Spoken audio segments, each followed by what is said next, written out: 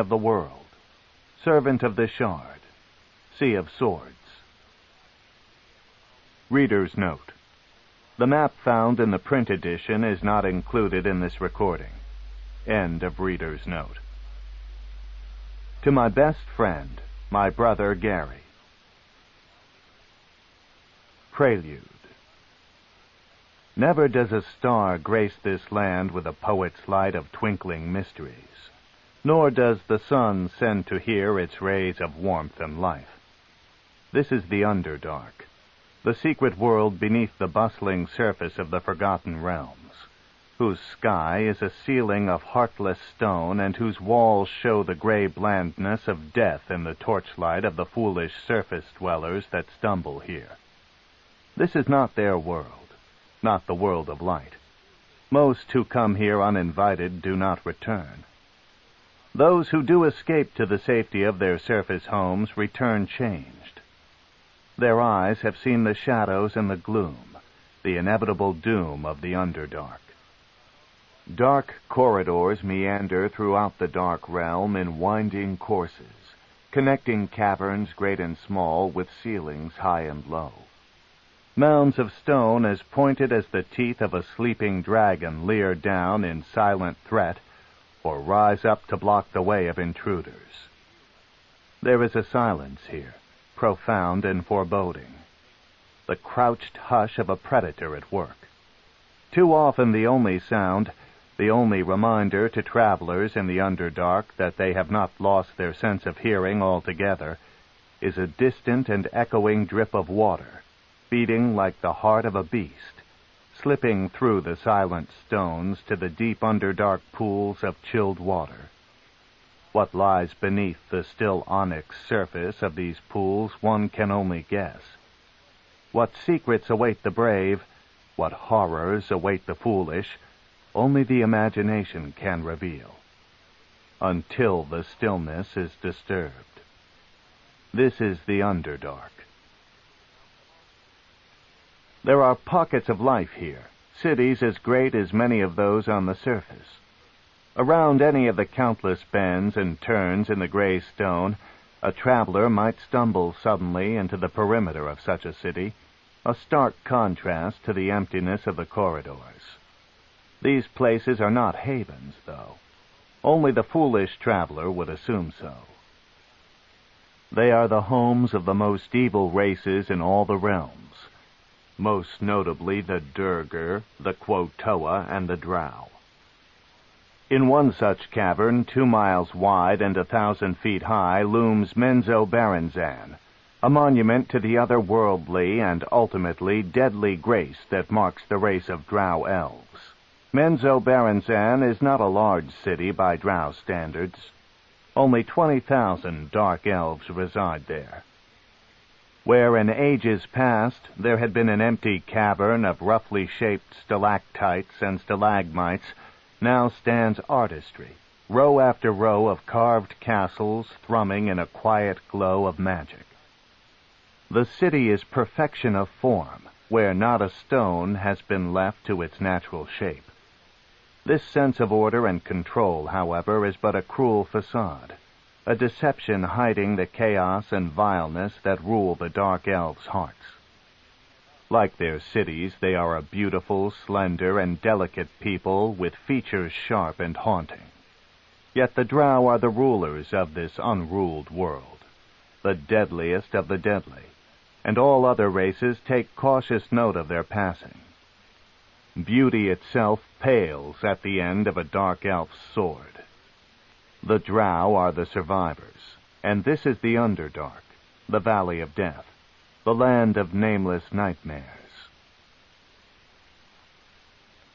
Part 1. Station. Station. In all the world of the Drow, there is no more important word. It is the calling of our religion, the incessant pulling of hungering heartstrings. Ambition overrides good sense, and compassion is thrown away in its face, all in the name of Loth, the Spider Queen. Ascension to power in Drow society is a simple process of assassination. The Spider Queen is a deity of chaos, and she and her high priestesses, the true rulers of the Drow world, do not look with ill favor upon ambitious individuals wielding poisoned daggers. Of course, there are rules of behavior. Every society must boast of these. To openly commit murder or wage war invites the pretense of justice, and penalties exacted in the name of Drow justice are merciless. To stick a dagger in the back of a rival during the chaos of a larger battle, or in the quiet shadows of an alley, however, is quite acceptable, even applauded. Investigation is not the forte of Drow justice. No one cares enough to bother. Station is the way of Loth, the ambition she bestows to further the chaos, to keep her Drow children along their appointed course of self-imprisonment. Children? Pawns, more likely. Dancing dolls for the Spider Queen. Puppets on the imperceptible but impervious strands of her web. All climb the Spider Queen's ladders. All hunt for her pleasure, and all fall to the hunters of her pleasure. Station is the paradox of the world of my people, the limitation of our power within the hunger for power. It is gained through treachery and invites treachery against those who gain it. Those most powerful in Menzoberranzan spend their days watching over their shoulders, defending against the daggers that would find their backs. Their deaths usually come from the front. Drizzt Do'Urden. 1. Menzoberranzan. To a surface dweller, he might have passed undetected only a foot away. The padded footfalls of his lizard mount were too light to be heard, and the pliable and perfectly crafted mesh armor that both rider and mount wore bent and creased with their movements as well as if the suits had grown over their skin. Dinin's lizard trotted along in an easy but swift gait, floating over the broken floor, up the walls, and even across the long tunnel's ceiling. Subterranean lizards with their sticky and soft three-toed feet were preferred mounts for just this ability to scale stone as easily as a spider. Crossing hard ground left no damning tracks in the lighted surface world, but nearly all of the creatures of the Underdark possessed infravision, the ability to see in the infrared spectrum. Footfalls left heat residue that could easily be tracked if they followed a predictable course along a corridor's floor. Dinin clamped tight to his saddle as the lizard plodded along a stretch of the ceiling, then sprang out in a twisting descent to a point farther along the wall. Dinin did not want to be tracked. He had no light to guide him, but he needed none. He was a dark elf, a drow, an ebon-skinned cousin of those sylvan folk who danced under the stars on the world's surface. To Dinin's superior eyes, which translated subtle variations of heat into vivid and colorful images, the Underdark was far from a lightless place. Colors all across the spectrum swirled before him in the stone of the walls and the floor, heated by some distant fissure or hot stream. The heat of living things was the most distinctive, letting the dark elf view his enemies in details as intricate as any surface dweller would find in brilliant daylight. Normally, Dinin would not have left the city alone. The world of the Underdark was too dangerous for solo treks, even for a drow elf. This day was different, though. Dinin had to be certain that no unfriendly drow eyes marked his passage. A soft blue magical glow beyond a sculpted archway told the drow that he neared the city's entrance, and he slowed the lizard's pace accordingly. Few used this narrow tunnel, which opened into Tir Brek, the northern section of Menzoberranzan, devoted to the academy, and none but the mistresses and masters, the instructors of the academy, could pass through here without attracting suspicion. Dinan was always nervous when he came to this point. Of the 100 tunnels that opened off the main cavern of Menzoberranzan, this one was the best guarded. Beyond the archway, twin statues of gigantic spiders sat in quiet defense. If an enemy crossed through, the spiders would animate and attack, and alarms would be sounded all throughout the academy. Dinan dismounted, leaving his lizard clinging comfortably to a wall at his chest level. He reached under the collar of his piwafwi, his magical shielding cloak, and took out his neck purse. From this, Dinan produced the insignia of House Do'Urden, a spider wielding various weapons in each of its 8 legs, and emblazoned with the letters DN, for Dearman na Shesbirnon, the ancient and formal name of House Do'Urden. "You will await my return," Dinan whispered to the lizard as he waved the insignia before it. As with all the Drow houses, the insignia of House Do'Urden held several magical dwomers, one of which gave family members absolute control over the house pets.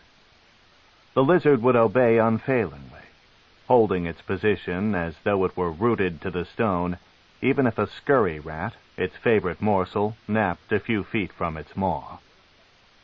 Dinan took a deep breath and gingerly stepped to the archway.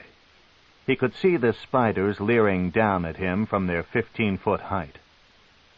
He was a drow of the city, not an enemy, and could pass through any other tunnel unconcerned. But the academy was an unpredictable place. Dinan had heard that the spiders often refused entry, viciously, even to uninvited drow. He could not be delayed by fears and possibilities, Dinan reminded himself.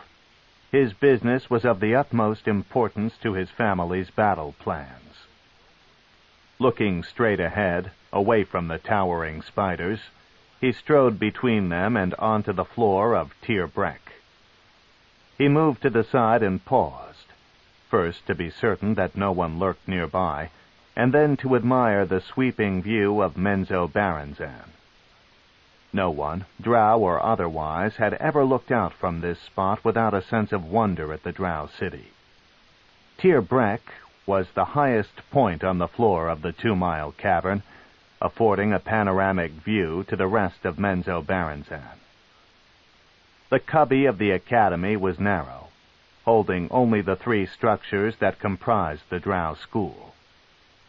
Aractinolith, the spider-shaped school of Loth; Sorceer, the gracefully curving, many-spired tower of wizardry; and Melee Magthir, the somewhat plain pyramidal structure where male fighters learned their trade.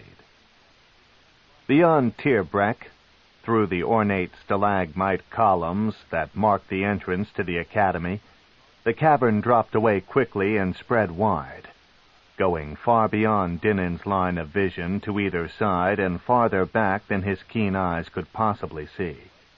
The colors of Menzoberranzan were threefold to the sensitive eyes of the drow. Heat patterns from various fissures and hot springs swirled about the entire cavern. Purple and red, bright yellow and subtle blue, crossed and merged, climbed the walls and stalagmite mounds, or ran off singularly in cutting lines against the backdrop of dim gray stone. More confined than these generalized and natural gradations of color in the infrared spectrum were the regions of intense magic, like the spiders Dinan had walked between, virtually glowing with energy. Finally, there were the actual lights of the city, fairy fire and highlighted sculptures on the houses. The drow were proud of the beauty of their designs, and especially ornate columns or perfectly crafted gargoyles were almost always limned in permanent magical lights. Even from this distance, Dinan could make out House Bain-Ree, first house of Menzoberranzan. It encompassed 20 stalagmite pillars and half again that number of gigantic stalactites. House Bain-Ree had existed for 5,000 years, since the founding of Menzoberranzan, and in that time the work to perfect the house's art had never ceased. Practically every inch of the immense structure glowed in fairy fire, blue at the outlying towers and brilliant purple at the huge central dome. The sharp light of candles, foreign to the Underdark, glared through some of the windows of the distant houses. Only clerics or wizards would light the fires, Dinan knew, as necessary pains in their world of scrolls and parchments. This was Menzoberranzan, the city of Drow. 20,000 dark elves lived there, 20,000 soldiers in the army of evil. A wicked smile spread across Dinan's thin lips when he thought of some of those soldiers who would fall this night. Dinan studied Narbondel, the huge central pillar that served as the time clock of Menzoberranzan.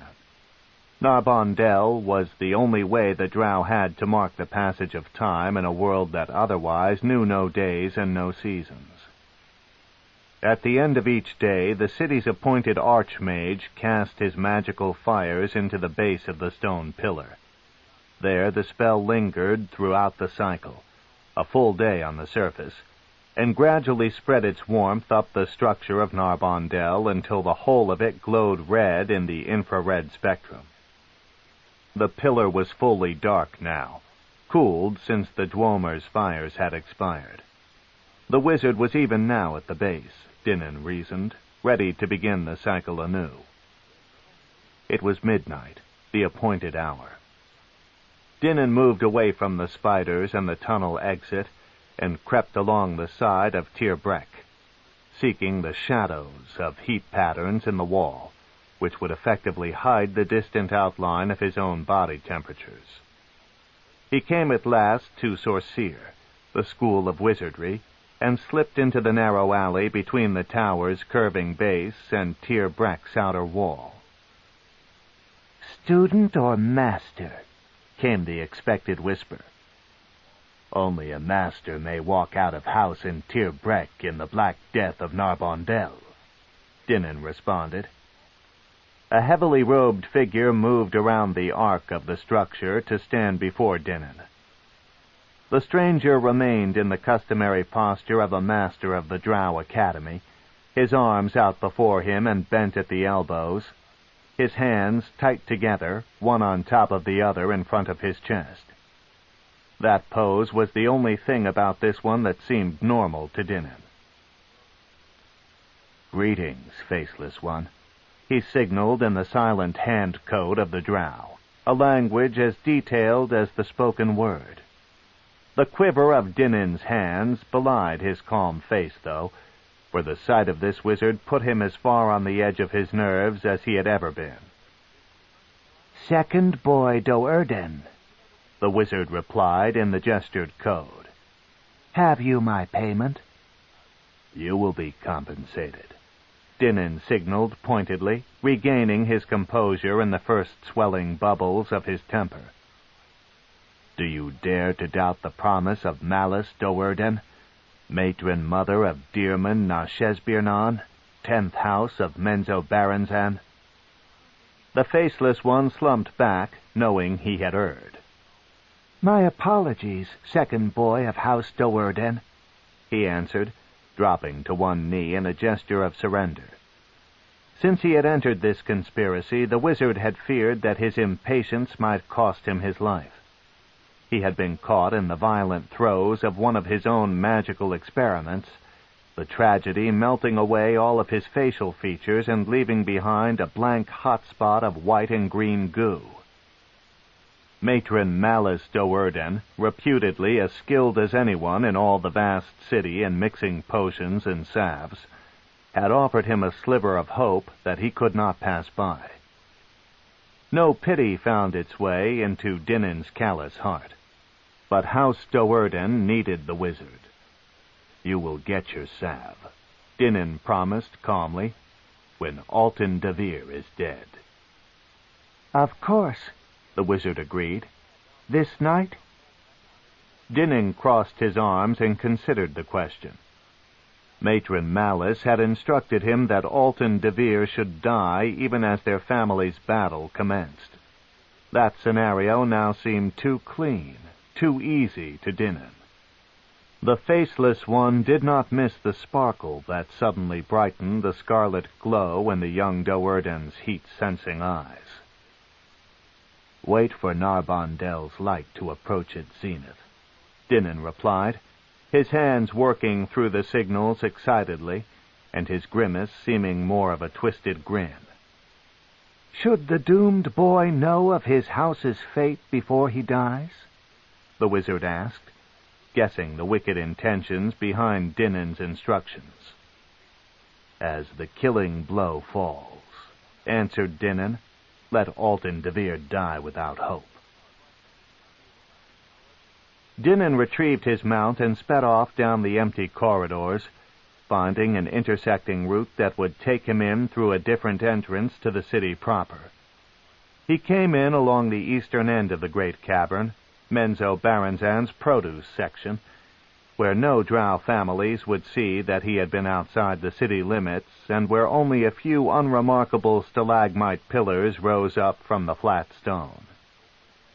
Dinnan spurred his mount along the banks of Donagarten, the city's small pond with its moss-covered island that housed a fair-sized herd of cattle-like creatures called Roth.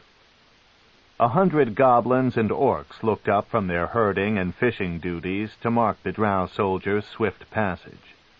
Knowing their restrictions as slaves, they took care not to look Dinnan in the eye.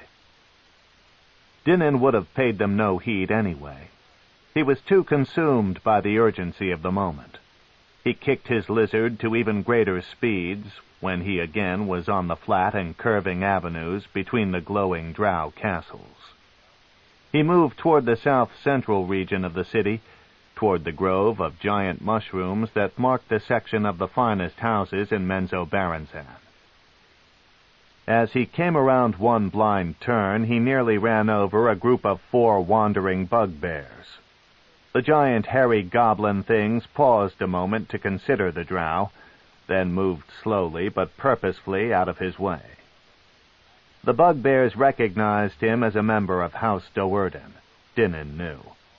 He was a noble, a son of a high priestess, and his surname, Do'Urden, was the name of his house. Of the 20,000 dark elves in Menzoberranzan, only 1,000 or so were nobles, actually the children of the 67 recognized families of the city. The rest were common soldiers. Bugbears were not stupid creatures. They knew a noble from a commoner, and though Drow elves did not carry their family insignia in plain view, the pointed and tailed cut of Dinnan's stark white hair and the distinctive pattern of purple and red lines in his black piwafwi told them well enough who he was. The mission's urgency pressed upon Dinnan, but he could not ignore the bugbear's slight. How fast would they have scampered away if he had been a member of House Bainri, or one of the other 7 ruling houses, he wondered. "You will learn respect of House Do'Urden soon enough," the dark elf whispered under his breath, as he turned and charged his lizard at the group. The bugbears broke into a run, turning down an alley strewn with stones and debris. Dinnan found his satisfaction by calling on the innate powers of his race. He summoned a globe of darkness, impervious to both infravision and normal sight, in the fleeing creature's path. He supposed that it was unwise to call such attention to himself, but a moment later, when he heard crashing and sputtered curses as the bugbears stumbled blindly over the stones, he felt it was worth the risk. His anger sated, he moved off again, picking a more careful route through the heat shadows. As a member of the 10th house of the city, Dinnan could go as he pleased within the giant cavern without question. But Matron Malice had made it clear that no one connected to House Do'Urden was to be caught anywhere near the mushroom grove. Matron Malice, Dinnan's mother, was not to be crossed, but it was only a rule after all. In Menzoberranzan, one rule took precedence over all of the petty others. Don't get caught. At the Mushroom Grove's southern end, the impetuous Drow found what he was looking for, a cluster of 5 huge floor-to-ceiling pillars that were hollowed into a network of chambers and connected with metal and stone parapets and bridges. Red glowing gargoyles, the standard of the house, glared down from 100 perches like silent sentries.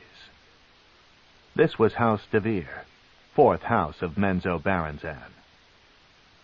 A stockade of tall mushrooms ringed the place, every 5th one a shrieker, a sentient fungus named and favored as guardians for the shrill cries of alarm it emitted whenever a living being passed it by.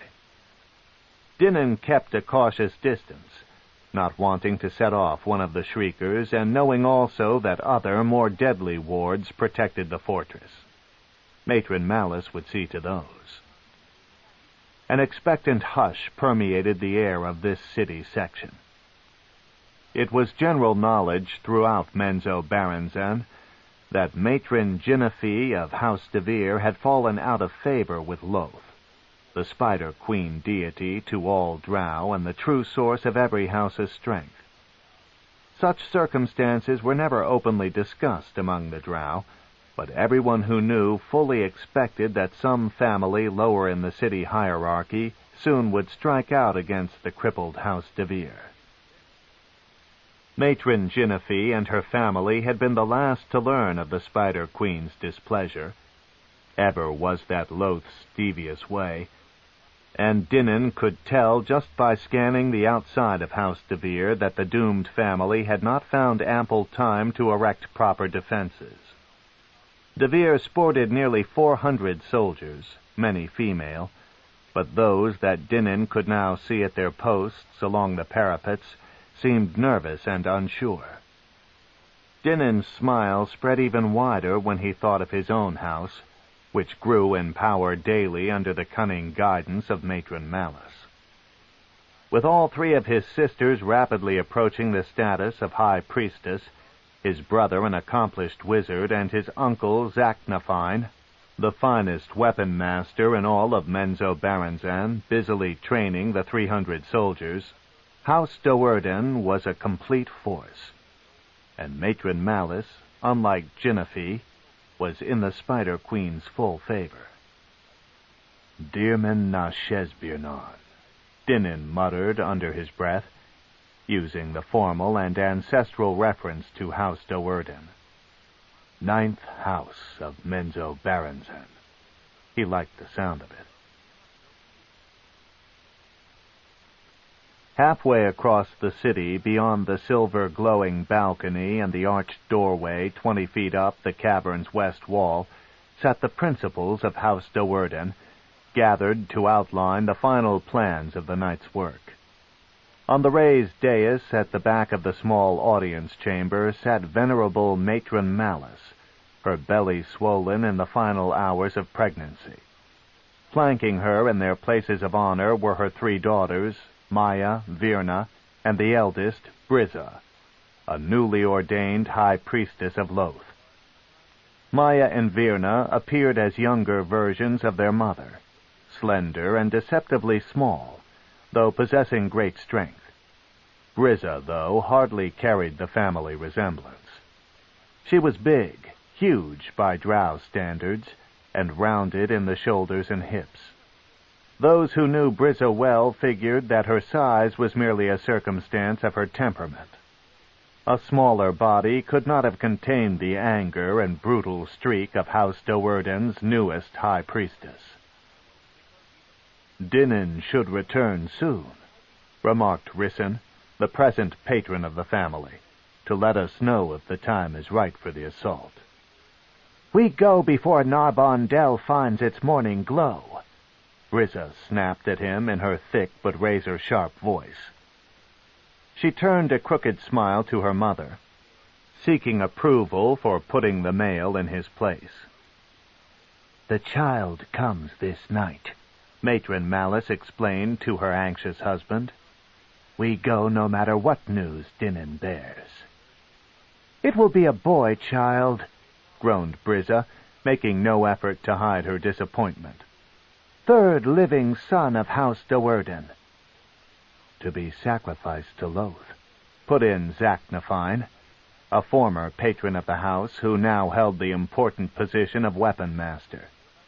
The skilled Drow fighter seemed quite pleased at the thought of sacrifice, as did Nalfine, the family's eldest son, who stood at Zac's side. Nalfine was the elder boy, and he needed no more competition beyond Dinin within the ranks of House Do'Urden. "In accord with custom," Brizza glowered, and the red of her eyes brightened. "To aid in our victory."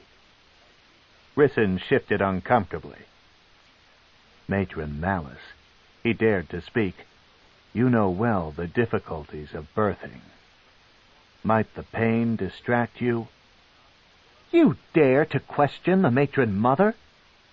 Brizza started sharply, reaching for the snake-headed whip so comfortably strapped and writhing on her belt. Matron Malice stopped her with an outstretched hand. "Attend to the fighting," the matron said to Rissyn. "Let the females of the house see to the important matters of this battle." Rissyn shifted again and dropped his gaze. Dinin came to the magically wrought fence that connected the keep within the city's west wall with the two small stalagmite towers of House Do'Urden, and which formed the courtyard to the compound. The fence was adamantite, the hardest metal in all the world, and adorning it were 100 weapon-wielding spider carvings, each ensorcelled with deadly glyphs and wards. The mighty gate of House Do'Urden was the envy of many a Drow house, but so soon after viewing the spectacular houses in the Mushroom Grove, Dinin could only find disappointment when looking upon his own abode. The compound was plain and somewhat bare, as was the section of wall, with the notable exception of the mithril and adamantite balcony running along the second level, by the arched doorway reserved for the nobility of the family. Each baluster of that balcony supported 1,000 carvings, all of which blended into a single piece of art.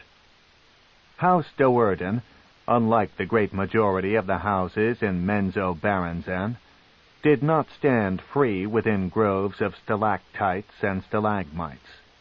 The bulk of the structure was within a cave, and while this setup was indisputably defensible, Dinin found himself wishing that his family could show a bit more grandeur. An excited soldier rushed to open the gate for the returning second boy. Dinin swept past him without so much as a word of greeting, and moved across the courtyard, conscious of the 100 and more curious glances that fell upon him. The soldiers and slaves knew that Dinin's mission this night had something to do with the anticipated battle. No stairway led to the silvery balcony of House Do'Urden's second level. This, too, was a precautionary measure designed to segregate the leaders of the house from the rabble and the slaves. Drow nobles needed no stairs. Another manifestation of their innate magical abilities allowed them the power of levitation. With hardly a conscious thought to the act, Dinin drifted easily through the air and dropped onto the balcony. He rushed through the archway and down the house's main central corridor, which was dimly lit in the soft hues of fairy fire, allowing for sight in the normal light spectrum, but not bright enough to defeat the use of infravision. The ornate brass door at the corridor's end marked the second boy's destination, and he paused before it to allow his eyes to shift back to the infrared spectrum. Unlike the corridor, the room beyond the door had no light source. It was the audience hall of the High Priestesses, the anteroom to House Do'Urden's grand chapel. The Drow clerical rooms, in accord with the dark rites of the Spider Queen, were not places of light. When he felt he was prepared, Dinin pushed straight through the door, shoving past the two shocked female guards without hesitation, and moving boldly to stand before his mother. All three of the family daughters narrowed their eyes at their brash and pretentious brother. To enter without permission, he knew they were thinking. Would that it was he who was to be sacrificed this night. As much as he enjoyed testing the limitations of his inferior station as a male, Dinan could not ignore the threatening glances of Virna, Maya, and Brizza. Being female, they were bigger and stronger than Dinan, and had trained all of their lives in the use of wicked Drow clerical powers and weapons. Dinan watched as enchanted extensions of the clerics, the dreaded snake-headed whips on his sister's belts, began writhing in anticipation of the punishment they would exact. The handles were adamantite and ordinary enough, but the whip's lengths and multiple heads were living serpents. Brizza's whip in particular, a wicked six-headed device, danced and squirmed, tying itself into knots around the belt that held it. Brizza was always the quickest to punish. Matron Malice, however, seemed pleased by Dinan's swagger. The second boy knew his place well enough by her measure, and he followed her commands fearlessly and without question. Dinan took comfort in the calmness of his mother's face, quite the opposite of the shining white-hot faces of his three sisters. "All is ready," he said to her. "House DeVir huddles within its fence, except for Alton, of course, foolishly attending his studies in Sorceer." "You have met with the Faceless one?" Matron Malice asked. "The Academy was quiet this night," Dinan replied. "Our meeting went off perfectly." "He has agreed to our contract?" "Alton DeVir will be dealt with accordingly." Dinan chuckled. He then remembered the slight alteration he had made in Matron Malice's plans, delaying Alton's execution for the sake of his own lust for added cruelty. Dinan's thought evoked another recollection as well. High priestesses of Loth had an unnerving talent for reading thoughts. "Alton will die this night," Dinan quickly completed the answer, assuring the others before they could probe him for more definite details. "Excellent," Brizza growled. Dinan breathed a little easier. "To the meld," Matron Malice ordered. The 4 Drow males moved to kneel before the matron and her daughters. Rissyn to Malice, Zacnafine to Brizza, Nowfine to Maya, and Dinan to Virna. The clerics chanted in unison, placing one hand delicately upon the forehead of their respective soldier, tuning into his passions. "You know your places," Matron Malice said when the ceremony was completed. She grimaced through the pain of another contraction. "Let our work begin." Less than an hour later, Zacnafine and Brizza stood together on the balcony outside the upper entrance to House Do'Urden.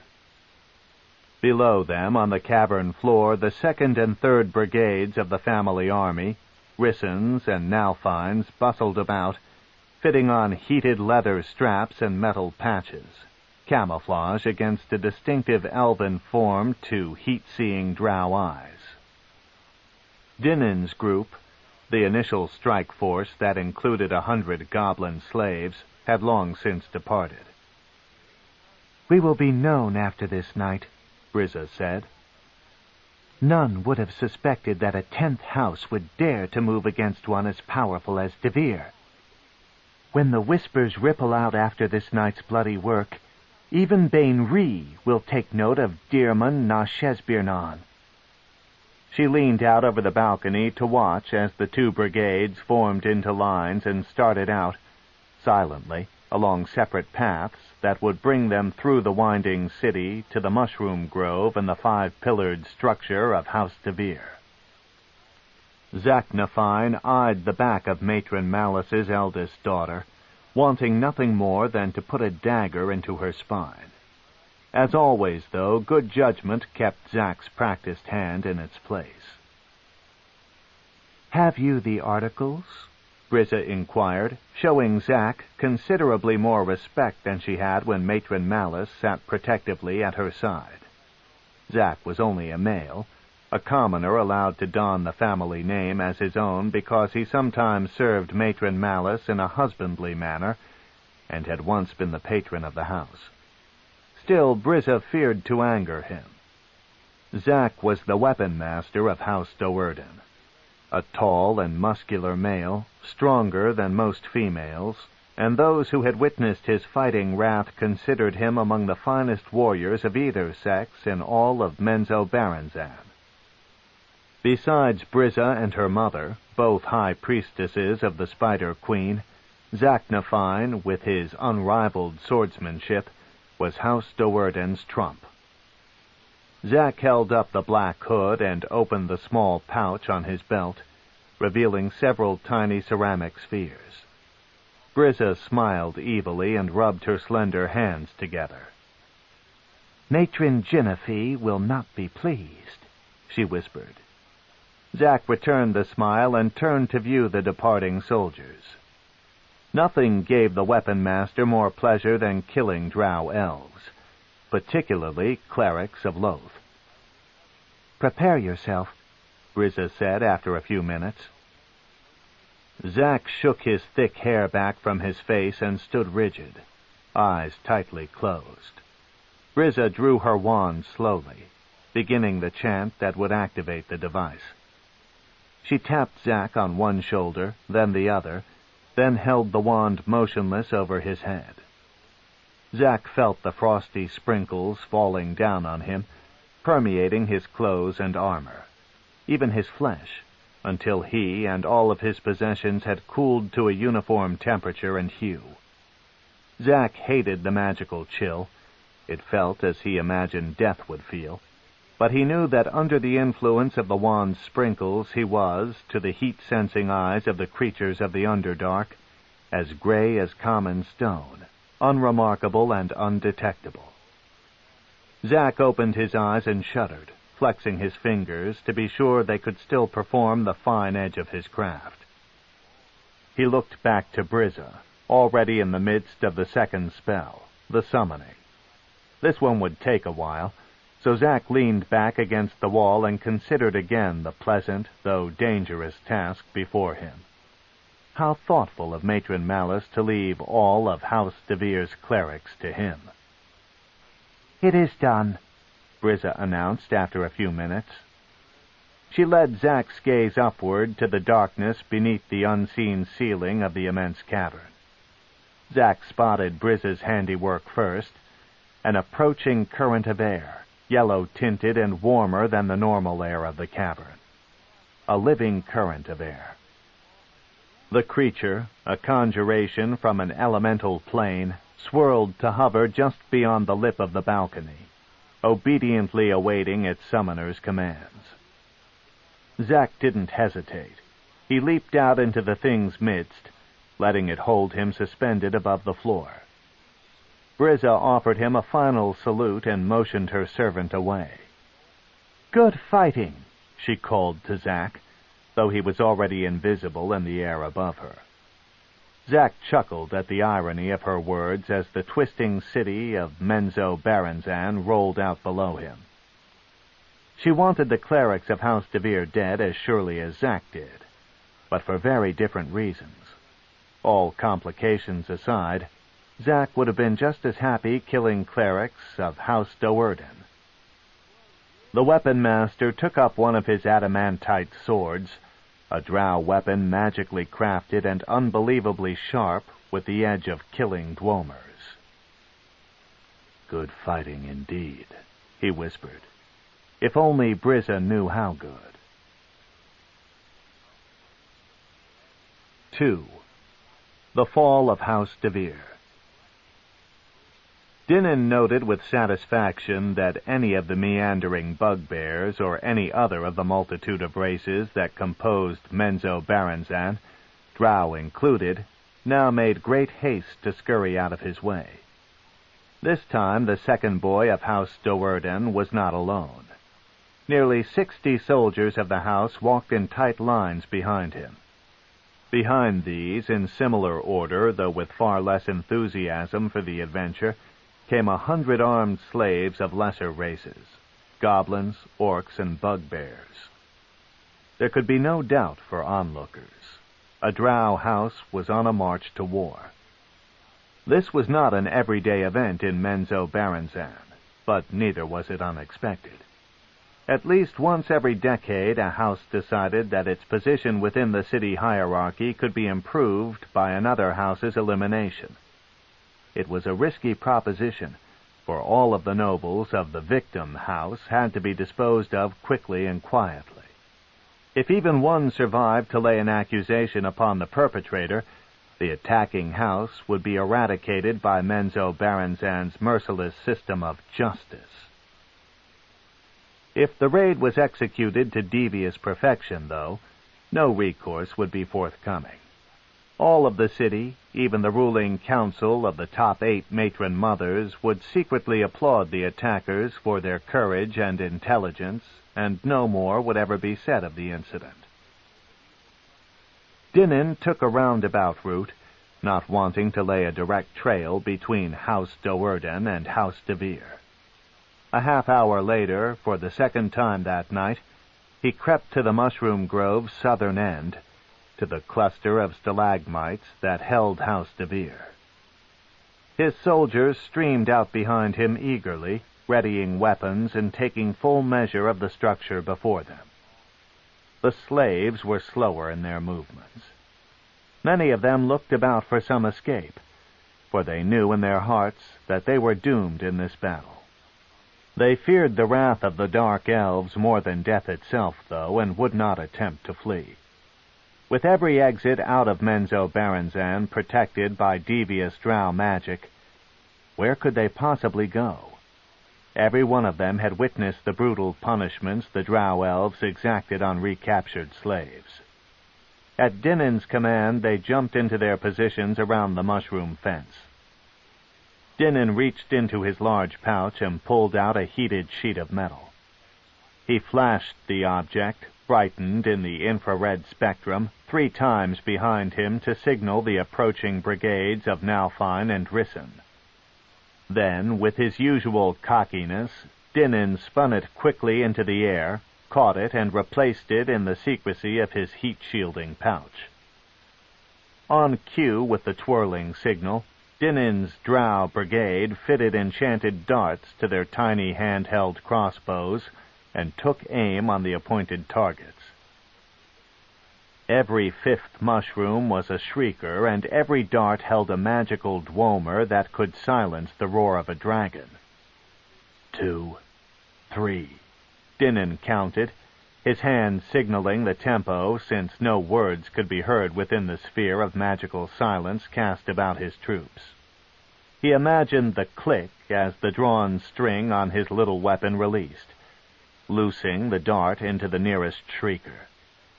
So it went all around the cluster of House DeVir, the first line of alarm systematically silenced by 3 dozen enchanted darts.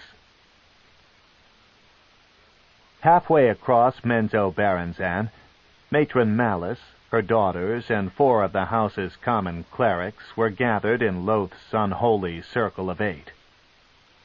They ringed an idol of their wicked deity, a gemstone carving of a drow-faced spider, and called to Loth for aid in their struggles. Malice sat at the head, propped in a chair angled for birthing.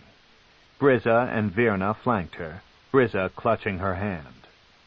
The select group chanted in unison, combining their energies into a single offensive spell. A moment later, when Virna, mentally linked to Dinan, understood that the first attack group was in position, the Do'Urden circle of 8 sent the first insinuating waves of mental energy into the rival house. Matron Genevieve, her 2 daughters, and the 5 principal clerics of the common troops of House DeVir huddled together in the darkened anteroom of the 5 stalagmite house's main chapel. They had gathered there in solemn prayer every night since Matron Genevieve had learned that she had fallen into Loth's disfavor. Genevieve understood how vulnerable her house remained until she could find a way to appease the Spider Queen. There were 66 other houses in Menzoberranzan, fully 20 of which might dare to attack House DeVir at such an obvious disadvantage. The 8 clerics were anxious now, somehow suspecting that this night would be eventful. Genevieve felt it first, a chilling blast of confusing perceptions that caused her to stutter over her prayer of forgiveness. The other clerics of House DeVir glanced nervously at the matron's uncharacteristic slip of words, looking for confirmation. "We are under attack," Genevieve breathed to them, her head already pounding with a dull ache under the growing assault of the formidable clerics of House Doerden. A second signal from Dinan put the slave troops into motion. Still using stealth as their ally, they quietly rushed to the mushroom fence and cut through with wide-bladed swords. The second boy of House Doerden watched and enjoyed as the courtyard of House DeVir was easily penetrated. "Not such a prepared guard," he whispered in silent sarcasm to the red-glowing gargoyles on the high walls. The statues had seemed such an ominous guard earlier that night. Now they just watched helplessly. Dinan recognized the measured but growing anticipation in the soldiers around him. Their Drow battle lust was barely contained. Every now and then came a killing flash as one of the slaves stumbled over a warding glyph, but the second boy and the other Drow only laughed at the spectacle. The lesser races were the expendable fodder of House Doerden's army. The only purpose in bringing the goblinoids to House DeVir was to trigger the deadly traps and defenses along the perimeter, to lead the way for the Drow elves, the true soldiers. The fence was now opened and secrecy was thrown away. House DeVir's soldiers met the invading slaves head-on within the compound. Dinan barely had his hand up to begin the attack command when his 60 anxious Drow warriors jumped up and charged, their faces twisted in wicked glee and their weapons waving menacingly. They halted their approach on cue, though, remembering one final task set out to them. Every Drow, noble or commoner, possessed certain magical abilities. Bringing forth a globe of darkness, as Dinan had done to the bugbears in the street earlier that night, came easily to even the lowliest of the Dark Elves. So it went now, with 60 Doerden soldiers blotting out the perimeter of House DeVir above the mushroom fence in ball after ball of blackness. For all of their stealth and precautions, House Doerden knew that many eyes were watching the raid. Witnesses were not too much of a problem. They could not or would not care enough to identify the attacking house. But custom and rules demanded that certain attempts at secrecy be enacted, the etiquette of Drow warfare. In the blink of a red-glowing Drow eye, House DeVir became, to the rest of the city, a dark blot on Menzoberranzan's landscape. Rysson came up behind his youngest son. "Well done," he signaled in the intricate finger language of the Drow. "Now Fine is in through the back." "An easy victory," the cocky Dinan signaled back, "if Matron Genevieve and her clerics are held at bay." "Trust in Matron Malice," was Rysson's response. He clapped his son's shoulder and followed his troops in through the breached mushroom fence. High above the cluster of House DeVir, Zaknafine rested comfortably in the current arms of Brizza's aerial servant, watching the drama unfold. From this vantage, Zak could see within the ring of darkness and could hear within the ring of magical silence. Dinan's troops, the first Drow soldiers in, had met resistance at every door and were being beaten badly. Now Fine and his brigade, the troops of House Doerden most practiced in the ways of wizardry, came through the fence at the rear of the complex.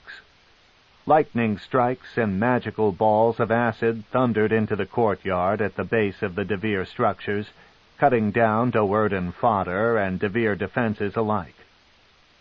In the front courtyard, Rysn and Dinnan commanded the finest fighters of House Do'Urden. The blessings of Lolth were with his house, Zack could see when the battle was fully joined, for the strikes of the soldiers of House Do'Urden came faster than those of their enemies, and their aim proved more deadly.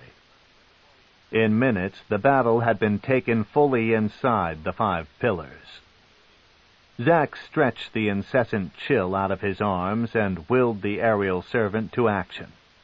Down he plummeted on his windy bed, and then he fell free the last few feet to the terrace along the top chambers of the central pillar. At once 2 guards, one a female, rushed out to greet him. They hesitated in confusion, though, trying to sort out the true form of this unremarkable gray blur. Too long.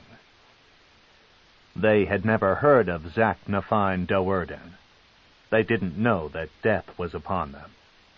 Zack's whip flashed out, catching and gashing the female's throat, while his other hand walked his sword through a series of masterful thrusts and parries that put the male off balance. Zack finished both in a single blurring movement, snapping the whip-entwined female from the terrace with a twist of his wrist, and spinning a kick into the male's face that likewise dropped him to the cavern floor. Zack was then inside, where another guard rose up to meet him, but fell at his feet. Zack slipped along the curving wall of the stalactite tower, his cooled body blending perfectly with the stone. Soldiers of House DeVir rushed all about him, trying to formulate some defense against the host of intruders who had already won out the lowest level of every structure and had taken 2 of the pillars completely. Zack was not concerned with them. He blocked out the clanging ring of adamantite weapons, the cries of command, and the screams of death, concentrating instead on a singular sound that would lead him to his destination. A unified, frantic chant. He found an empty corridor covered with spider carvings and running into the center of the pillar. As in House Do'Urden, this corridor ended in a large set of ornate double doors, their decorations dominated by arachnid forms. "This must be the place," Zack muttered under his breath, fitting his hood to the top of his head. A giant spider rushed out of its concealment to his side. Zack dove to his belly and kicked out under the thing, spinning into a roll that plunged his sword deep into the monster's bulbous body. Sticky fluids gushed out over the weapon master, and the spider shuddered to a quick death. "Yes," Zack whispered, wiping the spider juices from his face. "This must be the place."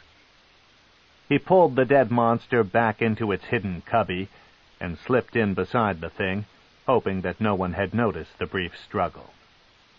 By the sounds of ringing weapons, Zack could tell that the fighting had almost reached this floor. House DeVir now seemed to have its defenses in place, though, and was finally holding its ground. "Now, Malice," Zack whispered, hoping that Brizza, attuned to him in the meld, would sense his anxiety. "Let us not be late." Back in the clerical anteroom of House Do'Urden, Malice and her subordinates continued their brutal mental assault on the clerics of House DeVir. Lolth heard their prayers louder than those of their counterparts, giving the clerics of House Do'Urden the stronger spells in their mental combat. Already they had easily put their enemies into a defensive posture. One of the lesser priestesses in DeVir's circle of 8 had been crushed by Brizza's mental insinuations, and now lay dead on the floor barely inches from Matron Genefie's feet. But the momentum had slowed suddenly, and the battle seemed to be swinging back to an even level. Matron Malice, struggling with the impending birth, could not hold her concentration, and without her voice the spells of her unholy circle weakened. At her mother's side, powerful Drizzt clutched her mother's hand so tightly that all the blood was squeezed from it, leaving it cool, the only cool spot on the laboring female, to the eyes of the others. Drizzt studied the contractions and the crowning cap of the coming child's white hair and calculated the time to the moment of birth. This technique of translating the pain of birth into an offensive spell attack had never been tried before except in legend, and Drizzt knew that timing would be the critical factor. She whispered into her mother's ear, coaxing out the words of a deadly incantation. Matron Malice echoed back the beginnings of the spell, sublimating her gasps and transforming her rage of agony into offensive power. "Dinnen doward ma brecken tol," Drizzt implored. "Dinnen doward ma brecken tol," Malice growled, so determined to focus through the pain that she bit through one of her thin lips. The baby's head appeared more fully this time, and this time to stay. Drizzt trembled and could barely remember the incantation herself. She whispered the final rune into the matron's ear, almost fearing the consequences. Malice gathered her breath and her courage. She could feel the tingling of the spell as clearly as the pain of the birth. To her daughters, standing around the idol, staring at her in disbelief, she appeared as a red blur of heated fury, streaking sweat lines that shone as brightly as the heat of boiling water. "Abek," the matron began, feeling the pressure building to a crescendo. "Abek." She felt the hot tear of her skin, the sudden slippery release as the baby's head pushed through, the sudden ecstasy of birthing. "Abek dinabreg doward," Malice screamed, pushing away all of the agony in a final explosion of magical power that knocked even the clerics of her own house from their feet.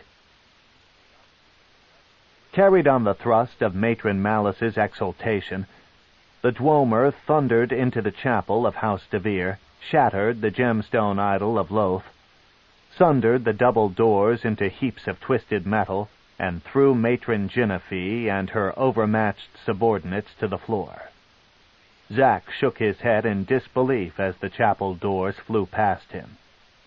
"Quite a kick, Malice." He chuckled and spun around the entryway into the chapel. Using his infravision, he took a quick survey and head count of the lightless room's 7 living occupants, all struggling back to their feet, their robes tattered.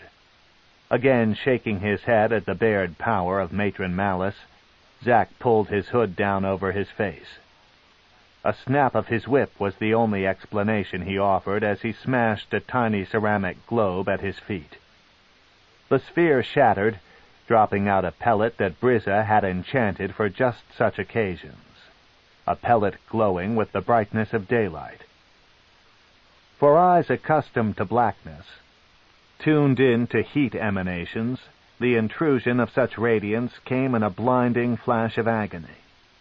The cleric's cries of pain only aided Zack in his systematic trek around the room, and he smiled widely under his hood every time he felt his sword bite into Drow flesh.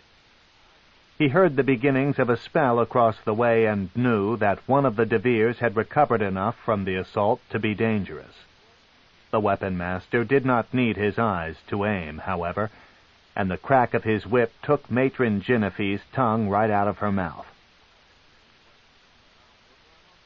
Drizzt placed the newborn on the back of the spider idol and lifted the ceremonial dagger, pausing to admire its cruel workmanship. Its hilt was a spider's body sporting 8 legs, barbed so as to appear furred, but angled down to serve as blades. Drizzt lifted the instrument above the baby's chest. "Name the child," she implored her mother. "The Spider Queen will not accept the sacrifice until the child is named." Matron Malice lolled her head, trying to fathom her daughter's meaning. The matron mother had thrown everything into the moment of the spell and the birth, and she was now barely coherent. "Name the child," Drizzt commanded, anxious to feed her hungry goddess. "It nears its end," Dinan said to his brother when they met in a lower hall of one of the lesser pillars of House DeVir. "Rissyn is winning through to the top, and it is believed that Zaknafine's dark work has been completed. 200 of House DeVir's soldiers have already turned allegiance to us," Nalfine replied. "They see the end," laughed Dinan. "One house serves them as well as another, and in the eyes of commoners no house is worth dying for. Our task will be finished soon." "Too quickly for anyone to take note," Nalfine said. "Now Do'Urden Dearman Nashesbirnan is the 9th house of Menzoberranzan, and DeVir be damned." "Alert!" Dinan cried suddenly, eyes widening in feigned horror as he looked over his brother's shoulder. Nalfine reacted immediately, spinning to face the danger at his back, only to put the true danger at his back. For even as Nalfine realized the deception, Dinan's sword slipped into his spine. Dinan put his head to his brother's shoulder and pressed his cheek to Nalfine's, watching the red sparkle of heat leave his brother's eyes.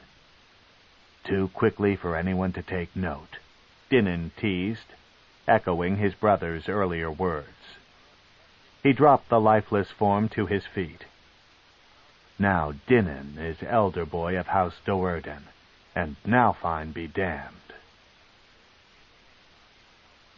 "Drizzt," breathed Matron Malice. "The child's name is Drizzt." Brizza tightened her grip on the knife and began the ritual. "Queen of Spiders, take this babe," she began. She raised the dagger to strike. "Drizzt Do'Urden we give to you in payment for our glorious Wait!" called Maya from the side of the room. Her melding with her brother Nalfine had abruptly ceased. It could only mean one thing. "Nalfine is dead," she announced. "The baby is no longer the 3rd living son." Virna glanced curiously at her sister. At the same instant that Maya had sensed Nalfine's death, Virna, melded with Dinan, had felt a strong emotive surge. Elation? Virna brought a slender finger up to her pursed lips, wondering if Dinan had successfully pulled off the assassination. Brizza still held the spider-shaped knife over the babe's chest, wanting to give this one to Loth. "We promised the Spider Queen the 3rd living son," Maya warned, "and that has been given." "But not in sacrifice," argued Brizza. Virna shrugged, at a loss. "If Loth accepted Nalfine, then he has been given. To give another might evoke the Spider Queen's anger."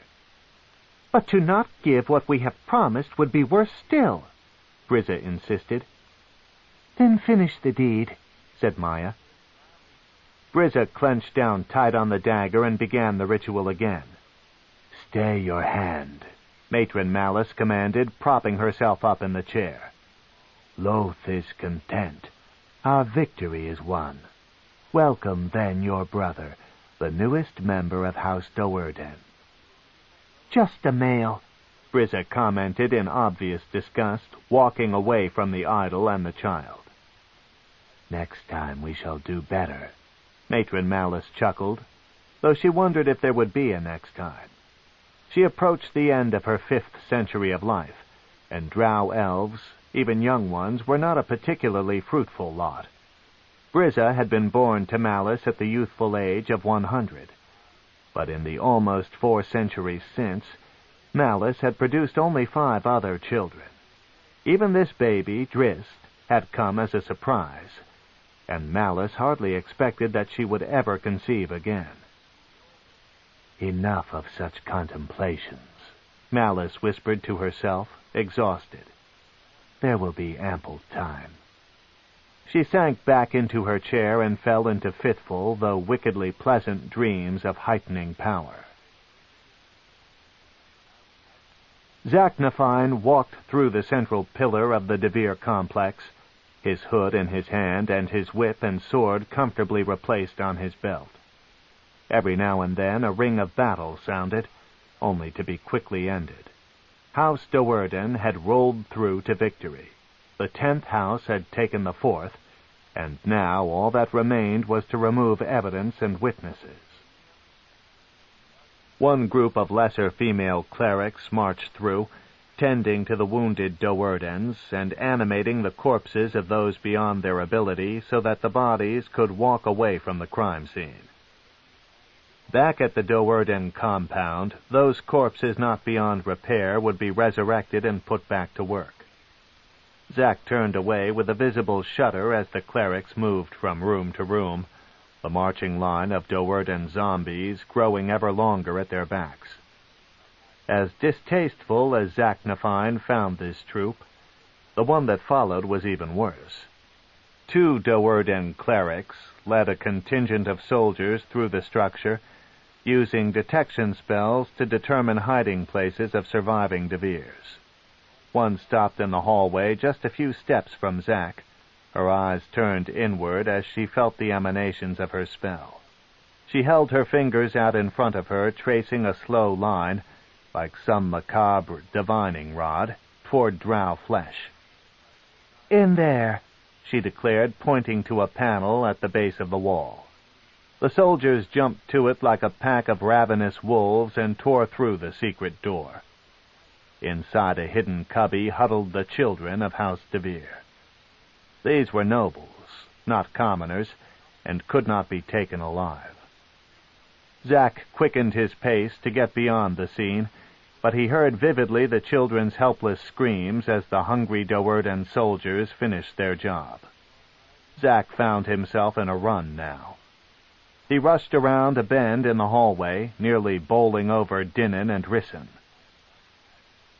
"Nalfine is dead," Rysson declared impassively. Zack immediately turned a suspicious eye on the younger Do'Urden son.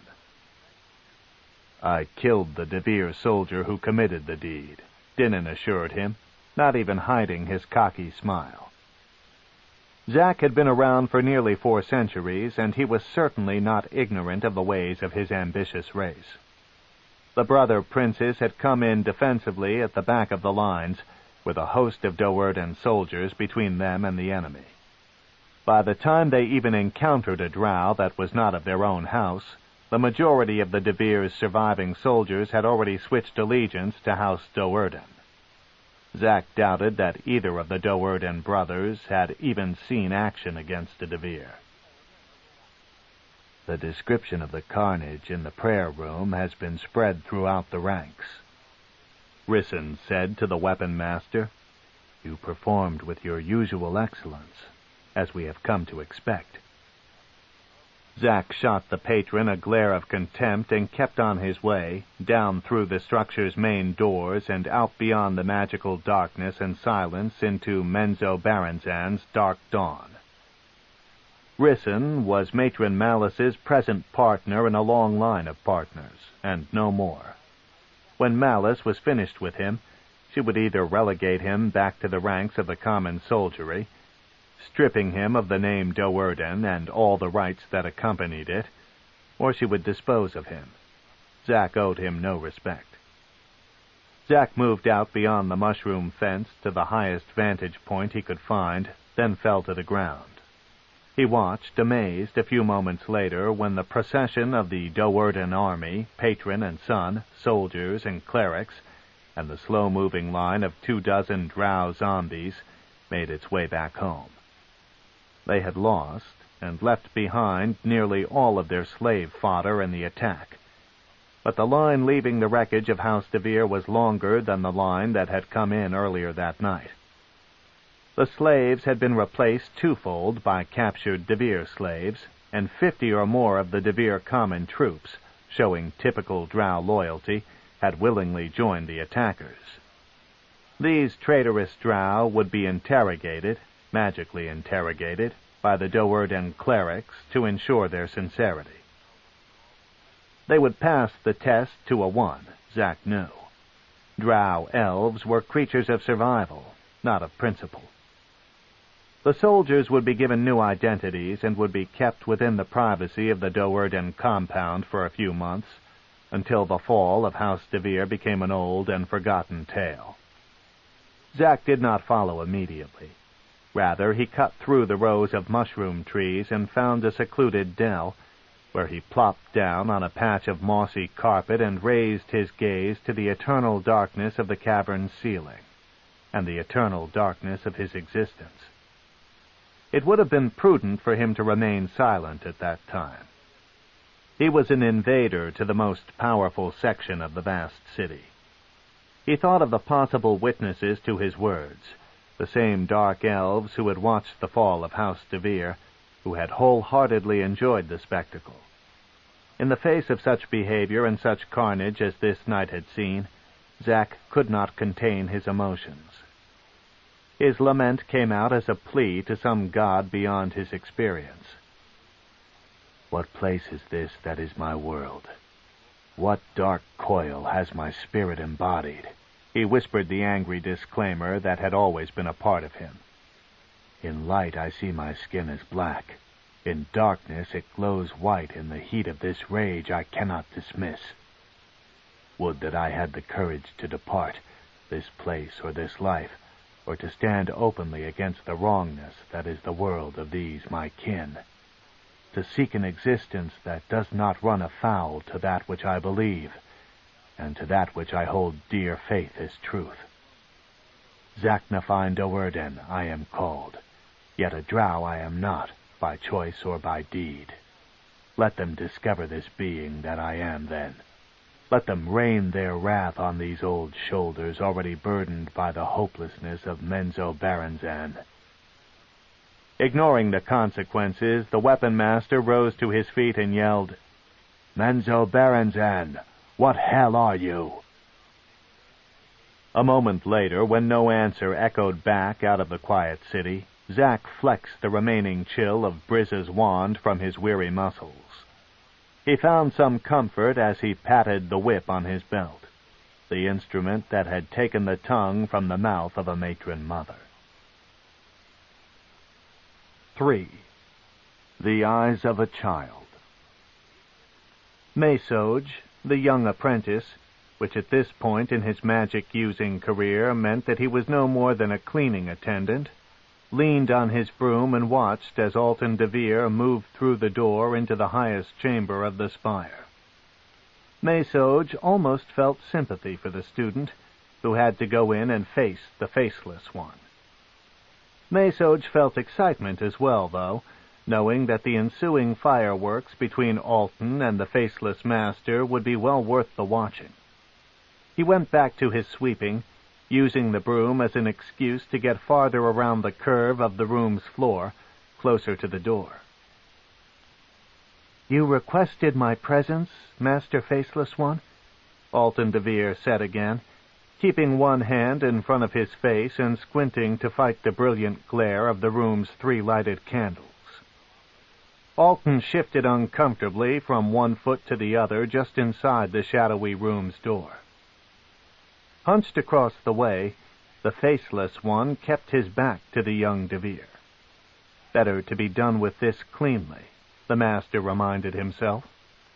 He knew, though, that the spell he was now preparing would kill Alton before the student could learn his family's fate, before the Faceless One could fully complete Dinin Doerden's final instructions. Too much was at stake. Better to be done with this cleanly. "You—" Alton began again, but he prudently held his words and tried to sort out the situation before him. How unusual to be summoned to the private chambers of a master of the academy before the day's lessons had even begun. When he had first received the summons, Alton feared that he had somehow failed one of his lessons. That could be a fatal mistake in Sorcerer. Alton was close to graduation, but the disdain of a single master could put an end to that. He had done quite well in his lessons with the Faceless One, had even believed that this mysterious master favored him. Could this call be simply a courtesy of congratulations on his impending graduation? Unlikely, Alton realized against his hopes. Masters of the Drow Academy did not often congratulate students. Alton then heard quiet chanting, and noticed that the master was in the midst of spell casting. Something cried out as very wrong to him now. Something about this whole situation did not fit the strict ways of the academy. Alton set his feet firmly and tensed his muscles, following the advice of the motto that had been drilled into the thoughts of every student at the academy, the precept that kept Drow elves alive in a society so devoted to chaos. Be prepared. The doors exploded before him, showering the room with stone splinters and throwing Menzoberranzan back against the wall. He felt the show well worth both the inconvenience and the new bruise on his shoulder when Alton DeVir scrambled out of the room. The student's back and left arm trailed wisps of smoke, and the most exquisite expression of terror and pain that Menzoberranzan had ever seen was etched on the DeVir noble's face. Alton stumbled to the floor and kicked into a roll, desperate to put some ground between himself and the murderous master. He made it down and around the descending arc of the room's floor, and through the door that led into the next lower chamber, just as the Faceless one made his appearance at the sundered door. The master stopped to spit a curse at his misfire, and to consider the best way to replace his door.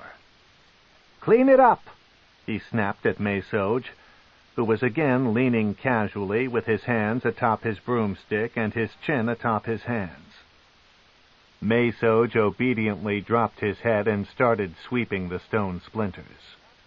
He looked up as the Faceless one stalked past, however, and cautiously started after the master. Alton couldn't possibly escape, and this show would be too good to miss. The third room, the Faceless one's private library, was the brightest of the four in the spire, with dozens of candles burning on each wall. "Damn this light," Alton spat, stumbling his way down through the dizzying blur to the door that led to the Faceless one's entry hall, the lowest room of the master's quarters. If he could get down from this spire and outside of the tower to the courtyard of the academy, he might be able to turn the momentum against the master. Alton's world remained the darkness of Menzoberranzan, but the Faceless one, who had spent so many decades in the candlelight of Sorceer, had grown accustomed to using his eyes to see shades of light, not heat. The entry hall was cluttered with chairs and chests, but only one candle burned there, and Alton could see clearly enough to dodge or leap any obstacles. He rushed to the door and grabbed the heavy latch. It turned easily enough, but when Alton tried to shoulder through, the door did not budge, and a burst of sparkling blue energy threw him back to the floor. "Curse this place," Alton spat. The portal was magically held. He knew a spell to open such enchanted doors, but doubted whether his magic would be strong enough to dispel the castings of a master. In his haste and fear, the words of the Dwemer floated through Alton's thoughts in an undecipherable jumble. "Do not run, DeVir," came the Faceless one's call from the previous chamber. "You only lengthen your torment." "A curse upon you, too," Alton replied under his breath. Alton forgot about the stupid spell. It would never come to him in time. He glanced around the room for an option. His eyes found something unusual halfway up the side wall, in an opening between two large cabinets. Alton scrambled back a few steps to get a better angle, but found himself caught within the range of the candlelight, within the deceptive field where his eyes registered both heat and light. He could only discern that this section of the wall showed a uniform glow in the heat spectrum, and that its hue was subtly different from the stone of the walls. Another doorway? Alton could only hope his guess to be right. He rushed back to the center of the room, stood directly across from the object, and forced his eyes away from the infrared spectrum, fully back into the world of light. As his eyes adjusted, what came into view both startled and confused the young DeVir. He saw no doorway, nor any opening with another chamber behind it. What he looked upon was a reflection of himself, and a portion of the room he now stood in. Alton had never in his 55 years of life witnessed such a spectacle, but he had heard the masters of sorceers speak of these devices. It was a mirror. A movement in the upper doorway of the chamber reminded Alton that the Faceless One was almost upon him. He couldn't hesitate to ponder his options. He put his head down and charged the mirror. End of Side 1. Side 2. Homeland, by R.A. Salvatore, continuing on page 37. Perhaps it was a teleportation door to another section of the city, perhaps a simple door to a room beyond. Or perhaps, Alton dared to imagine in those few desperate seconds, this was some interplanar gate that would bring him into a strange and unknown plane of existence. He felt the tingling excitement of adventure pulling him on as he neared the wondrous thing. Then he felt only the impact, the shattering glass, and the unyielding stone wall behind it. Perhaps it was just a mirror. "Look at his eyes," Virna whispered to Maya as they examined the newest member of House Do'Urden. Truly the babe's eyes were remarkable. Although the child had been out of the womb for less than an hour, the pupils of his orbs darted back and forth inquisitively. While they showed the expected radiating glow of eyes seeing into the infrared spectrum, the familiar redness was tinted by a shade of blue, giving them a violet hue. "Blind?" wondered Maya. "Perhaps this one will be given to the Spider Queen still." Brizza looked back to them anxiously. Dark elves did not allow children showing any physical deficiency to live. "Not blind," replied Virna, passing her hand over the child and casting an angry glare at both of her eager sisters. "He follows my fingers." Maya saw that Virna spoke the truth. She leaned closer to the babe, studying his face and strange eyes. "What do you see, Drizzt Do'Urden?"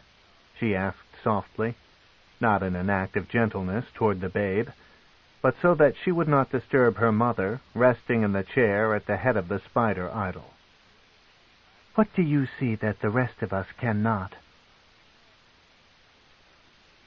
Glass crunched under Alton, digging deeper wounds as he shifted his weight in an effort to rise to his feet.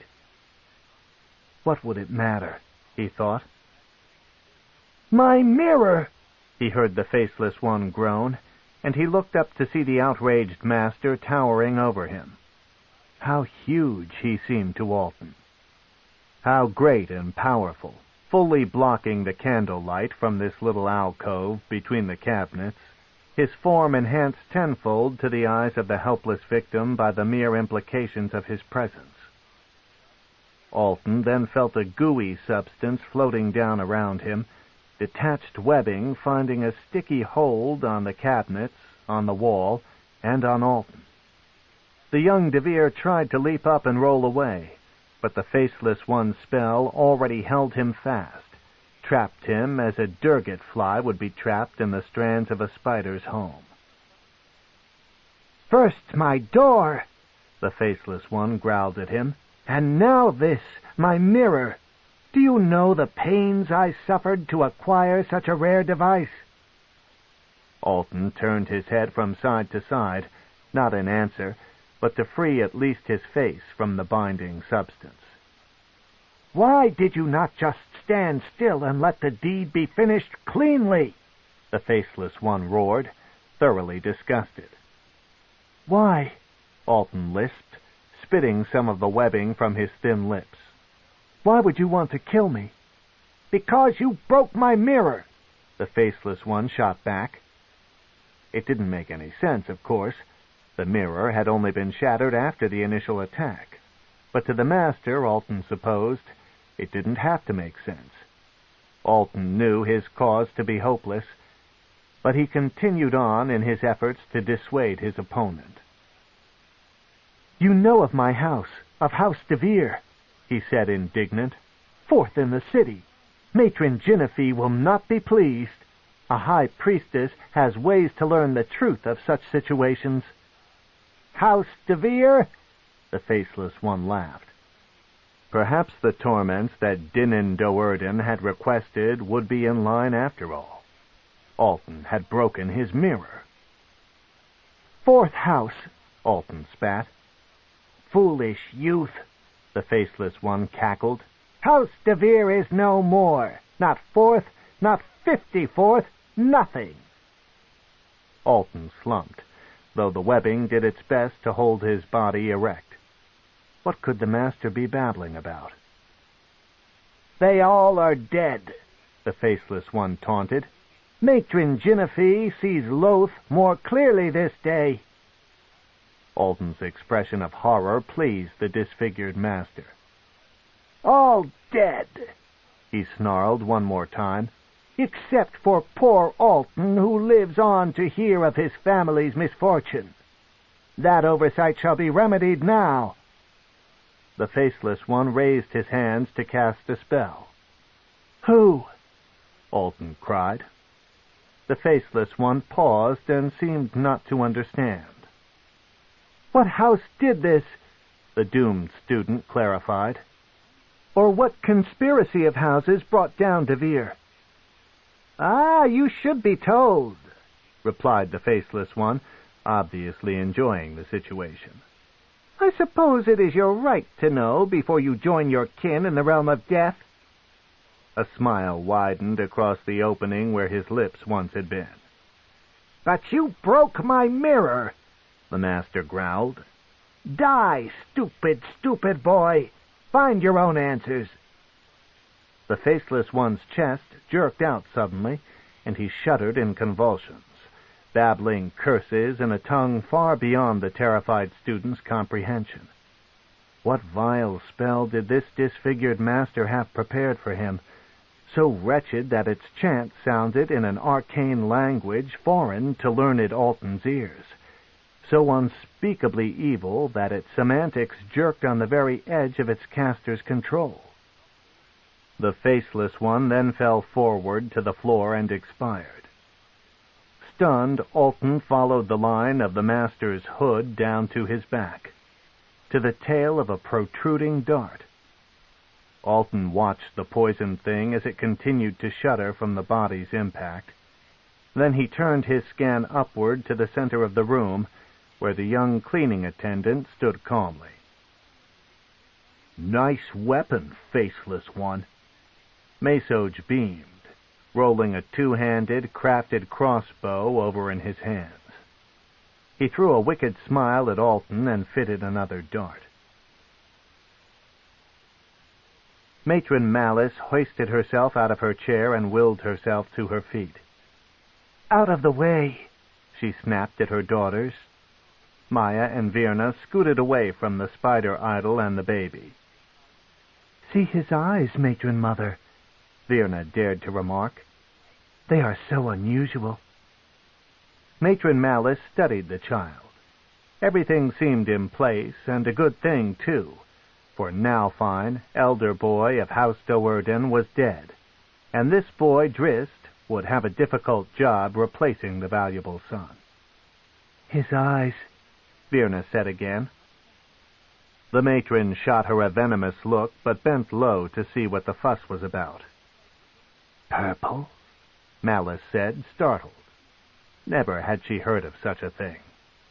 "He is not blind," Maya was quick to put in, seeing the disdain spreading across her mother's face. "Fetch the candle," Matron Malice ordered. "Let us see how these eyes appear in the world of light." Maya and Virna reflexively headed for the sacred cabinet, but Brizza cut them off. "Only a high priestess may touch the holy items," she reminded them in a tone that carried the weight of a threat. She spun around haughtily, reached into the cabinet, and produced a single half-used red candle. The clerics hid their eyes, and Matron Malice put a prudent hand over the baby's face as Brizza lit the sacred candle. It produced only a tiny flame, but to Drow eyes it came as a brilliant intrusion. "Bring it," said Matron Malice after several moments of adjusting. Brizza moved the candle near Drizzt, and Malice gradually slid her hand away. "He does not cry," Brizza remarked, amazed that the babe could quietly accept such a stinging light. "Purple again," whispered the matron, paying no heed to her daughter's rambling. "In both worlds the child's eyes show as purple." Virna gasped audibly when she looked again upon her tiny brother and his striking lavender orbs. "He is your brother," Matron Malice reminded her, viewing Virna's gasp as a hint of what might come.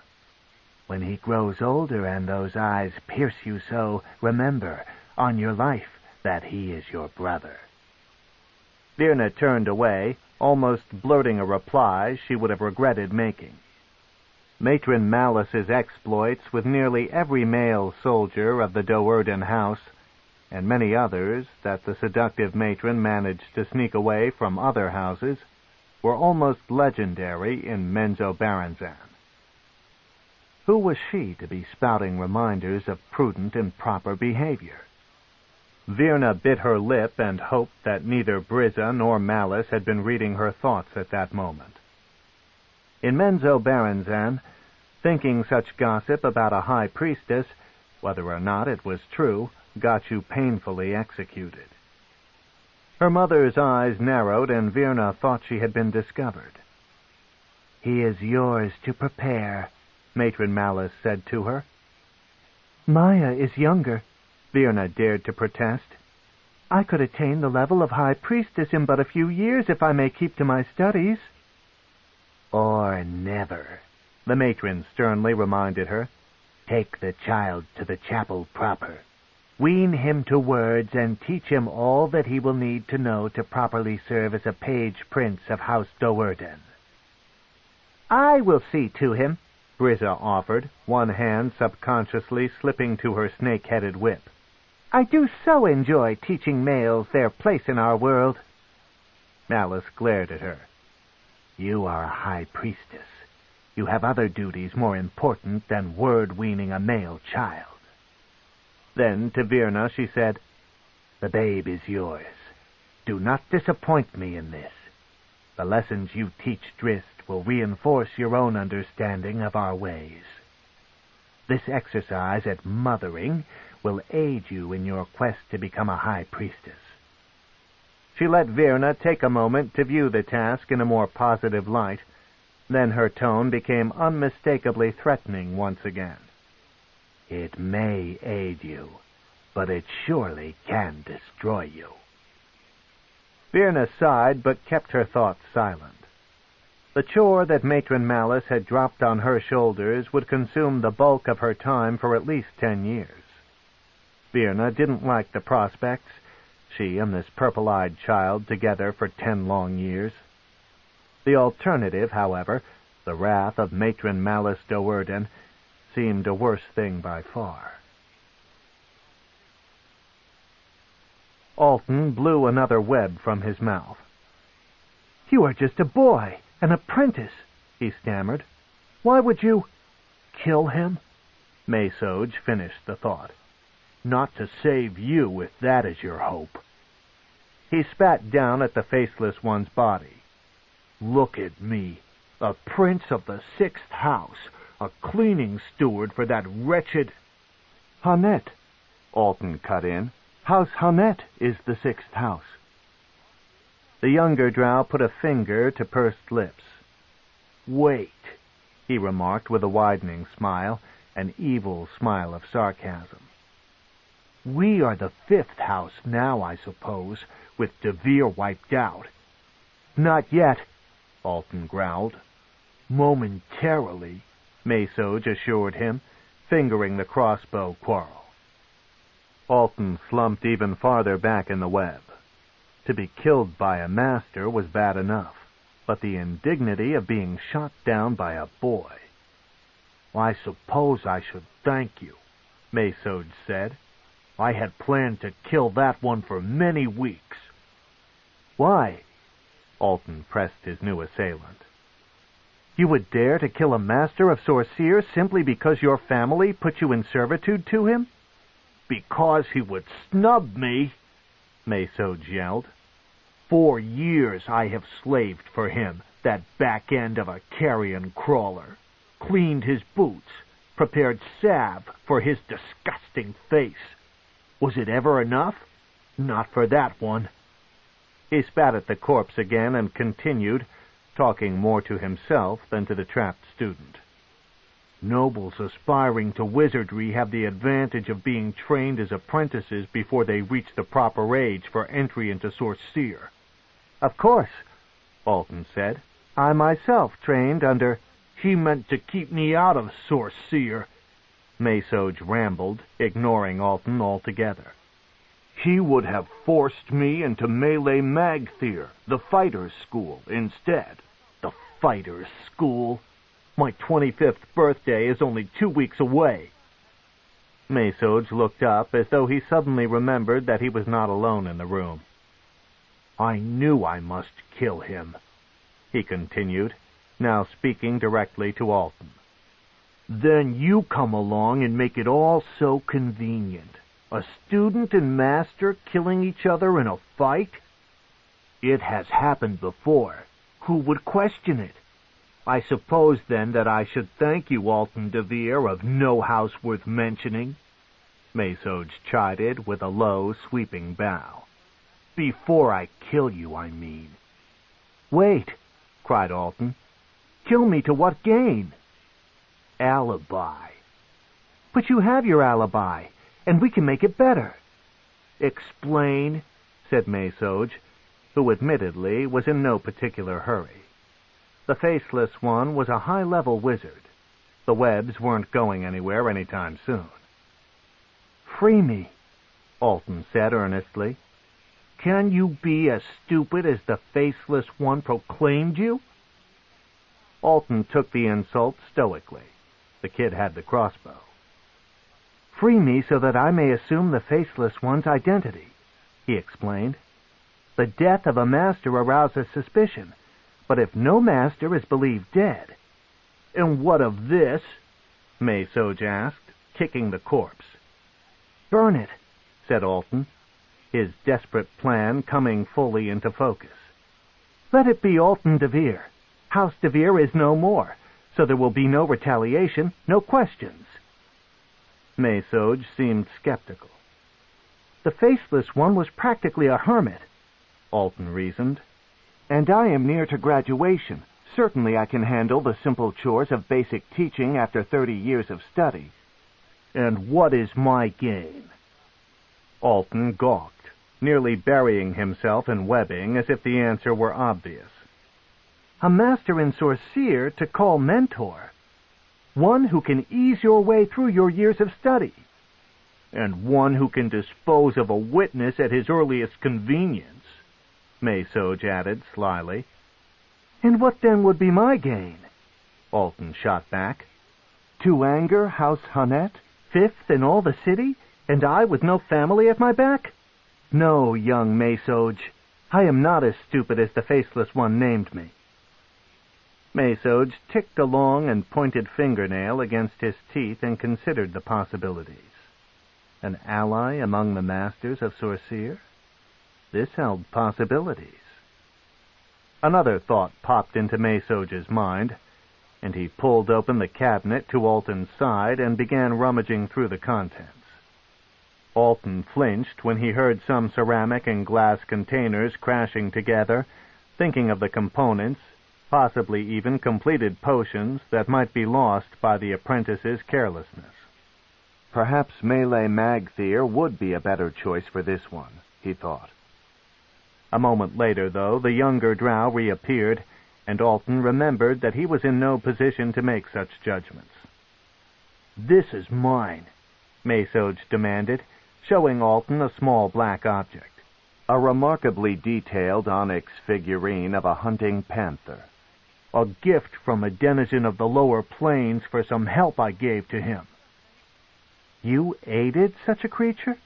Alton had to ask, finding it difficult to believe that a mere apprentice had the resources necessary to even survive an encounter with such an unpredictable and mighty foe. "The Faceless one," Menzoberranzan kicked the corpse again, "took the credit and the statue, but they are mine. Everything else in here will go to you, of course. I know the magical dwomers of most, and will show you what is what." Brightening at the hope that he would indeed survive this dreadful day, Alton cared little about the figurine at that moment. All he wanted was to be freed of the webs so that he could find out the truth of his house's fate. Then Menzoberranzan, ever a confusing young drow, turned suddenly and started away. "Where are you going?" Alton asked. "To get the acid." "Acid?" Alton hid his panic well, though he had a terrible feeling that he understood what Menzoberranzan meant to do. "You want the disguise to appear authentic," Menzoberranzan explained matter-of-factly. "Otherwise it would not be much of a disguise. We should take advantage of the web while it lasts. It will hold you still." "No," Alton started to protest, but Menzoberranzan wheeled on him, the evil grin wide on his face. "It does seem a bit of pain and a lot of trouble to go through," Menzoberranzan admitted.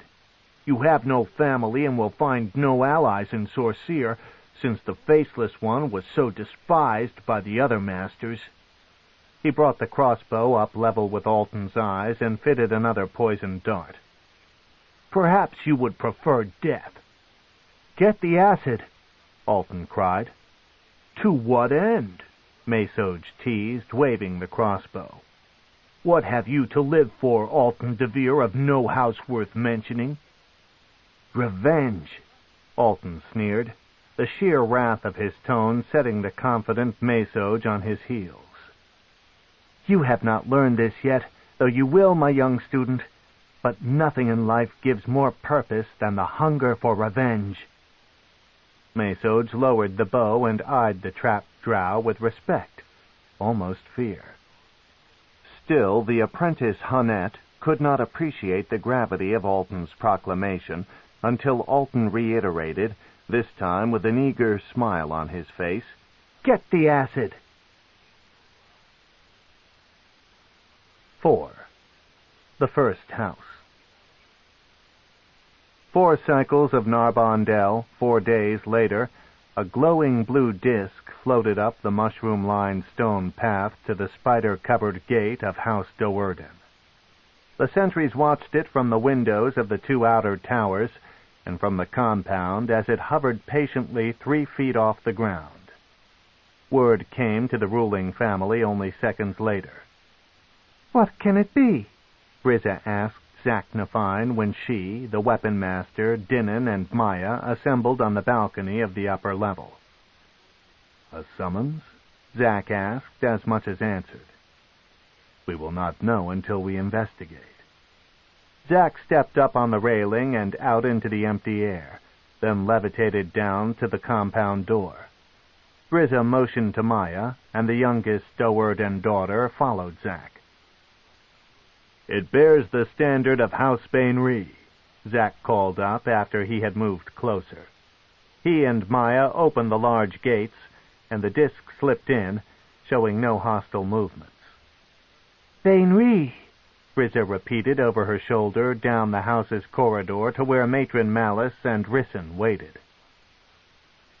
"It seems that you are requested an audience, Matron Mother," Dinan put in nervously. Malice moved out to the balcony, and her husband obediently followed. "Do they know of our attack?" Drizzt asked in the silent code, and every member of House Do'Urden, noble and commoner alike, shared that unpleasant thought. House DeVir had been eliminated only a few days before, and a calling card from the first matron mother of Menzoberranzan could hardly be viewed as a coincidence. Every house knows, Malice replied aloud, not believing the silence to be a necessary precaution within the boundaries of her own complex. Is the evidence against us so overwhelming that the ruling council will be forced to action? She stared hard at Brizza, her dark eyes alternating between the red glow of infravision and the deep green they showed in the aura of normal light. That is the question we must ask. Malice stepped up onto the balcony, but Brizza grabbed the back of her heavy black robe to stay her. You do not mean to go with the thing? Brizza asked. Malice's answering look showed even more startlement. Of course, she replied. Matron Bain-Ree would not openly call upon me if she meant me harm. Even her power is not so great that she can ignore the tenets of the city. You are certain that you will be safe? Rissyn asked, truly concerned. If Malice was killed, Brizza would take over the house, and Rissyn doubted that the eldest daughter would want any male by her side. Even if the vicious female did desire a patron, Rissyn would not want to be the one in that position. He was not Brizza's father, was not even as old as Brizza. Clearly, the present patron of the house had a lot at stake in Matron Malice's continued good health. Your concern touches me, Malice replied, knowing her husband's true fears.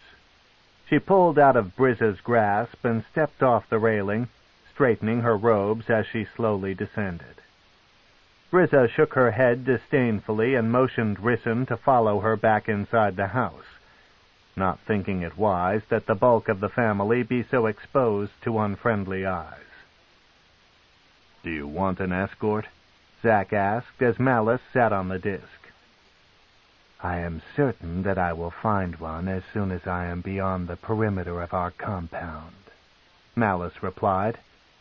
"Matron Bain-Ree would not risk exposing me to any danger while I am in the care of her house." "Agreed," said Zack. "But do you want an escort from House Do'Urden?" "If one was wanted, 2 discs would have floated in," Malice said in a tone of finality. The matron was beginning to find the concerns of those around her stifling. She was the matron mother, after all, the strongest, the oldest, and the wisest, and did not appreciate others second-guessing her. To the disc, Malice said, "Execute your appointed task and let us be done with it." Zack nearly snickered at Malice's choice of words. "Matron Malice Do'Urden," came a magical voice from the disc. "Matron Bain-Ree offers her greetings. Too long has it been since last you two have sat in audience." "Never," Malice signaled to Zack. "Then take me to House Bain-Ree," Malice demanded. "I do not wish to waste my time conversing with a magical mouth." Apparently, Matron Bain-Ree had anticipated Malice's impatience, for without another word, the disc floated back out of the Do'Urden compound. Zack shut the gate as it left, then quickly signaled his soldiers into motion. Malice did not want any open company, but the Do'Urden spy network would covertly track every movement of the Bain-Ree sled to the very gates of the ruling house's grand compound. Malice's guess about an escort was correct. As soon as the disc swept down from the pathway to the Do'Urden compound, 20 soldiers of House Bain-Ree, all female, moved out from concealment along the sides of the boulevard. They formed a defensive diamond around the guest matron mother. The guard at each point of the formation wore black robes emblazoned on the back with a large purple and red spider design, the robes of a high priestess. "Bain-Ree's own daughters," Malice mused, for only the daughters of a noble could attain such a rank. How careful the first matron mother had been to ensure Malice's safety on the trip. Slaves and Drow commoners tripped over themselves in a frantic effort to get far out of the way of the approaching entourage as the group made its way through the curving streets toward the mushroom grove. The soldiers of House Bainry alone wore their house insignia in open view, and no one wanted to invoke the anger of Matron Bainry in any way. Malice just rolled her eyes in disbelief and hoped that she might know such power before she died. She rolled her eyes again a few minutes later when the group approached the ruling house. House Bainry encompassed 20 tall and majestic stalagmites, all interconnected with gracefully sweeping and arching bridges and parapets. Magic and fairy fire glowed from 1,000 separate sculptures, and 100 regally adorned guardsmen paced about in perfect formations. Even more striking were the inverse structures, the 30 smaller stalactites of House Bainry. They hung down from the ceiling of the cavern, their roots lost in the high darkness. Some of them connected tip to tip with the stalagmite mounds, while others hung freely like poised spears. Ringing balconies, curving up like the edging of a screw, had been built along the length of all of these, glowing with an overabundance of magic and highlighted design. Magic, too, was the fence that connected the bases of the outer stalagmites, encircling the whole of the compound. It was a giant web, silver against the general blue of the rest of the outer compound. Some said it had been a gift from Loth herself, with iron-strong strands as thick as a drow elf's arm. Anything touching Bainry's fence, even the sharpest of drow weapons, would simply stick fast until the matron mother willed the fence to let it free.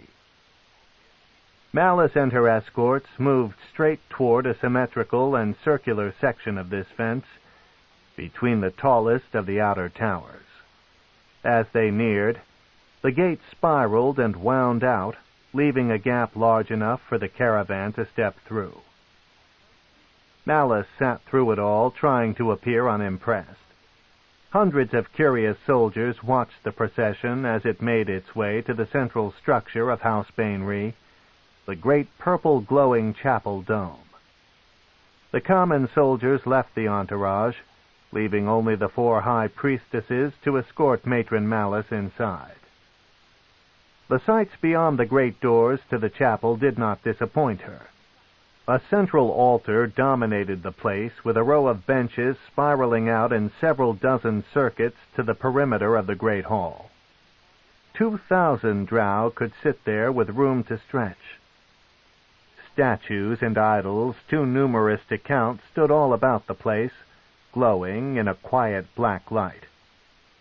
In the air high above the altar loomed a gigantic glowing image, a red and black illusion that slowly and continually shifted between the forms of a spider and a beautiful drow female. "A work of Gomph, my principal wizard," Matron Bainry explained from her perch on the altar, guessing that Malice, like everyone else who ever came to Chapel Bainry, was awestruck by the sight. "Even wizards have their place." "As long as they remember their place," Malice replied, slipping down from the now stationary disk. "Agreed," said Matron Bainry. "Males can get so presumptuous at times, especially wizards. Still, I wish that I had Gomph at my side more often these days. He has been appointed Archmage of Menzoberranzan, you know, and seems always at work on Narbonne Dell or some other such tasks." Malice just nodded and held her tongue. Of course, she knew that Bainry's son was the city's chief wizard. Everybody knew. Everybody knew, too, that Bainry's daughter, Triel, was the matron mistress of the academy, a position of honor in Menzoberranzan, second only to the title of matron mother of an individual family.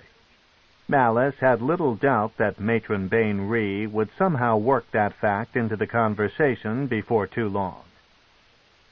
Before Malice took a step toward the stairs to the altar, her newest escort stepped out from the shadows. Malice scowled openly when she saw the thing, a creature known as an illithid, a mind flayer. It stood about 6 feet tall, fully a foot taller than Malice, most of the difference being the result of the creature's enormous head. Glistening with slime, the head resembled an octopus with pupilless, milky white eyes. Malice composed herself quickly. Mind flayers were not unknown in Menzoberranzan, and rumors said that one had befriended Matron Bainry. These creatures, though more intelligent and more evil than even the Drow, almost always inspired shudders of revulsion. "You may call him Methil," Matron Bainry explained. "His true name is beyond my pronunciation. He is a friend." Before Malice could reply, Bainry added, "Of course, Methil gives me the advantage in our discussion, and you are not accustomed to illithids." Then, as Malice's mouth drooped open in disbelief, Matron Bainry dismissed the illithid. "You read my thought," Malice protested. Few could insinuate themselves through the mental barriers of a high priestess well enough to read her thoughts, and the practice was a crime of the highest order in Drow society. "No," Matron Bainry explained, immediately on the defensive. "Your pardon, Matron Malice. Methil reads thoughts, even the thoughts of a high priestess, as easily as you or I hear words. He communicates telepathically. On my word, I did not even realize that you had not yet spoken your thoughts." Malice waited to watch the creature depart the great hall, then walked up the steps to the altar. In spite of her efforts against the action, she could not help peeking up at the transforming spider and drow image every now and then. "How fares House Doerden?" Matron Bainry asked, feigning politeness.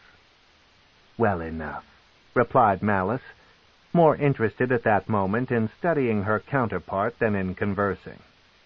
They were alone atop the altar, though no doubt a dozen or so clerics wandered through the shadows of the great hall, keeping a watchful eye on the situation. Malice had all that she could handle in hiding her contempt for Matron Bainry. Malice was old, nearly 500, but Matron Bainry was ancient. Her eyes had seen the rise and fall of a millennium, by some accounts, though Drow rarely lived past their 7th, and certainly not their 8th, century.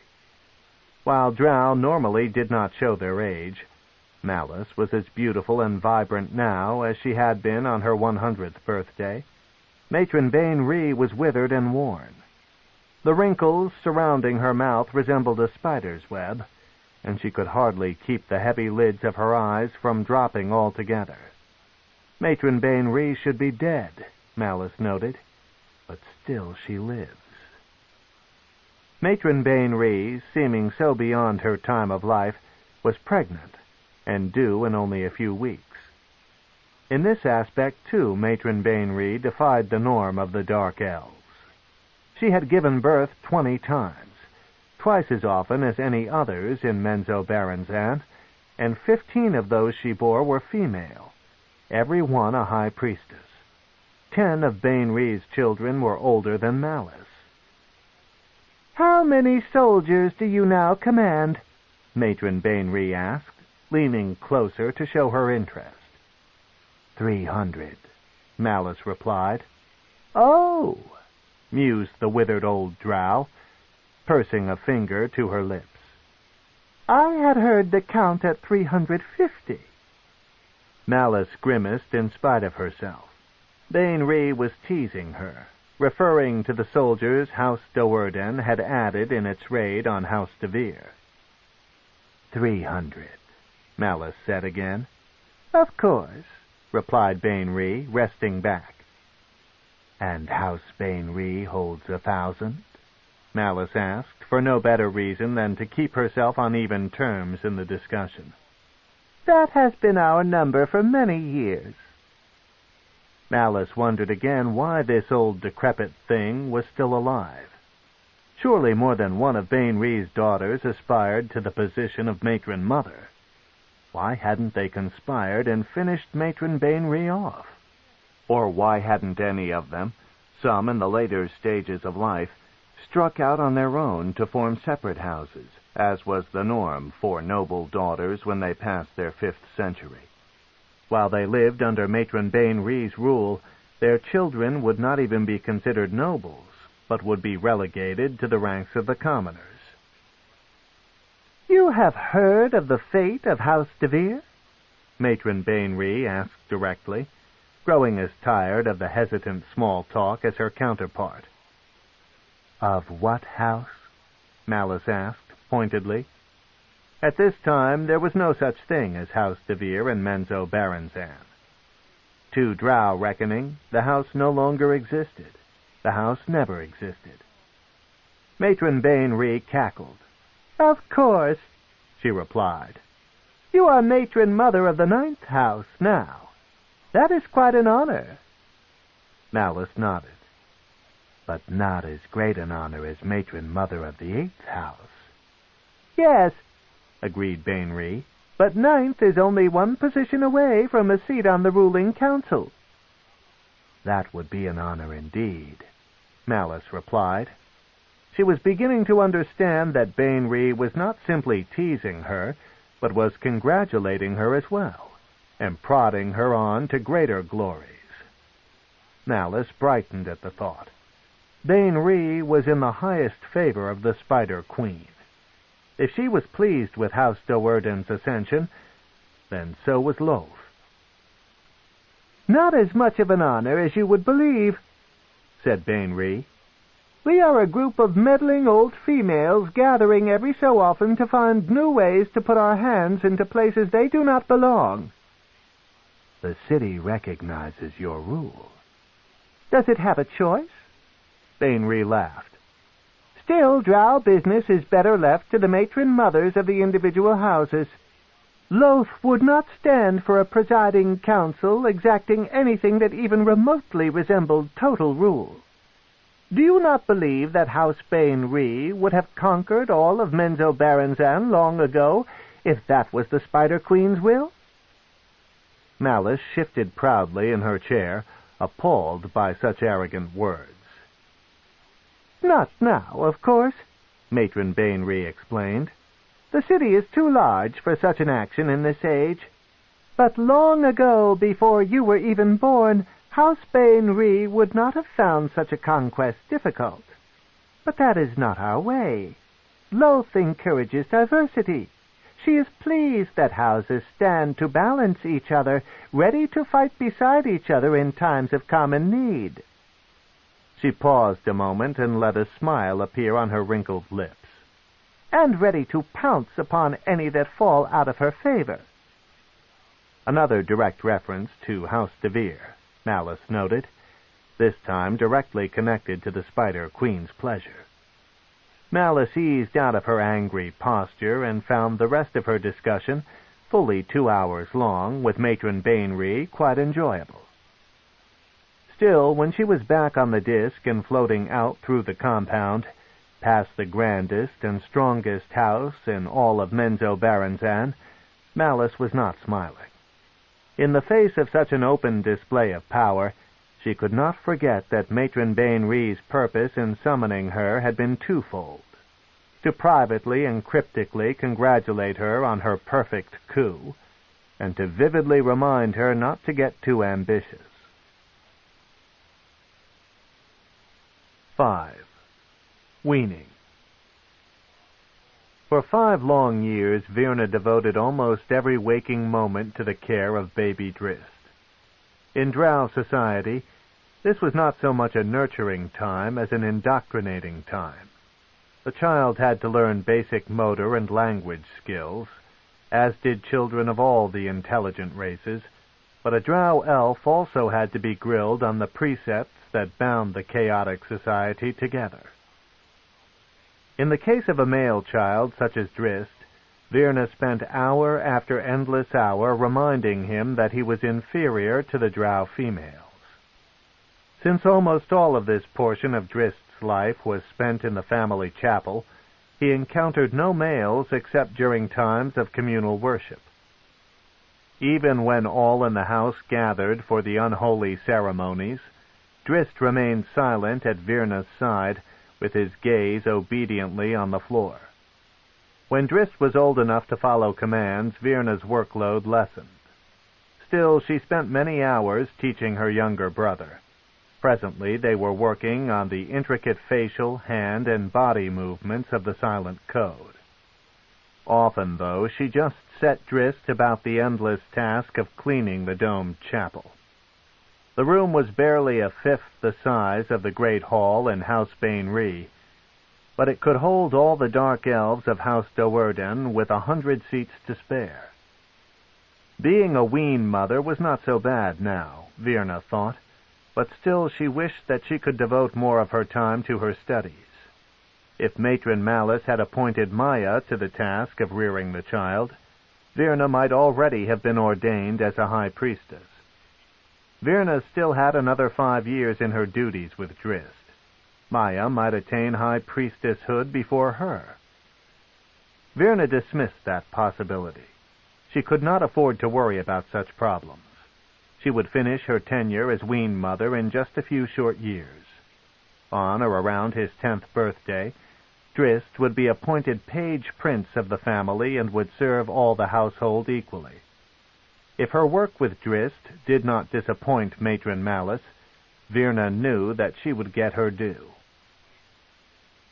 "Go up the wall," Virna instructed. "Tend to that statue." She pointed to a sculpture of a naked Drow female about 20 feet from the floor. Young Drizzt looked up at it, confused. He couldn't possibly climb up to the sculpture and wipe it clean while holding any secure perch. Drizzt knew the high price of disobedience, though, even of hesitation, and he reached up, searching for his first handhold. "Not like that," Virna scolded. "How?" Drizzt dared to ask, for he had no idea of what his sister was hinting at. "Will yourself up to the gargoyle," Virna explained. Drizzt's small face crinkled in confusion. "You are a noble of House Do'Urden," Virna shouted at him. "Or at least you will one day earn that distinction. In your neck purse you possess the emblem of the house, an item of considerable magic." Virna still wasn't certain if Drizzt was ready for such a task. Levitation was a high manifestation of innate Drow magic, certainly more difficult than limbing objects in fairy fire or summoning globes of darkness. The Do'Urden emblem heightened these innate powers of Drow elves, magic that usually emerged as a Drow matured. Whereas most Drow nobles could summon the magical energy to levitate once every day or so, the nobles of House Do'Urden, with their insignia tool, could do so repeatedly. Normally, Virna would never have tried this on a male child younger than 10. But Drizzt had shown her so much potential in the last couple of years that she saw no harm in the attempt. "Just put yourself in line with the statue," she explained, "and will yourself to rise." Drizzt looked up at the female carving, then lined his feet just out in front of the thing's angled and delicate face. He put a hand to his collar, trying to attune himself to the emblem. He had sensed before that the magic coin possessed some type of power, but it was only a raw sensation, a child's intuition. Now that Drizzt had some focus and confirmation to his suspicions, he clearly felt the vibrations of magical energy. A series of deep breaths cleared distracting thoughts from the young Drow's mind. He blocked out the other sights of the room. All he saw was the statue, the destination. He felt himself grow lighter. His heels went up, and then he was on one toe, though he felt no weight upon it. Drizzt looked over at Virna, his smile wide in amazement. Then he tumbled to a heap. "Foolish male," Virna scolded. "Try again. Try 1,000 times if you must." She reached for the snake-headed whip on her belt. "If you fail—" Drizzt looked away from her, cursing himself. His own elation had caused the spell to falter. He knew that he could do it now, though, and he was not afraid of being beaten. He concentrated again on the sculpture and let the magical energy gather within his body. Virna, too, knew that Drizzt would eventually succeed. His mind was keen, as sharp as any Virna had ever known, including those of the other females of House Do'Urden. The child was stubborn, too. Drizzt would not let the magic defeat him. She knew he would stand under the sculpture until he fainted from hunger, if need be. Virna watched him go through a series of small successes and failures, the last one dropping Drizzt from a height of nearly 10 feet. Virna flinched, wondering if he was seriously hurt. Drizzt, whatever his wounds, did not even cry out, but moved back into position and started concentrating all over again. "He is young for that," came a comment from behind Virna. She turned in her seat to see Brizza standing over her, a customary scowl on the older sister's face. "Perhaps," Virna replied, "but I'll not know until I let him try." "Whip him when he fails," Brizza suggested, pulling her cruel six-headed instrument from her belt. She gave the whip a loving look, as if it were some sort of pet, and let a snake's head writhe about her neck and face. "Inspiration." "Put it away," Virna retorted. "Drizzt is mine to rear, and I need no help from you."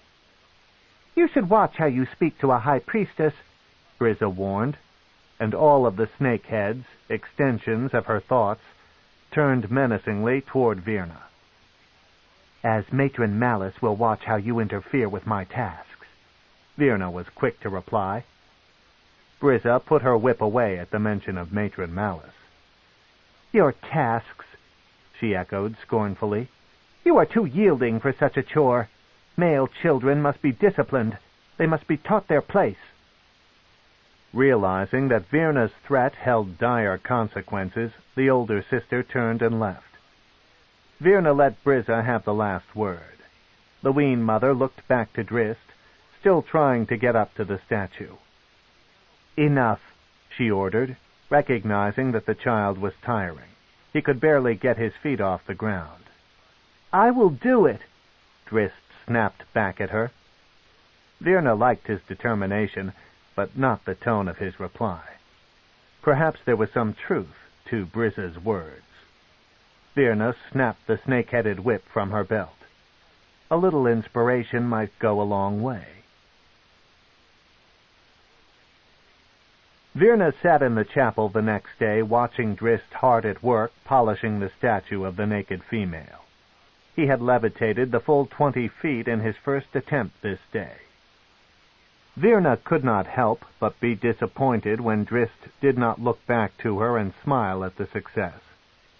She saw him now, hovering up in the air, his hands a blur as they worked the brushes. Most vividly of all, though, Virna saw the scars on her brother's naked back, the legacy of their inspirational discussion. In the infrared spectrum, the whip lines showed clearly, trails of warmth where the insulating layers of skin had been stripped away. Virna understood the gain in beating a child, particularly a male child. Few Drow males ever raised a weapon against a female, unless under the order of some other female. "How much do we lose?" Virna wondered aloud. "What more could one such as Drizzt become?" When she heard the words spoken aloud, Virna quickly brushed the blasphemous thoughts from her mind. She aspired to become a high priestess of the Spider Queen, Loth, the Merciless. Such thoughts were not in accord with the rules of her station. She cast an angry glance on her little brother, transferring her guilt, and again took out her instrument of punishment. She would have to whip Drizzt again this day for the sacrilegious thoughts he had inspired within her.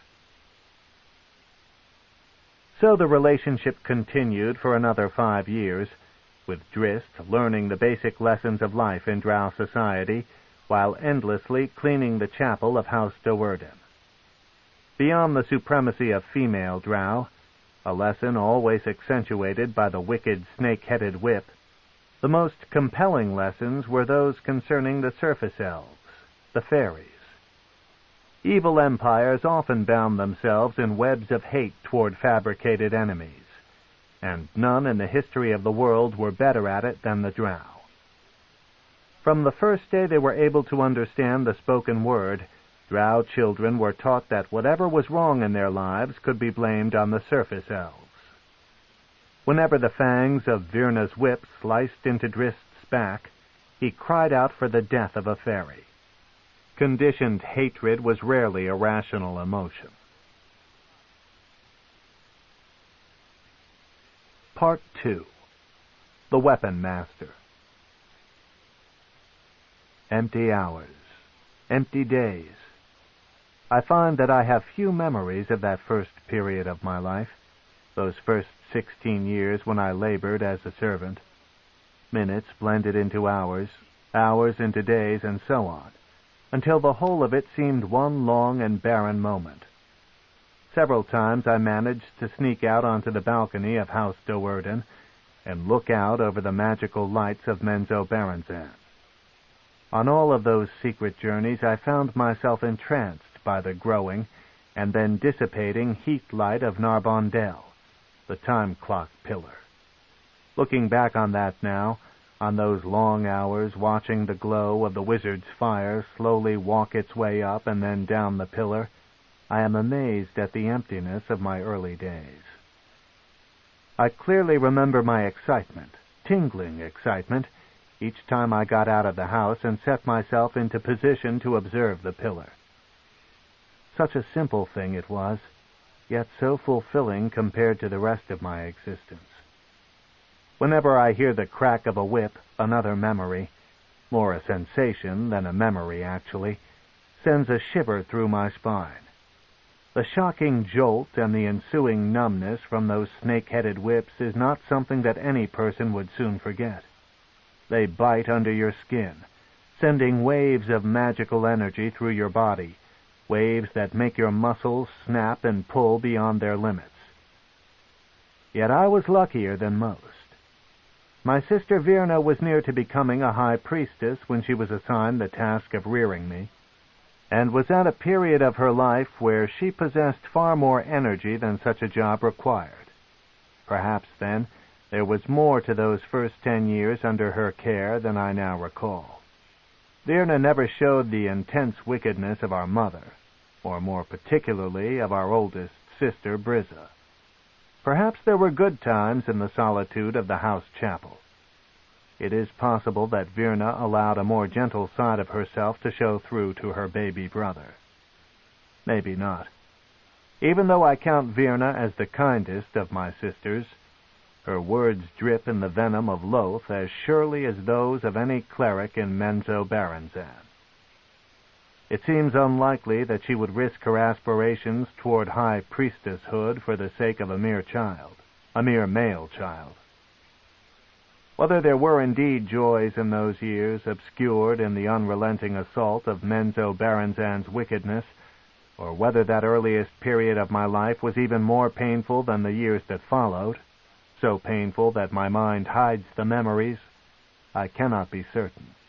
For all my efforts, I cannot remember them. I have more insight into the next 6 years, but the most prominent recollection of the days I spent serving the court of Matron Malice, aside from the secret trips outside the house, is the image of my own feet. A page prince is never allowed to raise his gaze. Drizzt Do'Urden. 6. Two Hands.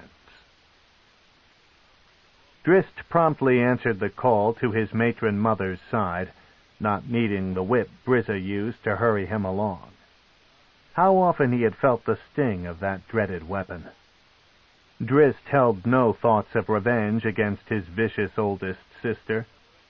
With all of the conditioning he had received, he feared the consequences of striking her, or any female, far too much to entertain such notions. "Do you know what this day marks?" Malice asked him as he arrived at the side of her great throne in the chapel's darkened anteroom. "No, Matron Mother," Drizzt answered, unconsciously keeping his gaze on his toes. A resigned sigh rose in his throat as he noticed the unending view of his own feet. There had to be more to life than blank stone and 10 wiggling toes, he thought. He slipped one foot out of his low boot and began doodling on the stone floor. Body heat left discernible tracings in the infrared spectrum, and Drizzt was quick and agile enough to complete simple drawings before the initial lines had cooled. 16 years, Matron Malice said to him. You have breathed the air of Menzoberranzan for 16 years. An important period of your life has passed. Drizzt did not react, did not see any importance or significance to the declaration. His life was an unending and unchanging routine. One day, 16 years, what difference did it make? If his mother considered important the things he had been put through since his earliest recollections, Drizzt shuddered to think of what the next decades might hold. He had nearly completed his picture of a round-shouldered drow, Drizzt, being bitten on the behind by an enormous viper. "Look at me," Matron Malice commanded. Drizzt felt at a loss. His natural tendency once had been to look upon a person with whom he was talking, but Drizzt had wasted no time in beating that instinct out of him. The place of a page prince was servitude, and the only eyes a page princes were worthy of meeting were those of the creatures that scurried across the stone floor, except the eyes of a spider, of course. Drizzt had to avert his gaze whenever one of the 8-legged things crawled into his vision. Spiders were too good for the likes of a page prince. "Look at me," Malice said again, her tone hinting at volatile impatience. Drizzt had witnessed the explosions before, a wrath so incredibly vile that it swept aside anything and everything in its path. Even Drizzt, so pompous and cruel, ran for hiding when the matron mother grew angry. Drizzt forced his gaze up tentatively, scanning his mother's black robes, using the familiar spider pattern along the garment's back and sides to judge the angle of his gaze. He fully expected, as every inch passed, a smack on his head, or a lashing on his back. Drizzt was behind him, always with her snake-headed whip near her anxious hand. Then he saw her, the mighty matron Malice Do'Urden, her heat-sensing eyes flashing red and her face cool, not flushed with angry heat. Drizzt kept tense, still expecting a punishing blow. "Your tenure as page prince is ended," Malice explained. "You are second boy of House Do'Urden now, and are accorded all the—" Drizzt's gaze unconsciously slipped back to the floor. "Look at me!" his mother screamed in sudden rage. Terrified, Drizzt snapped his gaze back to her face, which now was glowing a hot red. On the edge of his vision he saw the wavering heat of Malice's swinging hand, though he was not foolish enough to try to dodge the blow. He was on the floor then, the side of his face bruised. Even in the fall, though, Drizzt was alert and wise enough to keep his gaze locked on that of Matron Malice. "No more a servant," the matron mother roared. "To continue acting like one would bring disgrace to our family." She grabbed Drizzt by the throat and dragged him roughly to his feet. "If you dishonor House Do'Urden," she promised, her face an inch from his, "I will put needles into your purple eyes." Drizzt didn't blink. In the 6 years since Virna had relinquished care of him, putting him into general servitude to all the family, he had come to know Matron Malice well enough to understand all of the subtle connotations of her threats. She was his mother, for whatever that was worth, but Drizzt did not doubt that she would enjoy sticking needles in his eyes. "This one is different," Virna said.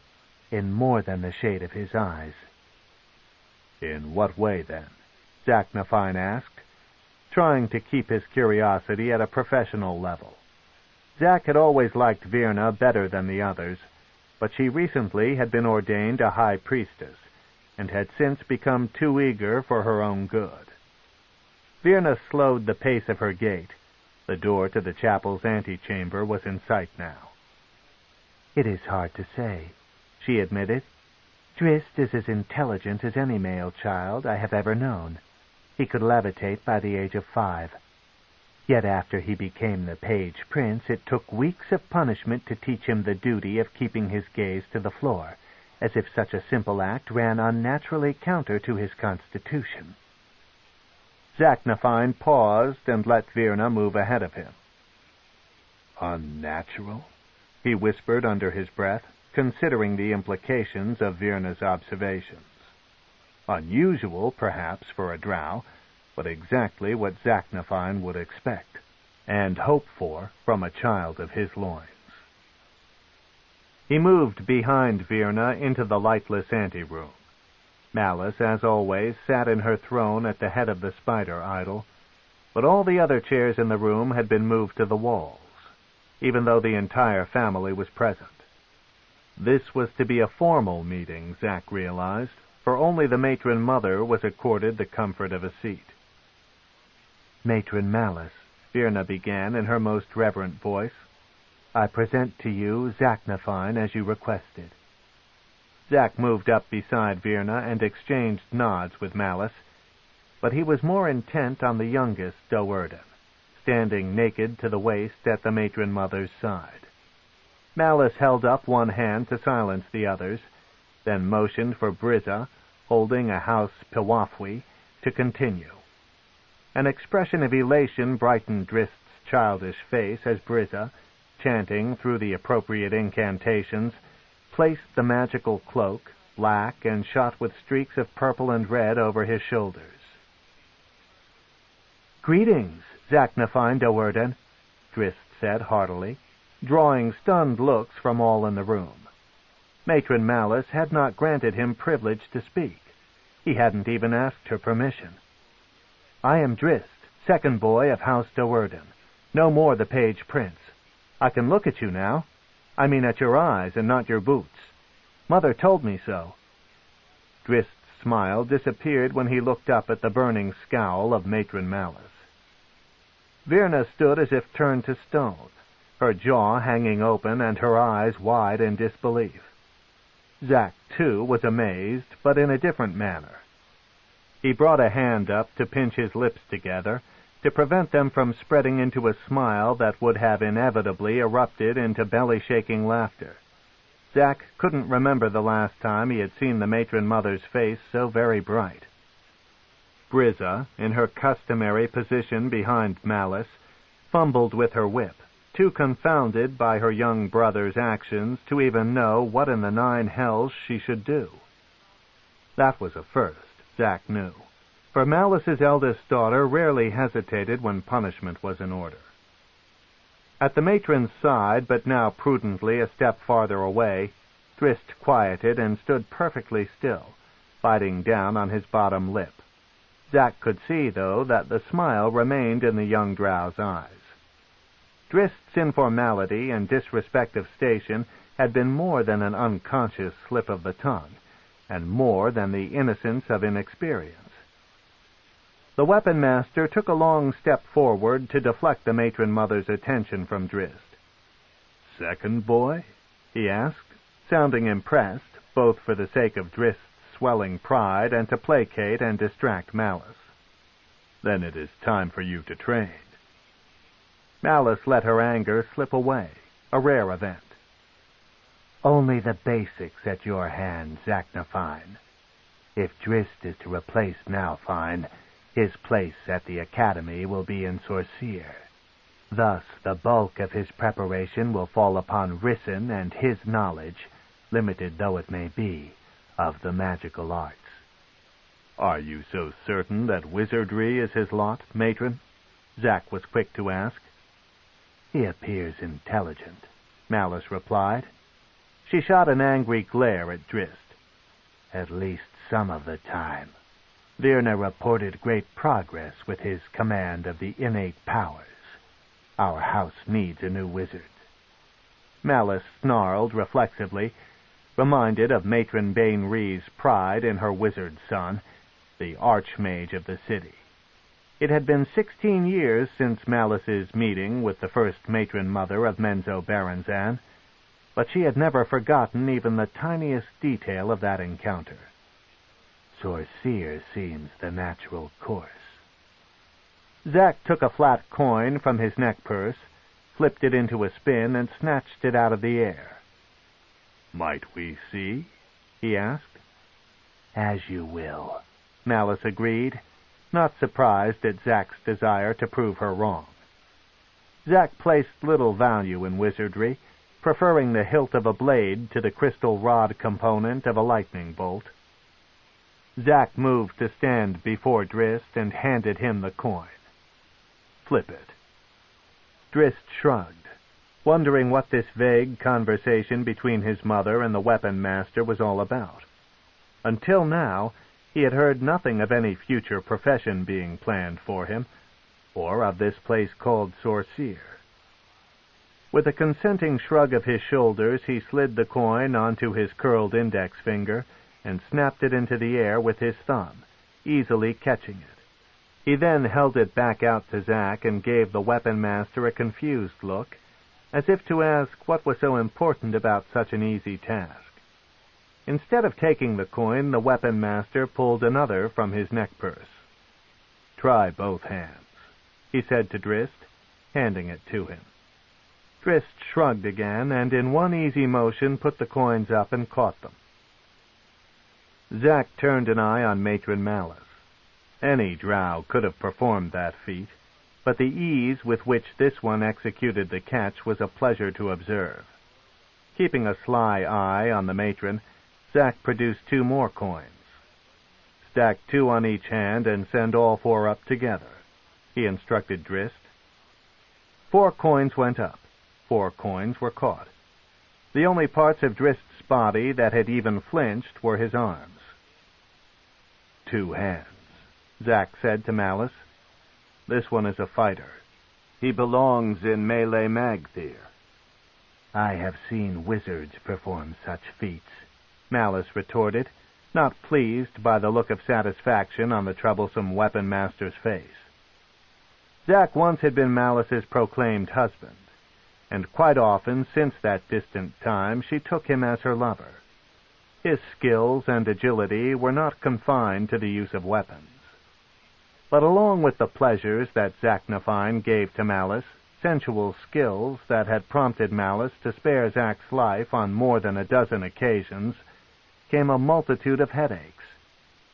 He was the finest weapon master in Menzoberranzan, another fact that Malice could not ignore, but his disdain, even contempt for the Spider Queen, had often landed House Doerden into trouble.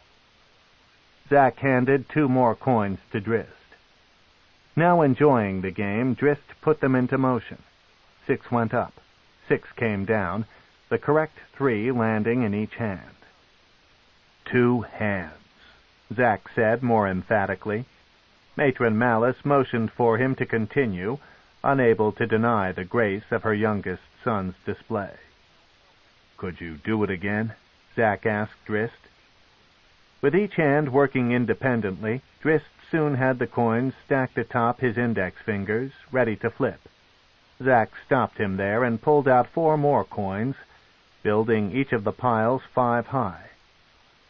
Zack paused a moment to study the concentration of the young drow, and also to keep his hands over the coins and ensure that they were brightened enough by the warmth of his body heat for Drizzt to properly see them in their flight. "Catch them all, second boy," he said in all seriousness. "Catch them all, or you will land in Sorceer, the school of magic. That is not where you belong." Drizzt still had only a vague idea of what Zack was talking about, but he could tell from the weapon master's intensity that it must be important. He took a deep breath to steady himself, then snapped the coins up. He sorted their glow quickly, discerning each individual item. The first two fell easily into his hands, but Drizzt saw that the scattering pattern of the rest would not drop them so readily in line. Drizzt exploded into action, spinning a complete circle, his hands an undecipherable blur of motion. Then he straightened suddenly and stood before Zack. His hands were in fists at his sides, and a grim look lay on his face. Zack and Matron Malice exchanged glances, neither quite sure of what had happened. Drizzt held his fists out to Zack and slowly opened them, a confident smile widening across his childish face. 5 coins in each hand. Zack blew a silent whistle. It had taken him, the weapon master of the house, a dozen tries to complete that maneuver with 10 coins. He walked over to Matron Malice. 2 hands, he said a third time. He is a fighter, and I am out of coins. How many could he do?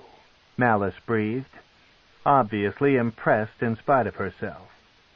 How many could we stack? Zack Nafine shot back with a triumphant smile. Matron Malice chuckled out loud and shook her head. She had wanted Drizzt to replace Nalfine as the house wizard, but her stubborn weapon master had, as always, deflected her course. Very well, Zack Nafine, she said, admitting her defeat. The second boy is a fighter. Zack nodded and started back to Drizzt. Perhaps one day soon to be the weapon master of House Do'Urden, Matron Malice added to Zack's back.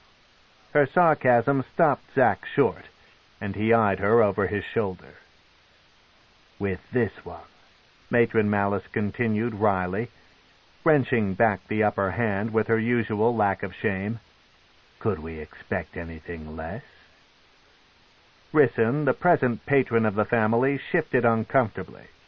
He knew, and so did everyone, even the slaves of House Do'Urden, that Drizzt was not his child. 3 rooms? Drizzt asked, when he and Zack entered the large training hall at the southernmost end of the Do'Urden complex. Balls of multicolored magical light had been spaced along the length of the high-ceilinged stone room, basking the entirety in a comfortably dim glow. The hall had only 3 doors, one to the east, which led to an outer chamber that opened onto the balcony of the house, one directly across from Drizzt, on the south wall leading into the last room in the house, and the one from the main hallway that they had just passed through. Drizzt knew from the many locks Zack was now fastening behind them that he wouldn't often be going back that way. 1 room, Zack corrected. But 2 more doors, Drizzt reasoned, looking out across the room, with no locks. Ah, Zack corrected. Their locks are made of common sense. Drizzt was beginning to get the picture. That door, Zack continued, pointing to the south, opens into my private chambers. You do not ever want me to find you in there. The other one leads to the tactics room, reserved for times of war. When, if, you ever prove yourself to my satisfaction, I might invite you to join me there. That day is years away, so consider this single magnificent hall. He swept his arm out in a wide arc. Your home. Drizzt looked around, not overly thrilled. He had dared to hope that he had left this kind of treatment behind him with his page prince days. This setup, though, brought him back even to before his 6 years of servitude in the house. Back to that decade when he had been locked away in the family chapel with Virna. This room wasn't even as large as the chapel, and was too tight for the likings of the spirited young Drow. His next question came out as a growl. Where do I sleep? Your home, Zack answered matter-of-factly. Where do I take meals? Your home. Drizzt's eyes narrowed to slits and his face flushed in glowing heat. Where do I... he began stubbornly, determined to foil the weapon master's logic. "You're home," Zack replied in the same measured and weighted timbre before Drizzt could finish the thought. Drizzt planted his feet firmly and crossed his arms over his chest. "It sounds messy," he growled. "It had better not be," Zack growled back. "Then what is the purpose?" Drizzt began. "You pull me away from my mother." "You will address her as Matron Malice," Zack warned. "You will always address her as Matron Malice." "From my mother?" Zack's next interruption came not with words, but with the swing of a curled fist. Drizzt awoke about 20 minutes later. "First lesson," Zack explained, casually leaning against the wall a few feet away. "For your own good. You will always address her as Matron Malice." Drizzt rolled to his side and tried to prop himself up on his elbow, but found his head reeling as soon as it left the black-rugged floor. Zack grabbed him and hoisted him up. "Not as easy as catching coins," the weapon master remarked. "What?" "Parrying a blow." "What blow?" "Just agree, you stubborn child." "Second boy," Drizzt corrected, his voice again a growl, and his arms defiantly back over his chest. Zack's fist curled at his side, a not-too-subtle point that Drizzt did not miss. "Do you need another nap?" the weapon master asked calmly. "Second boys can be children," Drizzt wisely conceded. Zack shook his head in disbelief. This was going to be interesting. "You may find your time here enjoyable," he said, leading Drizzt over to a long, thick, and colorfully, though most of the colors were somber, decorated curtain. "But only if you can learn some control over that wagging tongue of yours." A sharp tug sent the curtain floating down, revealing the most magnificent weapons rack the young Drow, and many older Drow as well, had ever seen. Pole arms of many sorts, swords, axes, hammers, and every other kind of weapon Drizzt could imagine, and a whole bunch he'd never imagine, sat in an elaborate array. "Examine them," Zack told him. "Take your time and your pleasure. Learn which ones sit best in your hands. Follow most obediently the commands of your will. By the time we have finished, you will know every one of them as a trusted companion." Wide-eyed, Drizzt wandered along the rack, viewing the whole place and the potential of the whole experience in a completely different light. For his entire young life, 16 years, his greatest enemy had been boredom. Now, it appeared, Drizzt had found weapons to fight that enemy.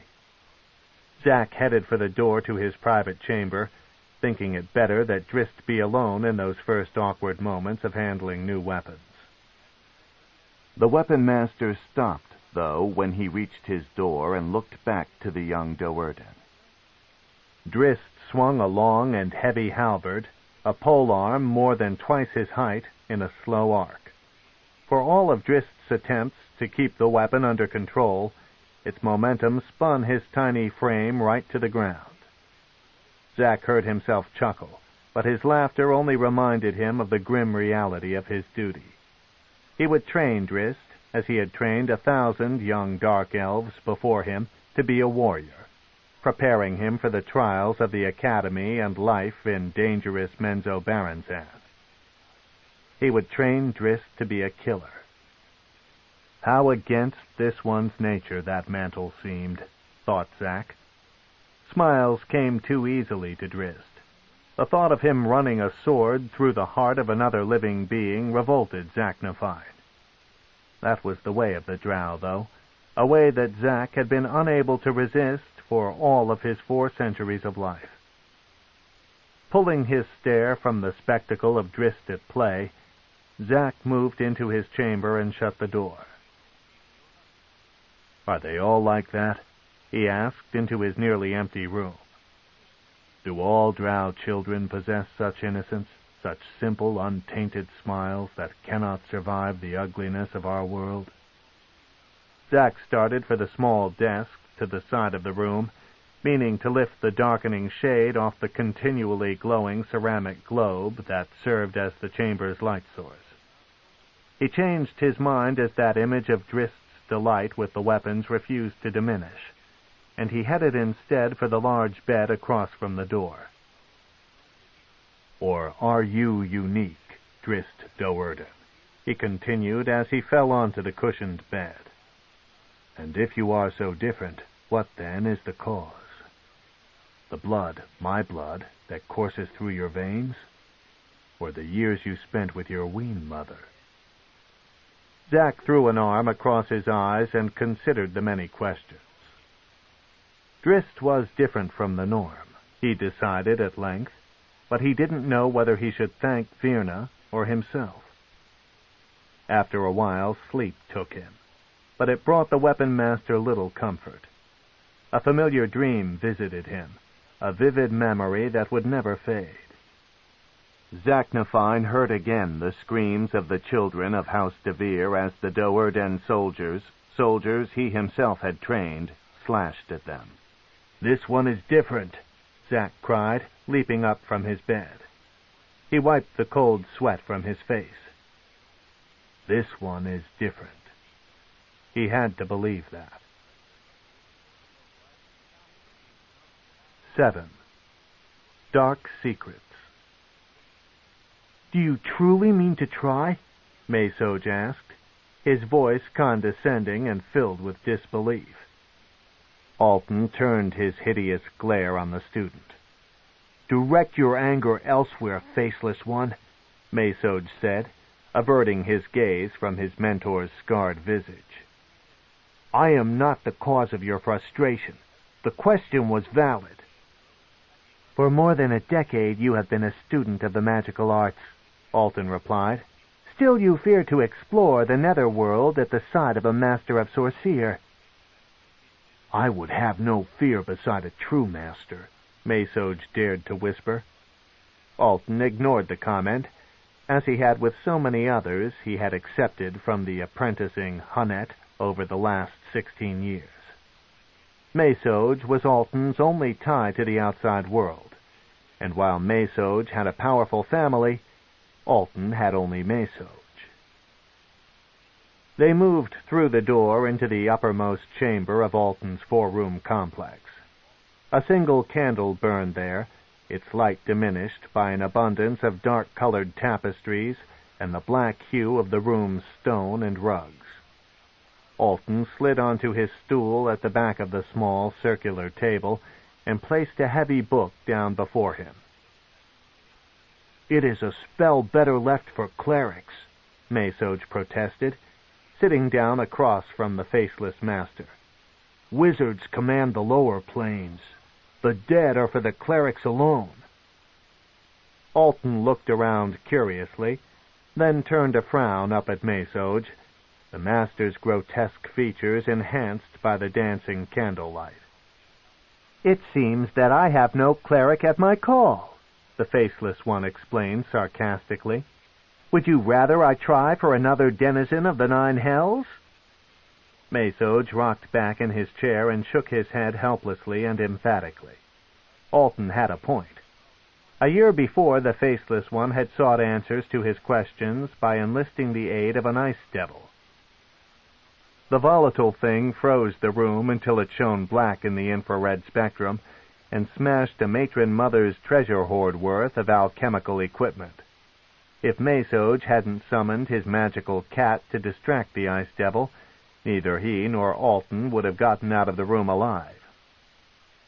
"Very well, then," Mesoj said unconvincingly, crossing his arms in front of him on the table. "Conjure your spirit and find your answers." Alton did not miss the involuntary shudder belied by the ripple in Mesoj's robes. He glared at the student for a moment, then went back to his preparations. As Alton neared the time of casting, Mesoj's hand instinctively went into his pocket, to the onyx figurine of the hunting cat he had acquired on the day Alton had assumed the Faceless one's identity. The little statue was enchanted with a powerful dweomer that enabled its possessor to summon a mighty panther to his side. Mesoj had used the cat sparingly, not yet fully understanding the Dweomer's limitations and potential dangers. End of Side 2. Side 3. Homeland by R.A. Salvatore. Continuing on page 76. Only in times of need, Mesoj reminded himself quietly when he felt the item in his hand. Why was it that those times kept occurring when he was with Alton? The apprentice wondered. Despite his bravado, this time Alton privately shared Mesoj's trepidation. Spirits of the dead were not as destructive as denizens of the lower planes, but they could be equally cruel and subtler in their torments. Alton needed his answer, though. For more than a decade and a half he had sought his information through conventional channels, inquiring of masters and students, in a roundabout manner, of course, of the details concerning the fall of House DeVir. Many knew the rumors of that eventful night.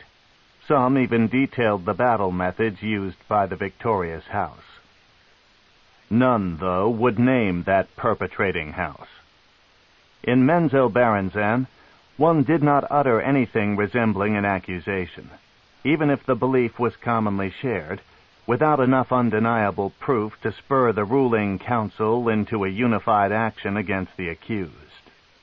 If a house botched a raid and was discovered, the wrath of all Menzoberranzan would descend upon it until the family name had been extinguished.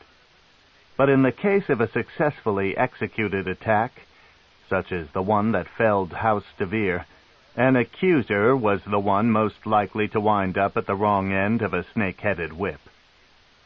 Public embarrassment, perhaps more than any guidelines of honor, turned the wheels of justice in the city of Drow. Alton now sought other means for the solution to his quest. First he had tried the lower planes, the Ice Devil, to disastrous effect. Now Alton had in his possession an item that could end his frustrations. A tome penned by a wizard of the surface world. In the Drow hierarchy, only the clerics of Loth dealt with the realm of the dead.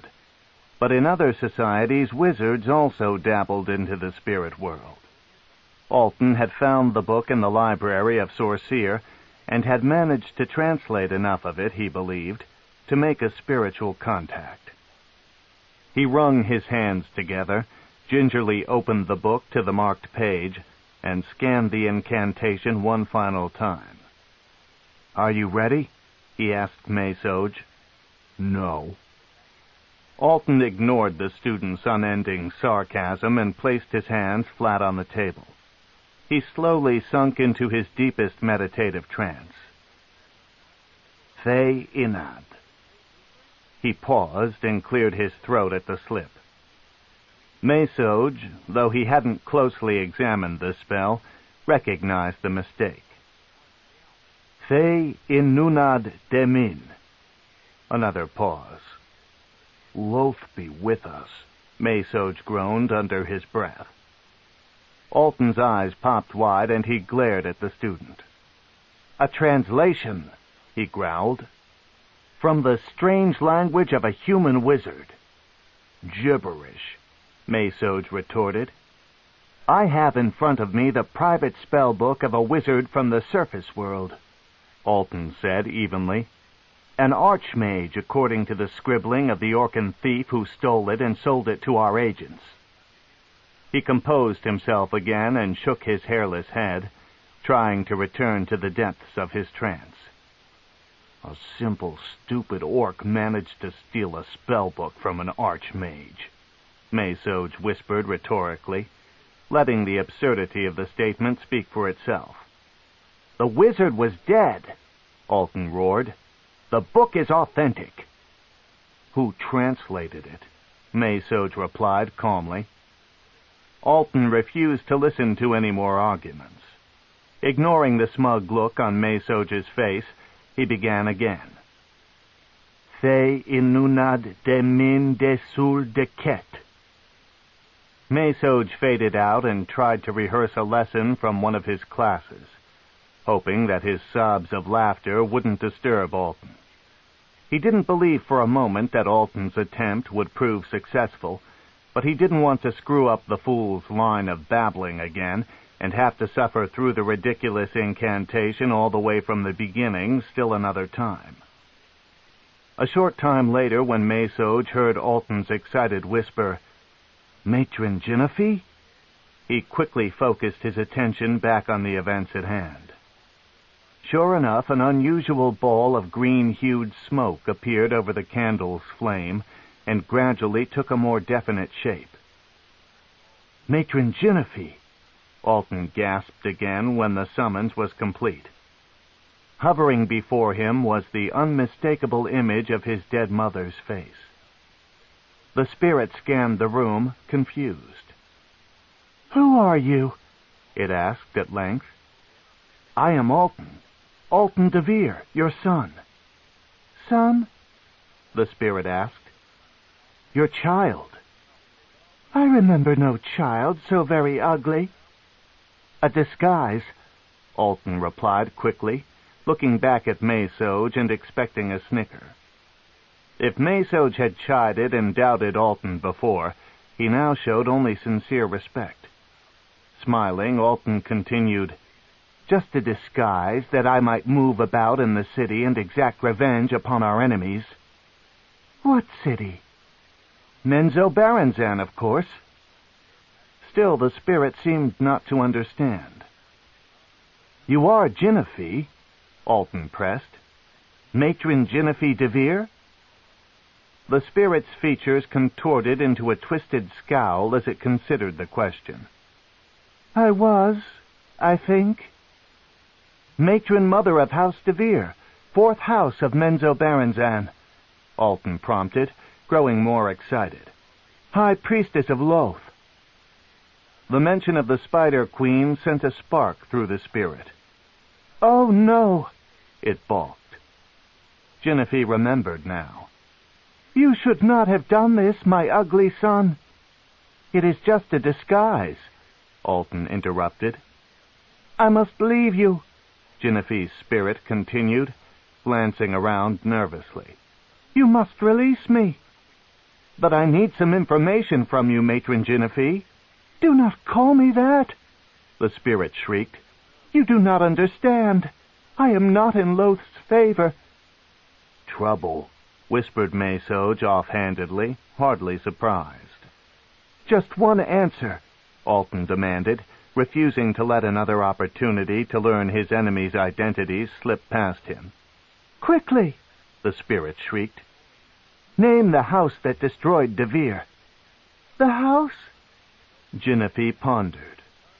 "Yes, I remember that evil night. It was house—" The ball of smoke puffed and bent out of shape, twisting Genevieve's image and sending her next words out as an undecipherable blurb. Alton leaped to his feet. "No!" he screamed. "You must tell me. Who are my enemies?" "Would you count me as one?" the spirit image said in a voice very different from the one it had used earlier, a tone of sheer power that stole the blood from Alton's face. The image twisted and transformed, became something ugly, uglier than Alton, hideous beyond all experience on the material plane. Alton was not a cleric, of course, and he had never studied the Drow religion beyond the basic tenets taught to males of the race. He knew the creature now hovering in the air before him, though, for it appeared as an oozing, slimy stick of melted wax. A Yochlol, a handmaiden of Loth. "You dare to disturb the torment of Genevieve?" the Yochlol snarled. "Damn," whispered Mesoj, sliding slowly down under the black tablecloth. Even he, with all of his doubts of Alton, had not expected his disfigured mentor to land them in trouble this serious. "But," Alton stuttered, "never again disturb this plane, feeble wizard," the Yochlol roared. "I did not try for the abyss," Alton protested meekly. "I only meant to speak with—" "With Genevieve," the Yochlol snarled. "Fallen priestess of Loth. Where would you expect to find her spirit, foolish male? Frolicking in Olympus with the false gods of the surface elves?" "I did not think—" "Do you ever?" the Yochlol growled. "Nope," Mesoj answered silently, careful to keep himself as far out of the way as possible. "Never again disturb this plane," the Yochlol warned a final time. "The Spider Queen is not merciful and has no tolerance for meddling males." The creature's oozing face puffed and swelled, expanding beyond the limits of the smoky ball. Alton heard gurgling, gagging noises, and he stumbled back over his stool, putting his back flat against the wall and bringing his arms up defensively in front of his face. The Yochlol's mouth opened impossibly wide and spewed forth a hail of small objects. They ricocheted off Alton and tapped against the wall all around him. Stones? The faceless wizard wondered in confusion. One of the objects then answered his unspoken question. It caught hold of Alton's layered black robes and began crawling up toward his exposed neck.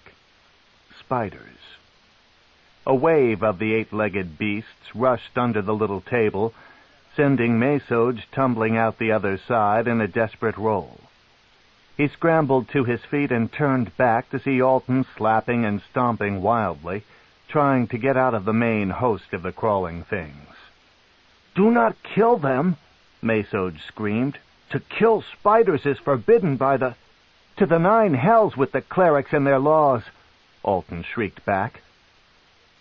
Mesoj struggled in helpless agreement, reached around under the folds of his own robes, and produced the same two-handed crossbow he had used to kill the Faceless one those years ago. He considered the powerful weapon and the tiny spiders scrambling around the room. "Overkill?" he asked aloud. Hearing no answer, he shrugged again and fired. The heavy bolt knifed across Alton's shoulder, cutting a deep line. The wizard stared in disbelief, then turned an ugly grimace on Mesoj. "You had one on your shoulder," the student explained. Alton's scowl did not relent. "Ungrateful?" Mesoj snarled. "Foolish Alton, all of the spiders are on your side of the room. Remember?" Mesoj turned to leave and called, "Good hunting," over his shoulder. He reached for the handle to the door, but as his long fingers closed around it, the portal's surface transformed into the image of Matron Genevieve. She smiled widely, too widely, and an impossibly long and wet tongue reached out and licked Mesoj across the face. "Alton!" he cried, spinning back against the wall out of the slimy member's reach. He noticed the wizard in the midst of spell-casting, Alton fighting to hold his concentration as a host of spiders continued their hungry ascent up his flowing robes. "You are a dead one," Mesoj commented matter-of-factly, shaking his head. Alton fought through the exacting ritual of the spell, ignored his own revulsion of the crawling things, and forced the evocation to completion.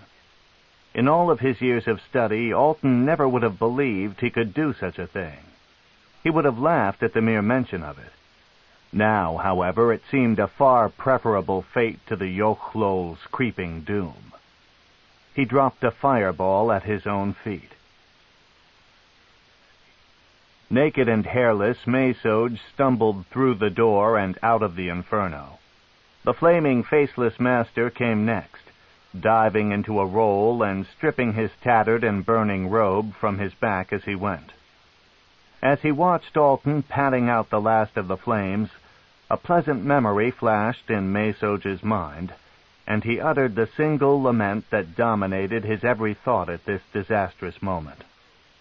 "I should have killed him when I had him in the web." A short time later, after Mesoge had gone back to his room and his studies, Alton slipped on the ornamental metallic bracers that identified him as a master of the academy and slipped outside the structure of Sorceer. He moved to the wide and sweeping stairway leading down from Tir Brek and sat down to take in the sights of Menzoberranzan. Even with this view, though, the city did little to distract Alton from thoughts of his latest failure. For 16 years he had forsaken all other dreams and ambitions in his desperate search to find the guilty house. For 16 years he had failed. He wondered how long he could keep up the charade, and his spirits. Mesoge, his only friend, if Mesoge could be called a friend, was more than halfway through his studies at Sorceer. What would Alton do when Mesoge graduated and returned to House Hunnet? "Perhaps I shall carry on my toils for centuries to come," he said aloud, "only to be murdered by a desperate student, as Mesoge, murdered the Faceless one. Might that student disfigure himself and take my place?" Alton couldn't stop the ironic chuckle that passed his lipless mouth at the notion of a perpetual faceless master of Sorceer. At what point would the matron mistress of the academy get suspicious? 1,000 years? 10,000? Or might the faceless one outlive Menzoberranzan itself? Life as a master was not such a bad lot, Alton supposed. Many Drow would sacrifice much to be given such an honor. Alton dropped his face into the crook of his elbow and forced away such ridiculous thoughts. He was not a real master, nor did the stolen position bring him any measure of satisfaction. Perhaps Mesoge should have shot him that day 16 years ago, when Alton was trapped in the Faceless One's web. Alton's despair only deepened when he considered the actual time frame involved. He had just passed his 70th birthday and was still young by Drow standards. The notion that only 1/10 of his life was behind him was not a comforting one to Alton DeVir this night. "How long will I survive?" he asked himself. "How long until this madness that is my existence consumes me?" Alton looked back out over the city. "Better that the Faceless One had killed me," he whispered, "for now I am Alton of no house worth mentioning." Mesoge had dubbed him that on the first morning after House DeVir's fall. But way back then, with his life teetering on the edge of a crossbow, Alton had not understood the title's implications. Menzoberranzan was nothing more than a collection of individual houses. A rogue commoner might latch on to one of them to call his own, but a rogue noble wouldn't likely be accepted by any house in the city. He was left with Sorceer and nothing more, until his true identity was discovered at last. What punishments would he then face for the crime of killing a master? Mesoge may have committed the crime, but Mesoge had a house to defend him. Alton was only a rogue noble. He sat back on his elbows and watched the rising heat light of Narbondel. As the minutes became hours, Alton's despair and self-pity went through inevitable change. He turned his attention to the individual Drow houses now, not to the conglomeration that bound them as a city, and he wondered what dark secrets each harbored. One of them, Alton reminded himself, held the secret he most dearly wanted to know. One of them had wiped out House DeVir. Forgotten was the night's failure with Matron Genevieve and the Yochlol. Forgotten was the lament for an early death. 16 years was not so long a time, Alton decided. He had perhaps 7 centuries of life left within his slender frame. If he had to, Alton was prepared to spend every minute of those long years searching for the perpetrating house. "Vengeance," he growled aloud, feeding off that audible reminder of his only reason for continuing to draw breath. 8. Kindred. Zack pressed in with a series of low thrusts. Drizzt tried to back away quickly and return to even footing, but the relentless assault followed his every step, and he was forced to keep his movement solely on the defensive. More often than not, Drizzt found the hilts of his weapons closer to Zack than the blades. Zack then dropped into a low crouch and came up under Drizzt's defense. Drizzt twirled his scimitars in a masterful cross, but he had to straighten stiffly to dodge the weapon master's equally deft assault. Drizzt knew that he had been set up, and he fully expected the next attack as Zack shifted his weight to his back leg and dove in, both sword tips aimed for Drizzt's loins. Drizzt spat a silent curse and spun his scimitars into a downward cross, meaning to use the V of his blades to catch his teacher's swords.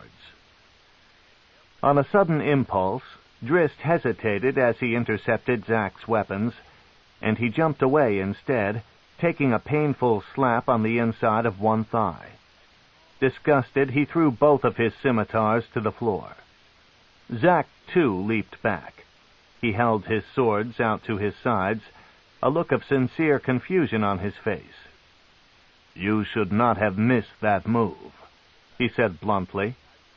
"The parry is wrong," Drizzt replied. Awaiting further explanation, Zack lowered one sword tip to the floor and leaned on the weapon. In past years, Zack had wounded, even killed, students for such blatant defiance. "The cross-down defeats the attack, but to what gain?" Drizzt continued. "When the move is completed, my sword tips remain down too low for any effective attack routine, and you are able to slip back and free." "But you have defeated my attack." "Only to face another," Drizzt argued.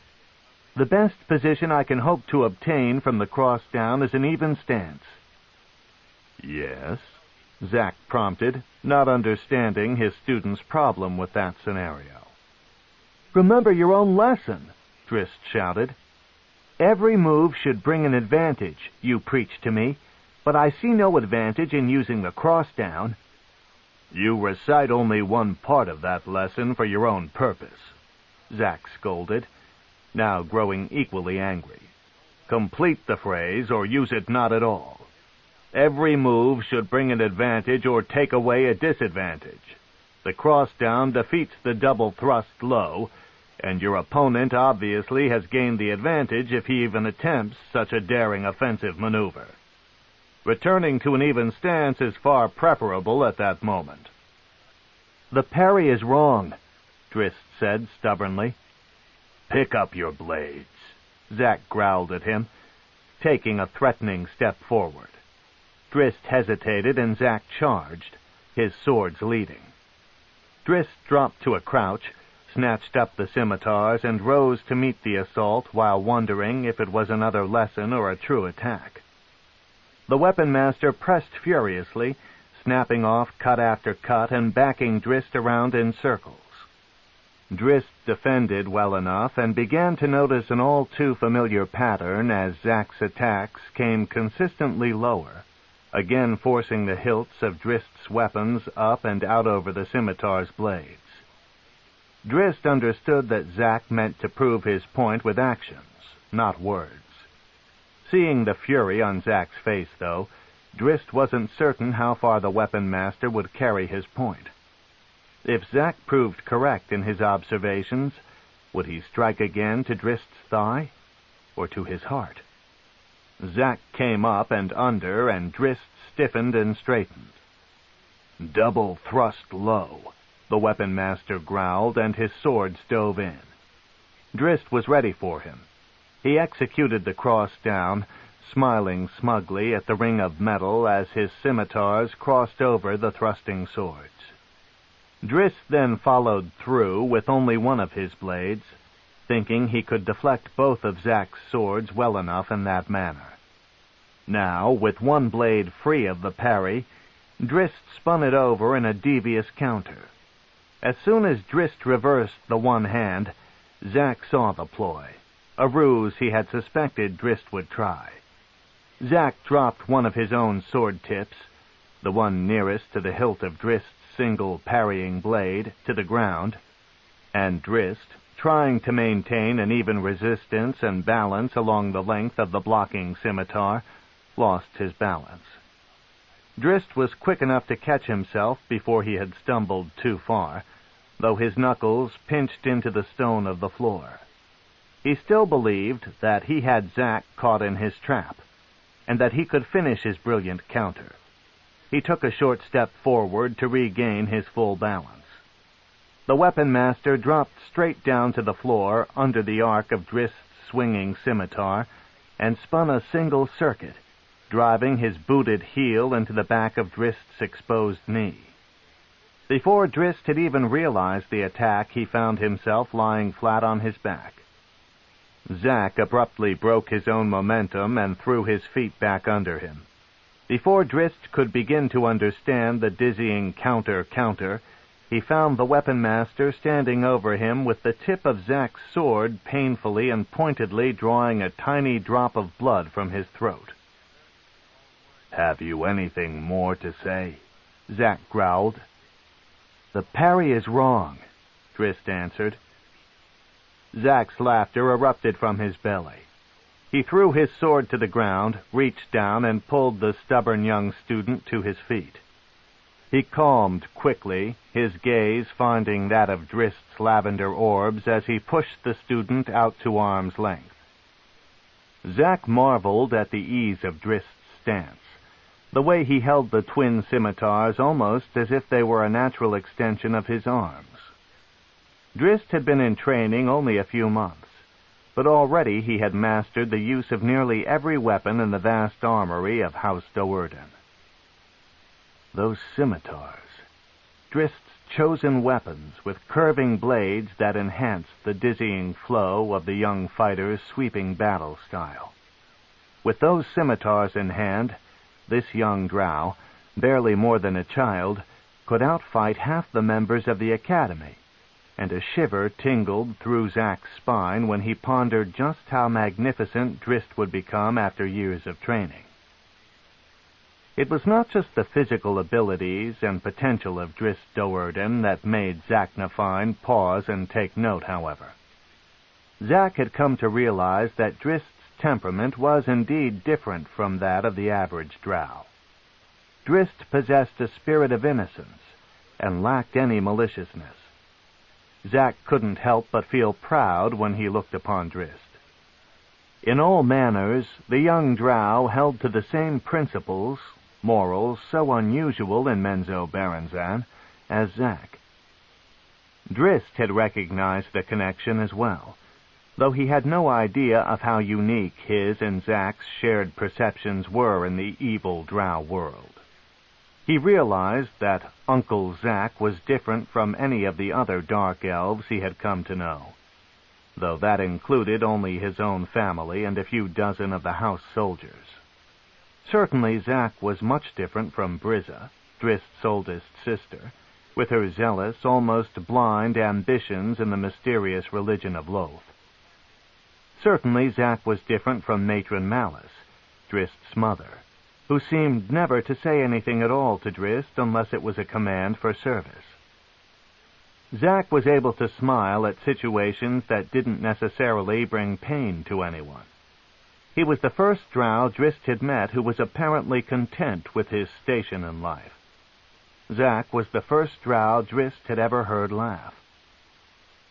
"A good try," the weapon master conceded of Drizzt's failed counter.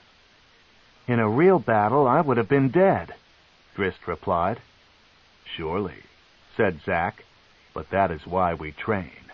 Your plan was masterful, your timing perfect. Only the situation was wrong. Still, I will say it was a good try." "You expected it," said the student. Zack smiled and nodded. "That is, perhaps because I had seen the maneuver attempted by another student." "Against you?" Drizzt asked, feeling a little less special now that he knew his battle insights were not so unique. "Hardly. Zack replied with a wink. "I watched the counter fail from the same angle as you, to the same result." Drizzt's face brightened again. "We think alike," he commented. "We do," said Zack, "but my knowledge has been increased by 4 centuries of experience, while you have not even lived through a score of years. Trust me, my eager student, the cross down is the correct parry." "Perhaps," Drizzt replied. Zack hid a smile. "When you find a better counter, we shall try it. But until then, trust my word. I have trained more soldiers than I can count. All the army of House Do'Urden, and 10 times that number when I served as a master in Melee Magthir. I taught Rissyn, all of your sisters, and both of your brothers." "Both?" Zack paused and shot a curious glance at Drizzt. "I see," he said after a moment. "They never bothered to tell you." Zack wondered if it was his place to tell Drizzt the truth. He doubted that Matron Malice would care either way. She probably hadn't told Drizzt simply because she hadn't considered the story of Nalfine's death worth telling. "Yes, both," Zack decided to explain. "You had 2 brothers when you were born. Dinan, whom you know, and an older one, Nalfine, a wizard of considerable power. Nalfine was killed in battle on the very night you drew your first breath." "Against dwarves or vicious gnomes?" Drizzt squeaked, as wide-eyed as a child begging for a frightening bedtime story. "Was he defending the city from evil conquerors or rogue monsters?" Zack had a hard time reconciling the warped perceptions of Drizzt's innocent beliefs. "Bury the young in lies," he lamented under his breath, but to Drizzt he answered, "No." "Then against some opponent more foul?"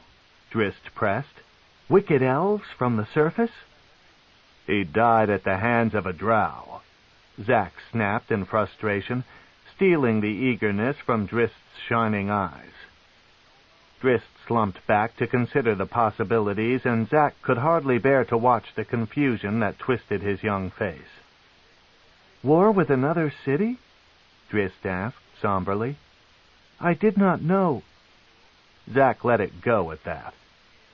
He turned and moved silently toward his private chamber. Let Malice or one of her lackeys destroy Drizzt's innocent logic. Behind him, Drizzt held his next line of questions in check, understanding that the conversation and the lesson was at an end. Understanding, too, that something important had just transpired. The weapon master battled Drizzt through long hours as the days blended into weeks, and the weeks into months. Time became unimportant. They fought until exhaustion overwhelmed them, and went back to the training floor again as soon as they were able. By the 3rd year, at the age of 19, Drizzt was able to hold out for hours against the weapon master, even taking the offensive in many of their contests. Zack enjoyed these days. For the first time in many years, he had met one with the potential to become his fighting equal. For the first time that Zack could ever remember, laughter often accompanied the clash of adamantite weapons in the training room. He watched Drizzt grow tall and straight, attentive, eager, and intelligent. The masters of the academy would be hard put just to hold a stalemate against Drizzt, even in his first year. That thought thrilled the weapon master only as long as it took him to remember the principles of the academy, the precepts of Drow life, and what they would do to his wonderful student. How they would steal that smile from Drizzt's lavender eyes. A pointed reminder of that drow world outside the practice room visited them one day in the person of Matron Malice. "Address her with proper respect," Zack warned Drizzt when Maya announced the matron mother's entrance. The weapon master prudently moved out a few steps to greet the head of House Do'Urden privately. "My greetings, matron," he said with a low bow. "To what do I owe the honor of your presence?" Matron Malice laughed at him, seeing through his facade. "So much time do you and my son spend in here," she said. "I came to witness the benefit to the boy." "He is a fine fighter," Zack assured her. "He will have to be," Malice muttered. "He goes to the academy in only a year." Zack narrowed his eyes at her doubting words and growled, "The academy has never seen a finer swordsman." The matron walked away from him to stand before Drizzt. "I doubt not your prowess with the blade," she said to Drizzt, though she shot a sly glance back at Zack as she spoke the words. "You have the proper blood. There are other qualities that make up a Drow warrior. Qualities of the heart, the attitude of a warrior." Drizzt didn't know how to respond to her. He had seen her only a few times in all of the last 3 years, and they had exchanged no words. Zack saw the confusion on Drizzt's face and feared that the boy would slip up, precisely what Matron Malice wanted. Then Malice would have an excuse to pull Drizzt out of Zack's tutelage, dishonoring Zack in the process, and give him over to Dinan or some other passionless killer. Zack may have been the finest instructor with the blade, but now that Drizzt had learned the use of weapons, Malice wanted him emotionally hardened. Zack couldn't risk it. He valued his time with young Drizzt too much. He pulled his swords from their jeweled scabbards and charged right by Matron Malice, yelling, "Show her, young warrior." Drizzt's eyes became burning flames at the approach of his wild instructor. His scimitars came into his hands as quickly as if he had willed them to appear. It was a good thing they had. Zack came in on Drizzt with a fury that the young Drow had never before seen, more so even than the time Zack had shown Drizzt the value of the cross-down parry. Sparks flew as sword rang against scimitar, and Drizzt found himself driven back, both of his arms already aching from the thudding force of the heavy blows. "What are you?" Drizzt tried to ask. "Show her," Zack growled, slamming in again and again. Drizzt barely dodged one cut that surely would have killed him. Still, confusion kept his moves purely defensive. Zack slapped one of Drizzt's scimitars, then the other out wide, and used an unexpected weapon, bringing his foot straight up in front of him and slamming his heel into Drizzt's nose. Drizzt heard the crackle of cartilage and felt the warmth of his own blood running freely down his face. He dove back into a roll, trying to keep a safe distance from his crazed opponent until he could realign his senses. From his knees he saw Zack a short distance away and approaching. "Show her," Zack growled angrily with every determined step. The purple flames of fairy fire limbed Drizzt's skin, making him an easier target. He responded the only way he could. He dropped a globe of darkness over himself and Zack. Sensing the weapon master's next move, Drizzt dropped to his belly and scrambled out, keeping his head low, a wise choice. At his first realization of the darkness, Zack had quickly levitated up about 10 feet and rolled right over, sweeping his blades down to Drizzt's face level. When Drizzt came clear of the other side of the darkened globe, he looked back and saw only the lower half of Zack's legs. He didn't need to watch anything more to understand the weapon master's deadly blind attacks. Zack would have cut him apart if he had not dropped low in the blackness. Anger replaced confusion. When Zack dropped from his magical perch and came rushing back out the front of the globe, Drizzt let his rage lead him back into the fight. He spun a pirouette just before he reached Zack, his lead scimitar cutting a gracefully arcing line and his other following in a deceptively sharp stab straight over that line. Zack dodged the thrusting point and put a backhand block on the other. Drizzt wasn't finished. He set his thrusting blade into a series of short, wicked pokes that kept Zack on the retreat for a dozen steps and more, back into the conjured darkness. They now had to rely on their incredibly keen sense of hearing and their instincts. Zack finally managed to regain a foothold, but Drizzt immediately set his own feet into action, kicking away whenever the balance of his swinging blades allowed for it. One foot even slipped through Zack's defenses, blasting the breath from the weapon master's lungs. They came back out the side of the globe, and Zack, too, glowed in the outline of fairy fire.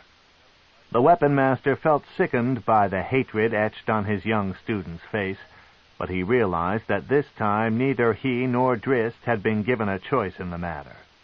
This fight had to be ugly, had to be real. Gradually, Zack settled into an easy rhythm, solely defensive, and let Drizzt, in his explosive fury, wear himself down. Drizzt played on, relentless and tireless. Zack coaxed him by letting him see openings where there were none, and Drizzt was always quick to oblige, launching a thrust, cut, or kick. Matron Malice watched the spectacle silently. She couldn't deny the measure of training Zack had given her son. Drizzt was, physically, more than ready for battle. Zack knew that, to Matron Malice, sheer skill with weapons might not be enough.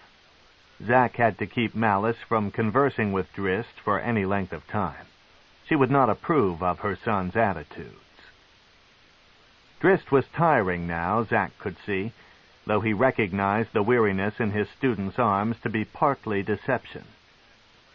"Go with it," he muttered silently, and he suddenly twisted his ankle, his right arm flailing out wide and low as he struggled for balance, opening a hole in his defenses that Drizzt could not resist.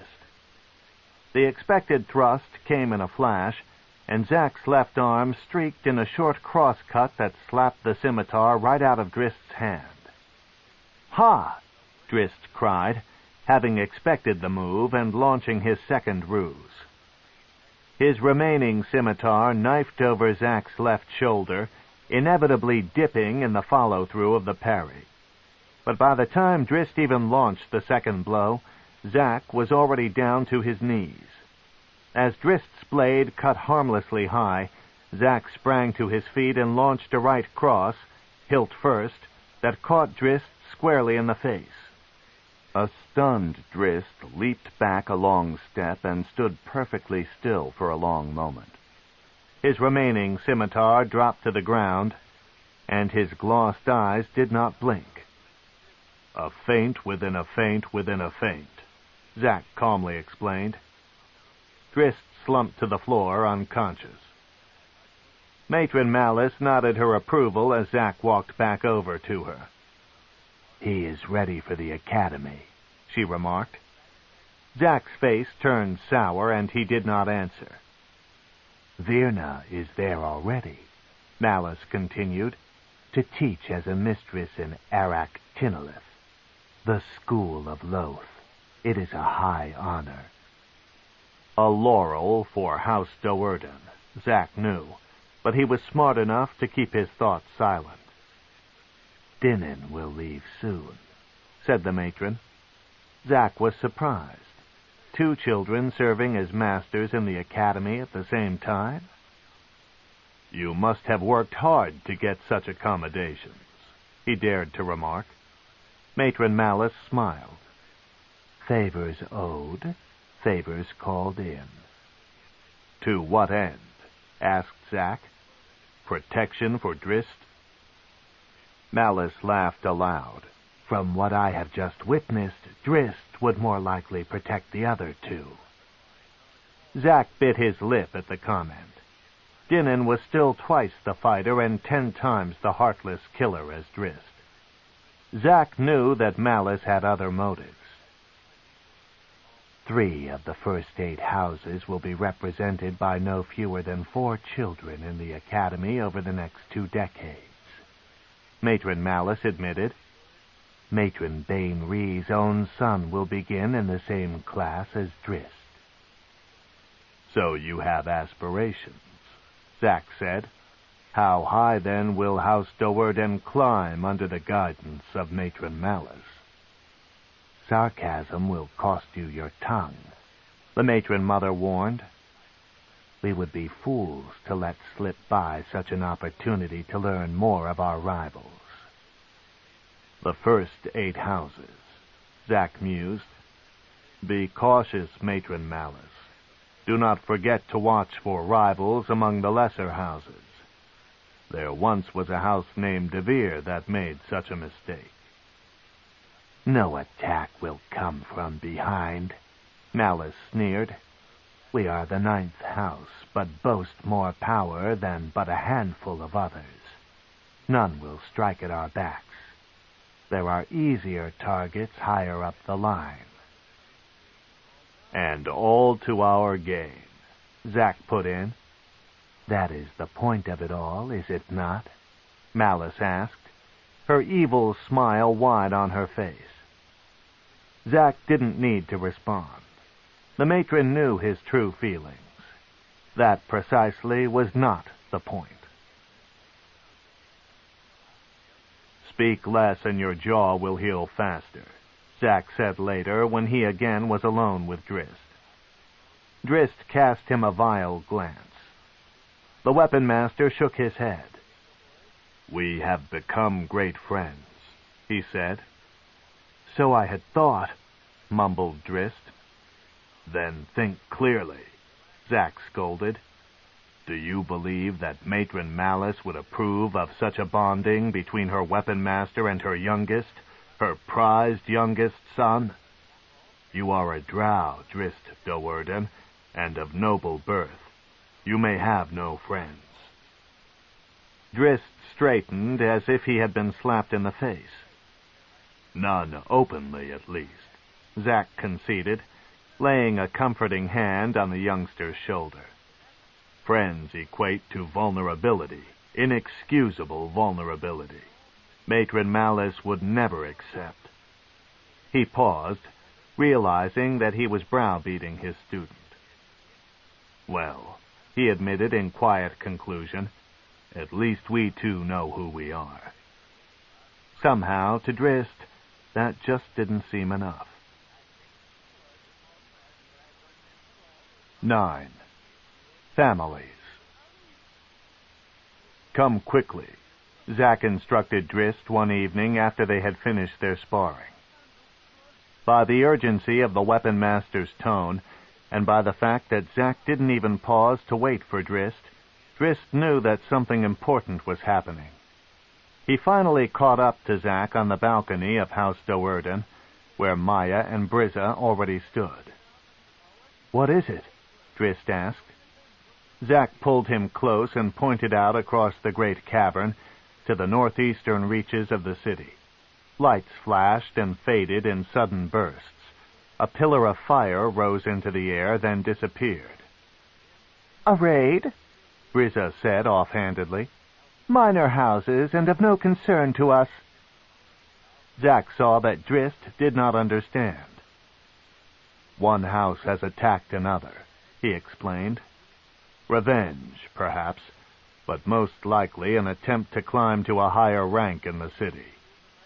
The battle has been long, Brizza remarked, and still the lights flash. Zack continued to clarify the event for the confused second boy of the house. The attackers should have blocked the battle within rings of darkness. Their inability to do so might indicate that the defending house was ready for the raid. All cannot be going well for the attackers, Maya agreed. Drizzt could hardly believe what he was hearing. Even more alarming than the news itself was the way his family talked about the event. They were so calm in their descriptions, as if this was an expected occurrence. The attackers must leave no witnesses, Zack explained to Drizzt. "Else they will face the wrath of the ruling council." "But we are witnesses," Drizzt reasoned. "No," Zack replied. "We are onlookers. This battle is none of our affair. Only the nobles of the defending house are awarded the right to place accusations against their attackers." "If any nobles are left alive," Rizza added, obviously enjoying the drama. At that moment, Drizzt wasn't sure if he liked this new revelation. However he might have felt, he found that he could not tear his gaze from the continuing spectacle of Drow battle. All the Do'Urden compound was astir now, soldiers and slaves running about in search of a better vantage point, and shouting out descriptions of the action and rumors of the perpetrators. This was Drow society in all its macabre play, and while it seemed ultimately wrong in the heart of the youngest member of House Do'Urden, Drizzt could not deny the excitement of the night. Nor could Drizzt deny the expressions of obvious pleasure stamped upon the faces of the three who shared the balcony with him. Alton made his way through his private chambers one final time to make certain that any artifacts or tomes that might seem even the least bit sacrilegious were safely hidden. He was expecting a visit from a matron mother, a rare occasion for a master of the academy not connected with Arak Tinolith, the school of Loth. Alton was more than a little anxious about the motives of this particular visitor, Matron Sina Fe Hanet, head of the city's 5th house and mother of Mesoj, Alton's partner in conspiracy. A bang on the stone door of the outermost chamber in his complex told Alton that his guest had arrived. He straightened his robes and took yet another glance around the room. The door swung open before Alton could get there, and Matron Sina Fe swept into the room. How easily she made the transformation, walking from the absolute dark of the outside corridor into the candlelight of Alton's chamber without so much as a flinch. Sina Fe was smaller than Alton had imagined, diminutive even by the standards of the Drow. She stood barely more than 4 feet high and weighed, by Alton's estimation, no more than 50 pounds. She was a matron mother, though, and Alton reminded himself that she could strike him dead with a single spell. Alton averted his gaze obediently and tried to convince himself that there was nothing unusual about this visit. He grew less at ease, however, when Mesoj trotted in and to his mother's side, a smug smile on his face. "Greetings from House Hanet, Gelroos," Matron Sina Fe said. 25 years and more it has been since we last talked." "Gelroos?" Alton mumbled under his breath. He cleared his throat to cover his surprise. "My greetings to you, Matron Sina Fe," he managed to stammer. "Has it been so very long?" "You should come to the house," the matron said. "Your chambers remain empty." "My chambers?" Alton began to feel very sick. Sina Fe did not miss the look. A scowl crossed her face and her eyes narrowed evilly. Alton suspected that his secret was out. If the Faceless one had been a member of the Hanet family, how could Alton hope to fool the matron mother of the house? He scanned for the best escape route, or for some way he could at least kill the traitorous Mesoj before Sina Fe struck him down. When he looked back toward Matron Sina Fe, she had already begun a quiet spell.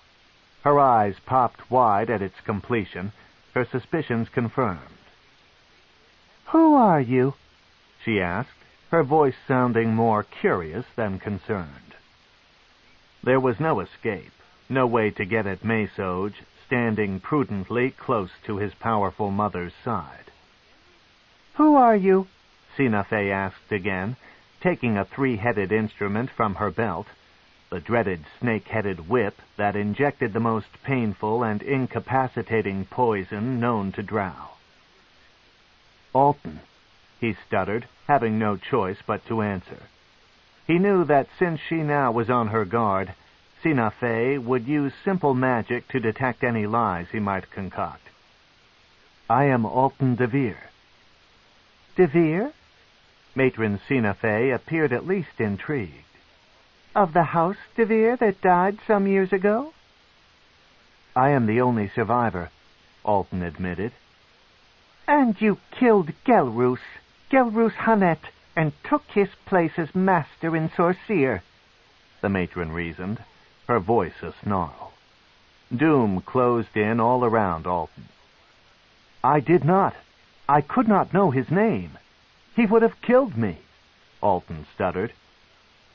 "I killed Gelroos," came a voice from the side.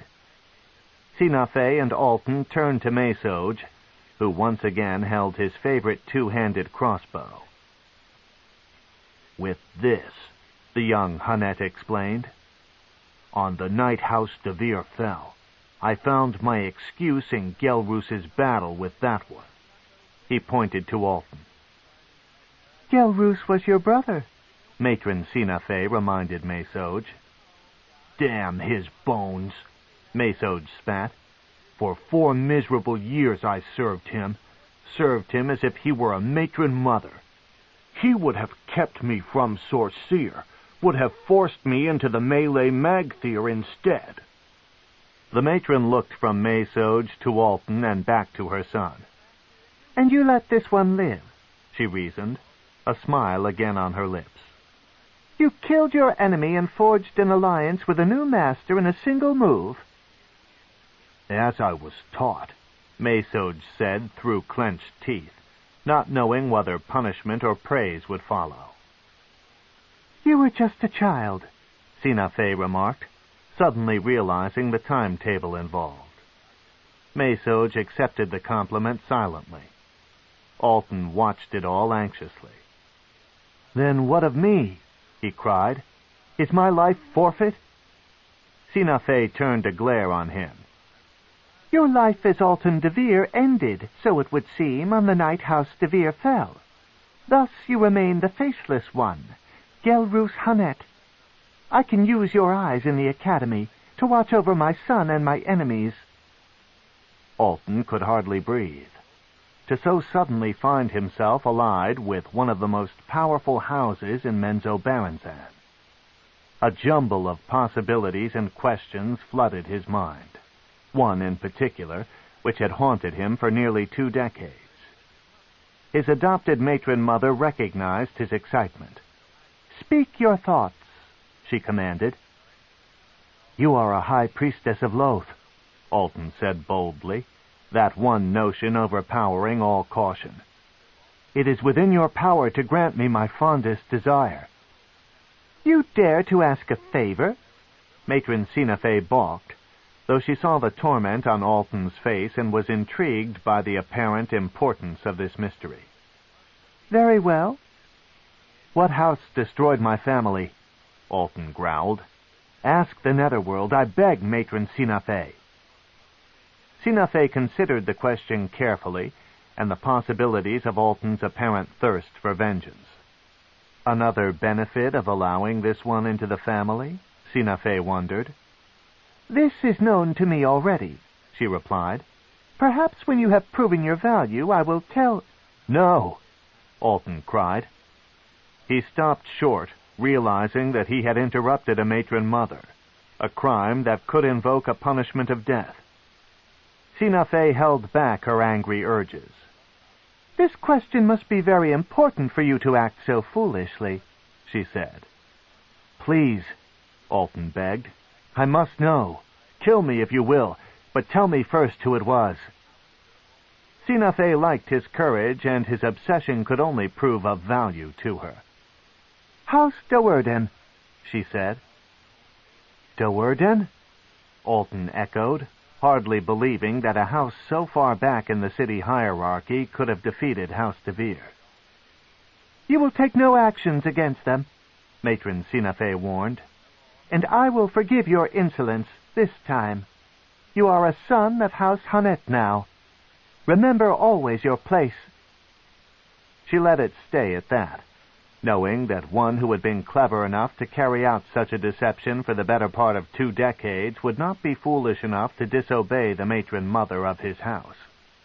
"Come, Mesoj," Sina Fe said to her son. "Let us leave this one alone so that he may consider his new identity." "I must tell you, Matron Sina Fe," Mesoj dared to say as he and his mother made their way out of Sorcier. "Alton DeVir is a buffoon. He might bring harm to House Hunnet." "He survived the fall of his own house," Sina Fe replied, "and has played through the ruse as the Faceless one for 19 years. A buffoon? Perhaps, but a resourceful buffoon at the least." Mesoj unconsciously rubbed the area of his eyebrow that had never grown back. "I have suffered the antics of Alton DeVir for all these years," he said. "He does have a fair share of luck, I admit, and can get himself out of trouble, though he is usually the one who puts himself into it." "Do not fear," Sina Fe laughed. "Alton brings value to our house." "What can we hope to gain?" "He is a master of the academy," Sina Fe replied. "He gives me eyes where I now need them." She stopped her son and turned him to face her so that he might understand the implications of her every word. "Alton DeVir's claim against House Do'Urden may work in our favor. He was a noble of the house with rights of accusation." "You mean to use Alton DeVir's charge to rally the great houses into punishing House Do'Urden?" Mesoj asked. "The great houses would hardly be willing to strike out for an incident that occurred almost 20 years ago," Sina Fe replied. "House Do'Urden executed House DeVir's destruction nearly to perfection. A clean kill. To so much as speak an open charge against the Do'Urdens now would be to invite the wrath of the great houses on ourselves." "What good, then, is Alton DeVir?" Mesoj asked. "His claim is useless to us." The matron replied, "You are only a male and cannot understand the complexities of the ruling hierarchy. With Alton DeVir's charge whispered into the proper ears, the ruling council might look the other way if a single house took revenge on Alton's behalf." "To what end?" Mesoj remarked, not understanding the importance. "You would risk the losses of such a battle for the destruction of a lesser house?" "So thought House DeVir of House Do'Urden," explained Sina Fe. "In our world, we must be as concerned with the lower houses as with the higher ones. All of the great houses would be wise now to watch closely the moves of Dirmin na Shesbernon, the 9th house that is known as Do'Urden. It now has both a master and a mistress serving in the academy, and 3 high priestesses, with a 4th nearing the goal." 4 high priestesses? Mesoj pondered. In a single house. Only 3 of the top 8 houses could claim more than that. Normally, sisters aspiring to such heights inspired rivalries that inevitably thinned the ranks. "And the legions of House Do'Urden number more than 350, Sina Fe continued, "all of them trained by perhaps the finest weapon master in all the city." "Zaknafine Do'Urden, of course," Mesoj recalled. "You have heard of him?" "His name is often spoken at the academy, even in Sorcier." "Good," Sina Fe purred. "Then you will understand the full weight of the mission I have chosen for you." An eager light came into Mesoj's eyes. "Another Do'Urden is soon to begin there," Sina Fe explained. "Not a master, but a student. By the words of those few who have seen this boy, Drizzt, at training, he will be as fine a fighter as Zaknafine. We should not allow this." "You want me to kill the boy?" Mesoj asked eagerly. "No," Sina Fe replied. "Not yet. I want you to learn of him, to understand the motivations of his every move.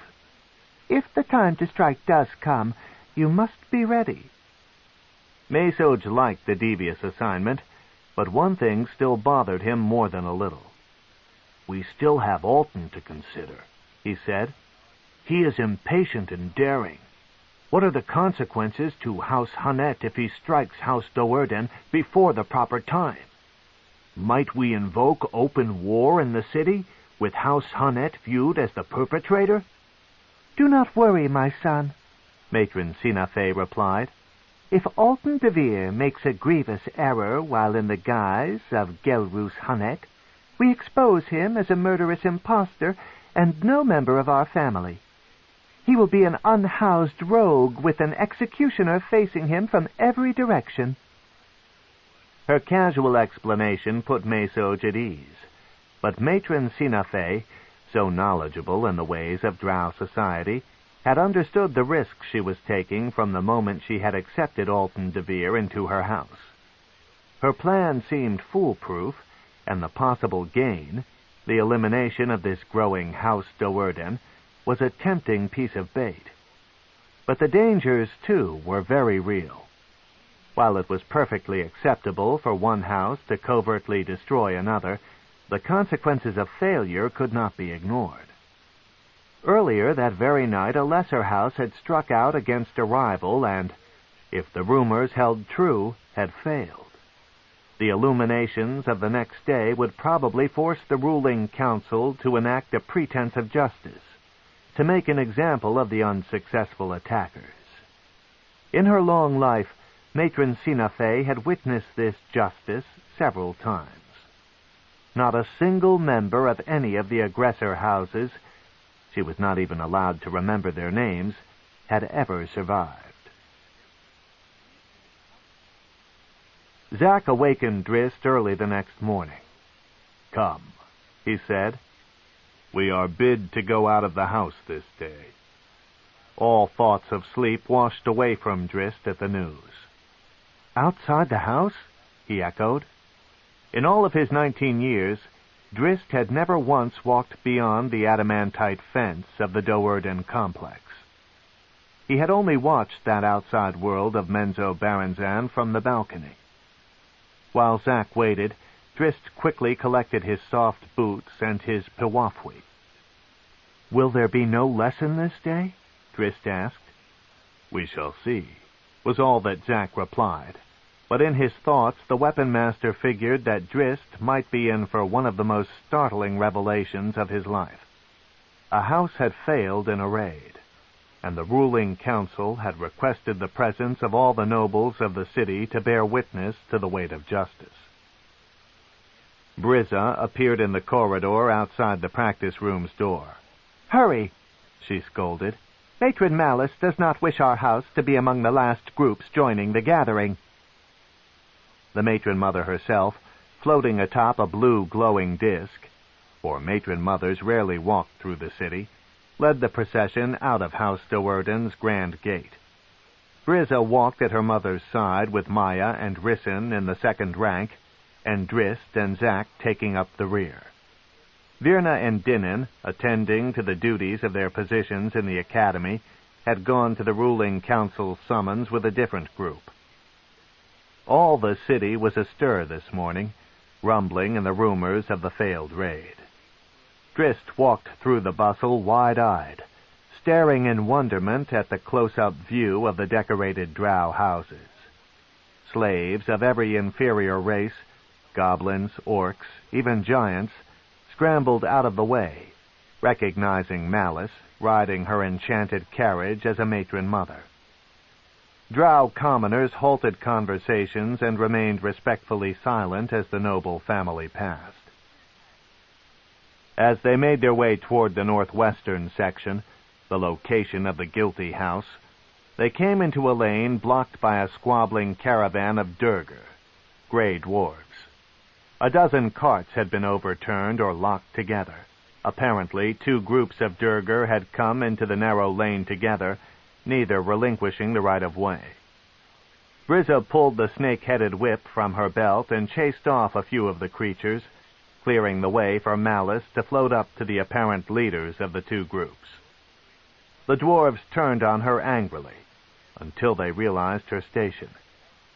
"Begging your pardon, madam," one of them stammered. "Unfortunate accident is all." Malice eyed the contents of one of the nearest carts, crates of giant crab legs and other delicacies. "You have slowed my journey," Malice said calmly. "We have come to your city in hopes of trade," the other Durgar explained. He cast an angry glare at his counterpart, and Malice understood that the two were rivals, probably bartering the same goods to the same Drow house.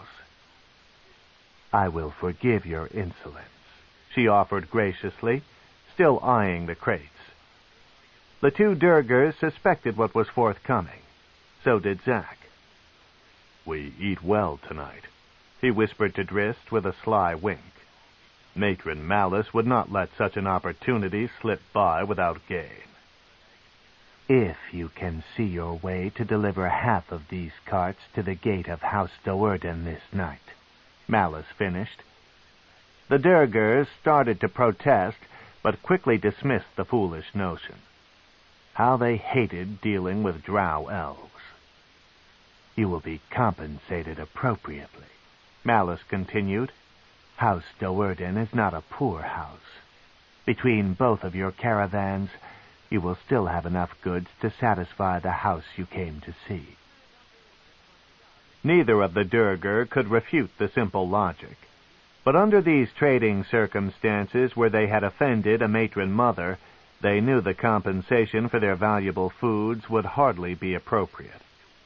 Still, the Grey Dwarves could only accept it all as a risk of doing business in Menzoberranzan.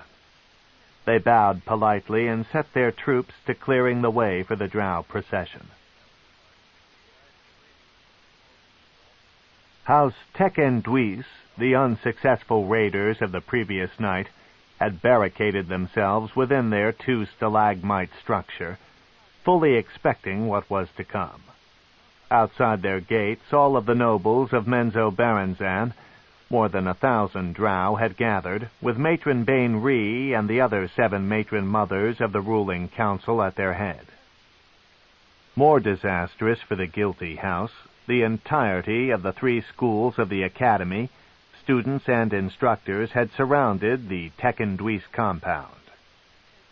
Matron Malice led her group to the front line behind the ruling matrons. As she was matron of the 9th house, only one step from the council, other Drow nobles readily stepped out of her way. "House Drizzt has angered the Spider Queen," Matron Bain-Ree proclaimed in a voice amplified by magical spells. "Only because they failed," Zack whispered to Drizzt. Brizza cast both males an angry glare. Matron Bain-Ree bade 3 young Drow, 2 females and a male, to her side. "These are all that remain of House Freth," she explained. "Can you tell us, orphans of House Freth," she asked of them, "who it was that attacked your home?" "House Drizzt," they shouted together. "Rehearsed," Zack commented. Brizza turned around again. "Silence," she whispered harshly. Zack slapped Drizzt on the back of the head. "Yes," he agreed. "Do be quiet." Drizzt started to protest, but Brizza had already turned away, and Zack's smile was too wide to argue against. "Then it is the will of the ruling council," Matron Bain-Ree was saying, "that House Drizzt suffer the consequences of their actions." "What of the orphans of House Freth?" came a call from the crowd. Matron Bain-Ree stroked the head of the oldest female, a cleric recently finished in her studies at the academy. "Nobles they were born, and nobles they remain," Bain-Ree said. "House Bain-Ree accepts them into its protection. They bear the name of Bain-Ree now." Disgruntled whispers filtered through the gathering. 3 young nobles, 2 of them female, was quite a prize. Any house in the city gladly would have taken them in. "Bain-Ree," Brizza whispered to Malice. "Just what the first house needs. More clerics." 16 high priestesses is not enough, it seems," Malice answered. "And no doubt Bain-Ree will take any surviving soldiers of House Freth," Grizza reasoned. Malice was not so certain. Matron Bain-Ree was walking a thin line by taking even the surviving nobles. If House Bain-Ree got too powerful, Loth surely would take exception. In situations such as this, where a house had been almost eradicated, surviving common soldiers were normally pooled out to bidding houses. Malice would have to watch for such an auction. Soldiers did not come cheaply, but at this time Malice would welcome the opportunity to add to her forces, particularly if there were any magic users to be had. Matron Bain-Ree addressed the guilty house. "House Tekenduis," she called, "you have broken our laws and have been rightfully caught. Fight if you will, but know that you have brought this doom upon yourself." With a wave of her hand, she set the Academy, the dispatcher of justice, into motion. Great braziers had been placed in 8 positions around House Tekenduis, attended by mistresses of Arak Tinolith and the highest-ranking clerical students. Flames roared to life and shot into the air as the high priestesses opened gates to the lower plains. Drizzt watched closely, mesmerized, and hoping to catch a glimpse of either Dinin or Virna. Denizens of the lower plains, huge, many-armed monsters, slime-covered and spitting fire, stepped through the flames. Even the nearest high priestesses backed away from the grotesque horde. The creatures gladly accepted such servitude. When the signal from Matron Bain-Ree came, they eagerly descended upon House Tekenduis. Glyphs and wards exploded at every corner of the house's feeble gate, but these were mere inconveniences to the summoned creatures. The wizards and students of Sorceer then went into action, slamming at the top of House Tekenduis with conjured lightning bolts, balls of acid, and fireballs. Students and masters of Melee Magthir, the school of fighters, rushed about with heavy crossbows, firing into windows where the doomed family might try to escape. The horde of monsters bashed through the doors, lightning flashed and thunder boomed. Zack looked at Drizzt, and a frown replaced the master's smile. Caught up in the excitement, and it certainly was exciting, Drizzt bore an expression of awe. The first screams of the doomed family rolled out from the house, screams so terrible and agonized that they stole any macabre pleasure that Drizzt might have been experiencing. He grabbed Zack's shoulder, spinning the weapon master to him, begging for an explanation. One of the sons of House Tekenduis, fleeing a 10-armed giant monster, stepped out onto the balcony of a high window.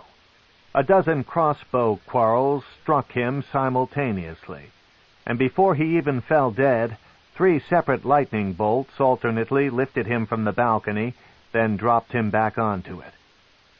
Scorched and mutilated, the Drow corpse started to tumble from its high perch, but the grotesque monster reached out a huge clawed hand from the window and pulled it back in to devour it.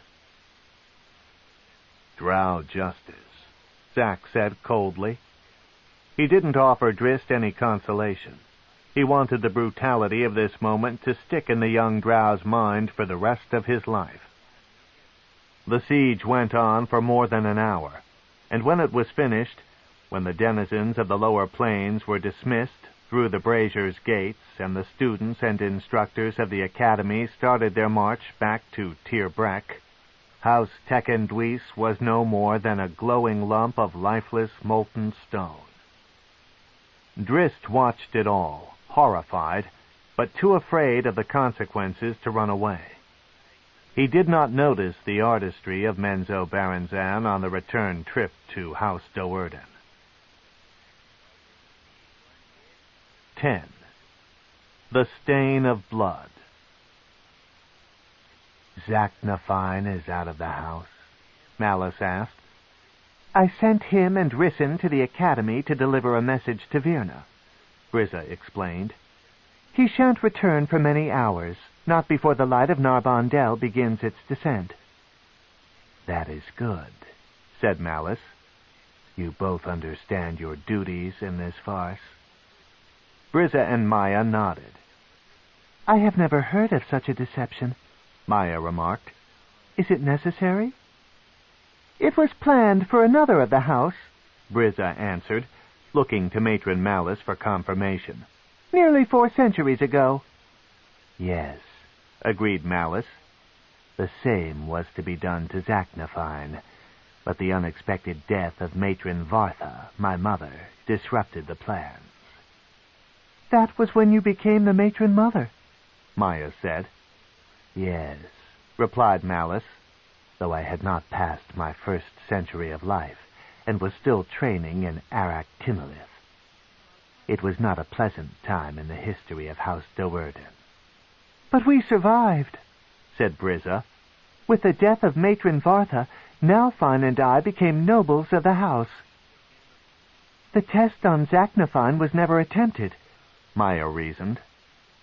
"Too many other duties preceded it," Malice answered. "We will try it on Drizzt, though," said Maya. "The punishment of House Tekendwys convinced me that this action had to be taken," said Malice. "Yes," Brizza agreed. "Did you notice Drizzt's expression throughout the execution?" "I did," answered Maya. "He was revolted." "Unfitting for a Drow warrior," said Malice. "And so this duty is upon us. Drizzt will leave for the academy in a short time. We must stain his hands with Drow blood and steal his innocence." "It seems a lot of trouble for a male child," Brizza grumbled. "If Drizzt cannot adhere to our ways, then why do we not simply give him to Loth?" "I will bear no more children," Malice growled in response. "Every member of this family is important if we are to gain prominence in the city." Secretly, Malice hoped for another gain in converting Drizzt to the evil ways of the Drow. She hated Zachnafine as much as she desired him, and turning Drizzt into a Drow warrior, a true heartless Drow warrior, would distress the Weapon Master greatly. "On with it, then," Malice proclaimed. She clapped her hands, and a large chest walked in, supported by 8 animated spider legs. Behind it came a nervous goblin slave. "Come, Byuk-Yuk," Malice said in a comforting tone. Anxious to please, the slave bounded up before Malice's throne and held perfectly still as the matron mother went through the incantation of a long and complicated spell. Brizza and Maya watched in admiration at their mother's skills. The little goblin's features bulged and twisted, and its skin darkened. A few minutes later, the slave had assumed the appearance of a male Drow. Byuk-Yuk looked at its features happily, not understanding that the transformation was merely a prelude to death. "You are a Drow soldier now," Maya said to it, "and my champion. You must kill only a single inferior fighter to take your place as a free commoner of House Do'Urden." After 10 years as an indentured servant to the wicked Dark Elves, the goblin was more than eager. Malice rose and started out of the anteroom. "Come," she ordered, and her 2 daughters, the goblin and the animated chest, fell in line behind her. They came upon Drizzt in the practice room, polishing the razor edge of his scimitars. He leaped straight up to silent attention at the sight of the unexpected visitors. "Greetings, my son," Malice said in a tone more motherly than Drizzt had ever heard. "We have a test for you this day, a simple task necessary for your acceptance into Melee Magthir." Maya moved before her brother. "I am the youngest beside yourself," she declared. "Thus I am granted the rights of challenge, which I now execute." Drizzt stood confused. He had never heard of such a thing. Maya called the chest to her side and reverently opened the cover. "You have your weapons and your Pewafwi," she explained. Now it is time for you to don the complete outfit of a noble of House Do'Urden." From the chest she pulled out a pair of high black boots and handed them to Drizzt. Drizzt eagerly slipped out of his normal boots and put on the new ones. They were incredibly soft, and they magically shifted and adjusted to a perfect fit on his feet. Drizzt knew the magic within them. They would allow him to move in absolute silence. Before he had even finished admiring them, though, Maya gave him the next gift, even more magnificent. Drizzt dropped his pawafwi to the floor as he took a set of silvery chainmail. In all the realms, there was no armor as supple and finely crafted as Drow chainmail.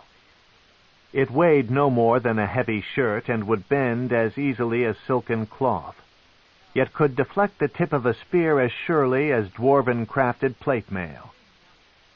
"You fight with 2 weapons," Maya said, "and therefore need no shield. But put your scimitars in this. It is more fitting to a Drow noble." She handed Drizzt a black leather belt, its clasp a huge emerald, and its 2 scabbards richly decorated in jewels and gemstones. "Prepare yourself," Malice said to Drizzt. "The gifts must be earned."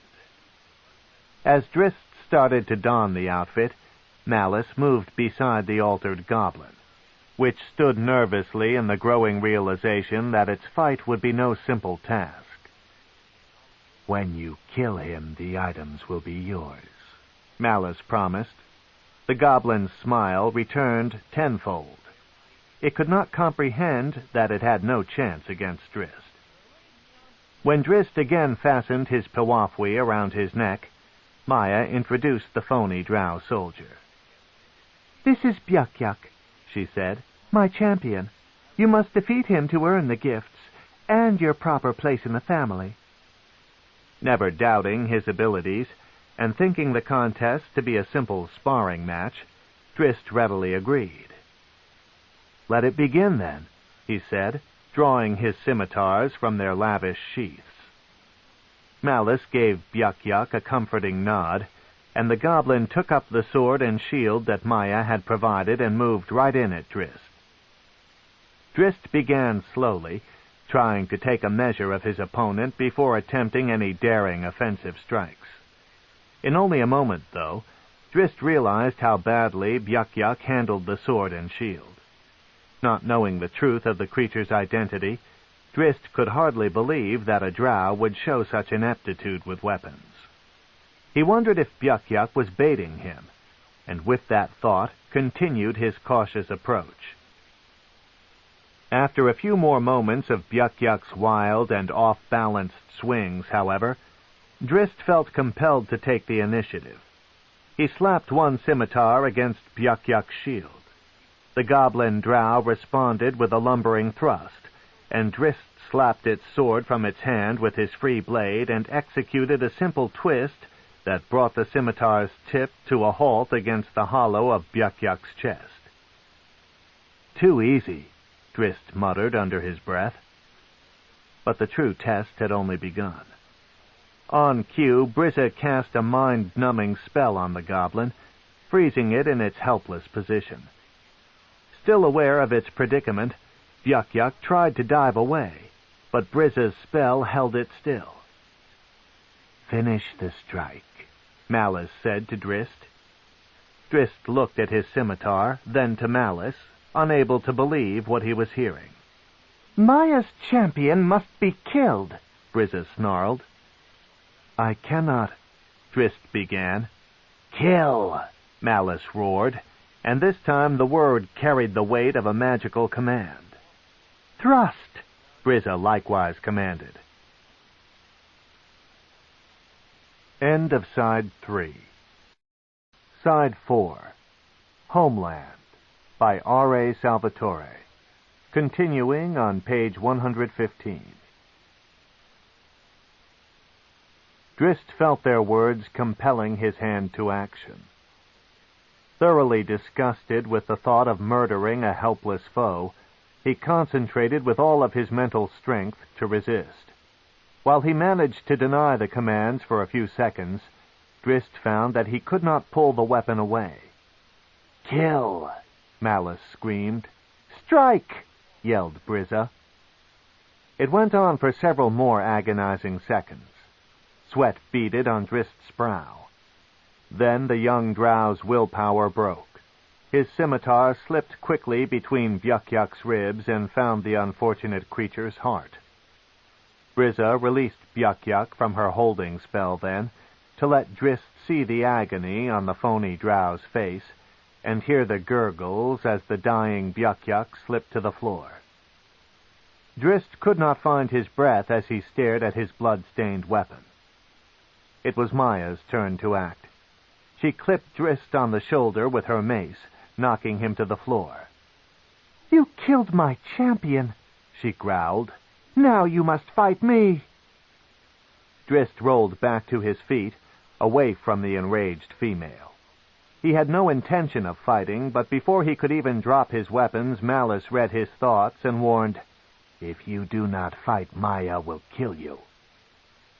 "This is not the way," Drizzt protested, but his words were lost in the ring of adamantite as he parried a heavy blow with one scimitar. He was now into it, whether he liked it or not. Maya was a skilled fighter. All females spent many hours training with weapons, and she was stronger than Drizzt. But Drizzt was Zack's son, the prime student, and when he admitted to himself that he had no way out of this predicament, he came in at Maya's mace and shield with every cunning maneuver he had been taught. Scimitars weaved and dipped in a dance that awed Brizza and Maya. Malice hardly noticed, caught in the midst of yet another mighty spell. Malice never doubted that Drizzt could defeat his sister, and she had incorporated her expectations into the plan. Drizzt's moves were all defensive as he continued to hope for some semblance of sanity to come over his mother, and that this whole thing would be stopped. He wanted to back Maya up, cause her to stumble, and end the fight by putting her in a helpless position.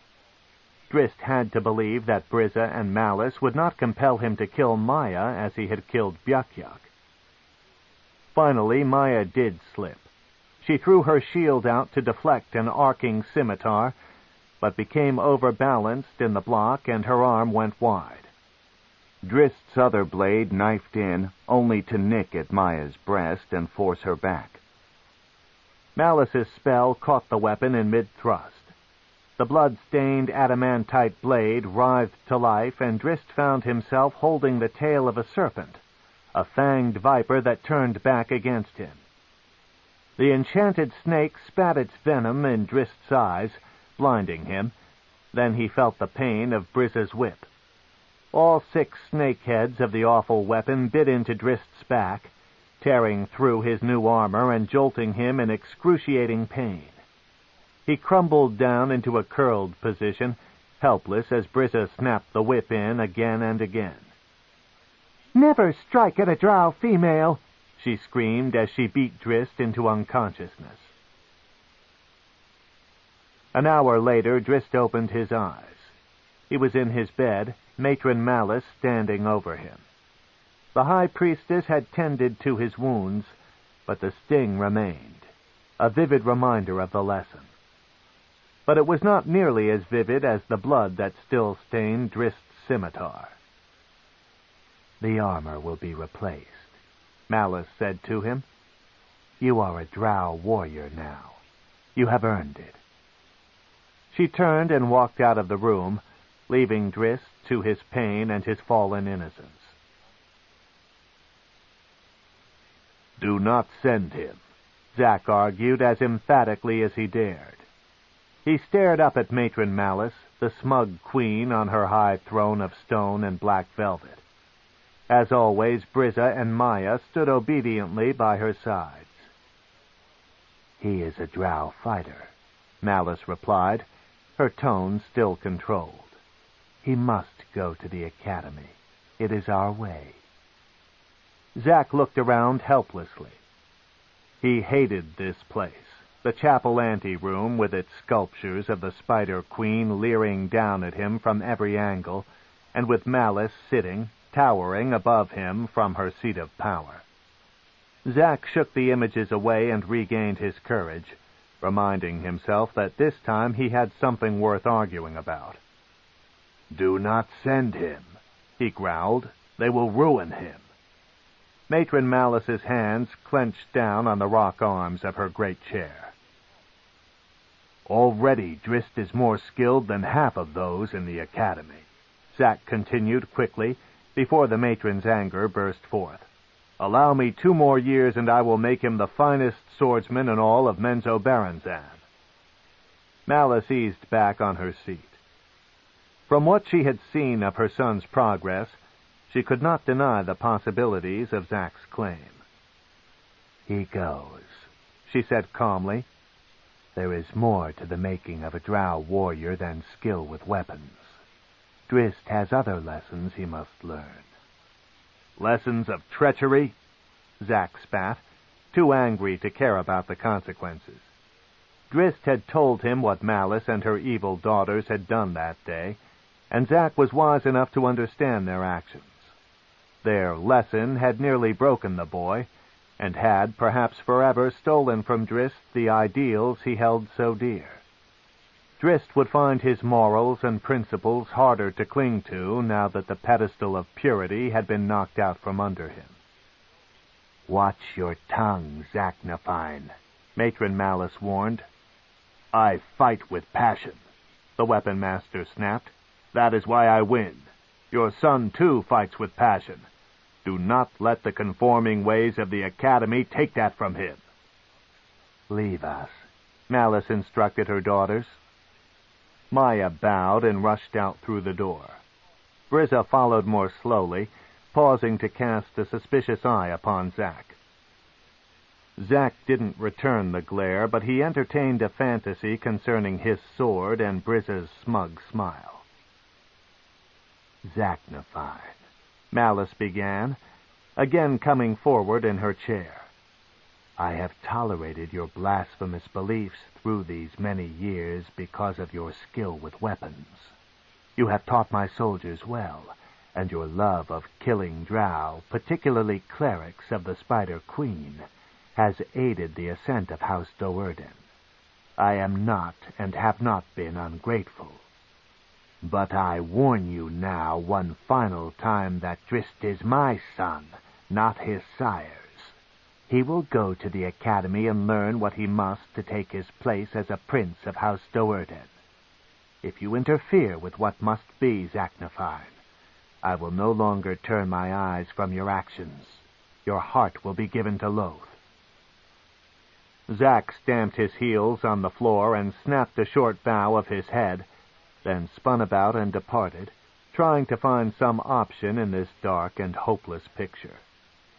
As he made his way through the main corridor, he again heard in his mind the screams of the dying children of House DeVir, children who never got the chance to witness the evils of the Drow Academy. Perhaps they were better off dead. 11. Grim Preference. Zack slid one of his swords from its scabbard and admired the weapon's wondrous detail. This sword, as with most of the Drow weapons, had been forged by the Grey Dwarves, then traded to Menzoberranzan. The Durgar workmanship was exquisite, but it was the work done on the weapon after the Dark Elves had acquired it that made it so very special. None of the races of the surface or Underdark could outdo the Dark Elves in the art of enchanting weapons. Imbued with the strange emanations of the Underdark, the magical power unique to the lightless world, and blessed by the unholy clerics of Loath, no blade ever sat in a wielder's hand more ready to kill. Other races, mostly dwarves and surface elves, also took pride in their crafted weapons. Fine swords and mighty hammers hung over mantels as showpieces, always with a bard nearby to spout the accompanying legend that most often began, "In the days of yore." Drow weapons were different, never showpieces. They were locked in the necessities of the present, never in reminiscences, and their purpose remained unchanged for as long as they held an edge fine enough for battle, fine enough to kill. Zack brought the blade up before his eyes. In his hands, the sword had become more than an instrument of battle. It was an extension of his rage, his answer to an existence he could not accept. It was his answer, too, perhaps, to another problem that seemed to have no resolution. He walked into the training hall where Drizzt was hard at work spinning attack routines against a practice dummy. Zack paused to watch the young Drow at practice, wondering if Drizzt would ever again consider the dance of weapons a form of play. How the scimitars flowed in Drizzt's hands. Interweaving with uncanny precision, each blade seemed to anticipate the other's moves and whirred about in perfect complement. This young Drow might soon be an unrivaled fighter, a master beyond Zaknafine himself. "Can you survive?" Zack whispered. "Have you the heart of a Drow warrior?" Zack hoped that the answer would be an emphatic no, but either way Drizzt was surely doomed. Zack looked down at his sword again and knew what he must do. He slid its sister blade from its sheath and started a determined walk toward Drizzt. Drizzt saw him coming and turned at the ready. "A final fight before I leave for the academy?" He laughed. Zack paused to take note of Drizzt's smile. A facade? Or had the young Drow really forgiven himself for his actions against Maya's champion? It did not matter, Zack reminded himself. Even if Drizzt had recovered from his mother's torments, the academy would destroy him. The weapon master said nothing. He just came on in a flurry of cuts and stabs that put Drizzt immediately on the defensive. Drizzt took it in stride, not yet realizing that this final encounter with his mentor was much more than their customary sparring. "I will remember everything you taught me," Drizzt promised, dodging a cut and launching a fierce counter of his own. "I will carve my name in the halls of Melee Magthir and make you proud."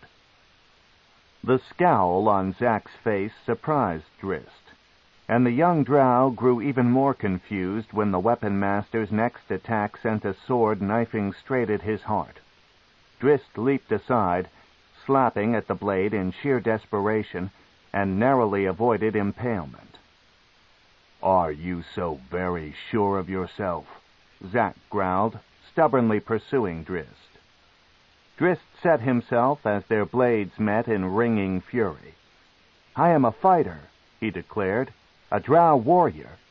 "You are a dancer," Zack shot back in a derisive tone. He slammed his sword onto Drizzt's blocking scimitar so savagely that the young Drow's arm tingled. "An impostor," Zack cried, "a pretender to a title you cannot begin to understand." Drizzt went on the offensive. Fires burned in his lavender eyes, and new strength guided his scimitar's sure cuts. But Zack was relentless. He fended the attacks and continued his lesson. "Do you know the emotions of murder?" he spat. "Have you reconciled yourself to the act you committed?" Drizzt's only answers were a frustrated growl and a renewed attack. "Ah, the pleasure of plunging your sword into the bosom of a high priestess," Zack taunted. "To see the light of warmth leave her body while her lips utter silent curses in your face. Or have you ever heard the screams of dying children?" Drizzt let up his attack, but Zack would not allow a break. The weapon master came back on the offensive, each thrust aimed for a vital area. "How loud those screams," Zack continued. "They echo over the centuries in your mind. They chase you down the paths of your entire life. Zack halted the action so that Drizzt might weigh his every word. "You have never heard them, have you, Dancer?" The weapon master stretched his arms out wide, an invitation. "Come, then, and claim your second kill," he said, tapping his stomach. "In the belly where the pain is greatest, so that my screams may echo in your mind. Prove to me that you are the Drow warrior you claim to be." The tips of Drizzt's scimitars slowly made their way to the stone floor. He wore no smile now. "You hesitate." Zack laughed at him. "This is your chance to make your name. A single thrust and you will send a reputation into the academy before you. Other students, even masters, will whisper your name as you pass. Drizzt Do'Urden, they will say. The boy who slew the most honored weapon master in all of Menzoberranzan. Is this not what you desire?" "Damn you," Drizzt spat back, but still he made no move to attack. "Drow warrior?" Zack chided him. "Do not be so quick to claim a title you cannot begin to understand." Drizzt came on then in a fury he had never before known. His purpose was not to kill, but to defeat his teacher, to steal the taunts from Zack's mouth with a fighting display too impressive to be derided. Drizzt was brilliant. He followed every move with 3 others and worked Zack low and high, inside and out wide. Zack found his heels under him more often than the balls of his feet. Too involved was he in staying away from his students' relentless thrusts to even think of taking the offensive. He allowed Drizzt to continue the initiative for many minutes, dreading its conclusion, the outcome he had already decided to be the most preferable. Zack then found that he could stand the delay no longer. He sent one sword out in a lazy thrust, and Drizzt promptly slapped the weapon out of his hand. Even as the young Drow came on in anticipation of victory, Zack slipped his empty hand into a pouch and grabbed a magical little ceramic ball, one of those that so often had aided him in battle. "Not this time, Zack Nafine," Drizzt proclaimed, keeping his attacks under control, remembering well the many occasions that Zack reversed feigned disadvantage into clear advantage. Zack fingered the ball, unable to come to terms with what he must do. Drizzt walked him through an attack sequence, then another, measuring the advantage he had gained in stealing a weapon. Confident of his position, Drizzt came in low and hard with a single thrust. Though Zack was distracted at the time, he still managed to block the attack with his remaining sword. Drizzt's other scimitar slashed down on top of the sword, pinning its tip to the floor. In the same lightning movement, Drizzt slipped his first blade free of Zack's parry and brought it up and around, stopping the thrust barely an inch from Zack's throat. "I have you," the young Drow cried. Zack's answer came in an explosion of light beyond anything Drizzt had ever imagined. Zack had prudently closed his eyes, but Drizzt, surprised, could not accept the sudden change.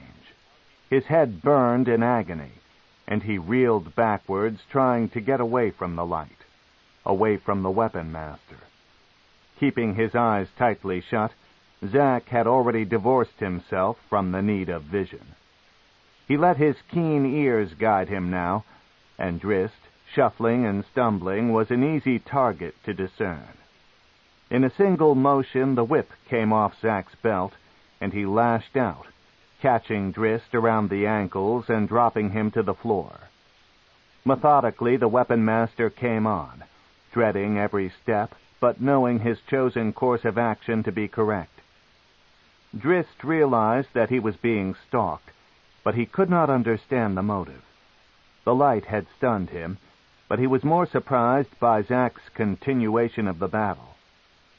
Drizzt set himself, unable to escape the trap, and tried to think his way around his loss of sight. He had to feel the flow of battle, to hear the sounds of his attacker and anticipate each coming strike. He brought his scimitars up just in time to block a sword chop that would have split his skull. Zack hadn't expected the parry. He recoiled and came in from a different angle. Again he was foiled. Now more curious than wanting to kill Drizzt, the weapon master went through a series of attacks, sending his sword into motions that would have sliced through the defenses of many who could see him. Blinded, Drizzt fought him off, putting a scimitar in line with each new thrust. "Treachery!" Drizzt yelled, painful residual explosions from the bright light still bursting inside his head. He blocked another attack and tried to regain his footing, realizing that he had little chance of continuing to fend off the weapon master from a prone position. The pain of the stinging light was too great, though, and Drizzt, barely holding the edge of consciousness, stumbled back to the stone, losing one scimitar in the process. He spun over wildly, knowing that Zack was closing in. The other scimitar was knocked from his hand. "Treachery!" Drizzt growled again. "Do you so hate to lose?" "Do you not understand?" Zack yelled back at him. "To lose is to die. You may win 1,000 fights, but you can only lose one." He put his sword in line with Drizzt's throat. It would be a single, clean blow. He knew that he should do it, mercifully, before the masters of the academy got hold of his charge. Zack sent his sword spinning across the room, and he reached out with his empty hands, grabbed Drizzt by the front of his shirt, and hoisted him to his feet. They stood face to face, neither seeing the other very well in the blinding glare, and neither able to break the tense silence. After a long and breathless moment, the dweomer of the enchanted pebble faded, and the room became more comfortable. Truly, the two dark elves looked upon each other in a different light. "A trick of Loth's clerics," Zack explained. "Always they keep such a spell of light at the ready." A strained smile crossed his face as he tried to ease Drizzt's anger. "Although I dare say that I have turned such light against clerics, even high priestesses, more than a few times." "Treachery!" Drizzt spat a third time. "It is our way," Zack replied. "You will learn." "It is your way," snarled Drizzt. "You grin when you speak of murdering clerics of the Spider Queen. Do you so enjoy killing Drow?" Zack could not find an answer to the accusing question. Drizzt's words hurt him profoundly because they rang of truth, and because Zack had come to view his penchant for killing clerics of Loth as a cowardly response to his own unanswerable frustrations. "You would have killed me," Drizzt said bluntly. "But I did not," Zack retorted. "And now you live to go to the academy, to take a dagger in the back because you are blind to the realities of our world, because you refuse to acknowledge what your people are. Or you will become one of them," Zack growled. "Either way, the Drizzt Do'Urden I have known will surely die." Drizzt's face twisted, and he couldn't even find the words to dispute the possibilities Zack was spitting at him. He felt the blood drain from his face, though his heart raged. He walked away, letting his glare linger on Zack for many steps. "Go, then, Drizzt Do'Urden," Zack cried after him. "Go to the academy and bask in the glory of your prowess. Remember, though, the consequences of such skills. Always there are consequences." Zack retreated to the security of his private chamber. The door to the room closed behind the weapon master with such a sound of finality that it spun Zack back to face its empty stone. "Go, then, Drizzt Do'Urden," he whispered in quiet lament. Go to the academy and learn who you really are. Dinnan came for his brother early the next morning. Drizzt slowly left the training room, looking back over his shoulder every few steps to see if Zack would come out and attack him again or bid him farewell. He knew in his heart that Zack would not. Drizzt had thought them friends, had believed that the bond he and Zaknafine had sown went far beyond the simple lessons and swordplay. The young Drow had no answers to the many questions spinning in his mind, and the person who had been his teacher for the last 5 years had nothing left to offer him. "The heat grows in Narbondale," Dinnan remarked when they stepped out onto the balcony. "We must not be late for your first day in the academy." Drizzt looked out into the myriad colors and shapes that composed Menzoberranzan. "What is this place?" he whispered, realizing how little he knew of his homeland beyond the walls of his own house. Zack's words, Zack's rage, pressed in on Drizzt as he stood there, reminding him of his ignorance and hinting at a dark path ahead. "This is the world," Dinnan replied, though Drizzt's question had been rhetorical. "Do not worry, second boy," he laughed, moving up onto the railing. "You will learn of Menzoberranzan in the academy. You will learn who you are and who your people are." The declaration unsettled Drizzt. Perhaps, remembering his last bitter encounter with the Drow he had most trusted, that knowledge was exactly what he was afraid of. He shrugged in resignation and followed Dinnan over the balcony in a magical descent to the compound floor, the first steps down that dark path. Another set of eyes watched intently as Dinnan and Drizzt started out from House Do'Urden. Alton DeVir sat quietly against the side of a gigantic mushroom, as he had every day for the last week, staring at the Do'Urden complex. Dearman na Shesbirnon, 9th House of Menzoberranzan. The house that had murdered his matron, his sisters and brothers, and all there ever was of House DeVir, except for Alton. Alton thought back to the days of House DeVir when Matron Genevieve had gathered the family members together so that they might discuss their aspirations. Alton, just a student when House DeVir fell, now had a greater insight to those times. 20 years had brought a wealth of experience. Genevieve had been the youngest matron among the ruling families, and her potential had seemed unlimited. Then she had aided a gnomish patrol, had used her Loth-given powers to hinder the Drow elves that ambushed the little people in the caverns outside Menzoberranzan, all because Genevieve desired the death of a single member of that attacking Drow party, a wizard son of the city's 3rd house, the house labeled as House DeVir's next victim. The Spider Queen took exception to Genevieve's choice of weapons. Deep gnomes were the Dark Elves' worst enemy in the whole of the Underdark. With Genevieve fallen out of Loth's favor, House DeVir had been doomed.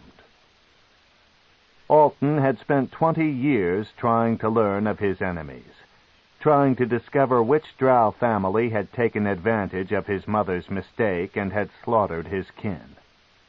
20 long years, and then his adopted matron, Sinafe Hunnet, had ended his quest as abruptly as it had begun. Now, as Alton sat watching the guilty house, he knew only one thing for certain. 20 years had done nothing to diminish his rage. Part 3. The Academy. The Academy. It is the propagation of the lies that bind Drow society together, the ultimate perpetration of falsehoods repeated so many times that they ring true against any contrary evidence. The lessons young Drow are taught of truth and justice are so blatantly refuted by everyday life in wicked Menzoberranzan that it is hard to understand how any could believe them. Still they do.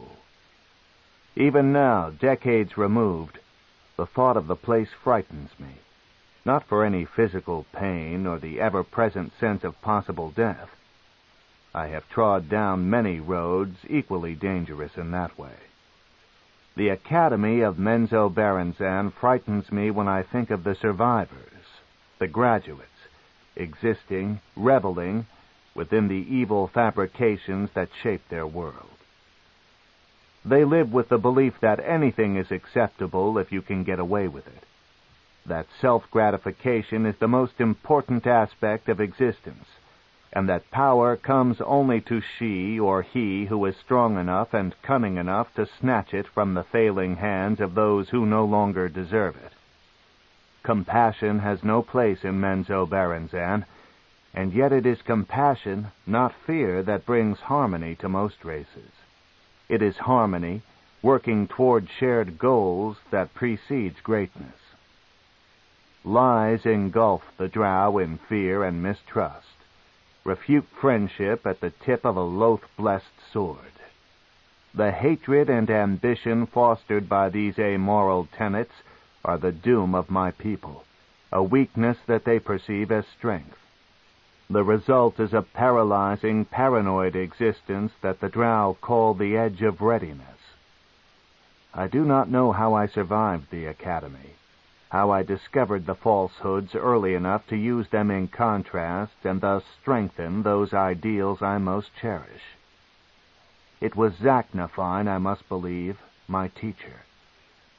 Through the experiences of Zak's long years, which embittered him and cost him so much, I came to hear the screams of protest against murderous treachery, the screams of rage from the leaders of Drow society, the high priestesses of the Spider Queen, echoing down the paths of my mind, ever to hold a place within my mind, the screams of dying children. Drizzt Do'Urden. 12. This enemy, they. Wearing the outfit of a noble's son, and with a dagger concealed in one boot, a suggestion from Dinan, Drizzt ascended the wide stone stairway that led to Tir Brek, the Academy of the Drow. Drizzt reached the top and moved between the giant pillars, under the impassive gazes of 2 guards, last-year students of Melee Magthir. 24 other young Drow milled about the Academy compound, but Drizzt hardly noticed them. 3 structures dominated his vision and his thoughts. To his left stood the pointed stalagmite tower of Sorceer, the school of wizardry. Drizzt would spend the first 6 months of his 10th and last year of study in there. Before him, at the back of the level, loomed the most impressive structure, Aractinolith, the school of Loath, carved from the stone into the likeness of a giant spider. By Drow reckoning, this was the Academy's most important building, and thus was normally reserved for females. Male students were housed within Aractinolith only during their last 6 months of study.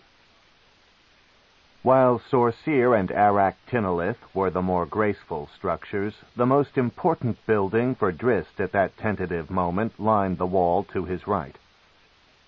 The pyramidal structure of Melee Magthir, the School of Fighters. This building would be Drizzt's home for the next 9 years. His companions, he now realized, were those other dark elves in the compound, fighters like himself about to begin their formal training. The class at 25 was unusually large for the School of Fighters. Even more unusual, several of the novice students were nobles. Drizzt wondered how his skills would measure up against theirs. how his sessions with Zachnafine compared to the battles these others had no doubt fought with the weapon masters of their respective families. Those thoughts inevitably led Drizzt back to his last encounter with his mentor. He quickly dismissed the memories of that unpleasant duel, and, more pointedly, the disturbing questions Zack's observations had forced him to consider. There was no place for such doubts on this occasion. Melee Magthyr loomed before him, the greatest test and the greatest lesson of his young life. "My greetings," came a voice behind him. Drizzt turned to face a fellow novice, who wore a sword and dirk uncomfortably on his belt, and who appeared even more nervous than Drizzt, a comforting sight. "Kelnos, of House Canopin, 15th House," the novice said. Drizzt Do'Urden, of Dearman na Shesbirnan, House Do'Urden, 9th House of Menzoberranzan. Drizzt replied automatically, exactly as Matron Malice had instructed him. "A noble," remarked Kelnos, understanding the significance of Drizzt bearing the same surname as his house. Kelnos dropped into a low bow. "I am honored by your presence." Drizzt was starting to like this place already. With the treatment he normally received at home, he hardly thought of himself as a noble. Any self-important notions that might have occurred to him at Kelnos's gracious greeting were dispelled a moment later, though, when the masters came out. Drizzt saw his brother, Dinnan, among them, but pretended, as Dinnan had warned him to, not to notice, nor to expect any special treatment. Drizzt rushed inside Melee Magthyr along with the rest of the students when the whips began to snap, and the masters started shouting of the dire consequences if they tarried. They were herded down a few side corridors and into an oval room. "Sit or stand as you will," one of the masters growled. Noticing two of the students whispering off to the side, the master took his whip out and, crack, took one of the offenders off his feet. Drizzt couldn't believe how quickly the room then came to order. "I am Hatchnet," the master began in a resounding voice, "the master of lore. This room will be your hall of instruction for 50 cycles of Narbondel." He looked around at the adorned belts on every figure. "You will bring no weapons to this place." Hatchnet paced the perimeter of the room, making certain that every eye followed his movements attentively. "You are Drow," he snapped suddenly. "Do you understand what that means? Do you know where you come from and the history of our people? Menzoberranzan was not always our home, nor was any other cavern of the Underdark. Once we walked the surface of the world." He spun suddenly and came up right in Drizzt's face. "Do you know of the surface?" Master Hatchnet snarled. Drizzt recoiled and shook his head. "An awful place," Hatchnet continued, turning back to the whole of the group. "Each day as the glow begins its rise in Narbondel, a great ball of fire rises into the open sky above, bringing hours of a light greater than the punishing spells of the priestesses of Loth." He held his arms outstretched, with his eyes turned upward, and an unbelievable grimace spread across his face. Students' gasps rose up all about him. "Even in the night, when the ball of fire has gone below the far rim of the world," Hatchnet continued, weaving his words as if he were telling a horror tale, "one cannot escape the uncounted terrors of the surface. Reminders of what the next day will bring, dots of light, and sometimes a lesser ball of silvery fire mar the sky's blessed darkness. Once our people walked the surface of the world," he repeated, his tone now one of lament. "In ages long past, even longer than the lines of the great houses. In that distant age, we walked beside the pale-skinned elves, the fairies. "It cannot be true," one student cried from the side. Hatchnet looked at him earnestly, considering whether more would be gained by beating the student for his unasked-for interruption, or by allowing the group to participate. "It is," he replied, choosing the latter course. "We thought the fairies our friends. We called them kin. We could not know in our innocence that they were the embodiments of deceit and evil. We could not know that they would turn on us suddenly and drive us from them, slaughtering our children and the eldest of our race. Without mercy the evil fairies pursued us across the surface world. Always we asked for peace, and always we were answered by swords and killing arrows." He paused, his face twisting into a widening, malicious smile. "Then we found the goddess." "Praise Loth!" came one anonymous cry. Again Hatchnet let the slip of tongue go by unpunished, knowing that every accenting comment only drew his audience deeper into his web of rhetoric. "Indeed," the master replied, "all praise to the Spider Queen. It was she who took our orphaned race to her side and helped us fight off our enemies. It was she who guided the four matrons of our race to the paradise of the Underdark. It is she," he roared, a clenched fist rising into the air, "who now gives us the strength and the magic to pay back our enemies." "We are the Drow," Hatchnet cried. "You are the Drow, never again to be downtrodden, rulers of all you desire, conquerors of lands you choose to inhabit." "The surface?" came a question. "The surface?" echoed Hatchnet with a laugh. "Who would want to return to that vile place? Let the fairies have it. Let them burn under the fires of the open sky. We claim the Underdark, where we can feel the core of the world thrumming under our feet, and where the stones of the walls show the heat of the world's power." Drizzt sat silent, absorbing every word of the talented orator's often rehearsed speech. Drizzt was caught, as were all the new students, in Hatchnet's hypnotic variations of inflection and rallying cries. Hatchnet had been the master of lore at the Academy for more than 2 centuries, owning more prestige in Menzoberranzan than nearly any other male drow, and many of the females.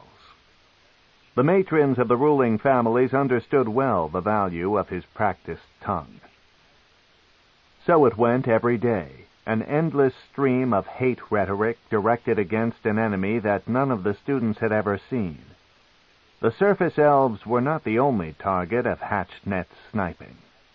Dwarves, gnomes, humans, halflings, and all of the surface races, and even subterranean races such as the Durgar dwarves, which the Drow often traded with and fought beside, each found an unpleasant spot in the master's ranting. Drizzt came to understand why no weapons were permitted in the Oval Chamber. When he left his lesson each day, he found his hands clenched by his sides in rage, unconsciously grasping for a scimitar hilt. It was obvious from the commonplace fights among the students that others felt the same way. Always, though, the overriding factor that kept some measure of control was the master's lie of the horrors of the outside world and the comforting bond of the students' common heritage. A heritage the students would soon come to believe that gave them enough enemies to battle beyond each other. The long, draining hours in the Oval Chamber left little time for the students to mingle. They shared common barracks, but their extensive duties outside of Hatchnet's lessons, serving the older students and masters, preparing meals, and cleaning the building, gave them barely enough time for rest. By the end of the first week, they walked on the edge of exhaustion, a condition Drizzt realized that only increased the stirring effect of Master Hatchnet's lessons. Drizzt accepted the existence stoically, considering it far better than the 6 years he had served his mother and sisters as page prince. Still, there was one great disappointment to Drizzt in his first weeks at Melee Magthir. He found himself longing for his practice sessions. He sat on the edge of his bedroll late one night, holding a scimitar up before his shining eyes, remembering those many hours engaged in battle play with Zaknafine. "We go to the lesson in 2 hours," Kelnos in the next bunk reminded him. "Get some rest." "I feel the edge leaving my hands," Drizzt replied quietly. "The blade feels heavier, unbalanced." "The Grand Melee is barely 10 cycles of Narbondel away," Kelnos said. "You will get all the practice you desire there. Fear not. Whatever edge has been dulled by the days with the Master of Lore will soon be regained. For the next 9 years, that fine blade of yours will rarely leave your hands." Drizzt slid the scimitar back into its scabbard and reclined on his bunk. As with so many aspects of his life so far, and he was beginning to fear with so many aspects of his future in Menzoberranzan, he had no choice but to accept the circumstances of his existence. "This segment of your training is at an end," Master Hatchnet announced on the morning of the 50th day. Another master, Dinnan, entered the room, leading a magically suspended iron box filled with meagerly padded wooden poles of every length and design comparable to Drow weapons. "Choose the sparring pole that most resembles your own weapon of choice," Hatchnet explained as Dinnan made his way around the room. He came to his brother, and Drizzt's eyes settled at once on his choice. 2 slightly curving poles about 3.5 feet long. Drizzt lifted them out and put them through a simple cut. Their weight and balance closely resembled the scimitars that had become so familiar to his hands. "For the pride of Dearman na Shesbirnon," Dinnan whispered, then moved along. Drizzt twirled the mock weapons again. It was time to measure the value of his sessions with Zak. "Your class must have an order," Hatchnet was saying as Drizzt turned his attention beyond the scope of his new weapons. "Thus the Grand Melee. Remember, there can be only one victor." Hatchnet and Dinnan herded the students out of the oval chamber and out of Melee Magthir altogether, down the tunnel between the 2 guardian spider statues at the back of Tirbrek. For all of the students, this was the first time they had ever been out of Menzoberranzan. "What are the rules?" Drizzt asked Kelnos, in line at his side. "If a master calls you out, then you are out," Kelnos replied. "The rules of engagement?" asked Drizzt. Kelnos cast him an incredulous glance. "Win," he said simply, as though there could be no other answer. A short time later they came into a fairly large cavern, the arena for the Grand Melee. Pointed stalactites leered down at them from the ceiling, and stalagmite mounds broke the floor into a twisting maze filled with ambush holes and blind corners. "Choose your strategies and find your starting point," Master Hatchnet said to them. "The Grand Melee begins in a count of 100. The 25 students set off into action, some pausing to consider the landscape laid out before them, others sprinting off into the gloom of the maze. Drizzt decided to find a narrow corridor, to ensure that he would fight off 1 against 1, and he just started off in his search when he was grabbed from behind. "A team?" Kelnos offered. Drizzt did not respond, unsure of the other's fighting worth and the accepted practices of this traditional encounter. "Others are forming into teams," Kelnos pressed. "Some in threes. Together we might have a chance."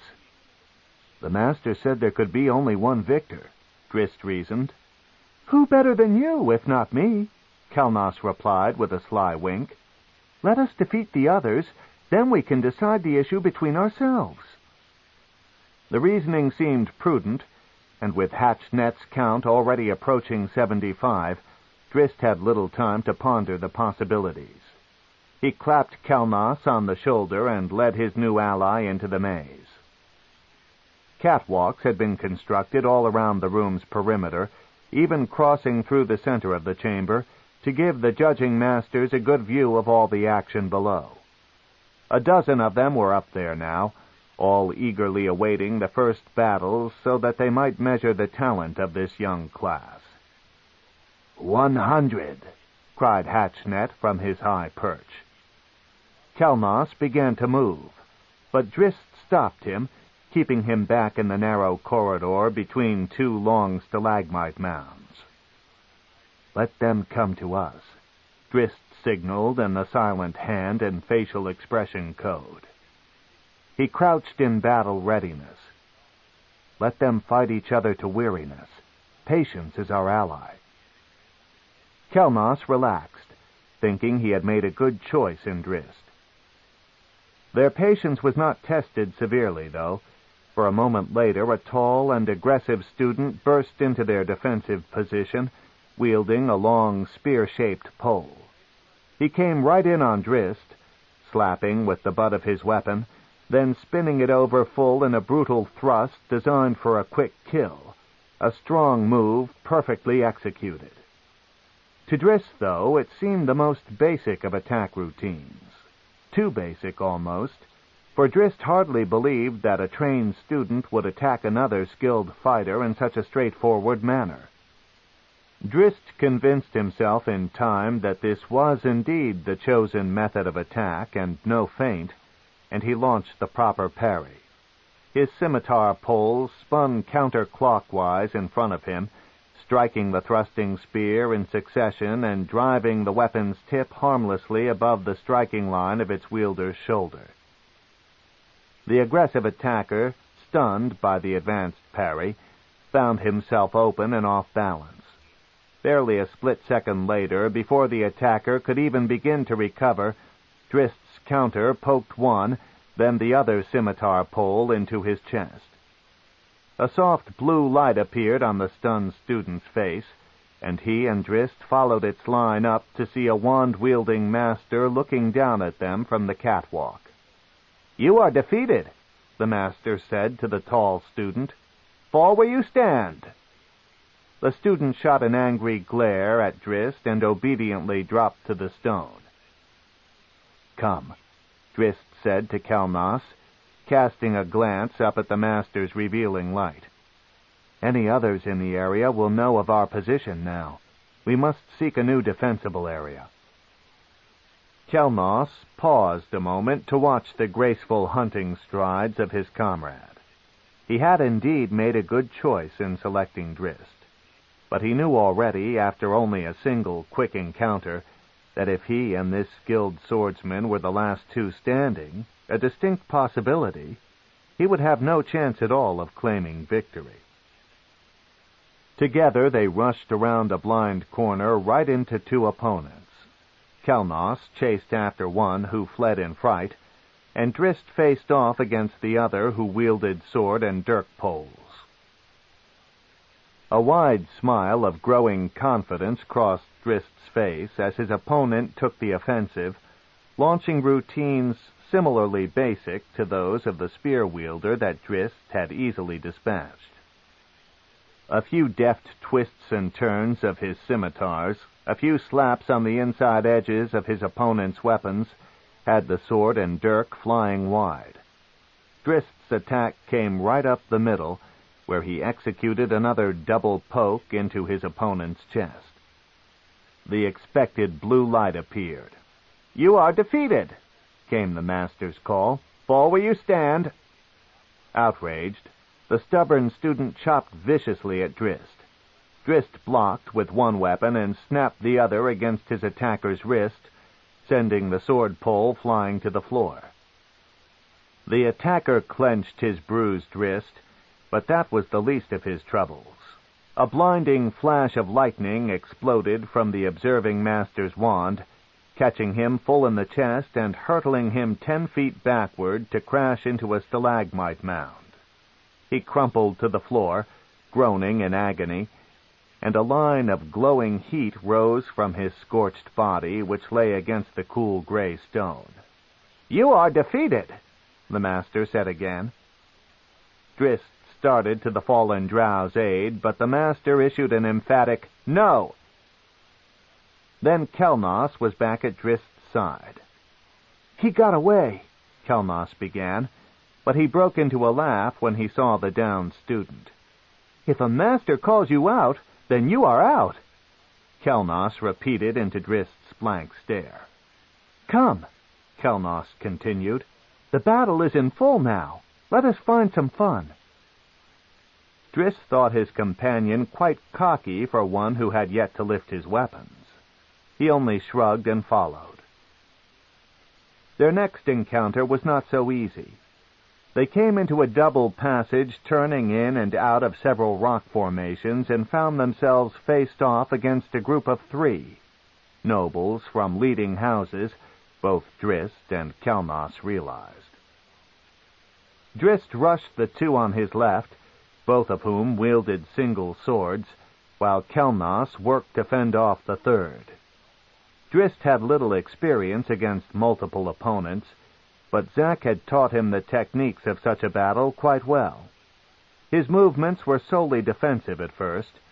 Then he settled into a comfortable rhythm and allowed his opponents to tire themselves out and to make the critical mistakes. These were cunning foes, though, and familiar with each other's movements. Their attacks complemented each other, slicing in at Drizzt from widely opposing angles. "2 hands," Zack had once called Drizzt, and now he lived up to the title. His scimitars worked independently, yet in perfect harmony, foiling every attack. From a nearby perch on the catwalk, Masters Hatchnet and Dinnan looked on, Hatchnet more than a little impressed, and Dinnan swelling with pride. Drizzt saw the frustration mounting on his opponents' faces, and he knew that his opportunity to strike would soon be at hand. Then they crossed up, coming in together with identical thrusts, their sword poles barely inches apart. Drizzt spun to the side and launched a blinding uppercut slice with his left scimitar, deflecting both attacks. Then he reversed his body's momentum, dropped to one knee, back in line with his opponents, and thrust in low with 2 snaps of his free right arm. His jabbing scimitar pole caught the first and then the second squarely in the groin. They dropped their weapons in unison, clutched their bruised parts, and slumped to their knees. Drizzt leaped up before them, trying to find the words for an apology. Hatchnet nodded his approval at Dinnan as the 2 masters set their lights on the 2 losers. "Help me!" Kelnos cried from beyond the dividing wall of stalagmites. Drizzt dove into a roll through a break in the wall, came up quickly and downed a 4th opponent, who was concealed for a backstab surprise with a backhand chop to the chest. Drizzt stopped to consider his latest victim. He hadn't even consciously known that the Drow was there, but his aim had been perfect. Hatchnet blew a low whistle as he shifted his light to the most recent loser's face. "He is good," the master breathed. Drizzt saw Kelnos a short distance away, practically forced down to his back by his opponent's skilled maneuvers. Drizzt leaped between the 2 and deflected an attack that surely would have finished Kelnos. This newest opponent, wielding 2 sword poles, proved Drizzt's toughest challenge yet. He came at Drizzt with complicated feints and twists, forcing him on his heels more than once. Berg Inyan of Housebane Ree, Hatchnet whispered to Dinnan. Dinnan understood the significance and hoped that his young brother was up to the test. Berg Inyan was not a disappointment to his distinguished kin. His moves came skilled and measured, and he and Drizzt danced about for many minutes with neither finding any advantage. The daring Berg Inyan then came in with the attack routine perhaps most familiar to Drizzt, the double thrust low. Drizzt executed the cross-down to perfection, the appropriate parry, as Zaknafine had so pointedly proved to him. Never satisfied, though, Drizzt then reacted on an impulse, agilely snapping a foot up between the hilts of his crossed blades and into his opponent's face. The stunned son of Housebane Ree fell back against the wall. "I knew the parry was wrong," Drizzt cried, already savoring the next time he would get the opportunity to foil the double thrust low in a session against Zack. "He is good," Hatchnet gasped again to his glowing companion. Dazed, Berg Inyan could not fight his way out of the disadvantage. He put a globe of darkness around himself, but Drizzt waded right in, more than willing to fight blindly. Drizzt put the son of Housebane Ree through a quick series of attacks, ending with one of Drizzt's scimitar poles against Berg Inyan's exposed neck. "I am defeated," the young Bane Ree conceded, feeling the pole. Hearing the call, Master Hatchnet dispelled the darkness. Berg Inyan set both his weapons on the stone and slumped down, and the blue light appeared on his face. Drizzt couldn't hold back the widening grin. Were there any here that he could not defeat? He wondered. Drizzt then felt an explosion on the back of his head that dropped him to his knees. He managed to look back in time to see Kelnos walking away. "A fool," Hatchnet chuckled, putting his light on Drizzt, then turning his gaze upon Dinnan. "A good fool." Dinnan crossed his arms in front of his chest, his face glowing brightly now in a flush of embarrassment and anger.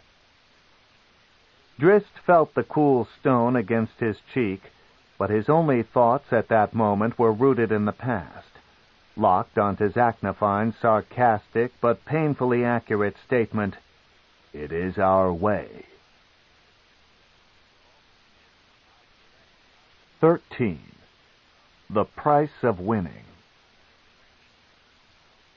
"You deceived me," Drizzt said to Kelnos that night in the barracks.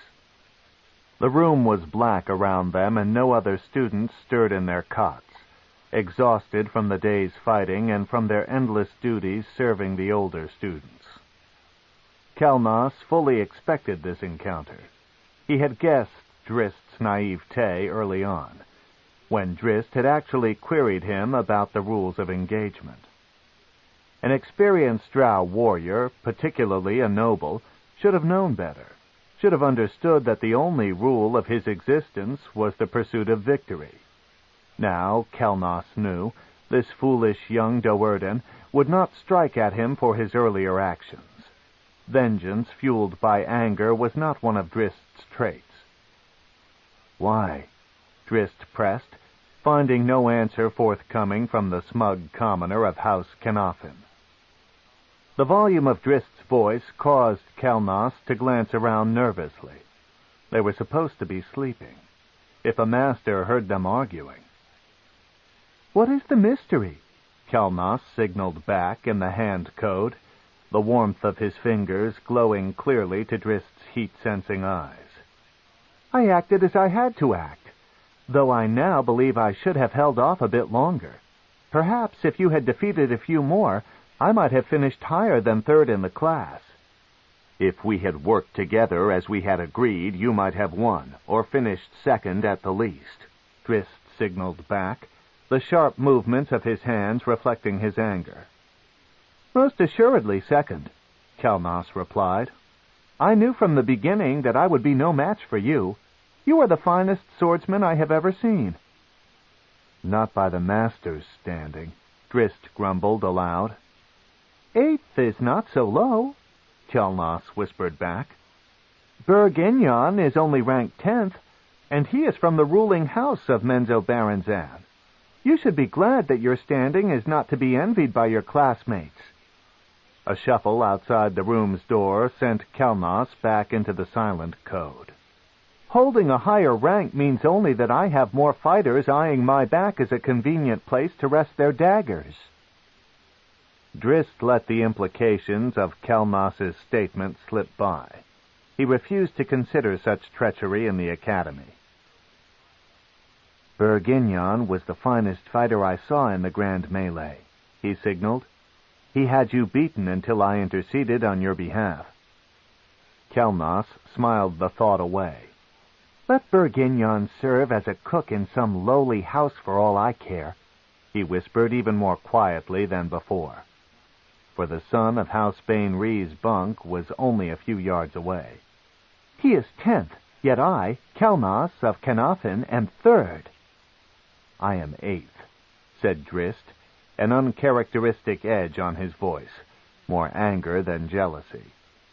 But I could defeat you with any weapon. Kelnos shrugged, a strangely blurring movement to onlookers seeing in the infrared spectrum. You did not, he signaled. I won our encounter. Encounter? Drizzt gasped. You deceived me, that is all. Who was left standing? Kelnos pointedly reminded him. Who wore the blue light of a master's wand? Honor demands that there be rules of engagement, growled Drizzt.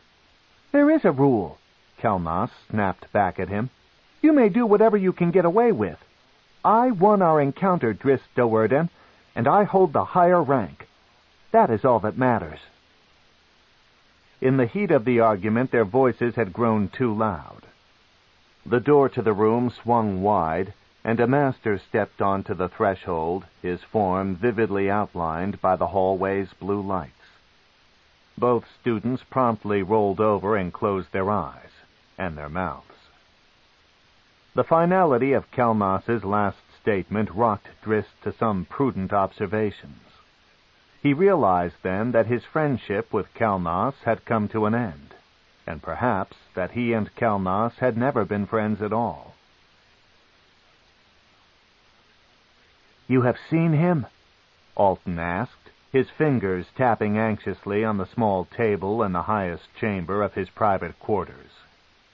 Alton had set the younger students of Sorceer to work repairing the blasted place, but the scorch marks on the stone walls remained, a legacy of Alton's fireball. I have, replied Menzoberranzan. I have heard of his skill with weapons. 8th in his class after the grand melee, said Alton. A fine achievement. By all accounts he has the prowess to be first, said Menzoberranzan. One day he will claim that title. I shall be careful around that one. He will never live to claim it, Alton promised. House Do'Urden puts great pride in this purple-eyed youth, and thus I have decided upon Drizzt as my first target for revenge. His death will bring pain to that treacherous matron Malice. Menzoberranzan saw a problem here and decided to put it to rest once and for all. You will not harm him, he warned Alton. You will not even go near him. Alton's tone became no less grim. I have waited 2 decades, he began. You can wait a few more, Menzoberranzan snapped back. I remind you that you accepted Matron Sinafe's invitation into House Hunnet. Such an alliance requires obedience. Matron Sinafe, our matron mother, has placed upon my shoulders the task of handling Drizzt Do'Urden, and I will execute her will. Alton rested back in his seat across the table and put what was left of his acid-torn chin into a slender palm, carefully weighing the words of his secret partner. Matron Sinafe has plans that will bring you all the revenge you could possibly desire, Menzoberranzan continued. I warn you now, Alton DeVir, he snarled, emphasizing the surname that was not Hunnet, "that if you begin a war with House Do'Urden, or even put them on the defensive with any act of violence unsanctioned by Matron Sinafe, you will incur the wrath of House Hunnet. Matron Sinafe will expose you as a murderous impostor and will exact every punishment allowable by the ruling council upon your pitiful bones." Alton had no way to refute the threat. He was a rogue without family beyond the adopted Hunnets. If Sinafe turned against him, he would find no allies. "What plans does Sinafe, Matron Sinafe, have for House Do'Urden?" he asked calmly. "Tell me of my revenge, so that I may survive these torturous years of waiting." Mesoj knew that he had to act carefully at this point. His mother had not forbidden him to tell Alton of the future course of action, but if she had wanted the volatile DeVir to know, Mesoj realized, she would have told him herself. "Let us just say that House Do'Urden's power has grown and continues to grow to the point where it has become a very real threat to all the great houses," Mesoj purred, loving the intrigue of positioning before a war. "Witness the fall of House DeVir, perfectly executed with no obvious trail. Many of Menzoberranzan's nobles would rest easier if—" He let it go at that, deciding that he probably had said too much already. By the hot glimmer in Alton's eyes, Mesoj could tell that the lure had been strong enough to buy Alton's patience. The Academy held many disappointments for young Drizzt, particularly in that first year, when so many of the dark realities of Drow society, realities that Zaknafine had barely hinted at, remained on the edges of Drizzt's cognizance with stubborn resilience. He weighed the Master's lectures of hatred and mistrust in both hands, one side holding the Master's views in the context of the lectures, the other bending those same words into the very different logic assumed by his old mentor. The truth seemed so ambiguous, so hard to define. Through all of the examination, Drizzt found that he could not escape one pervading fact. In his entire young life, the only treachery he had ever witnessed, and so often, was at the hands of Drow elves. The physical training of the Academy, hours on end of dueling exercises and stealth techniques, was more to Drizzt's liking. Here, with his weapons so readily in his hands, he freed himself of the disturbing questions of truth and perceived truth. Here he excelled. If Drizzt had come into the Academy with a higher level of training and expertise than that of his classmates, the gap grew only wider as the grueling months passed. He learned to look beyond the accepted defense and attack routines put forth by the Masters and create his own methods, innovations that almost always at least equaled and usually outdid the standard techniques. At first, Dinan listened with increasing pride as his peers exulted in his younger brother's fighting prowess. So glowing came the compliments that the eldest son of Matron Malice soon took on a nervous wariness. Dinan was the elder boy of House Do'Urden, a title he had gained by eliminating Nalfine. Drizzt, showing the potential to become one of the finest swordsmen in all of Menzoberranzan, was now the second boy of the house, eyeing perhaps Dinan's title. Similarly, Drizzt's fellow students did not miss the growing brilliance of his fighting dance. Often they viewed it too close for their liking. They looked upon Drizzt with seething jealousy, wondering if they could ever measure up against his whirling scimitars. Pragmatism was ever a strong trait in Drow elves. These young students had spent the bulk of their years observing the elders of their families twisting every situation into a favorable light.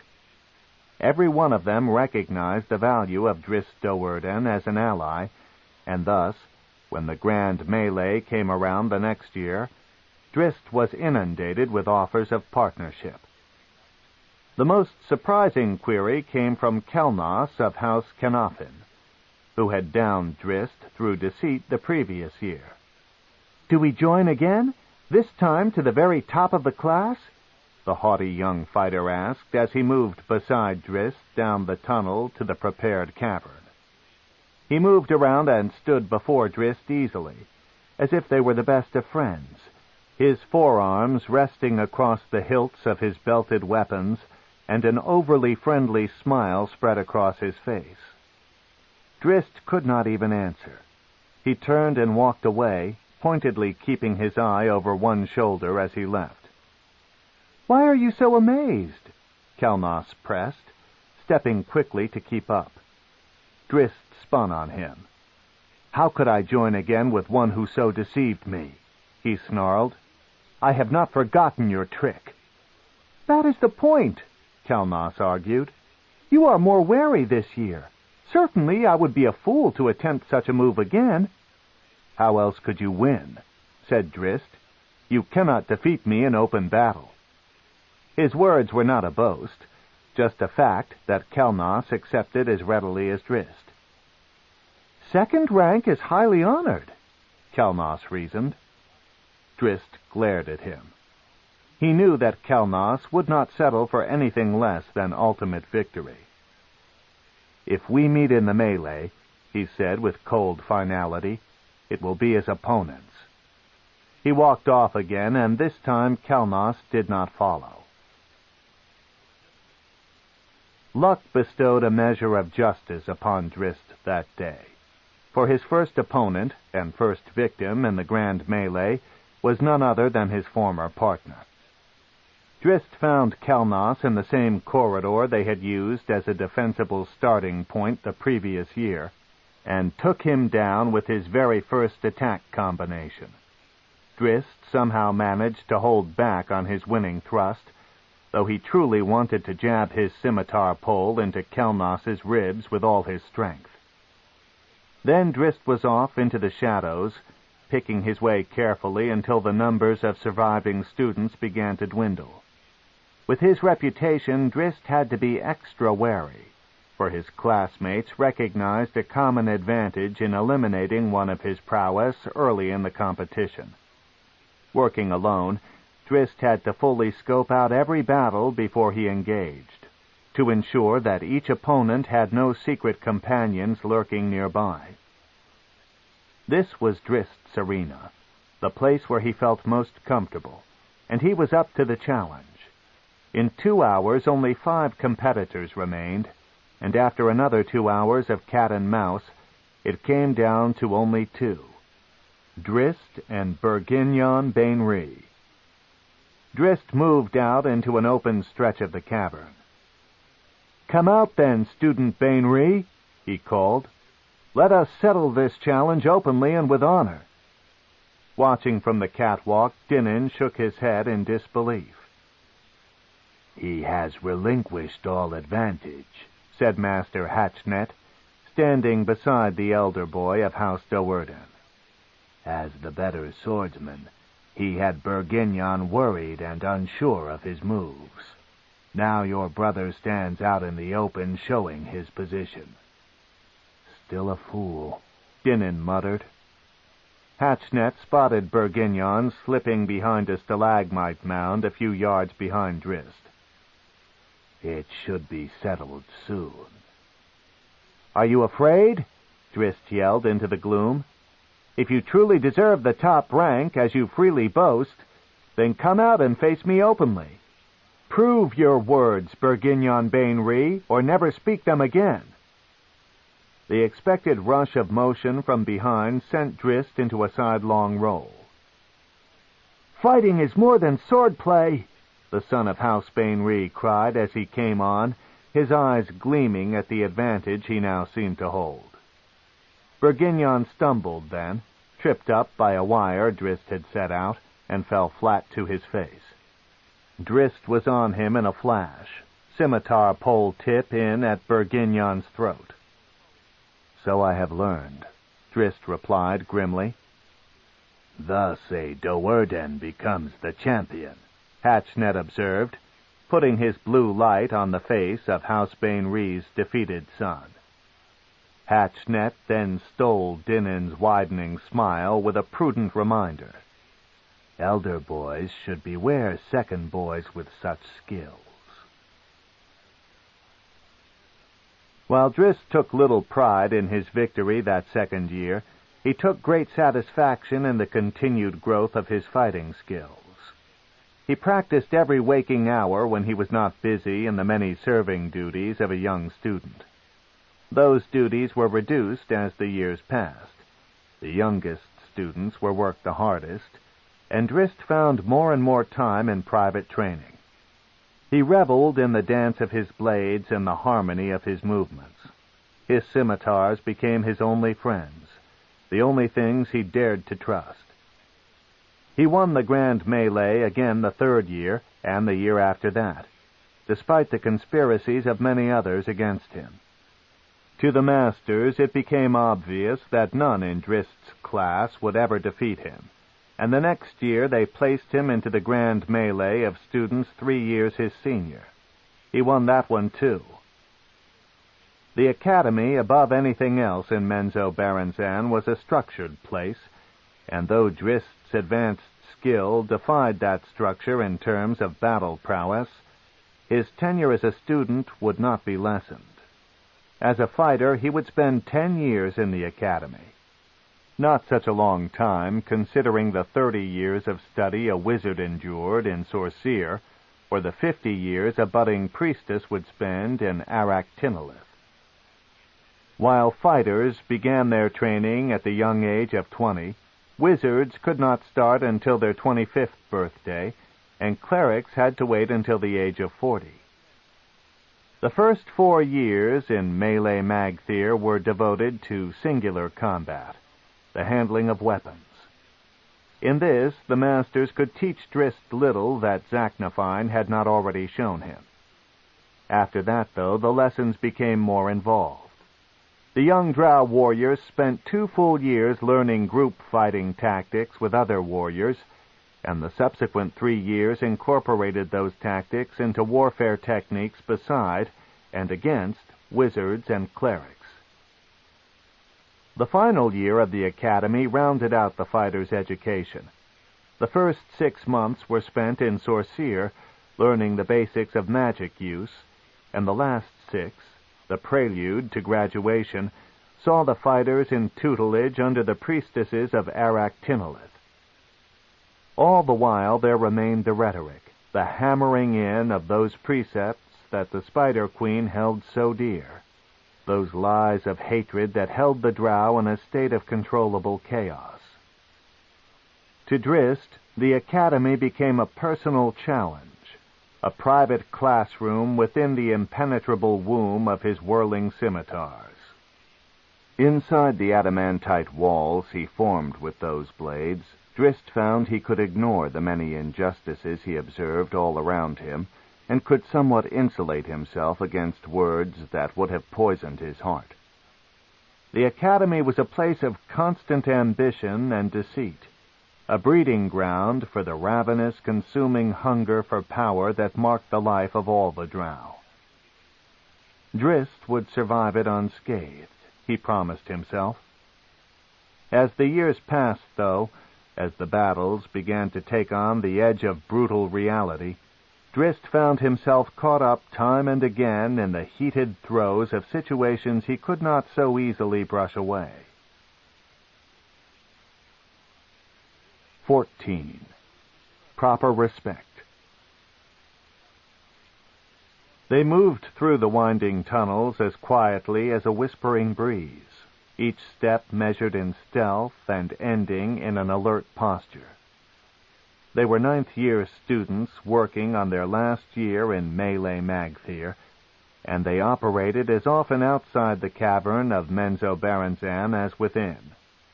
No longer did padded poles adorn their belts. Adamantite weapons hung there now, finely forged and cruelly edged. At times the tunnels closed in around them, barely wide enough for one dark elf to squeeze through. Other times, the students found themselves in huge caverns with walls and ceilings beyond their sight. They were Drow warriors, trained to operate in any type of underdark landscape, and learned in the ways of any foe they might encounter. Practice patrols, Master Hatchnet had called these drills, though he had warned the students that practice patrols often met monsters quite real and unfriendly. Drizzt, still rated in the top of his class and in the point position, led this group, with Master Hatchnet and 10 other students following in formation behind. Only 22 of the original 25 in Drizzt's class remained. One had been dismissed, and subsequently executed, for a foiled assassination attempt on a higher-ranking student. A second had been killed in the practice arena, and a third had died in his bunk of natural causes, for a dagger in the heart quite naturally ends one's life. In another tunnel, a short distance away, Berginyon Bainri, holding the class's second rank, led Master Dinnan and the other half of the class in a similar exercise. Day after day, Drizzt and the others had struggled to keep the fine edge of readiness. In 3 months of these mock patrols, the group had encountered only one monster, a cave fisher, a nasty crab-like denizen of the Underdark. Even that conflict had provided only brief excitement, and no practical experience, for the cave fisher had slipped out along the high ledges before the Drow patrol could even get a strike at it. This day, Drizzt sensed something different.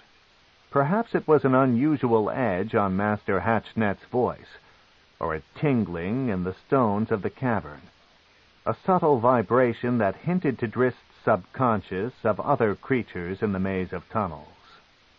Whatever the reason, Drizzt knew enough to follow his instincts, and he was not surprised when the telltale glow of a heat source flitted down a side passage on the periphery of his vision. He signaled for the rest of the patrol to halt, then quickly climbed to a perch on a tiny ledge above the side passage's exit. When the intruder emerged into the main tunnel, he found himself lying back down on the floor with 2 scimitar blades crossed over his neck. Drizzt backed away immediately when he recognized his victim as another Drow student. "What are you doing down here?" Master Hatchnet demanded of the intruder. "You know that the tunnels outside Menzoberranzan are not to be traveled by any but the patrols." "Your pardon, Master," the student pleaded. "I bring news of an alert." All in the patrol crowded around, but Hatchnet backed them off with a glare and ordered Drizzt to set them out in defensive positions. "A child is missing," the student went on. "A princess of House Bainri. Monsters have been spotted in the tunnels." "What sort of monsters?" Hatchnet asked. A loud clacking noise, like the sound of 2 stones being clapped together, answered his question. "Hook horrors," Hatchnet signaled to Drizzt at his side. Drizzt had never seen such beasts, but he had learned enough about them to understand why Master Hatchnet had suddenly reverted to the Silent Hand Code. Hook horrors hunted through a sense of hearing more acute than that of any other creature in all the Underdark. End of Side 4. Side 5. Homeland by R.A. Salvatore. Continuing on page 155. Drizzt immediately relayed the signal around to the others, and they held absolutely quiet for instructions from the Master. This was the situation they had trained to handle for the last 9 years of their lives, and only the sweat on their palms belied the calm readiness of these young Drow warriors. "Spells of darkness will not foil hook horrors," Hatchnet signaled to his troops. "Nor will these." He indicated the pistol crossbow in his hand and the poison-tipped dart it held. a common first strike weapon of the Dark Elves. Hatchnet put the crossbow away and drew his slender sword. "You must find a gap in the creature's bone armor," he reminded the others, "and slip your weapon through to the flesh." He tapped Drizzt on the shoulder, and they started off together, the other students falling into line behind them. The clacking resounded clearly, but echoing off the stone walls of the tunnels, it provided a confusing beacon for the hunting Drow. Hatchnet let Drizzt steer their course and was impressed by the way the students soon discerned the pattern of the echo riddle. Drizzt's step came in confidence, though many of the others in the patrol glanced about anxiously, unsure of the peril's direction or distance. Then a singular sound froze them all where they stood, cutting through the din of the clacking monsters and resounding again and again, surrounding the patrol in the echoing madness of a terrifying wail. It was the scream of a child. "Princess of House Bainri," Hatchnet signaled to Drizzt. The master started to order his troops into a battle formation, but Drizzt didn't wait to watch the commands. The scream had sent a shudder of revulsion through his spine, and when it sounded again, it lighted angry fires in his lavender eyes. Drizzt sprinted off down the tunnel, the cold metal of his scimitars leading the way. Hatchnet organized the patrol into quick pursuit. He hated the thought of losing a student as skilled as Drizzt, but he considered, too, the benefits of Drizzt's rash actions. If the others watched the finest of their class die in an act of stupidity, it would be a lesson they would not soon forget. Drizzt cut around a sharp corner and down a straight expanse of narrow, broken walls. He heard no echoes now, just the ravenous clacking of the waiting monsters and the muffled cries of the child. His keen ears caught the slight sounds of his patrol at his back, and he knew that if he was able to hear them, the hook horrors surely could. Drizzt would not relinquish the passion or the immediacy of his quest. He climbed to a ledge 10 feet above the floor, hoping it would run the length of the corridor. When he slipped around a final bend, he could barely distinguish the heat of the monsters' forms through the blurring coolness of their bony exoskeletons, shells nearly equal in temperature to the surrounding stone. He made out 5 of the giant beasts, 2 pressed against the stone and guarding the corridor, and 3 others farther back, in a little cul-de-sac, toying with some crying object. Drizzt mustered his nerve and continued along the ledge, using all the stealth he had ever learned to creep by the sentries. Then he saw the child princess lying in a broken heap at the foot of one of the monstrous bipeds. The motion of her sobs told Drizzt that she was alive. Drizzt had no intention of engaging the monsters if he could help it, hoping that he might perhaps slip in and steal the child away. Then the patrol came headlong around the bend in the corridor, forcing Drizzt to action. "Sentries!" he screamed in warning, probably saving the lives of the first 4 of the group. Drizzt's attention abruptly returned to the wounded child as one of the hook horrors raised its heavy clawed foot to crush her. The beast stood nearly twice Drizzt's height and outweighed him more than 5 times over. It was fully armored in the hard shell of its exoskeleton and adorned with gigantic clawed hands and a long and powerful beak. 3 of the monsters stood between Drizzt and the child. Drizzt couldn't care about any of those details at that horrible, critical moment. His fears for the child outweighed any concern for the danger looming before him. He was a Drow warrior, a fighter trained and outfitted for battle, while the child was helpless and defenseless. 2 of the hook horrors rushed at the ledge, just the break Drizzt needed. He rose up to his feet and leaped out over them, coming down in a fighting blur onto the side of the remaining hook horror. The monster lost all thoughts of the child as Drizzt's scimitars, snapped in at its beak relentlessly, cracking into its facial armor in a desperate search for an opening. The hook horror fell back, overwhelmed by its opponent's fury and unable to catch up to the blade's blinding, stinging movements. Drizzt knew that he had the advantage on this one, but he knew as well that two others would soon be at his back. He did not relent. He slid down from his perch on the monster's side and rolled around to block its retreat, dropping between its stalagmite-like legs and tripping it to the stone.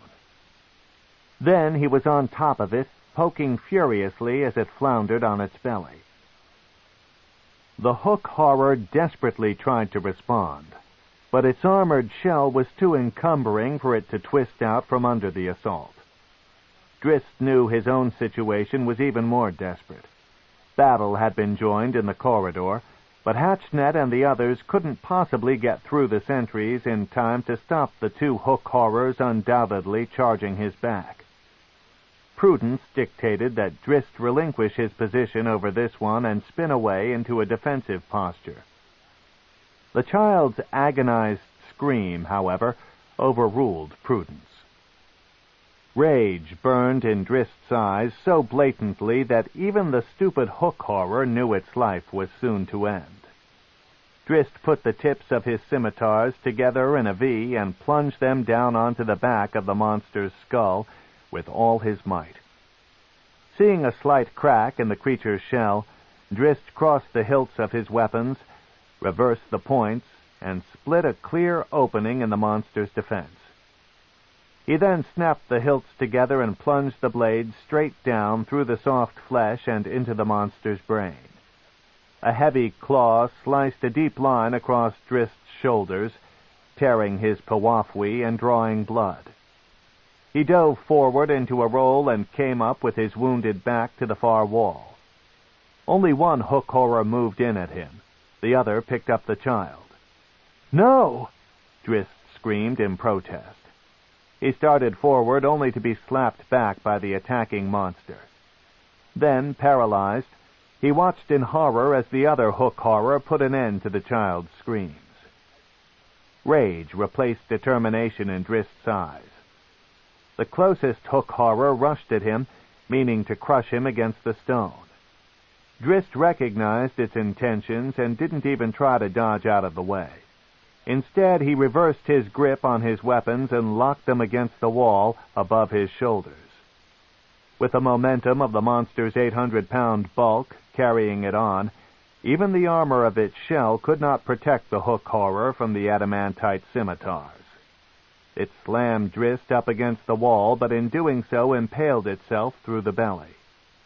The creature jumped back, trying to wriggle free, but it could not escape the fury of Drizzt Do'Urden.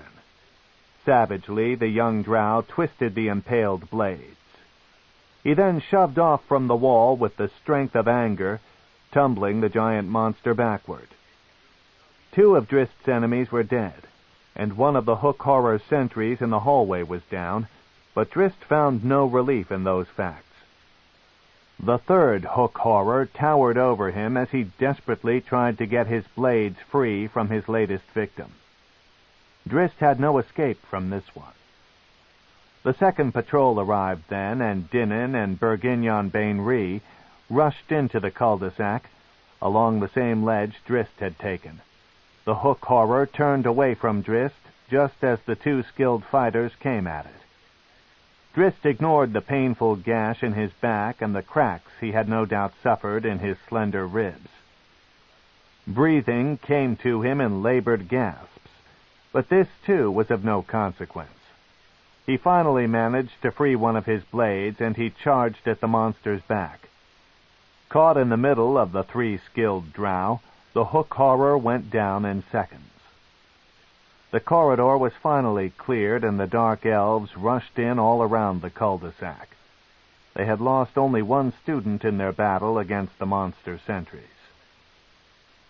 "A princess of House Barisson del Armgo," remarked one of the students in Dinin's patrol, looking at the child's body.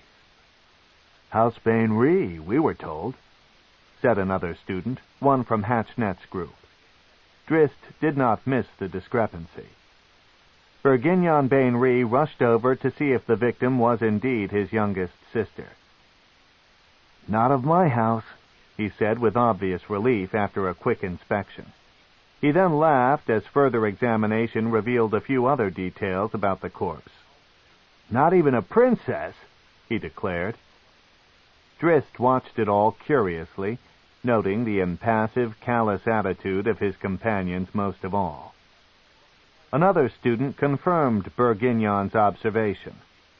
"A boy child," he spouted. "But of what house?" Master Hatchnet moved over to the tiny body and reached down to take the purse from around the child's neck. He emptied its contents into his hand, revealing the emblem of a lesser house. "A lost waif," he laughed to his students, tossing the empty purse back to the ground and pocketing its contents. "Of no consequence." "A fine fight," Dinan was quick to add, "with only one loss. Go back to Menzoberranzan proud of the work you have accomplished this day." Drizzt slapped the blades of his scimitars together in a resounding ring of protest. Master Hatchnet ignored him. "Form up and head back," he told the others. "You all performed well this day." He then glared at Drizzt, stopping the angry student in his tracks. "Except for you," Hatchnet snarled. "I cannot ignore the fact that you downed 2 of the beasts and helped with a 3rd. Hatchnet scolded. "But you endangered the rest of us with your foolish bravado." "I warned of the sentries," Drizzt stuttered. "Damn your warning!" shouted the master. "You went off without command. You ignored the accepted methods of battle. You led us in here blindly. Look at the corpse of your fallen companion," Hatchnet raged, pointing to the dead student in the corridor. "His blood is on your hands." "I meant to save the child," Drizzt argued. "We all meant to save the child," retorted Hatchnet. Drizzt was not so certain. What would a child be doing out in these corridors all alone? How convenient that a group of hook horrors, a rarely seen beast in the region of Menzoberranzan, just happened by to provide training for this practice patrol. Too convenient, Drizzt knew, considering that the passages farther from the city teemed with the true patrols of seasoned warriors, wizards, and even clerics. "You knew what was around the bend in the tunnel," Drizzt said evenly, his eyes narrowing at the master. The slap of a blade across the wound on his back made Drizzt lurch in pain, and he nearly lost his footing. He turned to find Dinan glaring down at him. "Keep your foolish words unspoken," Dinan warned in a harsh whisper, "or I will cut out your tongue." The child was a plant, Drizzt insisted when he was alone with his brother in Dinan's room. Dinan's response was a stinging smack across the face. "They sacrificed him for the purpose of the drill," growled the unrelenting younger Do'Urden. Dinan launched a second punch, but Drizzt caught it in mid-swing. "You know the truth of my words," Drizzt said. "You knew about it all along." "Learn your place, second boy," Dinan replied in open threat. "In the academy and in the family." He pulled away from his brother. "To the 9 hells with the academy," Drizzt spat at Dinan's face. "If the family holds similar—" He noticed that Dinan's hands now held sword and dirk. Drizzt jumped back, his own scimitars coming out at the ready. "I have no desire to fight you, my brother," he said. "Know well that if you attack, I will defend. Only one of us will walk out of here." Dinan considered his next move carefully.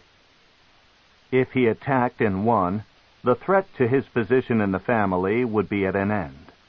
Certainly no one, not even Matron Malice, would question the punishment he levied against his impertinent younger brother. Dinan had seen Drizzt in battle, though. two hook horrors. Even Zaknafine would be hard-pressed to attain such a victory. Still, Dinin knew that if he did not carry through with his threat, if he let Drizzt face him down, he might give Drizzt confidence in their future struggles, possibly inciting the treachery he had always expected from the second boy. "What is this, then?" came a voice from the room's doorway. The brothers turned to see their sister Virna, a mistress of Arak Tinolith. "Put your weapons away," she scolded. "House Do'Urden cannot afford such infighting now." Realizing that he had been let off the hook, Dinin readily complied with the demands, and Drizzt did likewise. "Consider yourselves fortunate," said Virna, "for I'll not tell Matron Malice of this stupidity. She would not be merciful, I promise you." "Why have you come unannounced to Melee Magthir?" asked the elder boy, perturbed by his sister's attitude. He, too, was a master of the academy, even if he was only a male, and deserved some respect. Virna glanced up and down the hallway, then closed the door behind her. "To warn my brothers," she explained quietly. "There are rumors of vengeance against our house." "By what family?" Dinin pressed. Drizzt just stood back in confused silence and let the two continue. "For what deed?" "For the elimination of House DeVir, I would presume," replied Virna. "Little is known. The rumors are vague. I wanted to warn you both, though, so that you might keep your guard especially high in the coming months." "House DeVir fell many years ago," said Dinin. "What penalty could still be enacted?" Virna shrugged. "They are just rumors," she said. "Rumors to be listened to." "We have been accused of a wrongful deed?" Drizzt asked. "Surely our family must call out this false accuser." Virna and Dinin exchanged smiles. "Wrongful?" Virna laughed. Drizzt's expression revealed his confusion. "On the very night you were born," Dinin explained, "House DeVir ceased to exist." "An excellent attack, thank you." "House Do'Urden?" gasped Drizzt, unable to come to terms with the startling news. Of course, Drizzt knew of such battles, but he had held out hope that his own family was above that sort of murderous action. "One of the finest eliminations ever carried out," Virna boasted. "Not a witness left alive." Our family, murdered another family?" "Watch your words, second boy," Dinin warned. "The deed was perfectly executed. In the eyes of Menzoberranzan, therefore, it never happened."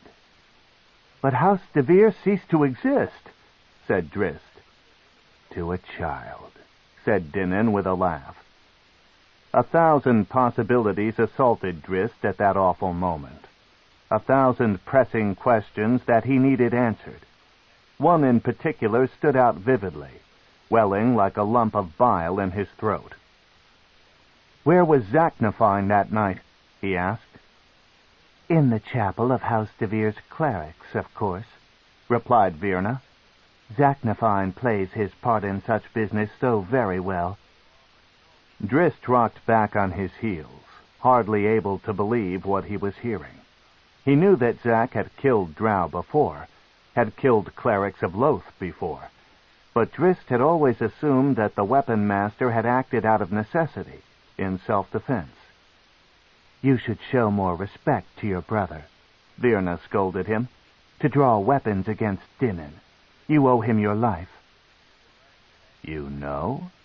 Dinin chuckled, casting Virna a curious glance. "You and I were melded that night," Virna reminded him. "Of course I know." "What are you talking about?" asked Drizzt, almost afraid to hear the reply. "You were to be the third-born male in the family," Virna explained. "The third living son." "I have heard of my brother now." The name stuck in Drizzt's throat as he began to understand. All he had ever been able to learn of Nalfine was that he had been killed by another Drow. You will learn in your studies at Arak Tinolith that third living sons are customarily sacrificed to Loth, Virna continued. So were you promised. On the night that you were born, the night that House Do'Urden battled House DeVir, Dinnan made his ascent to the position of Elder Boy. She cast a sly glance at her brother, standing with his arms proudly crossed over his chest. I can speak of it now. Virna smiled at Dinnan, who nodded his head in accord. It happened too long ago for any punishment to be brought against Dinnan. What are you talking about? Drizzt demanded. Panic hovered all about him. What did Dinnan do? He put his sword into Nalfine's back, Virna said calmly. Drizzt swam on the edge of nausea. Sacrifice? Murder? The annihilation of a family? Even the children? What were his siblings talking about? Show respect to your brother, Virna demanded. You owe him your life. I warn the both of you, she purred, her ominous glare shaking Drizzt and knocking Dinnan from his confident pedestal. House Do'Urden may be on a course of war. If either of you strike out against the other, you will bring the wrath of all your sisters and Matron Malice, 4 high priestesses, down upon your worthless souls. Confident that her threat carried sufficient weight, she turned and left the room. I will go, Drizzt whispered, wanting only to skulk away to a dark corner. You will go when you are dismissed, Dinnan scolded. Remember your place, Drizzt Do'Urden, in the academy and in the family. As you remembered yours with Nalfine? The battle against DeVir was won, Dinnan replied, taking no offense. The act brought no peril to the family. Another wave of disgust swept over Drizzt. He felt as if the floor were climbing up to swallow him, and he almost hoped that it would. It is a difficult world we inhabit, Dinnan said. We make it so, Drizzt retorted. He wanted to continue further, to implicate the Spider Queen and the whole amoral religion that would sanction such destructive and treacherous actions. Drizzt wisely held his tongue, though. Dinnan wanted him dead. He understood that now. Drizzt understood as well that if he gave his scheming brother the opportunity to turn the females of the family against him, Dinnan surely would. You must learn, Dinnan said, again in a controlled tone, to accept the realities of your surroundings. You must learn to recognize your enemies and defeat them. By whatever means are available, Drizzt concluded. The mark of a true warrior, Dinnan replied with a wicked laugh. Are our enemies Drow elves?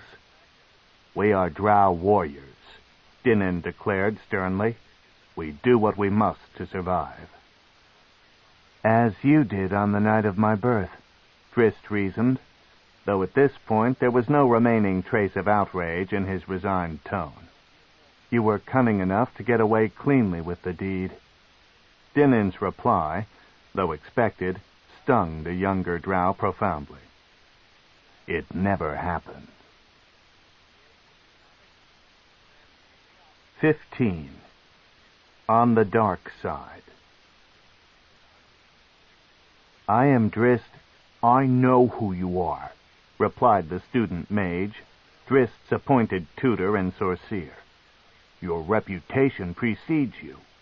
Most in all the academy have heard of you and of your prowess with weapons. Drizzt bowed low, a bit embarrassed. That skill will be of little use to you here, the mage went on. I am to tutor you in the wizardly arts, the dark side of magic, we call them. This is a test of your mind and your heart. Meager metal weapons will play no part. Magic is the true power of our people. Drizzt accepted the berating without reply. He knew that the traits this young mage was boasting of were also necessary qualities of a true fighter. Physical attributes played only a minor role in Drizzt's style of battle. Strong will and calculated maneuvers, everything the mage apparently believed only wizards could handle, won the duels that Drizzt fought. "I will show you many marvels in the next few months," the mage went on. "Artifacts beyond your belief and spells of a power beyond your experience." "May I know your name?" Drizzt asked, trying to sound somewhat impressed by the student's continued stream of self-glorification. Drizzt had already learned quite a lot about wizardry from Zaknafine, mostly of the weaknesses inherent in the class.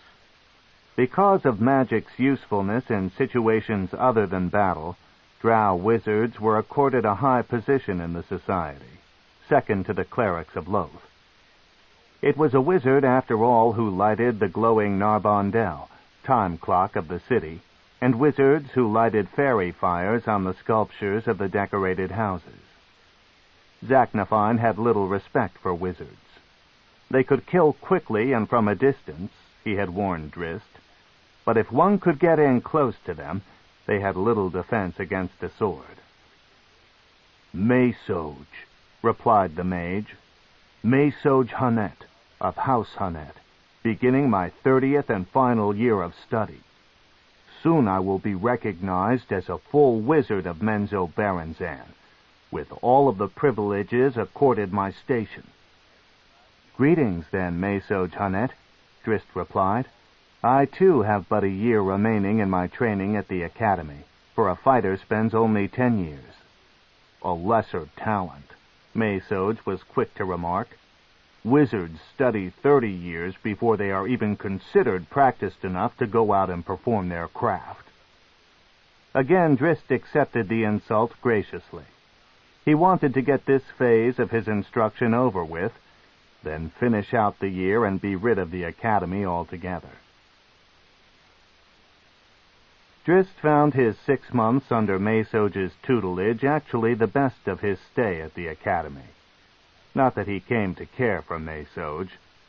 The budding wizard constantly sought ways to remind Drizzt of fighter's inferiority. Drizzt sensed a competition between himself and Mesoj, almost as if the mage were setting him up for some future conflict. The young fighter shrugged his way through it, as he always had, and tried to get as much out of the lessons as he could. Drizzt found that he was quite proficient in the ways of magic. Every drow, the fighters included, possessed a degree of magical talent and certain innate abilities. Even drow children could conjure a globe of darkness or edge their opponents in a glowing outline of harmless colored flames. Drizzt handled these tasks easily, and in a few weeks he could manage several cantrips and a few lesser spells. With the innate magical talents of the Dark Elves also came a resistance to magical attacks, and that is where Zaknafine had recognized the wizard's greatest weakness. A wizard could cast his most powerful spell to perfection, but if his intended victim was a drow elf, the wizard may well have found no results for his efforts. The surety of a well-aimed sword thrust always impressed Zaknafine, and Drizzt, after witnessing the drawbacks of drow magic during those first weeks with Mesoj, began to appreciate the course of training he had been given. He still found great enjoyment in many of the things Mesoj showed him, particularly the enchanted items housed in the Tower of Sorceer. Drizzt held wands and staves of incredible power, and went through several attack routines with a sword so heavily enchanted that his hands tingled from its touch. Mesoj, too, watched Drizzt carefully through it all, studying the young warrior's every move, searching for some weakness that he might exploit if House Hanet and House Doerden ever did fall into the expected conflict. Several times Mesoj saw an opportunity to eliminate Drizzt, and he felt in his heart that it would be a prudent move. Matron Sinafe's instructions to him, though, had been explicit and unbending. Mesoge's mother had secretly arranged for him to be Drizzt's tutor. This was not an unusual situation. Instruction for fighters during their 6 months in Sorcier was always handled one-on-one by higher-level Sorcier students. When she had told Mesoge of the setup, Sinafe quickly reminded him that his sessions with the young Doerden remained no more than a scouting mission. He was not to do anything that might even hint of the planned conflict between the two houses. Mesoge was not fool enough to disobey. Still, there was one other wizard lurking in the shadows, who was so desperate that even the warnings of the matron mother did little to deter him. "My student Mesoge has informed me of your fine progress," Alton DeVir said to Drizzt one day. "Thank you, Master Faceless One," Drizzt replied hesitantly, more than a little intimidated that a master of Sorcier had invited him to a private audience. "How do you perceive magic, young warrior?" Alton asked. "Has Mesoge impressed you?" Drizzt didn't know how to respond. Truly, magic had not impressed him as a profession, but he did not want to insult a master of the craft.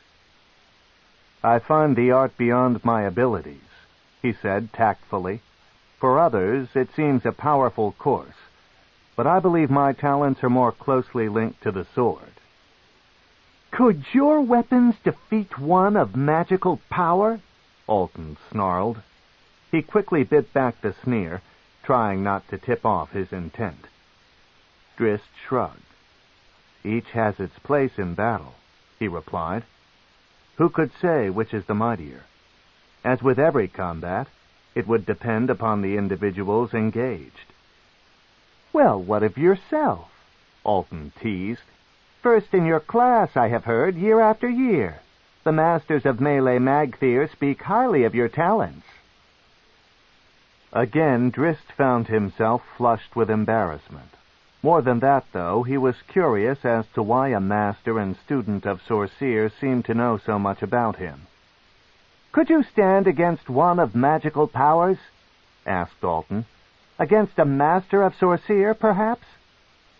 "I do not," Drizzt began, but Alton was too enmeshed in his own ranting to hear him. "Let us learn," the Faceless One cried. He drew out a thin wand and promptly loosed a bolt of lightning at Drizzt. Drizzt was down into a dive before the wand even discharged. The lightning bolt sundered the door to Alton's highest chamber and bounced about the adjoining room, breaking items and scorching the walls. Drizzt came rolling back to his feet at the side of the room, his scimitars drawn and ready. He still was unsure of this master's intent. "How many can you dodge?" Alton teased, waving the wand in a threatening circle. "What of the other spells I have at my disposal? Those that attack the mind, not the body?" Drizzt tried to understand the purpose of this lesson and the part he was meant to play in it. Was he supposed to attack this master? "These are not practice blades," he warned, holding his weapons out toward Alton. Another bolt roared in, forcing Drizzt to dodge back to his original position. "Does this seem like practice to you, foolish Doerden?" Alton growled. "Do you know who I am?" Alton's time of revenge had come. Damn the orders of Matron Sinafe. Just as Alton was about to reveal the truth to Drizzt, a dark form slammed into the master's back, knocking him to the floor. He tried to squirm away, but found himself helplessly pinned by a huge black panther. Drizzt lowered the tips of his blades. He was at a loss to understand any of this. "Enough, Guinevere," came a call from behind Alton. Looking past the fallen master and the cat, Drizzt saw Mesoge enter the room. The panther sprang away from Alton obediently and moved to rejoin its master. It paused on its way to consider Drizzt, who stood ready in the middle of the room. So enchanted was Drizzt with the beast, the graceful flow of its rippling muscles and the intelligence in its saucer eyes, that he paid little attention to the master who had just attacked him, though Alton, unhurt, was back to his feet and obviously upset. "My pet," Menzoberranzan explained. Drizzt watched in amazement as Menzoberranzan dismissed the cat back to its own plane of existence by sending its corporeal form back into the magical onyx statuette he held in his hand. "Where did you get such a companion?" Drizzt asked. "Never underestimate the powers of magic," Menzoberranzan replied, dropping the figurine into a deep pocket. His beaming smile became a scowl as he looked to Alton. Drizzt, too, glanced at the Faceless master. That a student had dared to attack a master seemed impossibly odd to the young fighter. This situation grew more puzzling each minute. Alton knew that he had overstepped his bounds, and that he would have to pay a high price for his foolishness if he could not find some way out of this predicament. "Have you learned your lesson this day?" Menzoberranzan asked Drizzt, though Alton realized that the question was also directed his way. Drizzt shook his head. "I am not certain of the point of all this," he answered honestly. "A display of the weakness of magic," Menzoberranzan explained, trying to disguise the truth of the encounter, "to show you the disadvantage caused by the necessary intensity of a casting wizard, to show you the vulnerability of a mage obsessed," he eyed Alton directly at this point, "with spell-casting. The complete vulnerability when a wizard's intended prey becomes his overriding concern." Drizzt recognized the lie for what it was, but he could not understand the motives behind this day's events. Why would a master of Sorceer attack him so? Why would Menzoberranzan, still just a student, risk so much to come to his defense? "Let us bother the master no more," Menzoberranzan said, hoping to deflect Drizzt's curiosity further. "Come with me now to our practice hall. I will show you more of Guinevere, my magical pet." Drizzt looked to Alton, wondering what the unpredictable master would do next. "Do go," Alton said calmly, knowing the facade Menzoberranzan had begun would be his only way around the wrath of his adopted matron mother. "I am confident that this day's lesson was learned," he said, his eyes on Menzoberranzan. Drizzt glanced back to Menzoberranzan, then back to Alton again. He let it go at that. He wanted to learn more of Guinevere. When Menzoberranzan had Drizzt back in the privacy of the tutor's own room, he took out the polished onyx figurine in the form of a panther and called Guinevere back to his side. The mage breathed easier after he had introduced Drizzt to the cat, for Drizzt spoke no more about the incident with Alton. Never before had Drizzt encountered such a wonderful magical item. He sensed a strength in Guinevere, a dignity that belied the beast's enchanted nature. Truly, the cat's sleek muscles and graceful moves epitomized the hunting qualities Drow elves so dearly desired. Just by watching Guinevere's movements, Drizzt believed, he could improve his own techniques. Menzoberranzan let them play together and spar together for hours, grateful that Guinevere could help him smooth over any damage that foolish Alton had done. Drizzt had already put his meeting with the Faceless master far behind him. "Matron Sinafe would not understand," Menzoberranzan warned Alton when they were alone later that day.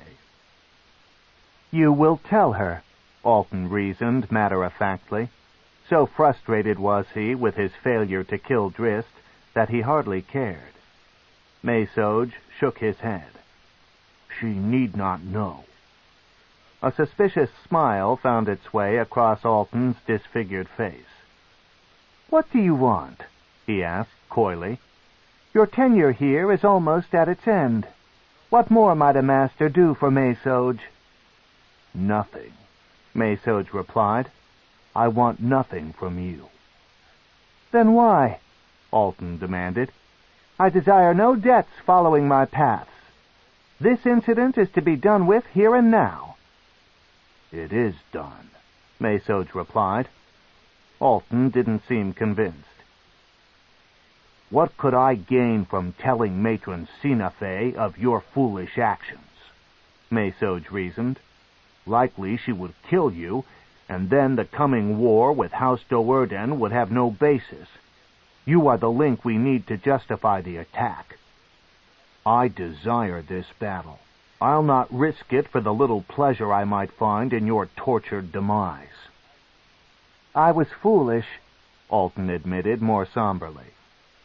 "I had not planned to kill Drizzt when I summoned him here, just to watch him and learn of him, so that I might savor more when the time to kill him finally arrived. Seeing him before me, though, seeing a cursed Do'Urden standing unprotected before me—" "I understand," said Mesoj sincerely. "I have had those same feelings when looking upon that one." "You have no grudge against House Do'Urden." "Not the house," Mesoj explained. "That one. I have watched him for nearly a decade, studied his movements and his attitudes." "You like not what you see?" Alton asked, a hopeful tone in his voice. "He does not belong," Mesoj replied grimly. "After 6 months by his side, I feel I know him less now than I ever did. He displays no ambition, yet has emerged victorious from his class's grand melee 9 years in a row. It's unprecedented. His grasp of magic is strong. He could have been a wizard, a very powerful wizard, if he had chosen that course of study." Mesoj clenched his fist, searching for the words to convey his true emotions about Drizzt. "It is all too easy for him," he snarled. "There is no sacrifice in Drizzt's actions, no scars for the great gains he makes in his chosen profession." "He is gifted," Alton remarked, "but he trains as hard as any I have ever seen, by all accounts." "That is not the problem," Mesoj groaned in frustration. There was something less tangible about Drizzt Do'Urden's character that truly irked the young Hunnet. He couldn't recognize it now because he had never witnessed it in any dark elf before, and because it was so very foreign to his own makeup. What bothered Mesoj, and many other students and masters, was the fact that Drizzt excelled in all the fighting skills the Drow elves most treasured, but hadn't given up his passion in return. Drizzt had not paid the price that the rest of the Drow children were made to sacrifice long before they had even entered the academy. "It is not important," Mesoj said after several fruitless minutes of contemplation. "I will learn more of the young Do'Urden in time." "His tutelage under you was finished, I had thought," said Alton.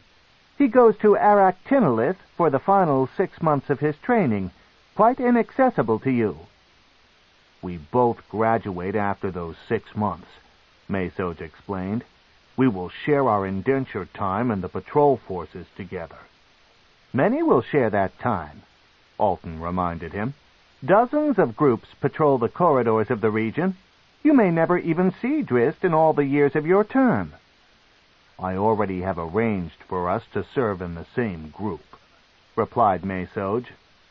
He reached into his pocket and produced the onyx figurine of the magical panther. "A mutual agreement between yourself and the young Do'Urden," Alton reasoned with a complimentary smile. "It appears that Drizzt has become quite fond of my pet." Mesoj chuckled. "Too fond?" Alton warned. "You should watch your back for scimitars." Mesoj laughed aloud. "Perhaps our friend Do'Urden should watch his back for panther claws." 16. Sacrilege. Last day. Drizzt breathed in relief as he donned his ceremonial robes. If the first 6 months of this final year, learning the subtleties of magic and sorceer, had been the most enjoyable, these last 6 in the school of Loth had been the least. Every day, Drizzt and his classmates had been subjected to endless eulogies to the Spider Queen, tales and prophecies of her power, and of the rewards she bestowed upon loyal servants. Slaves would have been a better word, Drizzt had come to realize, for nowhere in all this grand school to the Drow deity had he heard anything synonymous with or even hinting at the word love. His people worshipped Loth. The females of Menzoberranzan gave over their entire existence in her servitude. Their giving was wholly wrought of selfishness, though. A cleric of the Spider Queen aspired to the position of High Priestess solely for the personal power that accompanied the title. It all seemed so very wrong in Drizzt's heart. Drizzt had drifted through the 6 months of Aractinolith with his customary stoicism, keeping his eyes low and his mouth shut. Now, finally, he had come to the last day, the ceremony of graduation, an event most holy to the Drow, and wherein Virna had promised him he would come to understand the true glory of Loth. With tentative steps, Drizzt moved out from the shelter of his tiny, unadorned room. He worried that this ceremony had become his personal trial. Up to now, very little about the society around Drizzt had made any sense to him, and he wondered, despite his sister's assurances, whether the events of this day would allow him to see the world as his kin saw it. Drizzt's fears had taken a spiral twist, one rolling out from the other to surround him in a predicament he could not escape. Perhaps, he worried, he truly feared that the day's events would fulfill Virna's promise. Drizzt shielded his eyes as he entered the circular ceremonial hall of Aractinolith. A fire burned in the center of the room, in an 8-legged brazier that resembled, as everything in this place seemed to resemble, a spider. The head mistress of all the academy, the matron mistress, and the other 12 high priestesses serving as instructors of Aractinolith, including Drizzt's sister, sat cross-legged in a circle around the brazier. Drizzt and his classmates from the School of Fighters stood along the wall behind them. "Maku," the matron mistress commanded, and all was silent save the crackle of the brazier's flames. The door to the room opened again, and a young cleric entered. She was to be the first graduate of Aractinolith this year, Drizzt had been told, the finest student in the School of Loth. Thus she had been awarded the highest honors in this ceremony. She shrugged off her robes and walked naked through the ring of sitting priestesses to stand before the flames, her back to the matron mistress. Drizzt bit his lip, embarrassed and a little excited. He had never seen a female in such a light before, and he suspected that the sweat on his brow was from more than the brazier's heat. A quick glance around the room told him that his classmates entertained similar ideas.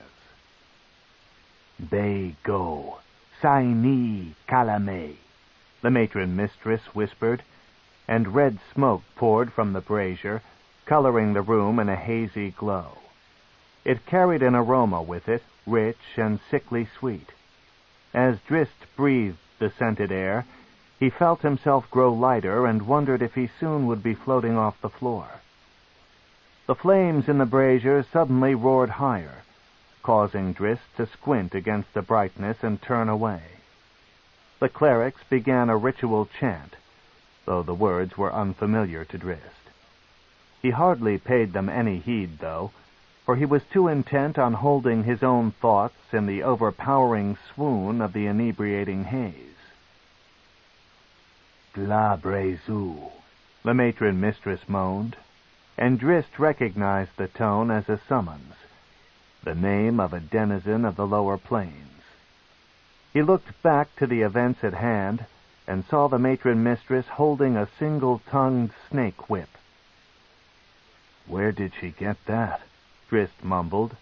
Then he realized that he had spoken aloud and hoped he hadn't disturbed the ceremony.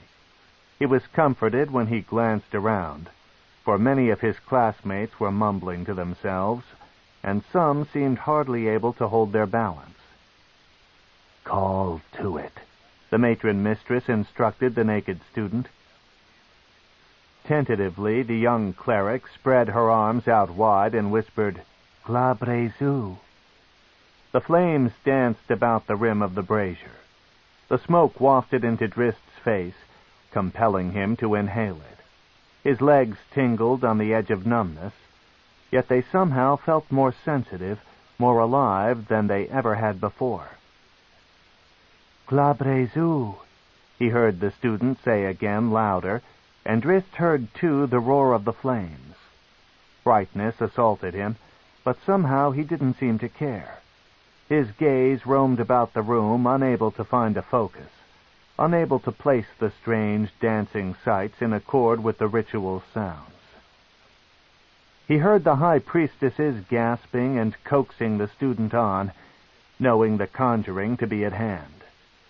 He heard the snap of the snake whip, another incentive, and cries of "Glabrezu" from the student.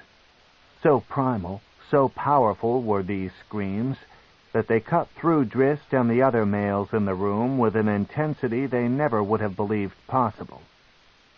The flames heard the call. They roared higher and higher and began to take shape. One sight caught the vision of all in the room now, caught it and held it fully. A giant head, a goat-horned dog, appeared within the flames, apparently studying this alluring young Drow student who had dared to utter its name. Somewhere beyond the other planar form, the snake whip cracked again, and the female student repeated her call, her cry beckoning, praying. The giant denizen of the lower planes stepped through the flames. The sheer unholy power of the creature stunned Drizzt. Glabrezu towered 9 feet and seemed much more, with muscled arms ending in giant pincers instead of hands, and a second set of smaller arms, normal arms, protruding from the front of its chest. Drizzt's instincts told him to attack the monster and rescue the female student. But when he looked around for support, he found the matron-mistress and the other teachers of the school back in their ritualistic chanting, this time with an excited edge permeating their every word. Through all the haze and the daze, the tantalizing, dizzying aroma of the smoky red incense continued its assault on reality. Drizzt trembled, teetered on a narrow ledge of control, his gathering rage fighting the scented smoke's confusing allure. Instinctively his hands went to the hilts of the scimitars on his belt. Then a hand brushed against his leg.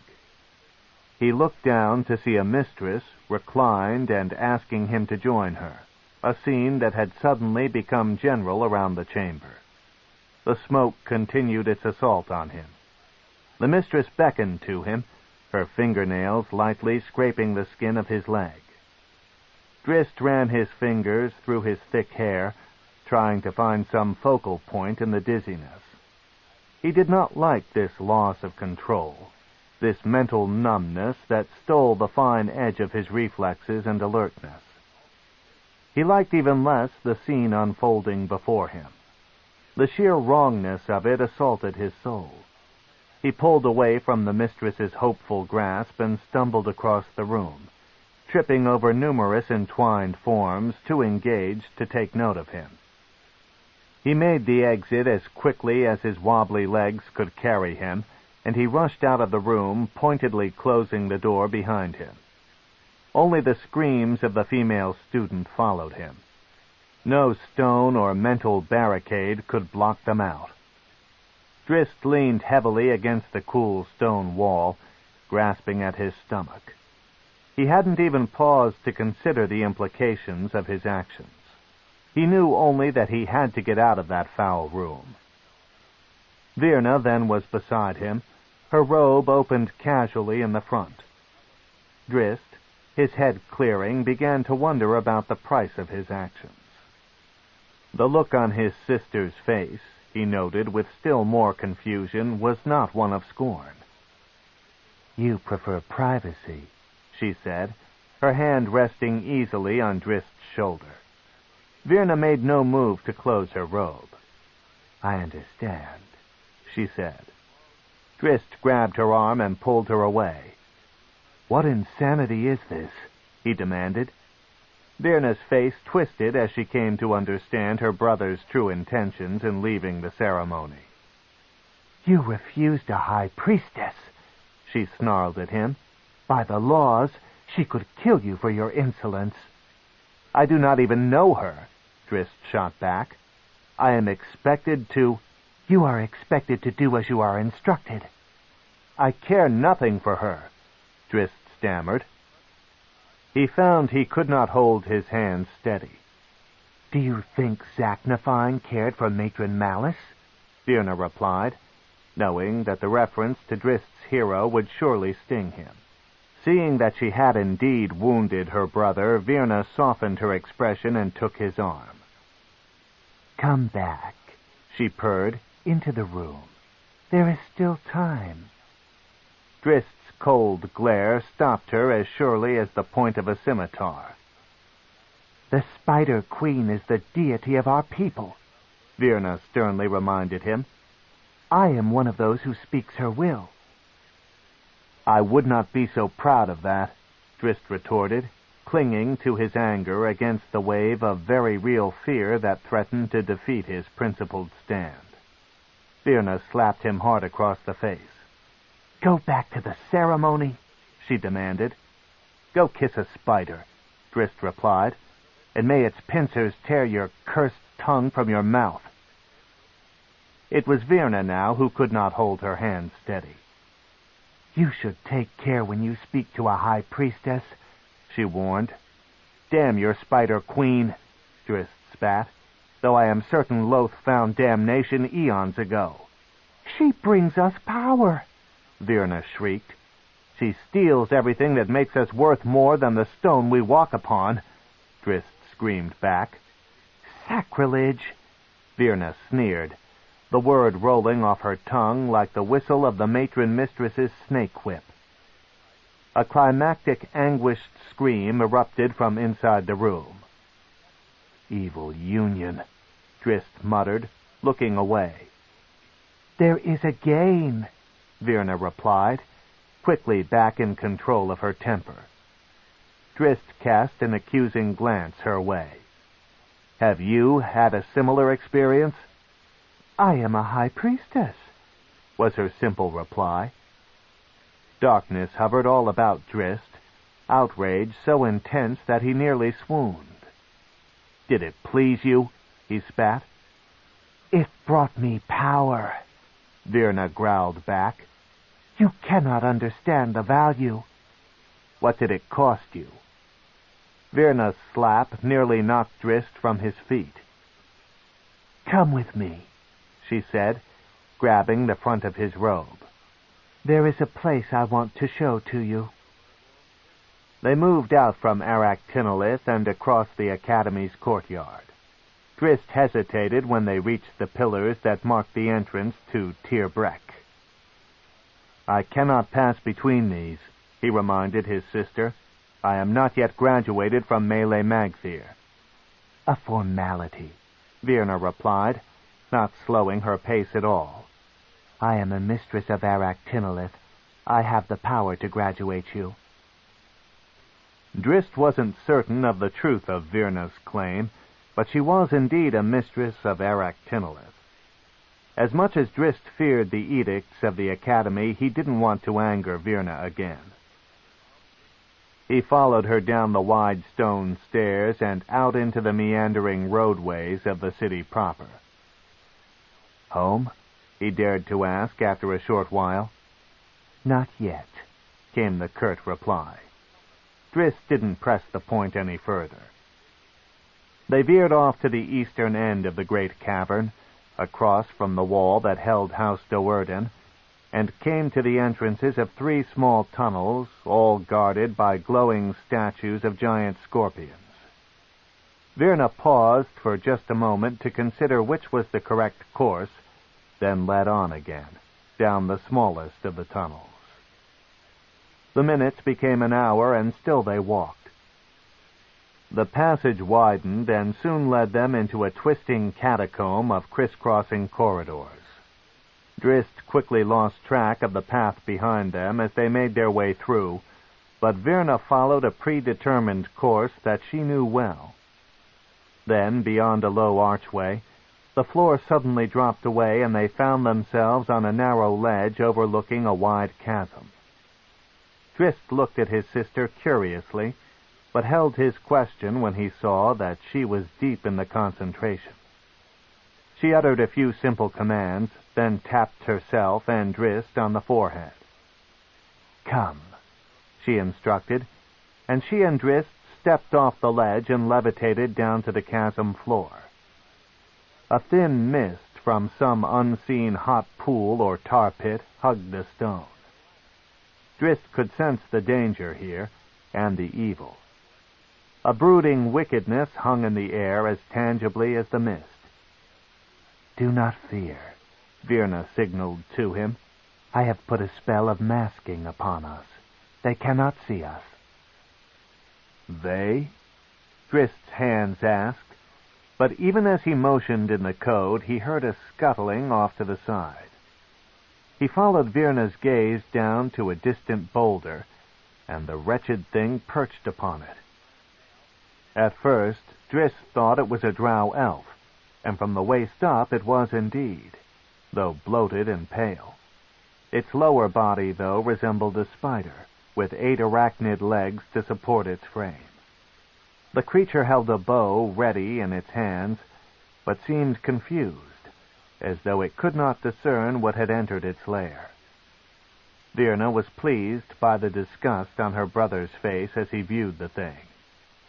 "Look upon it well, younger brother," she signaled. "Behold the fate of those who anger the Spider Queen." "What is it?" Drizzt signaled back quickly.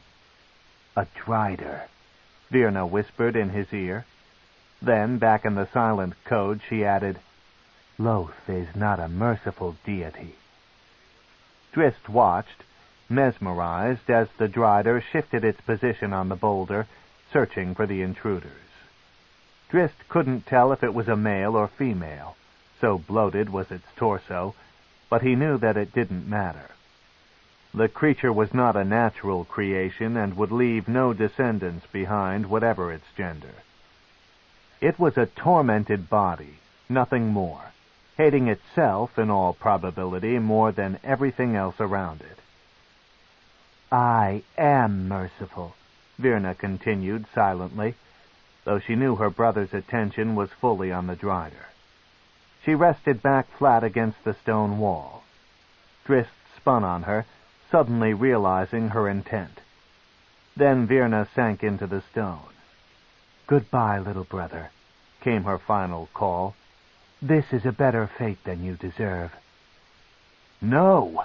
Drizzt growled, and he clawed at the empty wall until an arrow sliced into his leg. The scimitars flashed out in his hands as he spun back to face the danger. The Drider took aim for a second shot. Drizzt meant to dive to the side, to the protection of another boulder, but his wounded leg immediately fell numb and useless. Poison. Drizzt just got one blade up in time to deflect the second arrow, and he dropped to one knee to clutch at his wound. He could feel the cold poison making its way through his limb, but he stubbornly snapped off the arrow shaft and turned his attention back to the attacker. He would have to worry about the wound later, would have to hope that he could tend to it in time. Right now, his only concern was to get out of the chasm. He turned to flee, to seek a sheltered spot where he could levitate back up to the ledge, but he found himself face to face with another Drider. An axe sliced by his shoulder, barely missing its mark. Drizzt blocked the return blow and launched his second scimitar into a thrust, which the Drider stopped with a second axe. Drizzt was composed now, and was confident that he could defeat this foe, even with one leg limiting his mobility, until an arrow cracked into his back. Drizzt lurched forward under the weight of the blow, but managed to parry another attack from the Drider before him. Drizzt dropped to his knees and fell face down. When the axe-wielding Drider, thinking Drizzt dead, started toward him, Drizzt kicked into a roll that put him squarely under the creature's bulbous belly. He plunged his scimitar up with all his strength, then curled back under the deluge of spidery fluids. The wounded Drider tried to scurry away but fell to the side, its insides draining out onto the stone floor. Still, Drizzt had no hope. His arms, too, were numb now, and when the other wretched creature descended upon him, he could not hope to fight it off. He struggled to cling to consciousness, searching for some way out, battling to the bitter end. His eyelids became heavy. Then Drizzt felt a hand grab his robe, and he was roughly lifted to his feet and slammed against the stone wall. He opened his eyes to see his sister's face. "He lives," Drizzt heard her say. "We must get him back quickly and tend to his wounds." Another figure moved in front of him. "I thought this the best way," Virna apologized. "We cannot afford to lose him," came an unemotional reply. Drizzt recognized the voice from his past. He fought through the blur and forced his eyes to focus. "Malice," he whispered. "Mother." Her enraged punch brought him into a clearer mindset. "Matron Malice," she growled, her angry scowl only an inch from Drizzt's face. "Do not ever forget that." To Drizzt, her coldness rivaled the poison's, and his relief at seeing her faded away as quickly as it had flooded through him. "You must learn your place," Malice roared, reiterating the command that had haunted Drizzt all of his young life. "Hear my words," she demanded, and Drizzt heard them keenly. "Virna brought you to this place to have you killed. She showed you mercy." Malice cast a disappointed glance at her daughter. "I understand the will of the Spider Queen better than she," the matron continued, her spittle spraying Drizzt with every word. "If ever you speak ill of Loth, our goddess, again, I will take you back to this place myself. But not to kill you. That would be too easy." She jerked Drizzt's head to the side so that he could look upon the grotesque remains of the Drider he had killed. "You will come back here," Malice assured him, "to become a Drider." Part 4. Guenhwyvar. What eyes are these that see the pain I know in my innermost soul? What eyes are these that see the twisted strides of my kindred, led on in the wake of toys unbridled, arrow, bolt, and sword-tip? Yours, aye, yours, straight run and muscled spring, soft on padded paws, sheathed claws, weapons rested for their need, stained not by frivolous blood or murderous deceit. Face to face, my mirror, reflection in a still pool by light. Would that I might keep that image upon this face mine own. Would that I might keep that heart within my breast untainted. Hold tight to the proud honor of your spirit, mighty Guenhwyvar, and hold tight to my side, my dearest friend. Drizzt Do'Urden. 17. Homecoming. Drizzt was graduated, formally, on schedule, and with the highest honors in his class. Perhaps Matron Malice had whispered into the right ears, smoothing over her son's indiscretions. But Drizzt's suspected that more likely none of those present at the ceremony of graduation even remembered that he had left. He moved through the decorated gate of House Do'Urden, drawing stairs from the common soldiery, and over to the cavern floor below the balcony. "So I am home," he remarked under his breath, for whatever that means. After what had happened in the Drider lair, Drizzt wondered if he would ever view House Do'Urden as his home again. Matron Malice was expecting him. He didn't dare arrive late. "It is good that you are home," Drizzt said to him when she saw him rise up over the balcony's railing. Drizzt stepped tentatively through the entryway beside his oldest sister, trying to get a firm grasp on his surroundings. Home, Drizzt called it, but to Drizzt, House Do'Urden seemed as unfamiliar as the academy had on his first day as a student. 10 years was not such a long time in the centuries of life a Drow elf might know, but to Drizzt, more than the decade of absence now separated him from this place. Maya joined them in the great corridor leading to the chapel anteroom.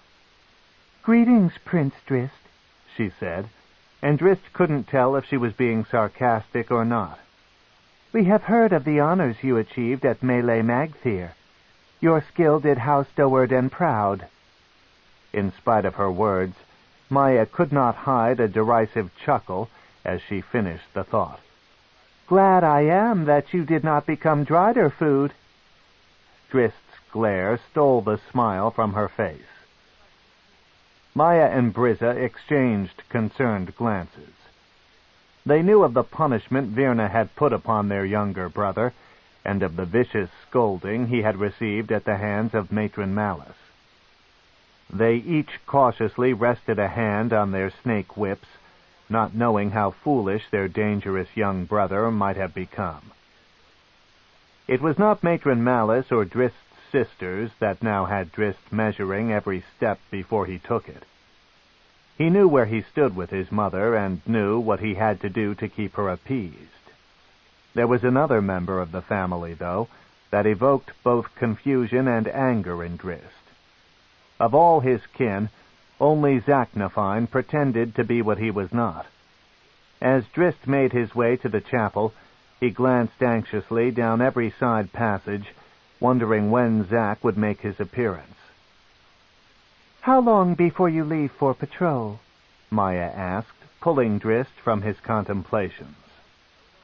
2 days, Drizzt replied absently, his eyes still darting from shadow to shadow.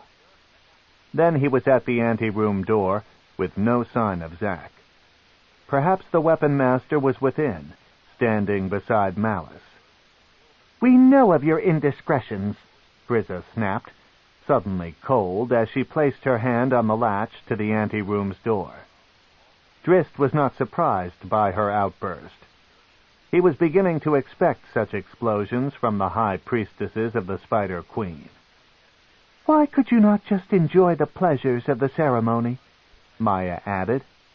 "We are fortunate that the mistresses and the matron of the academy were too involved in their own excitement to note your movements.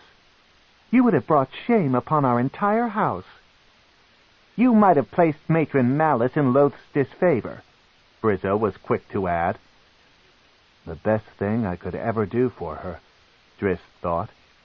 He quickly dismissed the notion, remembering Brizza's uncanny proficiency at reading minds.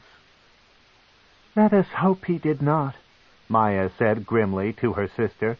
"The tides of war hang thick in the air." "I have learned my place," Drizzt assured them. He bowed low. "Forgive me, my sisters, and know that the truth of the Drow world is fast opening before my young eyes. Never will I disappoint House Do'Urden in such a way again." So pleased were his sisters at the proclamation that the ambiguity of Drizzt's words slipped right past them. Then Drizzt, not wanting to push his luck too far, also slipped past them, making his way through the door, noting with relief that Zaknafine was not in attendance. "All praises to the Spider Queen," Brizza yelled after him. Drizzt paused and turned to meet her gaze. He bowed low a second time. "As it should be," he muttered. Creeping behind the small group, Zack had studied Drizzt's every move, trying to measure the toll a decade at the academy had exacted on the young fighter. Gone now was the customary smile that lit Drizzt's face. Gone, too, Zack supposed, was the innocence that had kept this one apart from the rest of Menzoberranzan. Zack leaned back heavily against the wall in a side passage. He had caught only portions of the conversation at the anteroom door. Most clearly, he had heard Drizzt's heartfelt accord with Brizza's honoring of Loth. "What have I done?" the weapon master asked himself. He looked back around the bend in the main corridor, but the door to the anteroom had already closed. "Truly, when I look upon the Drow warrior that was my most treasured, I shame for my cowardice," Zack lamented. "What has Drizzt lost that I might have saved?" He drew his smooth sword from its scabbard, his sensitive fingers running the length of the razor edge. "A finer blade you would be had you tasted the blood of Drizzt Do'Urden, to deny this world, our world, another soul for its taking, to free that one from the unending torments of life." He lowered the weapon's tip to the floor. "But I am a coward," he said. "I have failed in the one act that could have brought meaning to my pitiful existence. The second boy of House Do'Urden lives, it would appear, but Drizzt Do'Urden, my two hands, is long dead." Zack looked back to the emptiness where Drizzt had been standing, the weapon master's expression suddenly a grimace. "Yet this pretender lives, a Drow warrior."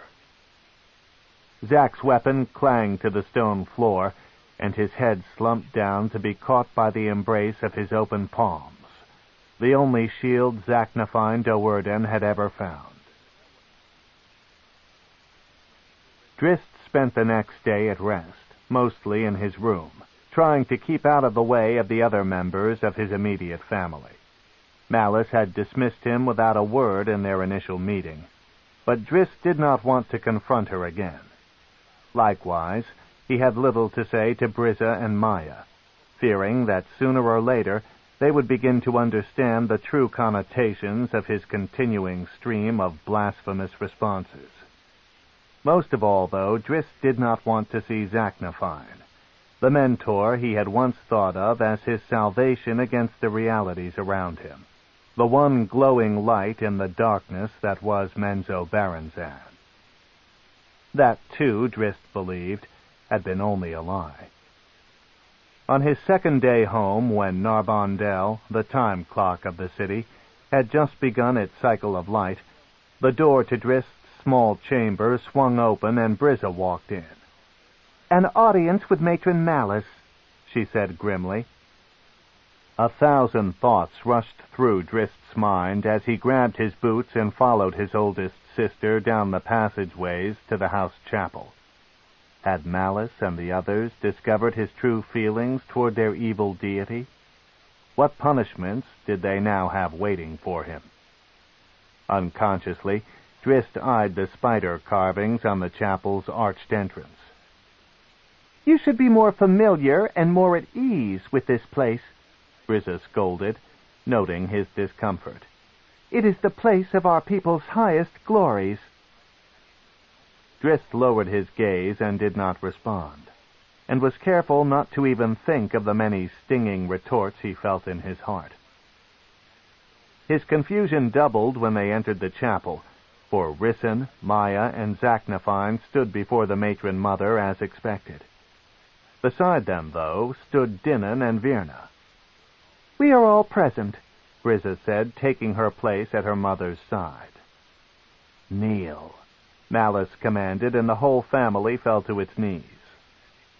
The matron mother paced slowly around them all, each pointedly dropping his or her eyes in reverence, or just in common sense, as the great lady walked by. Malice stopped beside Drizzt. "You are confused by the presence of Dinan and Virna," she said. Drizzt looked up at her. "Do you not yet understand the subtle methods of our survival?" "I had thought that my brother and sister were to continue on at the academy," Drizzt explained. "That would not be to our advantage," Malice replied. "Does it not bring a house strength to have mistresses and masters seated at the academy?" Drizzt dared to ask. "It does," replied Malice.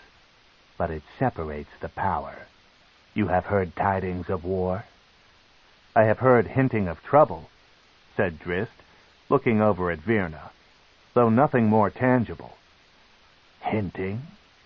Malice huffed, angered that her son could not understand the importance. "They are more than most houses ever hear before the blade falls." She spun away from Drizzt and addressed the whole group. "The rumors hold truth," she declared. "Who?" asked Brizza. "What house conspires against House Do'Urden?" "None behind us in rank," Dinan replied, though the question had not been asked to him, and it was not his place to speak unbidden. "How do you know this?" Malice asked, letting the oversight pass. Malice understood Dinan's value and knew that his contributions to this discussion would be important. "We are the 9th house of the city," Dinan reasoned, "but among our ranks we claim 4 high priestesses, 2 of them former mistresses of Arak Tinolith." He looked at Zack. "We have as well 2 former masters of Melee Magthir, and Drizzt was awarded the highest laurels from the School of Fighters. Our soldiers number nearly 400, all skilled and battle-tested. Only a few houses claim more." "What is your point?" Brizza asked sharply. "We are the 9th house," Dinan laughed, "but few above us could defeat us, and none behind." Matron Malice finished for him. "You show good judgment, elder boy. I have come to the same conclusions." "One of the great houses fears House Do'Urden," Virna concluded. "It needs us gone to protect its own position." "That is my belief," Malice answered. "An uncommon practice, for family wars usually are initiated by the lower-ranking house, desiring a better position within the city hierarchy." "Then we must take great care," Brizza said. Drizzt listened carefully to their words, trying to make sense of it all. His eyes never left Zaknafine, though, who knelt impassively at the side. What did the callous weapon master think of all this? Drizzt wondered. Did the thought of such a war thrill him, that he might be able to kill more dark elves? Whatever his feelings, Zack gave no outward clue. He sat quietly and by all appearances was not even listening to the conversation. "It would not be Bain-Ree," Brizza said, her words sounding like a plea for confirmation. "Certainly we have not yet become a threat to them." "We must hope you are correct," Malice replied grimly, remembering vividly her tour of the ruling house. "Likely it is one of the weaker houses above us, fearing its own unsteady position. I have not yet been able to learn any incriminating information against any in particular, so we must prepare for the worst. Thus I have called Virna and Dinan back to my side." "If we learn of our enemies," Drizzt began impulsively. All eyes snapped upon him. It was bad enough for the elder boy to speak without being addressed, but for the second boy, just graduated from the academy, the act could be considered blasphemous. Wanting all perspectives, Matron Malice again let the oversight pass. "Continue," she prompted. "If we discover which house plots against us," Drizzt said quietly, "could we not expose it?" "To what end?" Brizza snarled at him. "Conspiracy without action is no crime." "Then might we use reason?" Drizzt pressed, continuing against the barrage of incredulous glares that came at him from every face in the room, except from Zack's. If we are the stronger, then let them submit without battle. Rank House Do'Urden as it should be, and let the assumed threat to the weaker house be ended. Malice grabbed Drizzt by the front of his cloak and heaved him to his feet. "I forgive your foolish thoughts," she growled. "This time." She dropped him back to the floor, and the silent reprimands of his siblings descended upon him. Again, though, Zack's expression did not match the others in the room. Indeed, Zack put a hand up over his mouth to hide his amusement. Perhaps there remained a bit of the Drizzt Do'Urden he had known, he dared to hope. Perhaps the Academy had not fully tainted the young fighter's spirit. Malice whirled on the rest of the family, simmering fury and lust glowing in her eyes. "This is not the time to fear. This," she cried, a slender finger pointing out from in front of her face, "is the time to dream. We are House Do'Urden, Diarmon na Shesbirnon, of power beyond the understanding of the great houses. We are the unknown entity of this war. We hold every advantage." "Ninth house?" she laughed. "In short time only 7 houses will remain ahead of us." "What of the patrol?" Brizza cut in. "Are we to allow the second boy to go off alone, exposed?" "The patrol will begin our advantage," the conniving matron explained. "Drizzt will go, and included in his group will be a member of at least 4 of the houses above us." "One may strike at him," Brizza reasoned. "No," Malice assured her. "Our enemies in the coming war would not reveal themselves so clearly. Not yet. The appointed assassin would have to defeat 2 Do'Urdens in such a confrontation." "2?" asked Virna. "Again Loth has shown us her favor," explained Malice. "Dinan will lead Drizzt's patrol group." The elder boy's eyes lit up at the news. "Then Drizzt and I might become the assassins in this conflict," he purred. The smile disappeared from the matron mother's face. "You will not strike without my consent," she warned in a tone so cold that Dinan fully understood the consequences of disobedience. "As you have done in the past." Drizzt did not miss the reference to Nalfine, his murdered brother. His mother knew. Malice had done nothing to punish her murderous son.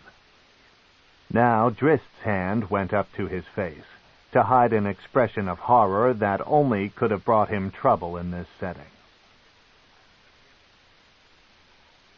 End of Side 5. Side 6. Homeland, by R.A. Salvatore. Continuing on page 193. "You are there to learn," Matron Malice said to Dinan. "To protect your brother as Drizzt is there to protect you. Do not destroy our advantage for the gain of a single kill." An evil smile found its way back onto her bone-hued face. "But if you learn of our enemy," she said. "If the proper opportunity presents itself," Brizza finished, guessing her mother's wicked thoughts and throwing an equally vile smile the matron's way. Malice looked upon her eldest daughter with approval. Brizza would prove a fine successor for the house. Dinan's smile became wide and lascivious. Nothing pleased the elder boy of House Do'Urden more than the opportunity for an assassination. "Go, then, my family," Malice said. "Remember that unfriendly eyes are upon us, watching our every move, waiting for the time to strike." Zack was the first out of the chapel, as always, this time with an added spring in his step. It wasn't the prospect of fighting another war that guided his moves, though the thought of killing more clerics of the Spider Queen certainly pleased him. Rather, Drizzt's display of naivete, His continued misconceptions of the common wheel of Drow existence brought Zack hope. Drizzt watched him go, thinking Zack's strides reflected his desire to kill. Drizzt didn't know whether to follow and confront the weapon master here and now, or to let it pass, to shrug it away as readily as he had dismissed most of the cruel world around him. The decision was made for him when Matron Malice stepped in front of him and kept him in the chapel. "To you I say this," she began when they were alone. "You have heard the mission I placed upon your shoulders. I will not tolerate failure." Drizzt shrank back from the power of her voice. "Protect your brother," came the grim warning, "or I shall give you to Loth for judgment."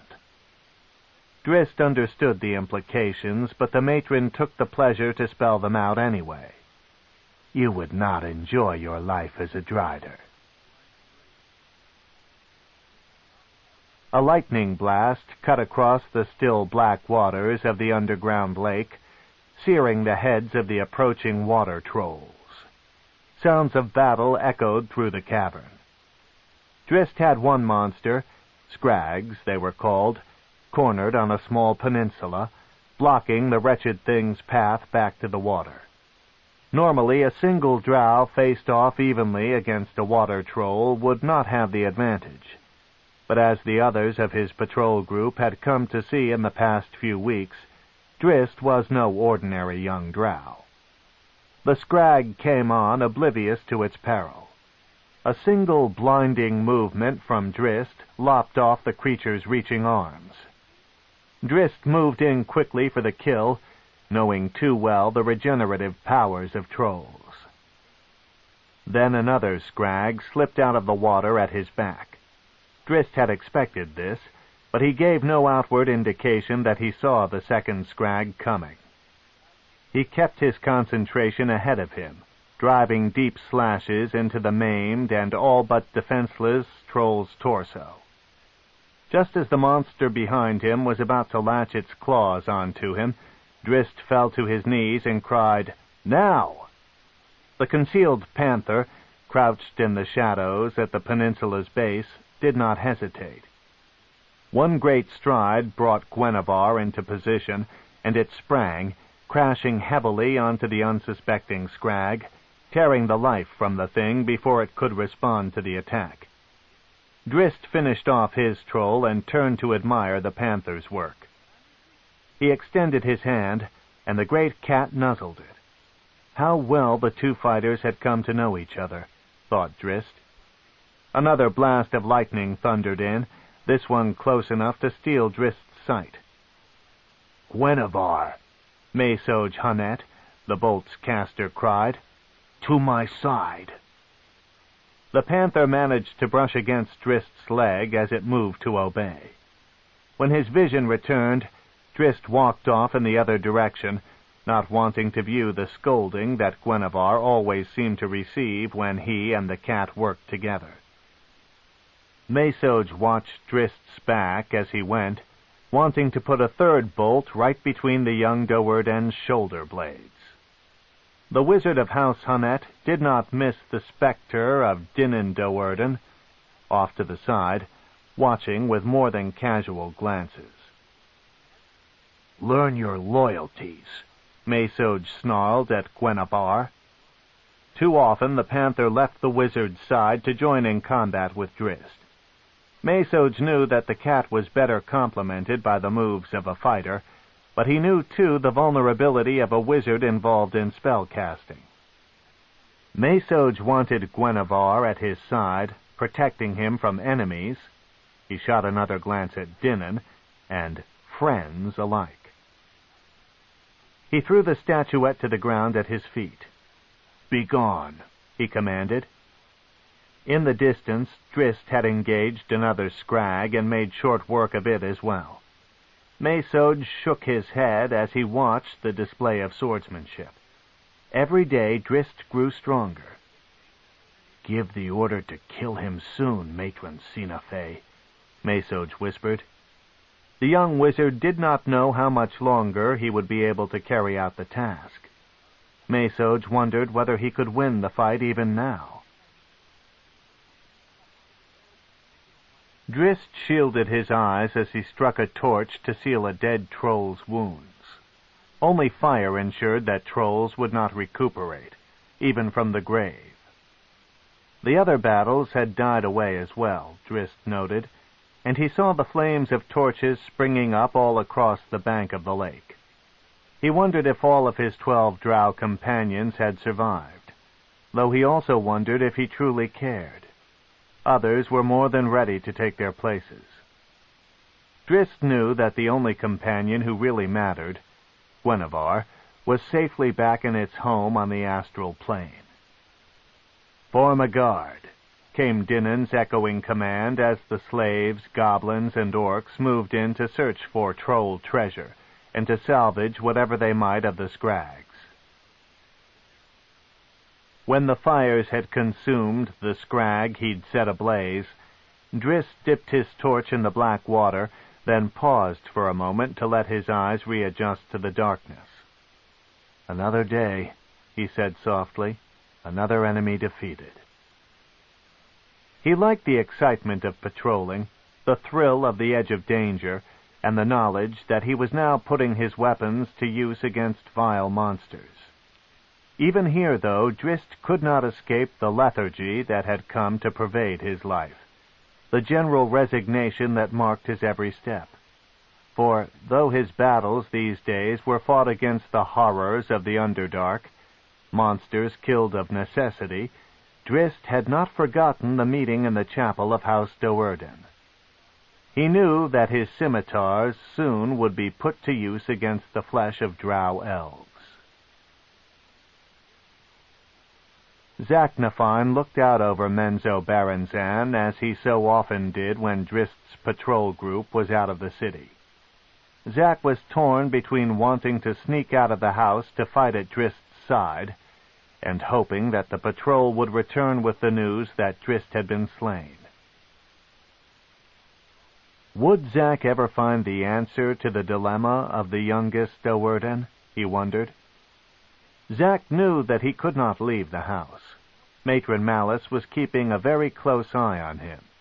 She sensed his anguish over Drizzt, Zak knew, and she most definitely did not approve.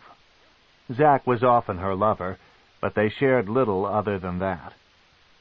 Zak thought back to the battles he and Malice had fought over Virna, another child of common concern, centuries before. Virna was a female, her fate sealed from the moment of her birth, and Zak could do nothing to halt the assault of the Spider Queen's overwhelming religion.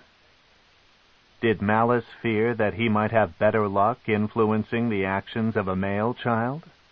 Apparently the matron did, but even Zak was not so certain if her fears were justified. Even he couldn't measure his influence over Drizzt. He peered out over the city now, silently watching for the patrol group's return, waiting, as always, for Drizzt's safe return, but secretly hoping that his dilemma would be ended by the claws and fangs of a lurking monster. 18. The Back Room. "My greetings, Faceless One," the High Priestess said, pushing past Alton into his private chambers in Sorcere. "And mine to you, Mistress Virna," Alton replied, trying to keep the fear out of his voice. Virna Do'Urden coming to see him at this time had to be more than coincidence. "What act has brought me the honor of a visit from a mistress of Aractinolith?" "No longer a mistress," said Virna. "I have returned to my home." Alton paused to consider the news. He knew that Dinin Do'Urden had also resigned his position at the academy. "Matron Malice has brought her family back together," Virna continued. "There are stirrings of war. You have heard them, no doubt?" "Just rumors," Alton stuttered, now beginning to understand why Virna had come to call on him. House Do'Urden had used the Faceless One before in its plotting, in its attempt to assassinate Alton. Now, with rumors of war whispered throughout Menzoberranzan, Matron Malice was re-establishing her network of spies and assassins. "You know of them?" Virna asked sharply. "I have heard little," Alton breathed, careful now not to anger the powerful female. "Not enough to report to your house. I did not even suspect that House Do'Urden was involved until now, when you informed me." Alton could only hope that Virna had no detection spell aimed at his words. Virna relaxed, apparently appeased by the explanation. "Listen more carefully to the rumors, Faceless One," she said. "My brother and I have left the academy. You are to be the eyes and ears of House Do'Urden in this place." "But," Alton stuttered. Virna held up a hand to stop him. "We know of our failure in our last transaction," she said. She bowed low, something a high priestess rarely did to a male. "Matron Malice sends her deepest apologies that the unguent you received for the assassination of Alton DeVir did not restore the features to your face." Alton nearly choked on the words, now understanding why an unknown messenger had delivered the jar of healing salve some 30 years before. The cloaked figure was an agent of House Do'Urden, come to repay the Faceless One for his assassination of Alton. Of course, Alton had never even tried the unguent. With his luck, it would have worked, and would have restored the features of Alton DeVir. "This time your payment cannot fail," Virna went on, though Alton, too caught up in the irony of it all, hardly listened. "House Do'Urden possesses a wizard's staff, but no wizard worthy to wield it. It belonged to Nalfine, my brother, who died in the victory over DeVir." Alton wanted to strike out at her. Even he wasn't that stupid, though. "If you can discern which house plots against House Do'Urden," Virna promised, "the staff will be yours. A treasure indeed for such a small act." "I will do what I can," Alton replied, having no other response to the incredible offer. "That is all Matron Malice asks of you," said Virna, and she left the wizard quite certain that House Do'Urden had secured a capable agent within the academy.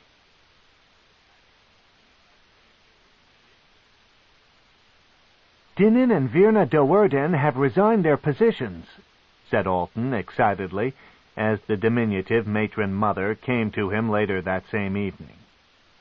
"This is already known to me," replied Sina Fe Hunnet. She looked around disdainfully at the littered and scorched room, then took a seat at the small table. "There is more," Alton said quickly, not wanting Sina Fe to get upset about being disturbed over old news. "I have had a visitor this day, Mistress Virna Do'Urden." "She suspects?" Matron Sina Fe growled. No, Alton replied. "Quite the opposite. House Do'Urden wishes to employ me as a spy, as it once employed the Faceless One to assassinate me." Sina Fe paused for a moment, stunned, then issued a laugh straight from her belly. "Ah, the ironies of our lives!" she roared. "I had heard that Dinan and Virna were sent to the academy only to oversee the education of their younger brother," remarked Alton. "An excellent cover," Sina Fe replied. "Virna and Dinan were sent as spies for the ambitious Matron Malice. My compliments to her." "Now they suspect trouble," Alton stated, sitting opposite his matron mother. "They do," agreed Sina Fe. "Mesoj patrols with Drizzt, but House Do'Urden has also managed to plant Dinan in the group." "Then Mesoj is in danger," reasoned Alton. "No," said Sina Fe. "House Do'Urden does not know that House Hunnet perpetrates the threat against it, else it would not have come to you for information. Matron Malice knows your identity." A look of terror crossed Alton's face. "Not your true identity?" Sina Fe laughed at him. She knows the Faceless one as Gelroos Hanet, and she would not have come to a Hanet if she suspected our house. Then we have an excellent opportunity to throw House Do'Urden into chaos, Alton cried. If I implicate another house, even Bain Ree, perhaps, our position will be strengthened. He chuckled at the possibilities. Malice will reward me with a staff of great power, a weapon I will turn against her at the proper moment. Matron Malice, Sina Fey corrected sternly. Even though she and Malice were soon to be open enemies, Sina Fey would not permit a male to show such disrespect to a matron mother. Do you really believe that you could carry out such a deception? When Mistress Virna returns, you will not deal with a lesser priestess with such valued information, foolish DeVir. You will face Matron Malice herself, a formidable foe. If she sees through your lies, do you know what she will do to your body? Alton gulped audibly. I am willing to take the risk, he said, crossing his arms resolutely on the table. What of House Hanet, when the biggest lie is revealed? Sina Fey asked. What advantage will we enjoy when Matron Malice knows the Faceless one's true identity? I understand, Alton answered, crestfallen but unable to refute Sina Fey's logic. Then what are we to do? What am I to do? Matron Sina Fey was already considering their next moves. You will resign your tenure, she said at length. Return to House Hanet within my protection. Such an act might also implicate House Hanet to Matron Malice, Alton reasoned. It may, replied Sina Fey, but it is the safest route. I will go to Matron Malice in feigned anger, telling her to leave House Hanet out of her troubles. If she wishes to make an informant of a member of my family, then she should come to me for permission, though I'll not grant it this time. Sina Fey smiled at the possibilities of such an encounter. My anger, my fear alone could implicate a greater house against House Do'Urden, even a conspiracy between more than one house, she said, obviously enjoying the added benefits. Matron Malice will certainly have much to think about and much to worry about. Alton hadn't even heard Sina Fey's last comments. The words about granting her permission, this time, had brought a disturbing notion into his mind. And did she? He dared to ask, though his words were barely audible. What do you mean? Asked Sina Fey, not following his thoughts. Did Matron Malice come to you? Alton continued, frightened but needing an answer. 30 years ago. Did Matron Sina Fey grant her permission for Gelroos Hanet to become an agent, an assassin to complete House DeVir's elimination? A wide smile spread across Sina Fey's face, but it vanished in the blink of an eye as she threw the table across the room, grabbed Alton by the front of his robes, and pulled him roughly to within an inch of her scowling visage. Never confuse personal feelings with politics, the tiny but obviously strong matron growled, her tone carrying the unmistakable weight of an open threat. And never ask me such a question again.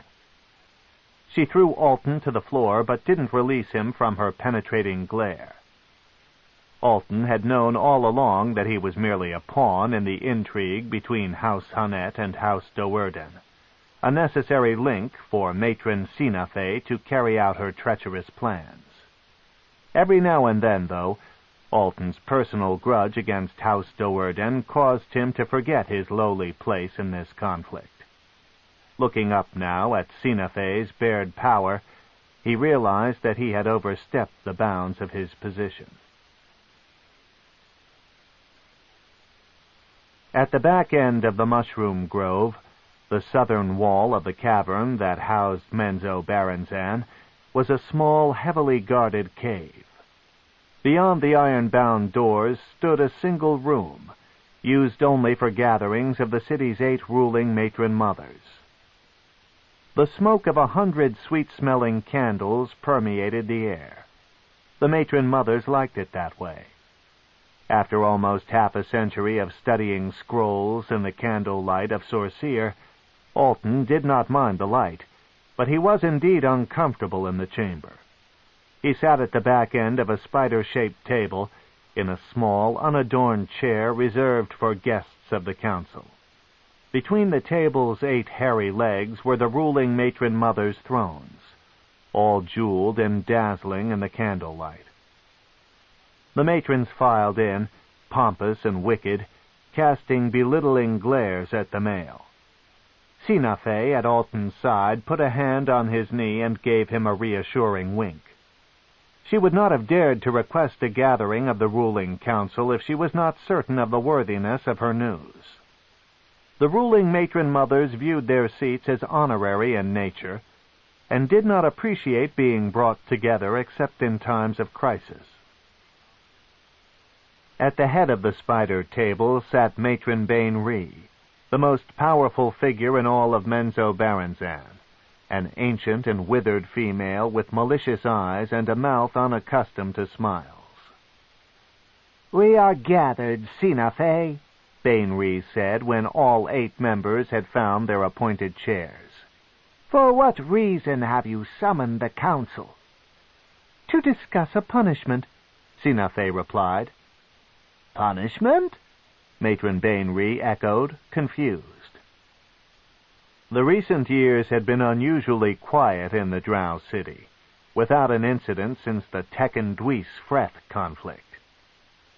To the first matron's knowledge, no acts had been committed that might require a punishment, certainly none so blatant as to force the ruling council to action. "What individual deserves this?"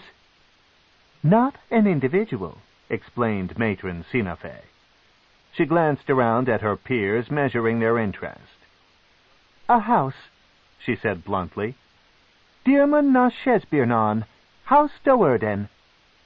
Several gasps of disbelief came in reply, as Sinafe had expected. "House Doerden?" Matron Bain-Ree questioned, surprised that any would implicate Matron Malice. By all of Bain-Ree's knowledge, Malice remained in high regard with the Spider Queen, and House Doerden had recently placed 2 instructors in the academy. "For what crime do you dare to charge House Doerden?" asked one of the other matrons. "Are these words of fear, Sinafe?" Matron Bain-Ree had to ask. Several of the ruling matrons had expressed concern about House Doerden. It was well known that Matron Malice desired a seat on the ruling council, and by all measures of the power of her house, she seemed destined to get it. "I have appropriate cause," Sinafe insisted. "The others seem to doubt you," replied Matron Bain-Ree. "You should explain your accusation, quickly if you value your reputation." Sinafe knew that more than her reputation was at stake. In Menzoberranzan, a false accusation was a crime on par with murder. "We all remember the fall of House DeVir," Sinafe began. 7 of us now gathered sat upon the ruling council beside Matron Genevieve DeVir. "House DeVir is no more," Matron Bain-Ree reminded her. "Because of House Doerden," Sinafe said bluntly. This time the gasps came out as open anger. "How dare you speak such words?" came one reply. 30 years, came another. "The issue has been forgotten." Matron Bain-Ree quieted them all before the clamor rose into violent action, a not uncommon occurrence in the council chamber. "Sinafe," she said, through the dry sneer on her lips. "One cannot make such an accusation. One cannot discuss such beliefs openly so long after the event. You know our ways.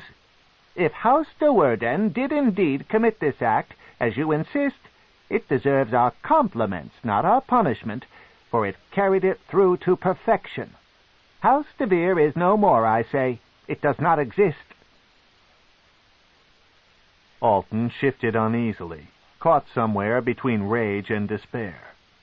Sina Fe was far from dismayed, though. This was going exactly as she had envisioned and hoped.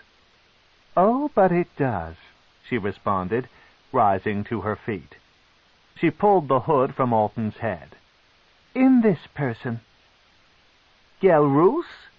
asked Matron Bainry, not understanding. "Not Gelroos," Sina Fe replied. "Gelroos Hunnet died the night House DeVir died. This male, Alton DeVir, assumed Gelroos's identity and position, hiding from further attacks by House Doerden." Bainry whispered some instructions to the matron at her right side, then waited as she went through the semantics of a spell. Bainry motioned for Sina Fe to return to her seat, then faced Alton. "Speak your name," Bainry commanded. "I am Alton DeVir," Alton said, gaining strength from the identity he had waited so very long to proclaim. "Son of Matron Genevieve, and a student of Sorceer on the night House Doerden attacked." Bainry looked to the matron at her side. "He speaks the truth," the matron assured her.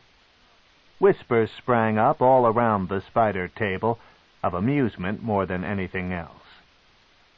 "That is why I summoned the ruling council," Sina Fe quickly explained.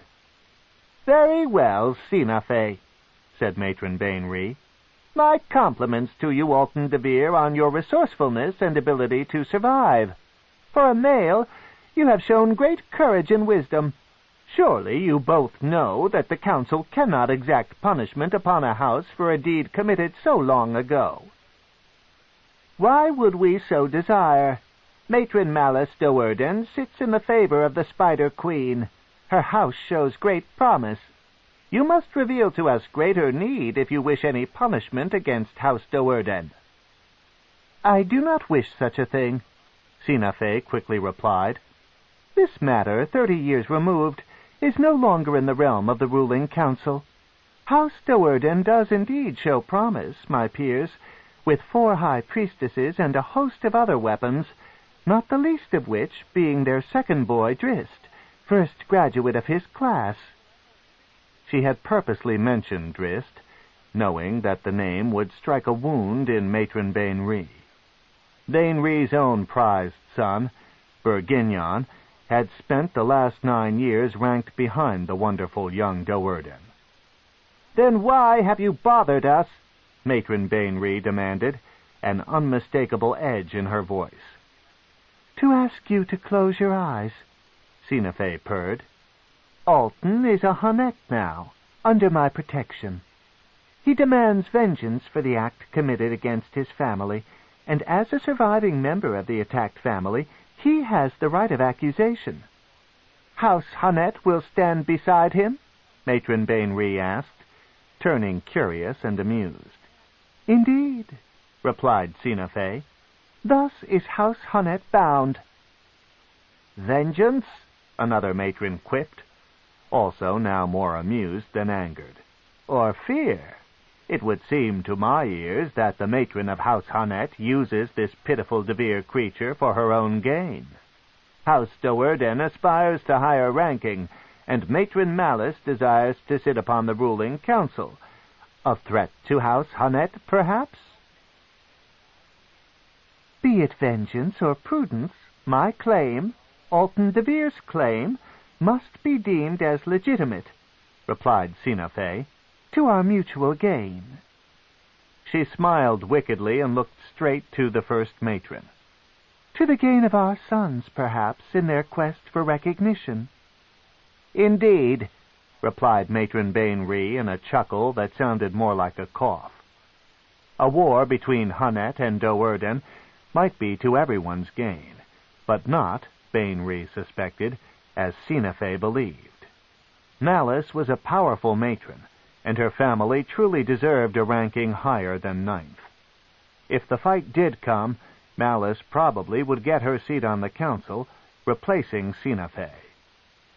Matron Bainry looked around at the other matrons and guessed from their hopeful expressions that they shared her thoughts. Let Hunnet and Do'Urden fight it out. Whatever the outcome, the threat of Matron Malice would be ended. Perhaps, Bainry hoped, a certain young Do'Urden male would fall in battle, propelling her own son into the position he deserved.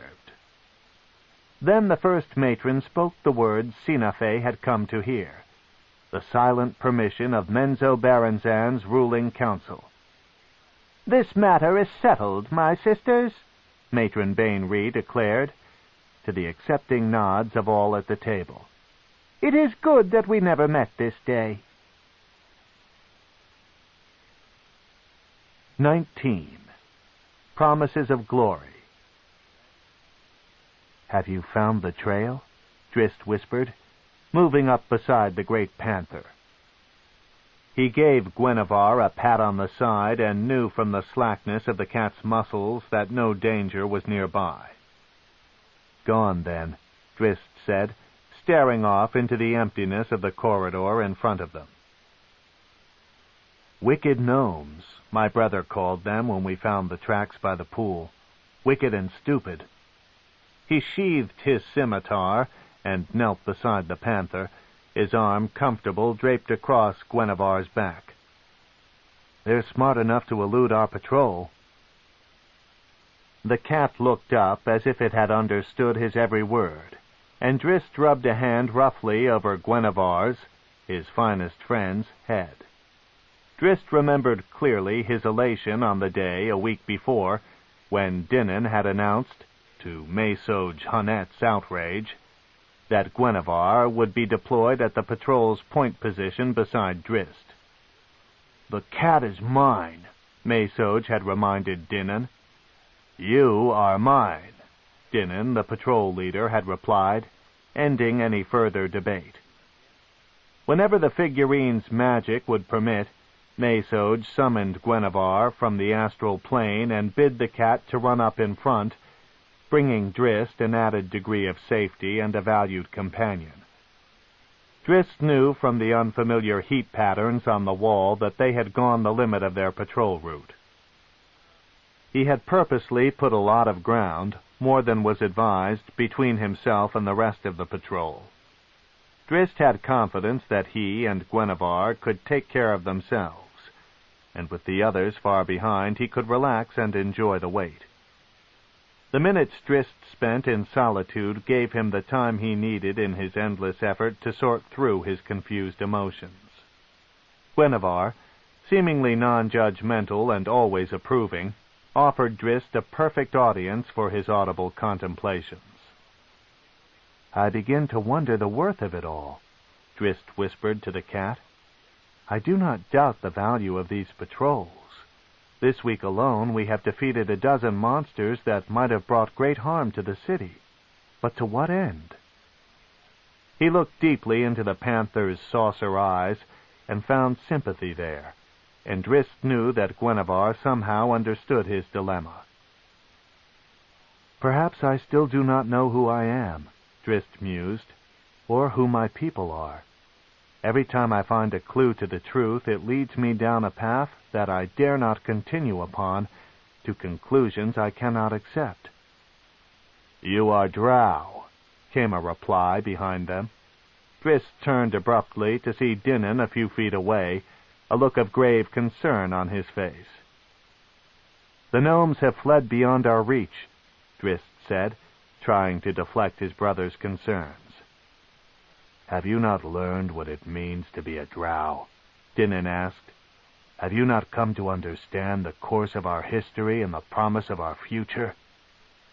"I know of our history as it was taught at the academy," Drizzt replied. "They were the very first lessons we received. Of our future, and more so of the place we now reside, though, I do not understand." "You know of our enemies," Dinan prompted. "Countless enemies," replied Drizzt with a heavy sigh. "They fill the holes of the Underdark, always waiting for us to let down our guard. We will not, and our enemies will fall to our power." "Ah, but our true enemies do not reside in the lightless caverns of our world," said Dinan with a sly smile. "Theirs is a world strange and evil, Drizzt knew who Dinin was referring to, but he suspected that his brother was hiding something. "The fairies," Drizzt whispered, and the word prompted a jumble of emotions within him. All of his life he had been told of his evil cousins, of how they had forced the Drow into the bowels of the world. Busily engaged in the duties of his everyday life, Drizzt did not think of them often, but whenever they came to mind he used their name as a litany against everything he hated in his life. If Drizzt could somehow blame the surface elves, as every other Drow seemed to blame them, for the injustices of Drow society, he could find hope for the future of his people. Rationally, Drizzt had to dismiss the stirring legends of the Elven War as another of the endless stream of lies. But in his heart and hopes, Drizzt clung desperately to those words. He looked back to Dinin. "The fairies," he said again, "whatever they may be." Dinin chuckled at his brother's relentless sarcasm. It had become so commonplace. "They are as you have learned," he assured Drizzt. "Without worth and vile beyond your imagination, the tormentors of our people, who banished us in eons past, who forced—" "I know the tales," Drizzt interrupted, alarmed at the increasing volume of his excited brother's voice. Drizzt glanced over his shoulder. "If the patrol is ended, let us meet the others closer to the city. This place is too dangerous for such discussions." He rose to his feet and started back, Guinevere at his side. "Not as dangerous as the place I soon will lead you," Dinin replied with that same sly smile. Drizzt stopped and looked at him curiously. "I suppose you should know," Dinin teased. "We were selected because we are the finest of the patrol groups, and you have certainly played an important role in our attaining that honor." "Chosen for what?" "In a fortnight we will leave Menzoberranzan," explained Dinin. "Our trail will take us many days and many miles from the city." "How long?" Drizzt asked, suddenly very curious. 2 weeks, maybe 3, replied Dinin, "but well worth the time. We shall be the ones, my young brother, who enact a measure of revenge upon our most hated foes, who strike a glorious blow for the Spider Queen." Drizzt thought that he understood, but the notion was too outrageous for him to be certain. "The elves," Dinin beamed. "We have been chosen for a surface raid." Drizzt was not as openly excited as his brother, unsure of the implications of such a mission. At last he would get to view the surface elves and face the truth of his heart and hopes. Something more real to Drizzt, the disappointment he had known for so many years, tempered his elation, reminded him that while the truth of the elves might bring an excuse to the dark world of his kin, it might instead take away something more important. He was unsure how to feel. "The surface," Alton mused. "My sister went there once on a raid. A most marvelous experience, so she said."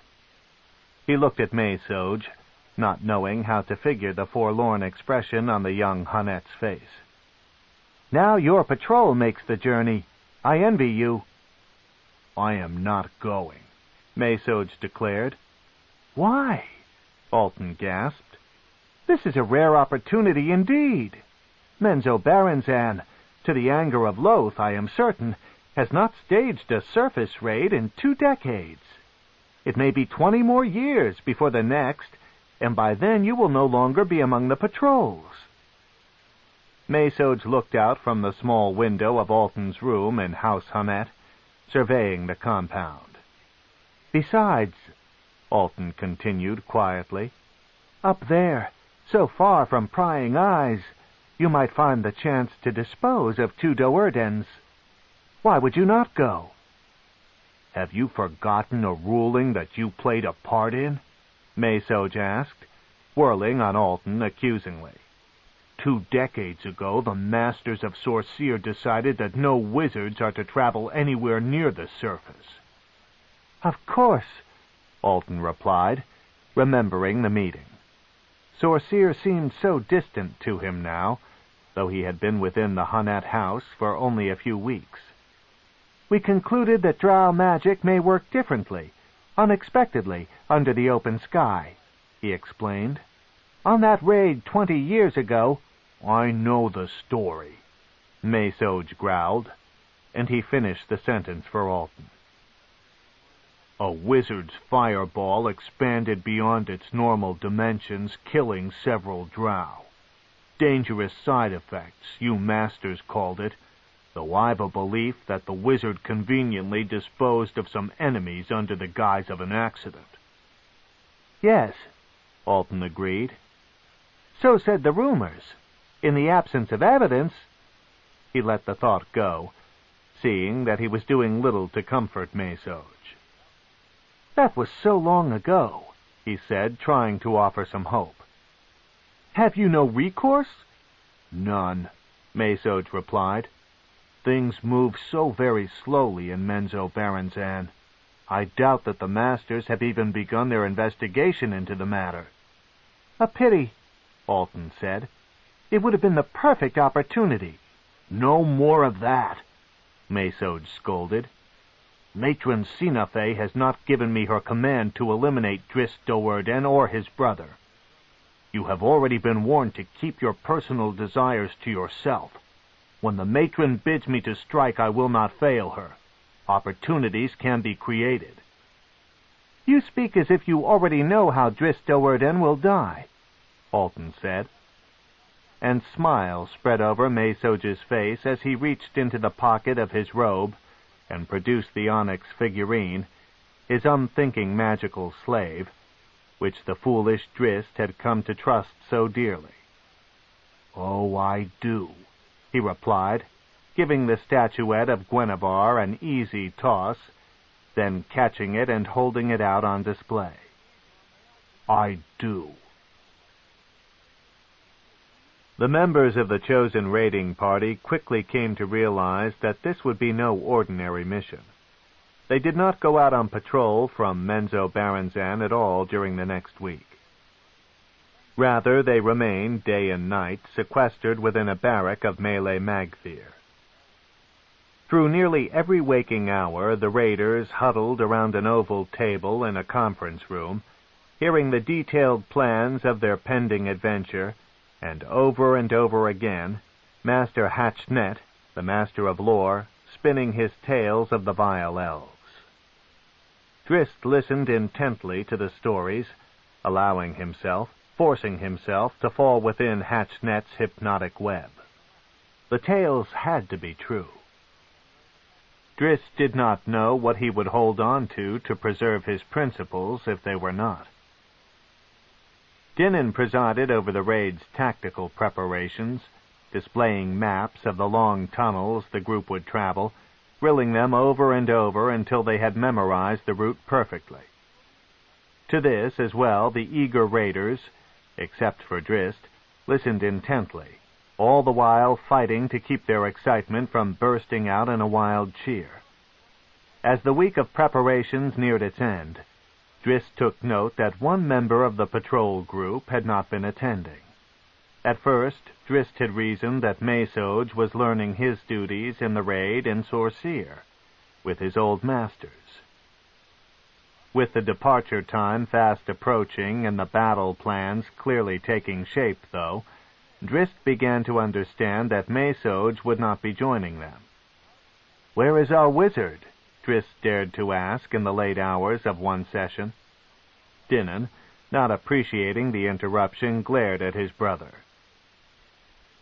"Mesoj will not be joining us," he answered, knowing that others might now share Drizzt's concern, a distraction they could not afford at such a critical time. "Sorceer has decreed that no wizards may travel to the surface," Master Hatchnet explained. "Mesoj Hunnet will await your return in the city. It is a great loss to you indeed, for Mesoj has proven his worth many times over. Fear not, though, for a cleric of Aractinolith shall accompany you." "What of—" Drizzt began above the approving whispers of the other raiders. Dinin cut his brother's thoughts short, easily guessing the question. "The cat belongs to Mesoj," he said flatly. "The cat stays behind." "I could talk to Mesoj," Drizzt pleaded. Dinin's stern glance answered the question without the need for words. "Our tactics will be different on the surface," he said to all the group, silencing their whispers. "The surface is a world of distance, not the blind enclosures of bending tunnels. Once our enemies are spotted, our task will be to surround them, to close off the distances." He looked straight at his young brother. "We will have no need of a point guard, and in such a conflict a spirited cat could well prove more trouble than aid." Drizzt had to be satisfied with the answer. Arguing would not help, even if he could get Mesoj to let him take the panther, which he knew in his heart he could not. He shook the brooding desires out of his head and forced himself to hear his brother's words. This was to be the greatest challenge of Drizzt's young life, and the greatest danger. Over the final 2 days, as the battle plan became ingrained into every thought, Drizzt found himself growing more and more agitated. Nervous energy kept his palms moist with sweat, and his eyes darted about, too alert. Despite his disappointment over Gwenevere, Drizzt could not deny the excitement that bubbled within him. This was the adventure he had always wanted, the answer to his questions of the truth of his people. Up there, in the vast strangeness of that foreign world, lurked the surface elves, the unseen nightmare that had become the common enemy, and thus the common bond, of all the Drow. Drizzt would discover the glory of battle, exacting proper revenge upon his people's most hated foes. Always before, Drizzt had fought out of necessity, in training gyms or against the stupid monsters that ventured too near his home. Drizzt knew that this encounter would be different. This time his thrusts and cuts would be carried by the strength of deeper emotions, guided by the honor of his people and their common courage and resolve to strike back against their oppressors. He had to believe that. Drizzt lay back in his cot the night before the raiding party's departure and brought his scimitars through some slow-motion maneuvers above him. "This time," he whispered aloud to the blades while marveling at their intricate dance even at such a slow speed, "this time your ring will sound out in the song of justice." He placed the scimitars down at the side of his cot and rolled over to find some needed sleep.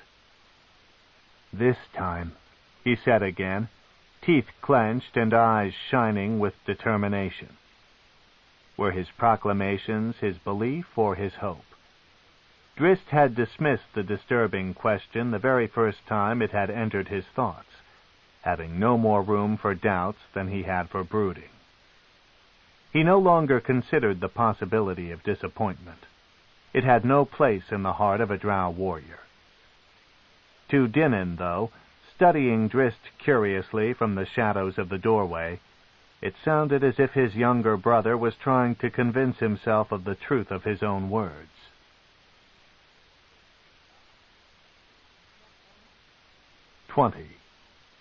That foreign world. The 14 members of the patrol group made their way through twisting tunnels and giant caverns that suddenly opened wide before them. Silent on magical boots, and nearly invisible behind their pawafwis, they communicated only in their hand code.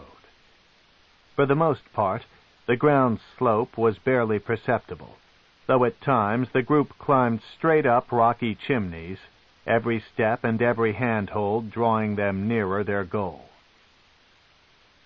They crossed through the boundaries of claimed territories, of monsters and the other races, but the hated gnomes and even the Durgar dwarves wisely kept their heads hidden. Few in all the Underdark would purposely intercept a Drow raiding party. By the end of a week, all of the Drow could sense the difference in their surroundings. The depths still would have seemed stifling to a surface dweller, but the Dark Elves were accustomed to the constant oppression of 1,000 tons of rock hanging over their heads. They turned every corner expecting the stone ceiling to fly away into the vast openness of the surface world.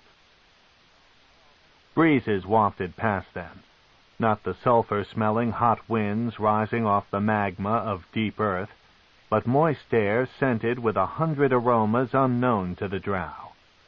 It was springtime above, though the Dark Elves, in their seasonless environs, knew nothing of that, and the air was full of the scent of new-blossomed flowers and budding trees. In the seductive allure of those tantalizing aromas, Drizzt had to remind himself again and again that the place they approached was wholly evil and dangerous. Perhaps, he thought, the scents were merely a diabolical lure, a bait to an unsuspecting creature to bring it into the surface world's murderous grip.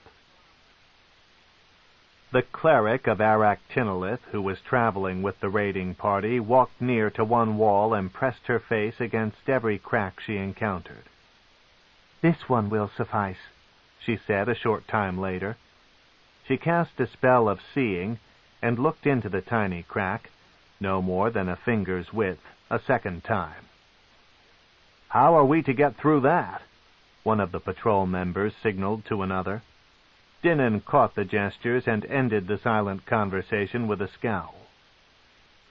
"It is daylight above," the cleric announced. "We shall have to wait here." "For how long?" Dinnan asked, knowing his patrol to be on the edge of readiness with their long-awaited goal so very near. "I cannot know," the cleric replied. "No more than half a cycle of Narbondel. Let us remove our packs and rest while we may." Dinnan would have preferred to continue, just to keep his troops busy, but he did not dare speak against the priestess. The break did not prove a long one, though, for a couple of hours later the cleric checked through the crack once more and announced that the time had come. "You first," Dinnan said to Drizzt. Drizzt looked at his brother incredulously, having no idea of how he could pass through such a tiny crack. "Come," instructed the cleric, who now held a many-holed orb. "Walk past me and continue through." As Drizzt passed the cleric, she spoke the orb's command word and held it over Drizzt's head. Black flakes, blacker than Drizzt's ebony skin, drifted over him, and he felt a tremendous shudder ripple across his spine. The others looked on in amazement as Drizzt's body narrowed to the width of a hair, and he became a two-dimensional image, a shadow of his former self. Drizzt did not understand what was happening, but the crack suddenly widened before him. He slipped into it, found movement in his present form merely an enactment of will, and drifted through the twists, turns, and bends of the tiny channel like a shadow on the broken face of a rocky cliff. He then was in a long cave, standing across from its single exit. A moonless night had fallen, but even this seemed bright to the deep-dwelling Drow. Drizzt felt himself pulled toward the exit, toward the surface world's openness. The other raiders began slipping through the crack and into the cavern then, one by one, with the cleric coming in last. Drizzt was the first to feel the shudder as his body resumed its natural state. In a few moments, they all were eagerly checking their weapons. "I will remain here," the cleric told Dinnan. "Hunt well. The Spider Queen is watching." Dinnan warned his troops once again of the dangers of the surface. Then he moved to the front of the cave, a small hole on the side of a rocky spur of a tall mountain. "For the Spider Queen," Dinnan proclaimed. He took a steadying breath and led them through the exit, under the open sky, under the stars. While the others seemed nervous under those revealing lights, Drizzt found his gaze pulled heavenward to the countless points of mystical twinkling. Bathed in the starlight, he felt his heart lift, and didn't even notice the joyful singing that rode on the night wind. So fitting it seemed.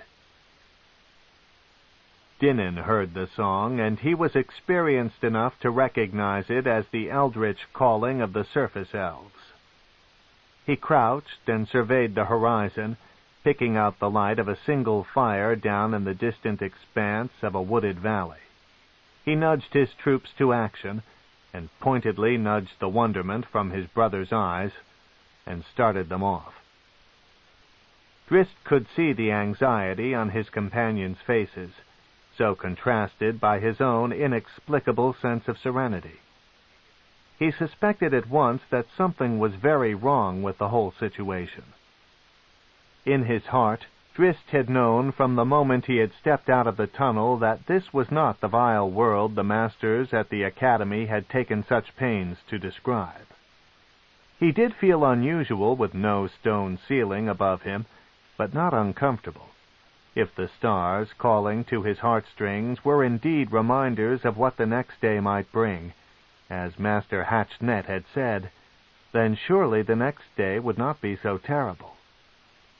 Only confusion dampened the feeling of freedom that Drizzt felt, for either he had somehow fallen into a trap of perception, or his companions, his brother included, viewed their surroundings through tainted eyes. It fell on Drizzt as another unanswered burden. Were his feelings of comfort here weakness or truth of heart?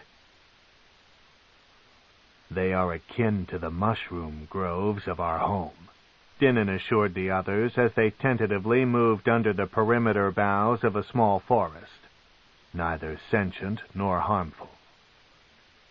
Still, the younger dark elves flinched and brought their weapons to the ready whenever a squirrel skipped across a branch overhead, or an unseen bird called out to the night.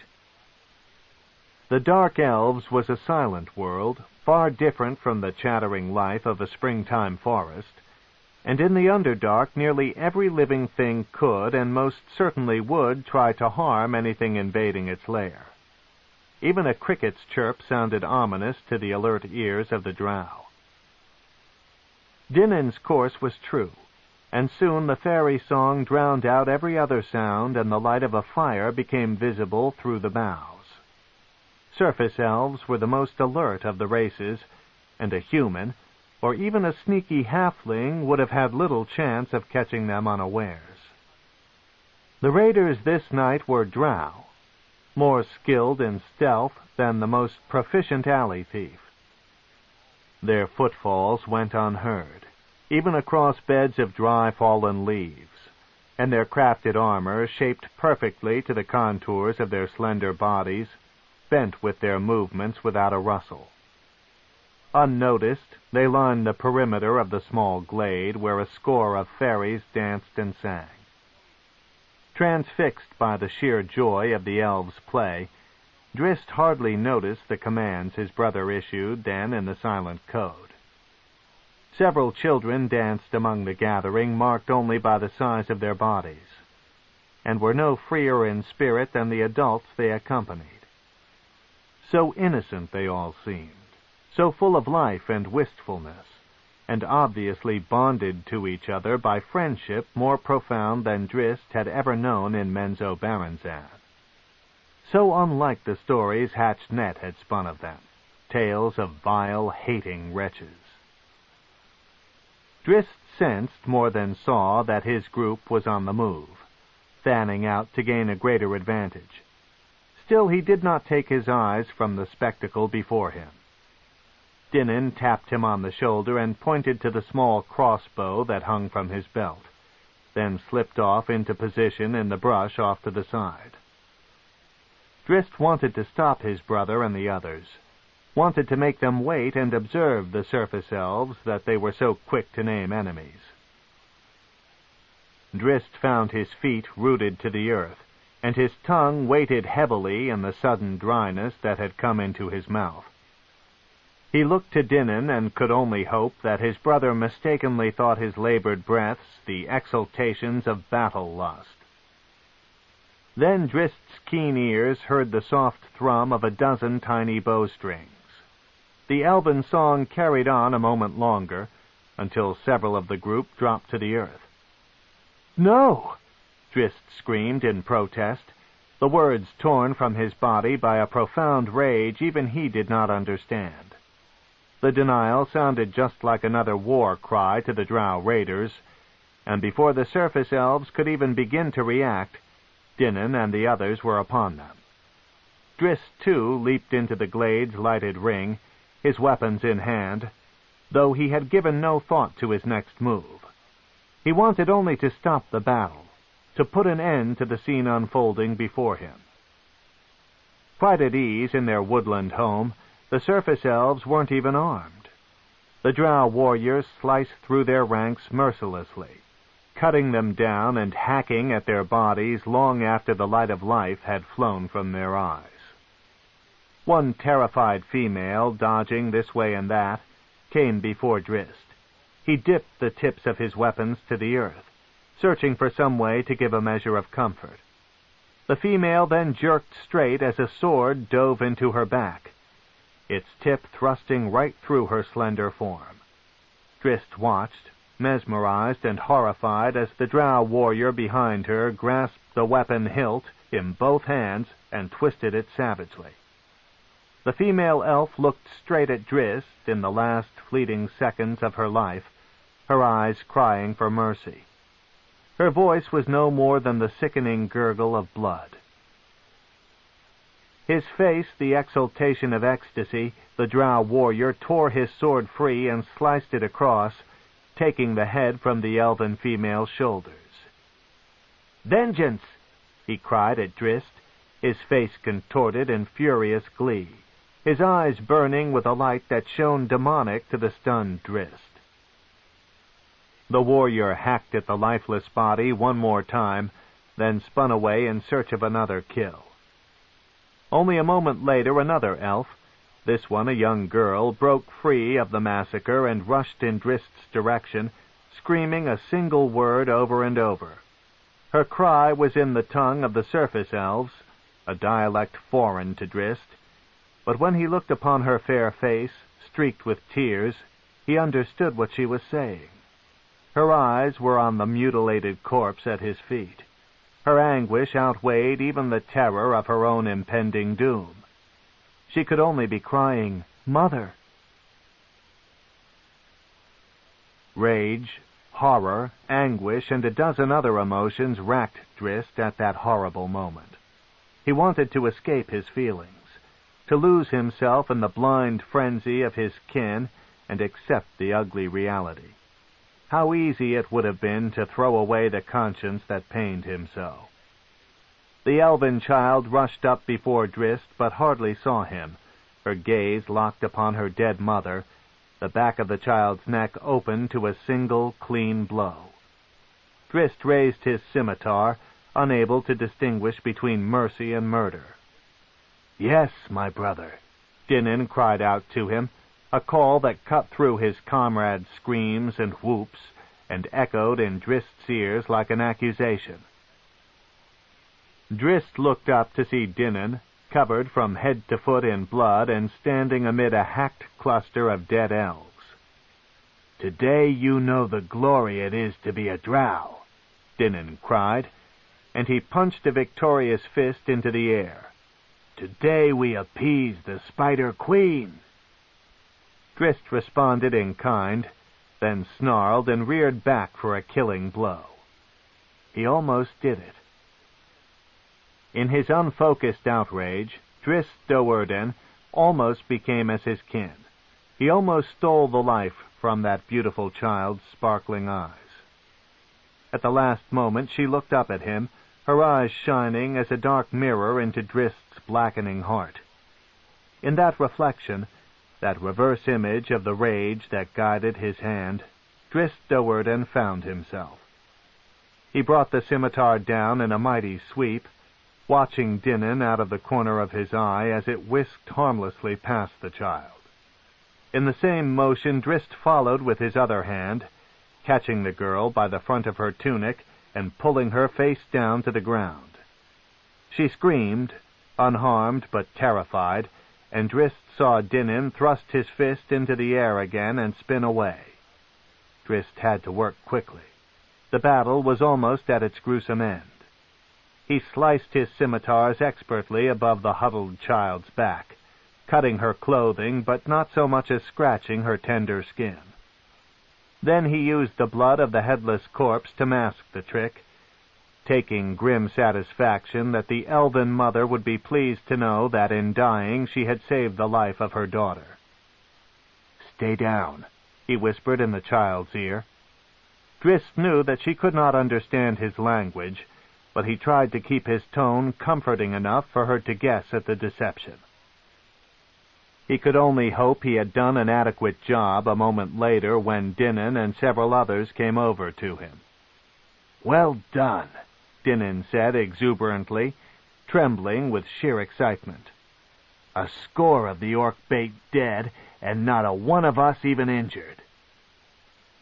The matrons of Menzoberranzan will be pleased indeed, though we'll get no plunder from this pitiful lot." He looked down at the pile at Drizzt's feet, then clapped his brother on the shoulder. "Did they think they could get away?" Dinin roared. Drizzt fought hard to sublimate his disgust, but Dinin was so entranced by the bloodbath that he wouldn't have noticed anyway. "Not with you here," Dinin continued. "2 kills for Drizzt." "1 kill," protested another, stepping beside Dinin. Drizzt set his hands firmly on the hilts of his weapons and gathered up his courage. If this approaching drow had guessed the deception, Drizzt would fight to save the elven child. He would kill his companions, even his brother, to save the little girl with the sparkling eyes, until he himself was slain. At least then Drizzt would not have to witness their slaughter of the child. Luckily, the problem never came up. "Drizzt got the child," the drow said to Dinin, "but I got the elder female. I put my sword right through her back before your brother ever brought his scimitars to bear." It came as a reflex, an unconscious strike against the evil all about him. Drizzt didn't even realize the act as it happened, but a moment later he saw the boasting drow lying on his back, clutching at his face and groaning in agony. Only then did Drizzt notice the burning pain in his hand, and he looked down to see his knuckles and the scimitar hilt they clutched, spattered with blood. "What are you about?" Dinin demanded. Thinking quickly, Drizzt did not even reply to his brother.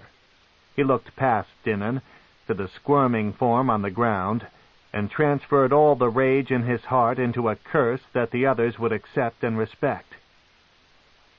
"If ever you steal a kill from me again," he spat, sincerity dripping from his false words, "I will replace the head lost from its shoulders with your own."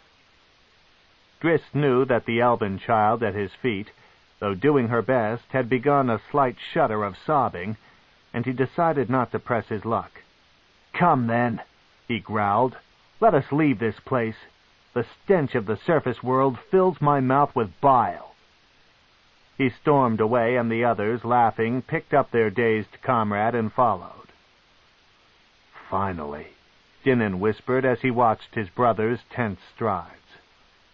"Finally, you have learned what it is to be a drow warrior." Dinin, in his blindness, would never understand the irony of his words.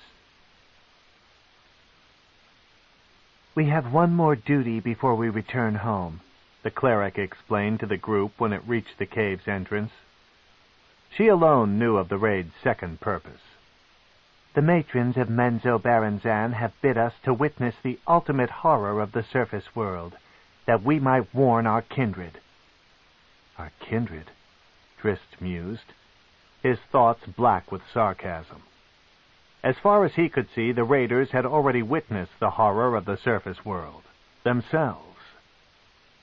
"There!" Dinin cried, pointing to the eastern horizon.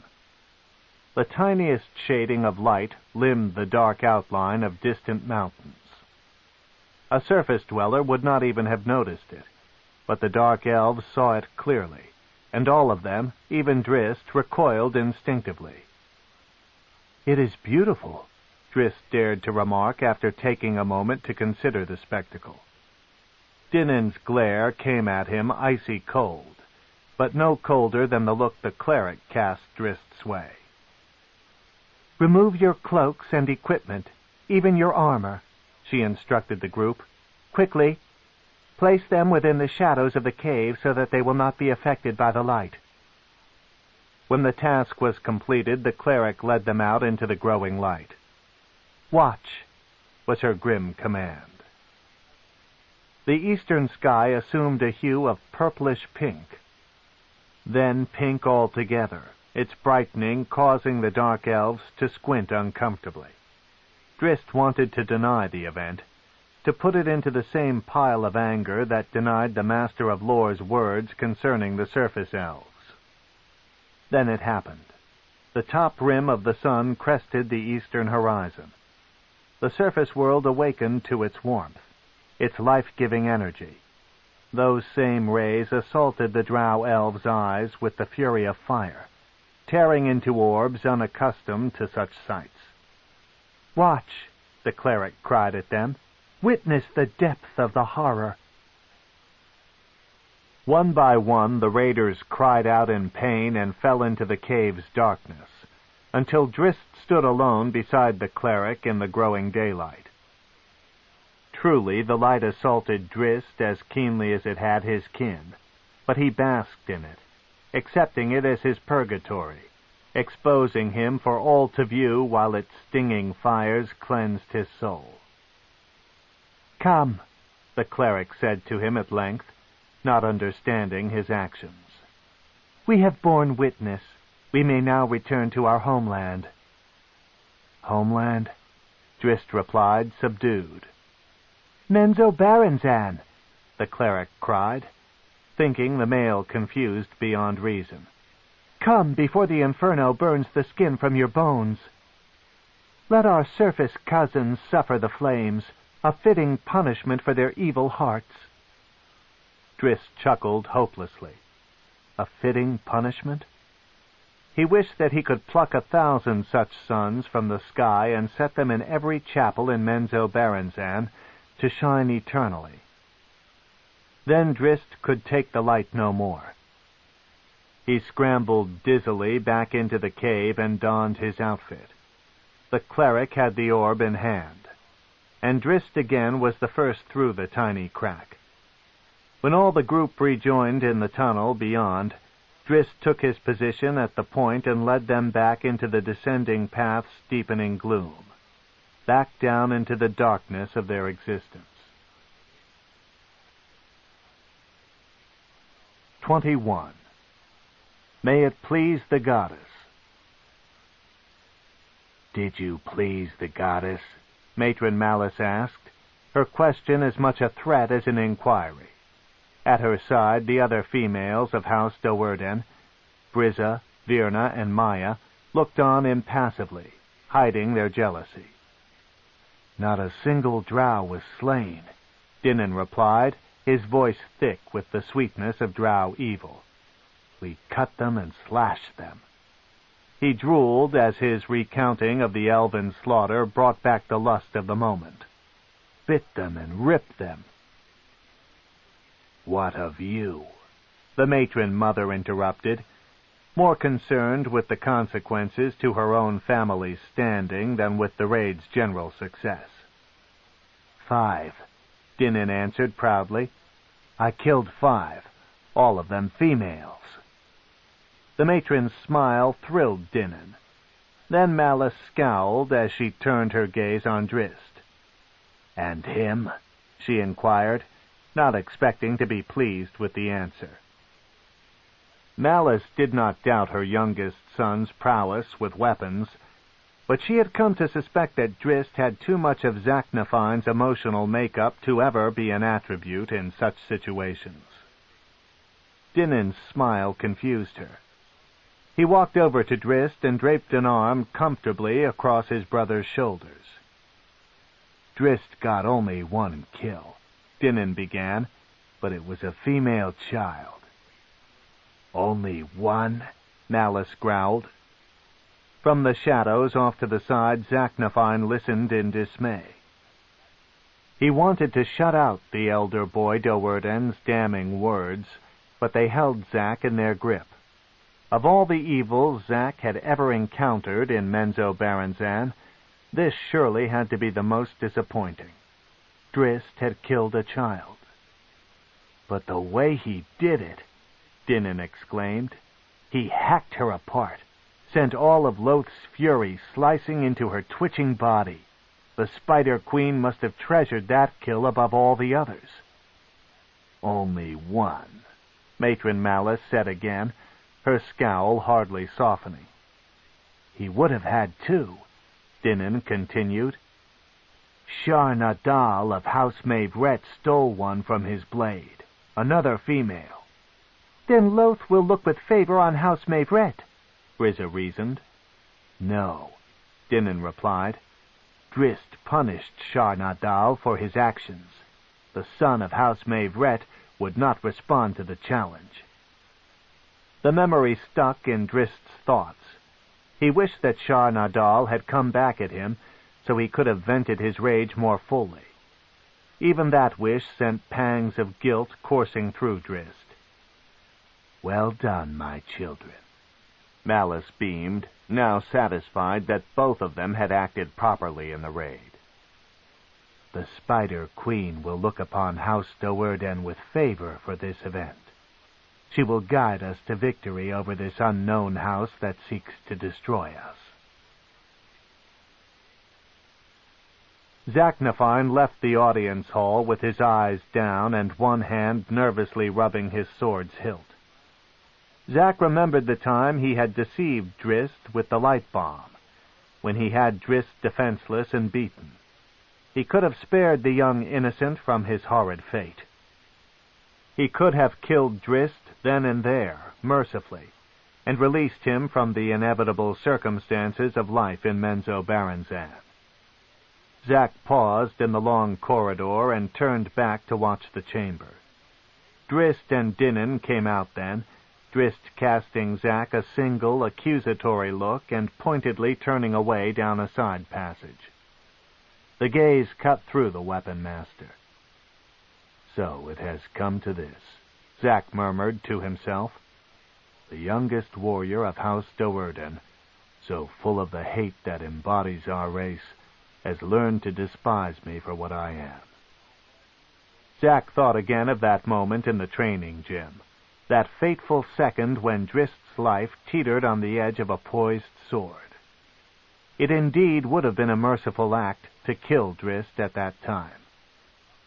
With the sting of the young Drow warrior's gaze still cutting so keenly into his heart, Zak couldn't decide whether the deed would have been more merciful to Drizzt or to himself. Leave us, Matron Sinafe commanded as she swept into the small room lighted by a candle's glow. Alton gawked at the request. It was, after all, his personal room. Alton prudently reminded himself that Sinafe was the matron mother of the family, the absolute ruler of House Hannet. With a few awkward bows and apologies for his hesitation, he backed out of the room. Mesoj watched his mother cautiously as she waited for Alton to move away. From Sinafe's agitated tone, Mesoj understood the significance of her visit. Had he done something to anger his mother? Or more likely, had Alton? When Sinafe spun back on him, her face twisted in evil glee, Mesoj realized that her agitation was really excitement. House Do'Urden has erred, she snarled. It has lost the Spider Queen's favor. How? Mesoj replied. He knew that Dinan and Drizzt had returned from a successful raid, an assault that all of the city was talking about in tones of high praise. I do not know the details, Matron Sinafe replied, finding a measure of calmness in her voice. One of them, perhaps one of the sons, did something to displease Loth. This was told to me by a handmaiden of the Spider Queen. It must be true. Matron Malice will work quickly to correct the situation, Mesoj reasoned. How long do we have? Loth's displeasure will not be revealed to Matron Malice, Sinafe replied. Not soon. The Spider Queen knows all.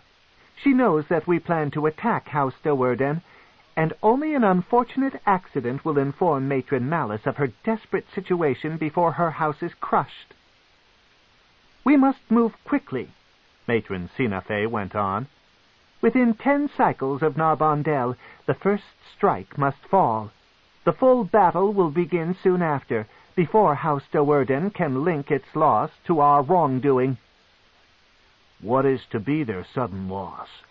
Mesoj prompted, thinking, hoping, he had already guessed the answer. His mother's words were like sweet music to his ears. Drizzt Do'Urden, she purred, the favored son. Kill him. Mesoj rested back and clasped his slender fingers behind his head, considering the command. You will not fail me, Sinafe warned. I will not, Mesoj assured her. Drizzt, though young, is already a powerful foe. His brother, a former master of melee Magthyr, is never far from his side. He looked up at his matron mother, his eyes gleaming. May I kill the brother, too? Be cautious, my son, Sinafe replied. Drizzt Do'Urden is your target. Concentrate your efforts toward his death. As you command, Mesoj replied, bowing low. Sinafe liked the way her young son heeded to her desires without question. She started out of the room, confident in Mesoj's ability to perform the task. If Dinin Do'Urden somehow gets in the way, she said, turning back to throw Mesoj a gift for his obedience, you may kill him too. Mesoj's expression revealed too much eagerness for the second task. You will not fail me, Sinafe said again, this time in an open threat that stole some of the wind out of Mesoj's filling sails. Drizzt Do'Urden must die within 10 days. Mesoj forced any distracting thoughts of Dinin out of his mind. Drizzt must die, he whispered over and over, long after his mother had gone. He already knew how he wanted to do it. He only had to hope that the opportunity would come soon. The awful memory of the surface raid followed Drizzt, haunted him as he wandered the halls of Dearman na Shesbirnon.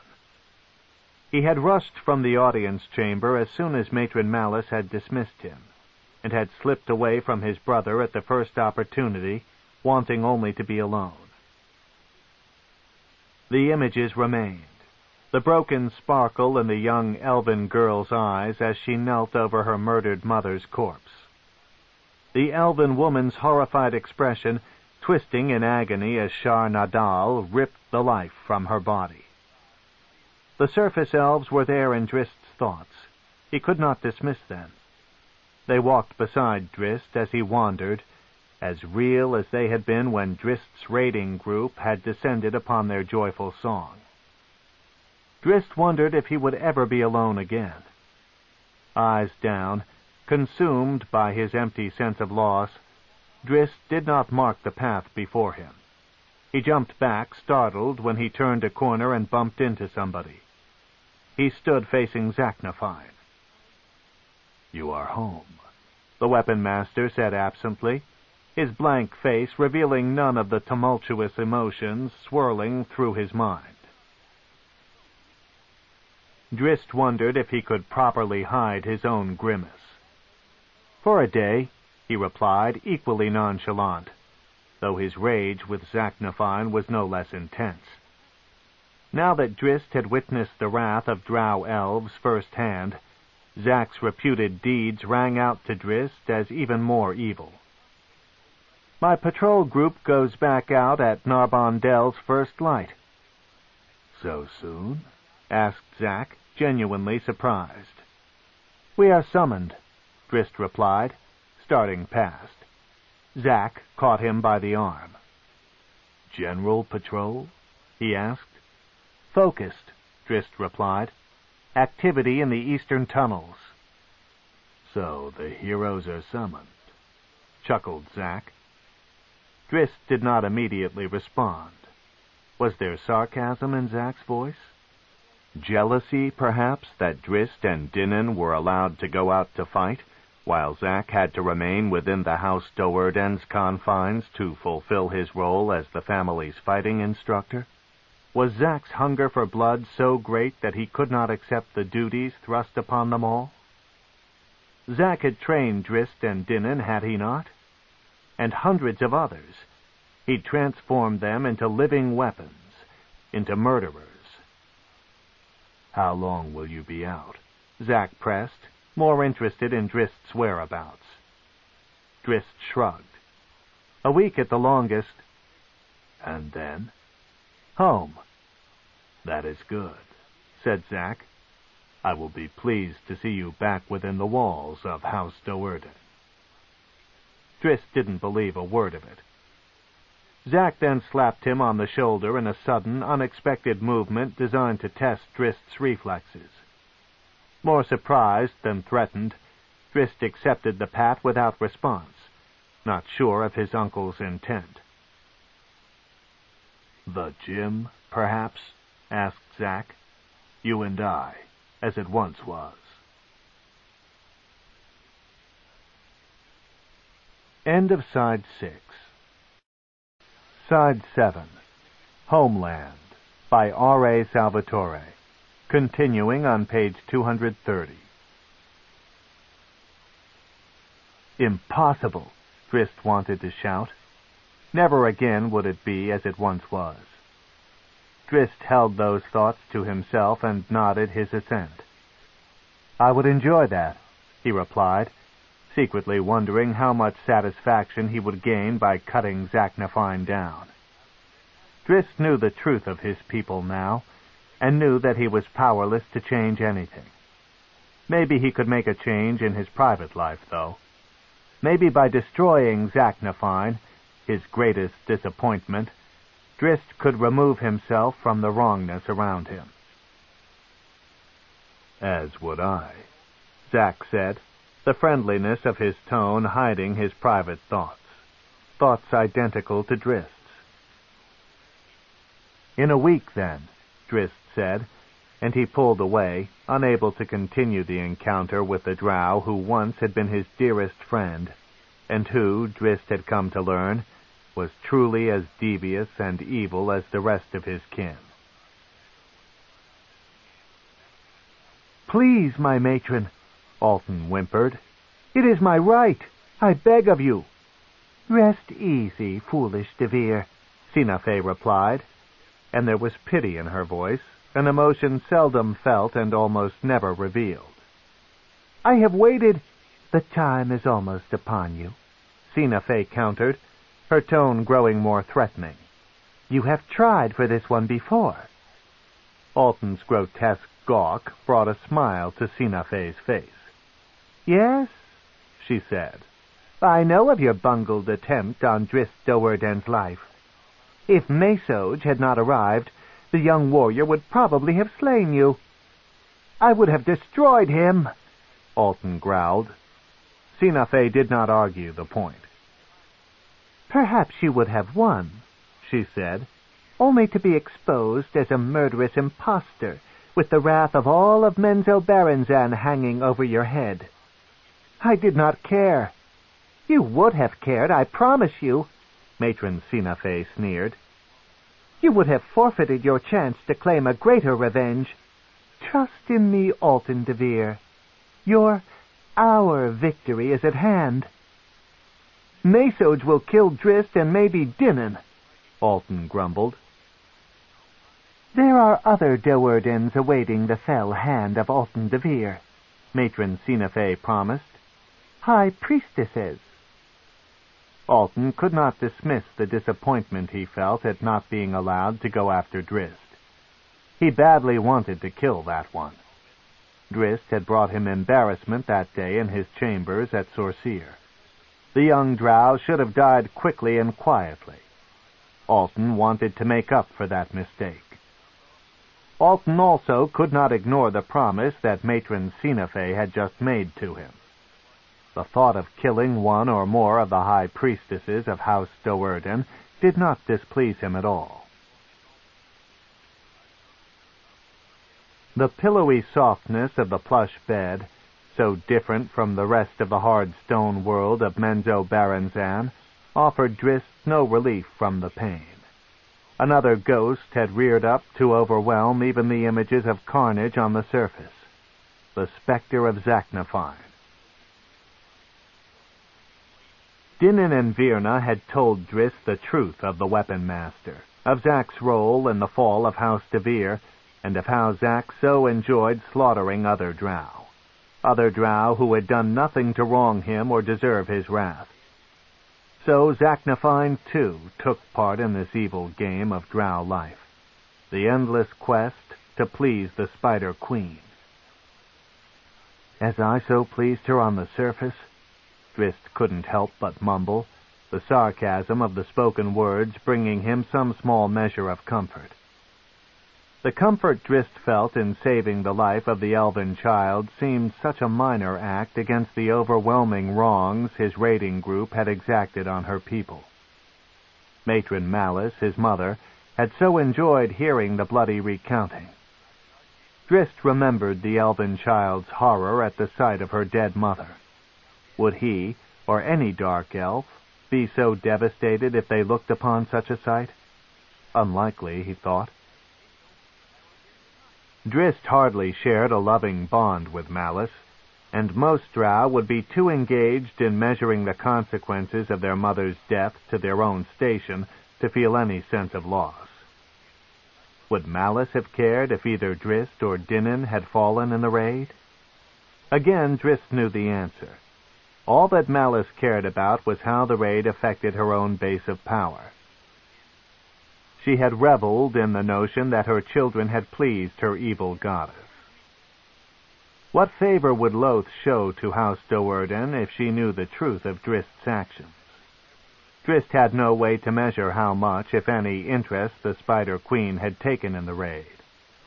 Lothe remained a mystery to him, one he had no desire to explore. Would she be enraged if she knew the truth of the raid? Or if she knew the truth of Drizzt's thoughts at this moment? Drizzt shuddered to think of the punishments he might be bringing upon himself, but he had already firmly decided upon his course of action, whatever the consequences. He would return to House Do'Urden in a week. He would go then to the practice gym for a reunion with his old teacher. He would kill Zaknafine in a week. Caught up in the emotions of a dangerous and heartfelt decision, Zaknafine hardly heard the biting scrape as he ran the whetstone along his sword's gleaming edge. The weapon had to be perfect, with no jags or burrs. This deed had to be executed without malice or anger. A clean blow, and Zak would rid himself of the demons of his own failures, hide himself once again within the sanctuary of his private chambers, his secret world. A clean blow, and he would do what he should have done a decade before. If only I had found the strength then, he lamented. How much grief might I have spared Drizzt? How much pain did his days at the academy bring to him, that he is so very changed? The words rang hollow in the empty room. They were just words, useless now, for Zak had already decided that Drizzt was out of reason's reach. Drizzt was a Drow warrior, with all of the wicked connotations carried in such a title. The choice was gone to Zaknafine if he wished to hold any pretense of value to his wretched existence. This time he could not stay his sword. He had to kill Drizzt. 22. Gnomes. Wicked gnomes.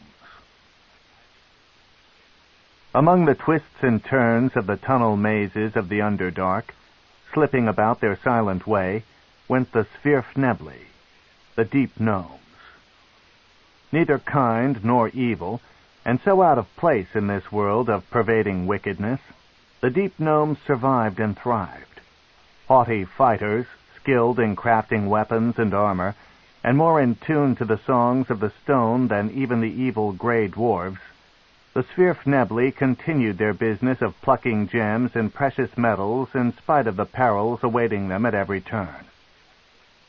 When the news came back to Blingdenstone, the cluster of tunnels and caverns that composed the Deep Gnome City, that a rich vein of gemstones had been discovered 20 miles to the east, as the rockworm, the Thokwa, burrowed, Burrow Warden Belwar Disengulp had to climb over a dozen others of his rank to be awarded the privilege of leading the mining expedition.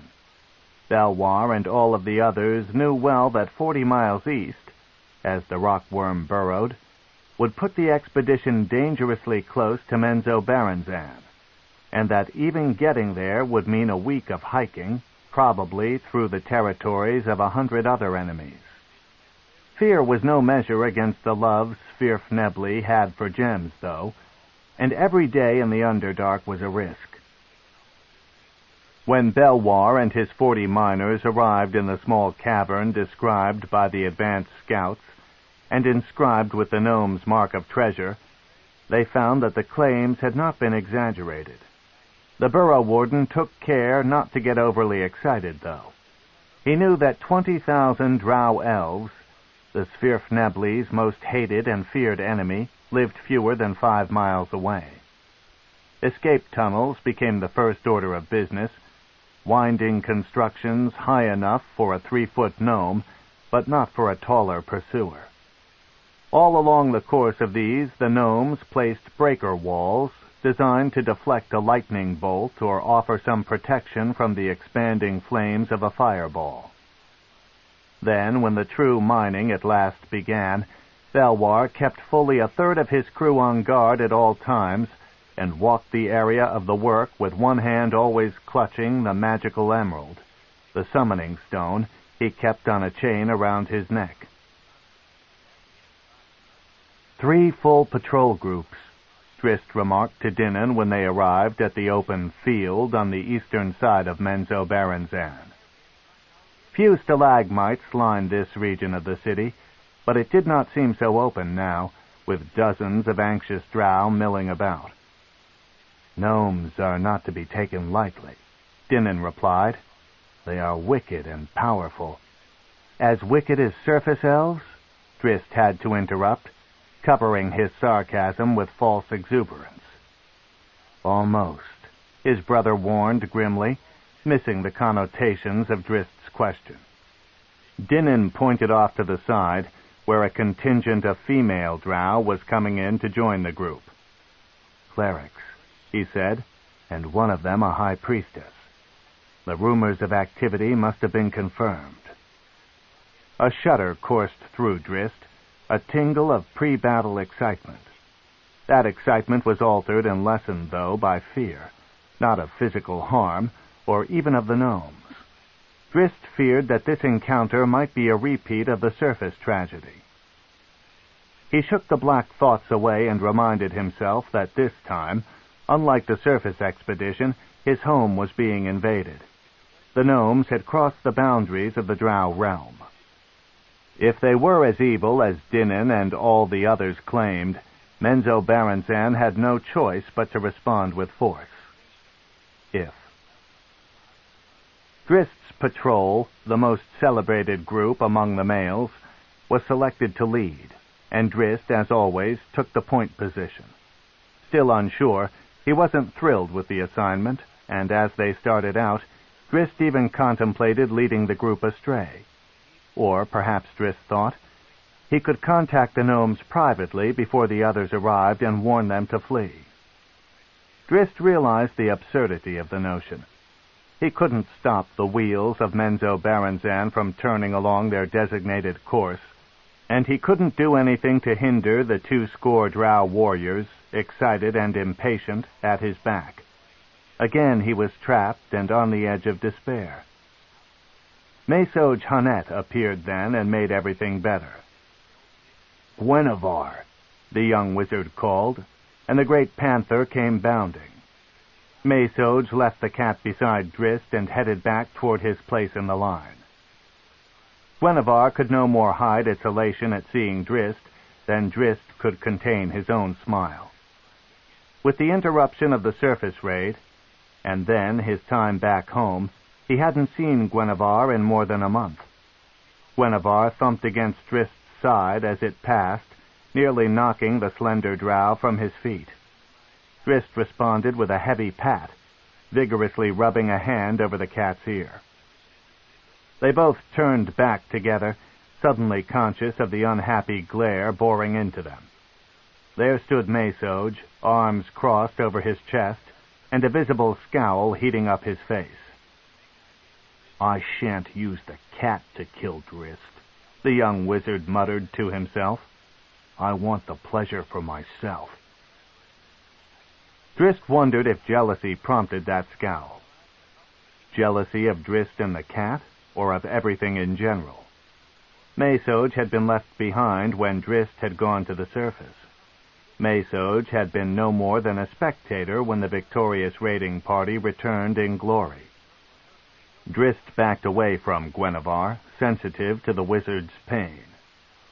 As soon as Mesoj had moved away to take his position farther down the line, Drizzt dropped to one knee and threw a headlock on Gwenevar. Drizzt found himself even gladder for Gwenevar's companionship when they passed beyond the familiar tunnels of the normal patrol routes. It was a saying in Menzoberranzan that no one is as alone as the point of a Drow patrol, and Drizzt had come to understand this keenly in the last few months. He stopped at the far end of a wide way and held perfectly still, focusing his ears and eyes to the trails behind him. He knew that more than 40 Drow were approaching his position, fully arrayed for battle and agitated. Still, not a sound could Drizzt detect, and not a motion was discernible in the eerie shadows of cool stone. Drizzt looked down at Gwenevar, waiting patiently by his side, and started off again. He could sense the hot presence of the war party at his back. That intangible sensation was the only thing that disproved Drizzt's feelings that he and Gwenevar were quite alone. Near the end of that day, Drizzt heard the first signs of trouble. As he neared an intersection in the tunnel, cautiously pressed close to one wall, he felt a subtle vibration in the stone. It came again a second later, and then again, and Drizzt recognized it as the rhythmic tapping of a pick or hammer. He took a magically heated sheet, a small square that fit into the palm of his hand, out of his pack. One side of the item was shielded in heavy leather, but the other shone brightly to eyes seeing in the infrared spectrum. Drizzt flashed it down the tunnel behind him, and a few seconds later Dinan came up to his side. "Hammer," Drizzt signaled in the silent code, pointing to the wall. Dinan pressed against the stone and nodded in confirmation. 50 yards? Dinan's hand motions asked. Less than 100, Drizzt confirmed. With his own prepared sheet, Dinan flashed the get-ready signal into the gloom behind him, then moved with Drizzt and Gwenevar around the intersection toward the tapping. Only a moment later, Drizzt looked upon Svirfnebly gnomes for the very first time. 2 guards stood barely 20 feet away, chest high to a drow and hairless, with skin strangely akin to the stone in both texture and heat radiations. The gnome's eyes glowed brightly in the telltale red of infravision. One glance at those eyes reminded Drizzt and Dinan that deep gnomes were as much at home in the darkness as were the drow, and they both prudently ducked behind a rocky outcropping in the tunnel. Dinan promptly signaled to the next drow in line, and so on, until the entire party was alerted. Then he crouched low and peeked out around the bottom of the outcropping. The tunnel continued another 30 feet beyond the gnome guards and around a slight bend, ending in some larger chamber. Dinan couldn't clearly see this area, but the glow of it, from the heat of the work and a cluster of bodies, spilled out into the corridor. Again Dinan signaled back to his hidden comrades, and then he turned to Drizzt. "Stay here with the cat," he instructed, and he darted back down around the intersection to formulate plans with the other leaders. Mesoj, a few places back in the line, noted Dinan's movement and wondered if the opportunity to deal with Drizzt had suddenly come upon him. If the patrol was discovered, with Drizzt all alone up in front, was there some way Mesoj could secretly blast the young Do'Urden? The opportunity, if ever it was truly there, passed quickly, though, as other Drow soldiers came up beside the plotting wizard. Dinan soon returned from the back of the line and headed back to join his brother. "The chamber has many exits," Dinan signaled to Drizzt when they were together. "The other patrols are moving into position around the gnomes." "Might we parley with the gnomes?" Drizzt's hands asked in reply, almost subconsciously. He recognized the expression spreading across Dinan's face, but knew that he had already plunged in. "Send them away without conflict?" Dinan grabbed Drizzt by the front of his Pewafwi and pulled him close, too close, to that terrible scowl.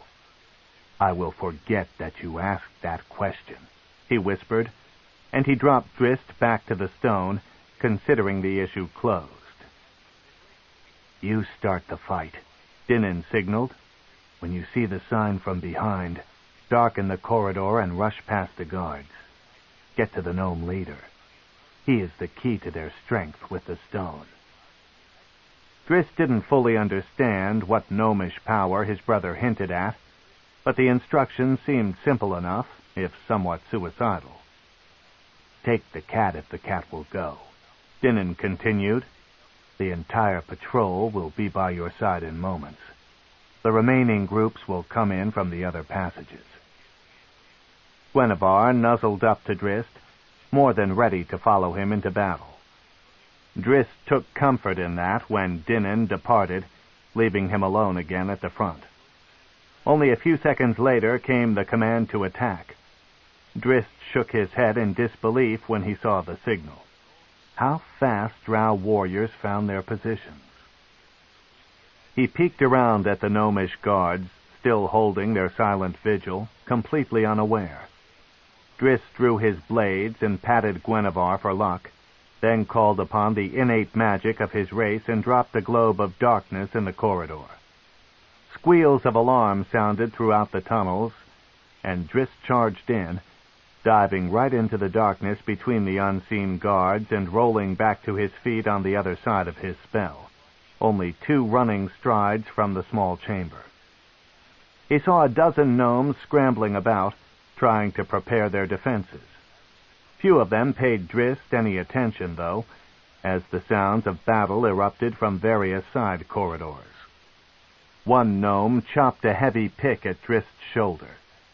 Drizzt got a blade up to block the blow, but was amazed at the strength in the diminutive gnome's arms. Still, Drizzt could then have killed his attacker with the other scimitar. Too many doubts and too many memories, though, haunted his actions. He brought a leg up into the gnome's belly, sending the little creature sprawling. Belwar Disengulp, next in line for Drizzt, noted how easily the young Drow had dispatched one of his finest fighters, and knew that the time had already come to use his most powerful magic. He pulled the emerald summoning stone from his neck and threw it to the ground at Drizzt's feet. Drizzt jumped back, sensing the emanations of magic. Behind him, Drizzt heard the approach of his companions, overpowering the shocked gnome guards and rushing to join him in the chamber. Then Drizzt's attentions went squarely to the heap patterns of the stone floor in front of him. The grayish lines wavered and swam, as if the stone was somehow coming alive. The other Drow fighters roared in past Drizzt, bearing down on the gnome leader and his charges. Drizzt didn't follow, guessing that the event unfolding at his feet was more critical than the general battle now echoing throughout the complex. 15 feet tall and 7 wide, an angry, towering humanoid monster of living stone rose before Drizzt. "Elemental!" came a scream to the side. Drizzt glanced over to see Mesoj, Gwenevere at his side, fumbling through a spell book, apparently in search of some dweomer to battle this unexpected monster. To Drizzt's dismay, the frightened wizard mumbled a couple of words and vanished. Drizzt set his feet under him and took a measure of the monster, ready to spring aside in an instant. He could sense the thing's power, the raw strength of the earth embodied in living arms and legs. A lumbering arm swung out in a wide arc, whooshing above Drizzt's ducking head and slamming into the cavern wall, crushing rocks into dust. "Do not let it hit me," Drizzt instructed himself in a whisper that came out as a disbelieving gasp. As the elemental recoiled its arm, Drizzt poked a scimitar at it, chipping away a small chunk, barely a scratch. The elemental grimaced in pain. Apparently, Drizzt could indeed hurt it with his enchanted weapons. Still standing in the same spot off to the side, the invisible Mesoj held his next spell in check, watching the spectacle and waiting for the combatants to weaken each other. Perhaps the elemental would destroy Drizzt altogether. Invisible Shoulders gave a resigned shrug. Mesoj decided to let the gnomish power do his dirty work for him. The monster launched another blow and another, and Drizzt dove forward and scrambled through the thing's stone pillar legs. The elemental reacted quickly and stomped heavily with one foot, barely missing the agile Drow, and sending branching cracks in the floor for many feet in either direction. Drizzt was up in a flash, slicing and thrusting with both his blades into the elemental's backside, then springing back out of reach as the monster swung about, leading with another ferocious blow. The sounds of battle grew more distant. The gnomes had taken flight, those that were still alive, but the Drow warriors were in full pursuit, leaving Drizzt to face the elemental. The monster stomped again, the thunder of its foot nearly knocking Drizzt from his feet, and then it came in hard, falling down at Drizzt, using the tonnage of its body as a weapon. If Drizzt had been even slightly surprised, or if his reflexes had not been honed to such perfection, he surely would have been crushed flat.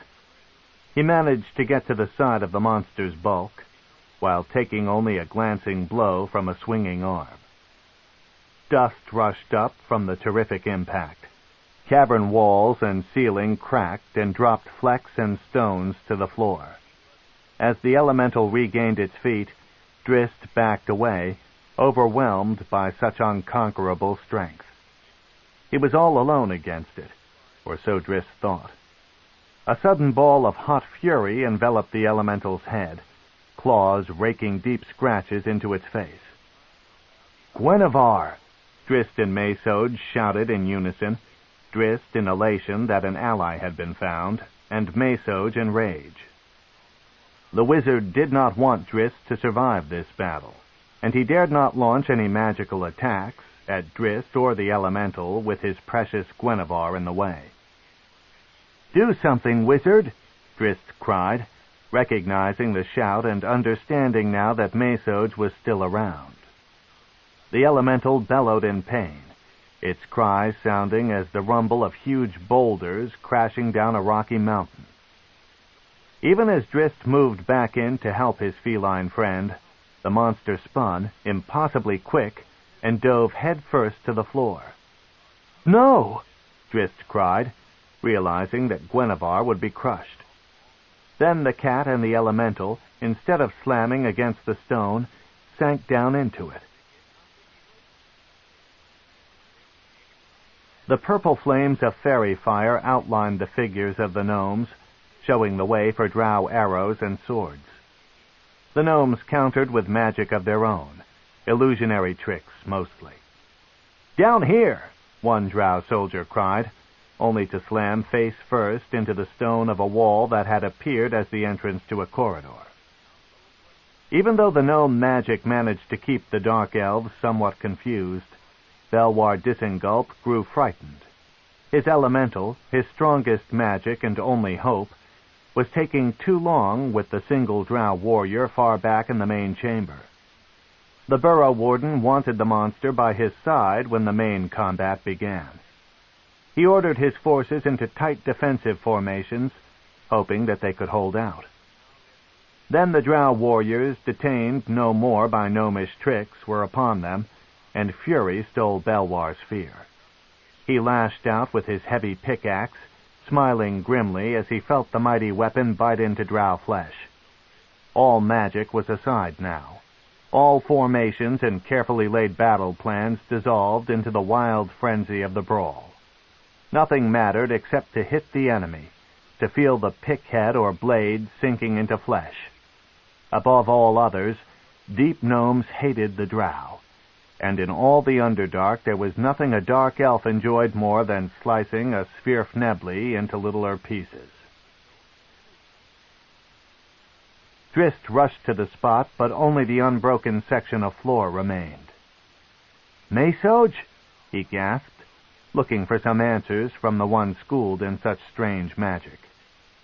Before the wizard could answer, the floor erupted behind Drizzt. He spun, weapons ready, to face the towering elemental. Then Drizzt watched in helpless agony as the broken mist that was the great panther, his dearest companion, rolled off the elemental's shoulders and broke apart as it neared the floor. Drizzt ducked another blow, though his eyes never left the dissipating dust and mist cloud. Was Guenhwyvar no more? Was his only friend gone from him forever? A new light grew in Drizzt's lavender eyes, a primal rage that simmered throughout his body. He looked back to the elemental, unafraid. "You are dead," he promised, and he walked in. The elemental seemed confused, though of course it could not understand Drizzt's words. It dropped a heavy arm straight down to squash its foolish opponent. Drizzt did not even raise his blades to parry, knowing that every ounce of his strength could not possibly deflect such a blow. Just as the falling arm was about to reach him, he dashed forward within its range. The quickness of his move surprised the elemental, and the ensuing flurry of swordplay took Mesoj's breath away. The wizard had never seen such grace in battle, such fluidity of motion. Drizzt climbed up and down the elemental's body, hacking and slashing, digging the points of his weapons home and flicking off pieces of the monster's stone skin. The elemental howled its avalanche howl and spun in circles, trying to catch up to Drizzt and squash him once and for all. Blind anger brought new levels of expertise to the magnificent young swordsman, though, and the elemental caught nothing but air or its own stony body under its heavy slaps. "Impossible," Mesoj muttered when he found his breath. Could the young Doerdan actually defeat an elemental? Mesoj scanned the rest of the area. Several Drow and many gnomes lay dead or grievously wounded, but the main fighting was moving even farther away as the gnomes found their tiny escape tunnels, and the Drow, enraged beyond good sense, followed them. Guenhwyvar was gone. In this chamber, only Mesoj, the elemental, and Drizzt remained as witnesses. The invisible wizard felt his mouth draw up in a smile. Now was the time to strike. Drizzt had the elemental lurching to one side, nearly beaten, when the bolt roared in, a blast of lightning that blinded the young Drow and sent him flying into the chamber's back wall. Drizzt watched the twitch of his hands, the wild dance of his stark white hair before his unmoving eyes. He felt nothing, no pain, no reviving draw of air into his lungs, and heard nothing, as if his life force had been somehow suspended. The attack dispelled Mesoj's dweomer of invisibility, and he came back in view, laughing wickedly. The elemental, down in a broken, crumbled mass, slowly slipped back into the security of the stone floor. "Are you dead?" the wizard asked Drizzt, the voice breaking the hush of Drizzt's deafness in dramatic booms. Drizzt could not answer, didn't really know the answer anyway. "Too easy," he heard Menzoberranzan say, and he suspected that the wizard was referring to him and not the elemental. Then Drizzt felt a tingling in his fingers and bones, and his lungs heaved suddenly, grabbing a volume of air. He gasped in rapid succession, then found control of his body and realized that he would survive. Menzoberranzan glanced around for returning witnesses and saw none. "Good," he muttered as he watched Drizzt regain his senses. The wizard was truly glad that Drizzt's death had not been so very painless. He thought of another spell that would make the moment more fun. A hand, a gigantic stone hand, reached out of the floor just then and grasped Menzoberranzan's leg, pulling his feet right into the stone. The wizard's face twisted in a silent scream. Drizzt's enemy saved his life. Drizzt snatched up one of the scimitars from the ground and hacked at the elemental's arm. The weapon sliced in, and the monster, its head reappearing between Drizzt and Menzoberranzan, howled in rage and pain and pulled the trapped wizard deeper into the stone. With both hands on the scimitar's hilt, Drizzt struck as hard as he could, splitting the elemental's head right in half. This time the rubble did not sink back into its earthen plane. This time the elemental was destroyed. "Get me out of here," Menzoberranzan demanded. Drizzt looked at him, hardly believing that Menzoberranzan was still alive, for he was waist-deep in solid stone. "How?" Drizzt gasped. "You—" He couldn't even find the words to express his amazement. "Just get me out," the wizard cried. Drizzt fumbled about, not knowing where to begin. "Elementals travel between planes," Menzoberranzan explained, knowing that he had to calm Drizzt down if he ever wanted to get out of the floor. Menzoberranzan knew, too, that the conversation could go a long way in deflecting Drizzt's obvious suspicions that the lightning bolt had been aimed at him. "The ground and earth elemental traverses becomes a gate between the plane of earth and our plane, the material plane. The stone parted around me as the monster pulled me in, but it is quite uncomfortable." He twitched in pain as the stone tightened around one foot. "The gate is closing fast." "Then Guinevere might be—" Drizzt started to reason. He plucked the statuette right out of Menzoberranzan's front pocket and carefully inspected it for any flaws in its perfect design. "Give me that," Menzoberranzan demanded, embarrassed and angry. Reluctantly, Drizzt handed the figurine over. Menzoberranzan glanced at it quickly and dropped it back into the pocket. "Is Guinevere unharmed?" Drizzt had to ask. "It is not your concern," Menzoberranzan snapped back. The wizard, too, was worried about the cat, but at this moment Guinevere was the least of his troubles. "The gate is closing," he said again. "Go get the clerics." Before Drizzt could start off, a slab of stone in the wall behind him slid away, and the rock-hard fist of Belwar Disengulp slammed into the back of his head. 23. A single clean blow. "The gnomes took him," Menzoberranzan said to Dinan when the patrol leader returned to the cavern.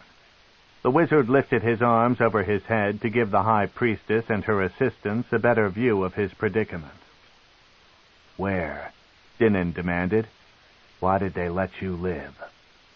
Menzoberranzan shrugged. "A secret door," he explained, "somewhere on the wall behind you.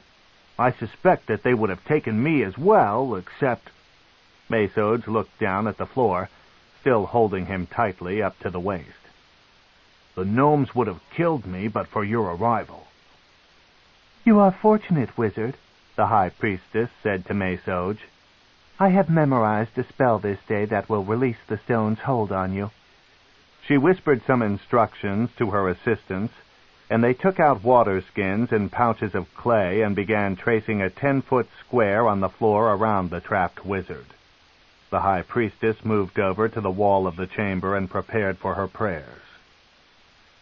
"Some have escaped," Dinan said to her. The High Priestess understood. She whispered a quick detection spell and studied the wall. "Right there," she said. Dinan and another male rushed over to the spot and soon found the almost imperceptible outline to the secret door. As the High Priestess began her incantation, one of her cleric assistants threw the end of a rope to Maysoj. "Hold on," the assistant teased, "and hold your breath."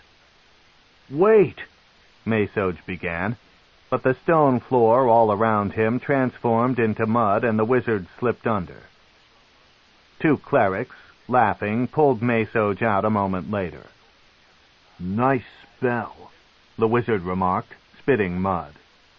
"It has its purposes," replied the High Priestess, "especially when we fight against the gnomes and their tricks with the stone. I carried it as a safeguard against earth elementals." She looked at a piece of rubble at her feet, unmistakably one eye and the nose of such a creature.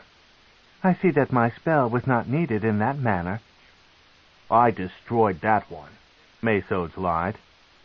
"Indeed," said the High Priestess, unconvinced. She could tell by the cut of the rubble that a blade had made the wound. She let the issue drop when the scrape of sliding stone turned them all to the wall.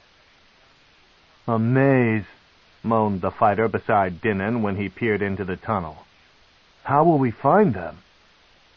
Dinan thought for a moment, then spun on Maysoj.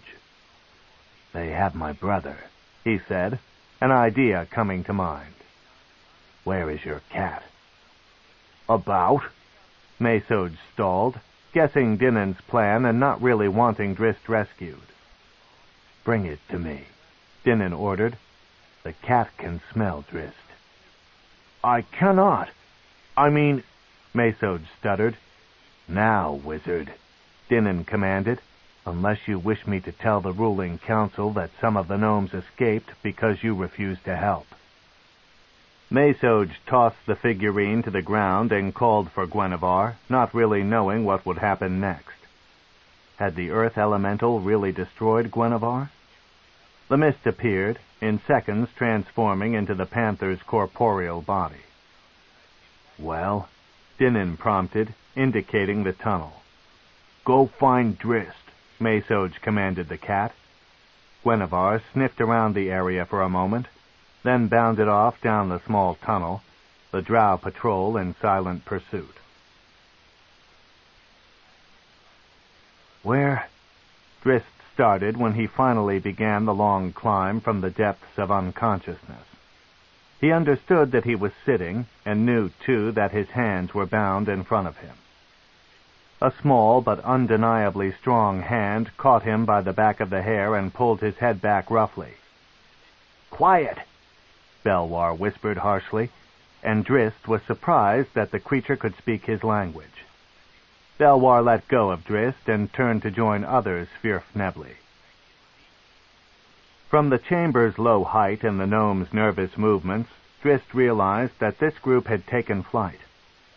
The gnomes began a quiet conversation in their own tongue, which Drizzt could not begin to understand. One of them asked the gnome who had ordered Drizzt to be quiet, apparently the leader, a heated question. Another grunted his accord and spoke some harsh words, turning on Drizzt with a dangerous look in his eyes. The leader slapped the other gnome hard on the back and sent him off through one of the two low exits in the chamber, then put the others into defensive positions. He walked over to Drizzt. "You come with us to Blingdenstone," he said in hesitant words. "Then?" Drizzt asked. Belwar shrugged. "The king'll decide. If you cause me no trouble, I'll tell him to let you go." Drizzt laughed cynically. "Well, then," said Belwar, "if the king says to kill you, I'll make sure it comes in a single clean blow." Again Drizzt laughed. "Do you believe that I believe?" he asked. "Torture me now and have your fun. That is your evil way." Belwar started to slap him, but held his hand in check. "Svirfnebly don't torture," he declared, louder than he should have. "Drow elves torture." He turned away, but spun back, reiterating his promise. "A single clean blow." Drizzt found that he believed the sincerity in the gnome's voice, and he had to accept that promise as a measure of mercy far greater than the gnome would have received if Dinin's patrol had captured him. Belwar turned to walk away, but Drizzt, intrigued, had to learn more of the curious creature. "How have you learned my language?" he asked. "Gnomes are not stupid," Belwar retorted, unsure of what Drizzt was leading to. "Nor are Drow," Drizzt replied earnestly. "But I have never heard the language of the Svirfnebly spoken in my city." "There once was a Drow in Blingdenstone," Belwar explained, now nearly as curious about Drizzt as Drizzt was about him. "Slave," Drizzt reasoned. "Guest," Belwar snapped. "Svirfnebly keep no slaves." Again Drizzt found that he could not refute the sincerity in Belwar's voice. "What is your name?" he asked. The gnome laughed at him. "Do you think me stupid?" Belwar asked. "You desire my name that you might use its power in some dark magic against me." "No," Drizzt protested. "I should kill you now for thinking me stupid," Belwar growled, ominously lifting his heavy pick. Drizzt shifted uncomfortably, not knowing what the gnome would do next. "My offer remains," Belwar said, lowering the pick. "No trouble, and I tell the king to let you go." Belwar didn't believe that would happen any more than did Drizzt, so the Svirfneblin, with a helpless shrug, offered Drizzt the next best thing. "Or else a single clean blow." A commotion from one of the tunnels turned Belwar away. "Belwar," called one of the other gnomes, rushing back into the small chamber. The gnome leader turned a wary eye on Drizzt to see if the Drow had caught the mention of his name. Drizzt wisely kept his head turned away, pretending not to listen. He had indeed heard the name of the gnome leader who had shown him mercy. Belwar, the other Svirfneblin had said. Belwar, a name that Drizzt would never forget. Fighting from down the passageway caught everyone's attention then, and several Svirfnebly scrambled back into the chamber. Drizzt knew from their excitement that the Drow patrol was close behind. Belwar started barking out commands, mostly organizing the retreat down the chamber's other tunnel. Drizzt wondered where he would fit into the gnome's thinking. Certainly, Belwar couldn't hope to outrun the Drow patrol dragging along a prisoner. Then the gnome leader suddenly stopped talking and stopped moving. Too suddenly. The Drow clerics had led the way in with their insidious paralyzing spells. Belwar and another gnome were held fast by the Dweomer, and the rest of the gnomes, realizing this, broke into a wild scramble for the rear exit. The Drow warriors, Gwenevere leading the way, charged into the room. Any relief Drizzt might have felt at seeing his feline friend unharmed was buried under the ensuing slaughter. Dinin and his troops cut into the disorganized gnomes with typical Drow savagery. In seconds, horrible seconds that seemed like hours to Drizzt, only Belwar and the other gnome, caught in the clerical spell, remained alive in the chamber. Several of the Svirfnebly had managed to flee down the back corridor, but most of the Drow patrol was off in pursuit. Maysoj came into the chamber last, looking thoroughly wretched in his mud-covered clothing. He remained at the tunnel exit and did not even look Drizzt's way, except to note that his panther was standing protectively beside the second boy of House Do'Urden. "Again you have found your measure of luck and more," Dinin said to Drizzt as he cut his brother's bonds. Looking around at the carnage in the chamber, Drizzt wasn't so sure. Dinin handed him back his scimitars, then turned to the Drow standing watch over the 2 paralyzed gnomes. "Finish them," Dinin instructed. A wide smile spread over the other Drow's face, and he pulled a jagged knife from his belt. He held it up in front of a gnome's face, teasing the helpless creature. "Can they see it?" he asked the High Priestess. "That is the fun of the spell," the High Priestess replied. "The Svirfneblin understands what is about to happen. Even now he is struggling to break out of the hold." "Prisoners," Drizzt blurted. Dinin and the others turned to him, the Drow with the dagger wearing a scowl, both angry and disappointed. "For House Do'Urden?" Drizzt asked Dinin hopefully. "We could benefit from—" "Svirfnebli do not make good slaves," Dinin replied. "No," agreed the High Priestess, moving beside the dagger-wielding fighter. She nodded to the warrior, and his smile returned tenfold. He struck hard. Only Belwar remained. The warrior waved his blood-stained dagger ominously and moved in front of the gnome leader. "Not that one," Drizzt protested, unable to bear any more. "Let him live." Drizzt wanted to say that Belwar could do them no harm, and that killing the defenseless gnome would be a cowardly and vile act. Drizzt knew that appealing to his kin for mercy would be a waste of time. Dinin's expression was more a look of anger than curiosity this time. "If you kill him, then no gnomes will remain to return to their city and tell of our strength," Drizzt reasoned, grasping at the one slim hope he could find. "We should send him back to his people, send him back to tell them of their folly in entering the domain of the Drow." Dinin looked back to the High Priestess for advice. "It seems proper reasoning," she said with a nod. Dinin was not so certain of his brother's motives.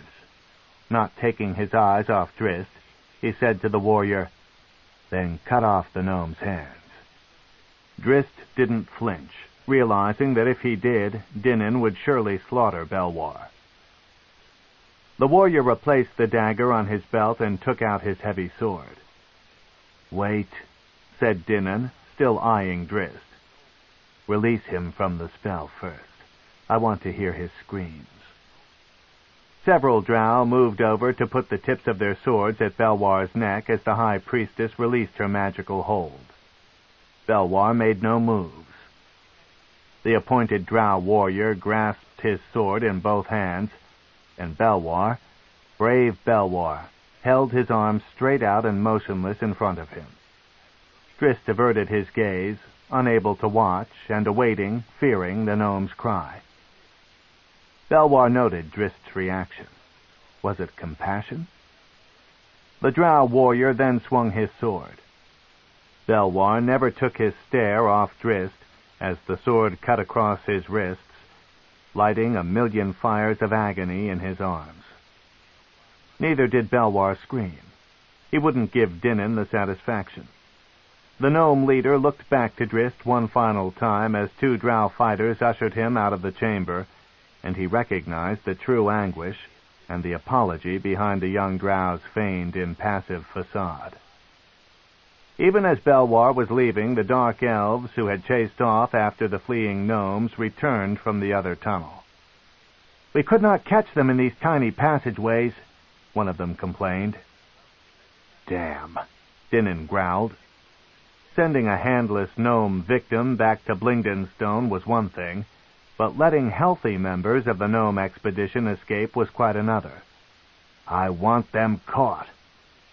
"Gwynevere can catch them," Mesoj proclaimed. Then he called the cat to his side and eyed Drizzt all the while. Drizzt's heart raced as the wizard patted the great cat. "Come, my pet," Mesoj said. "There is hunting left to be done." The wizard watched Drizzt squirm at the words, knowing that Drizzt did not approve of Gwynevere engaging in such tactics. "They are gone?" Drizzt asked Dinin, his voice on the edge of desperation.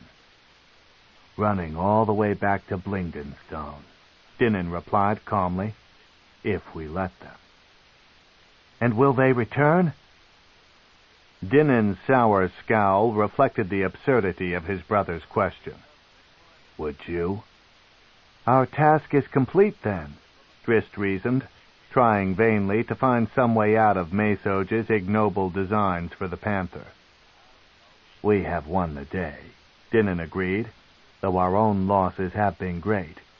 We may find still more fun with the help of the wizard's pet.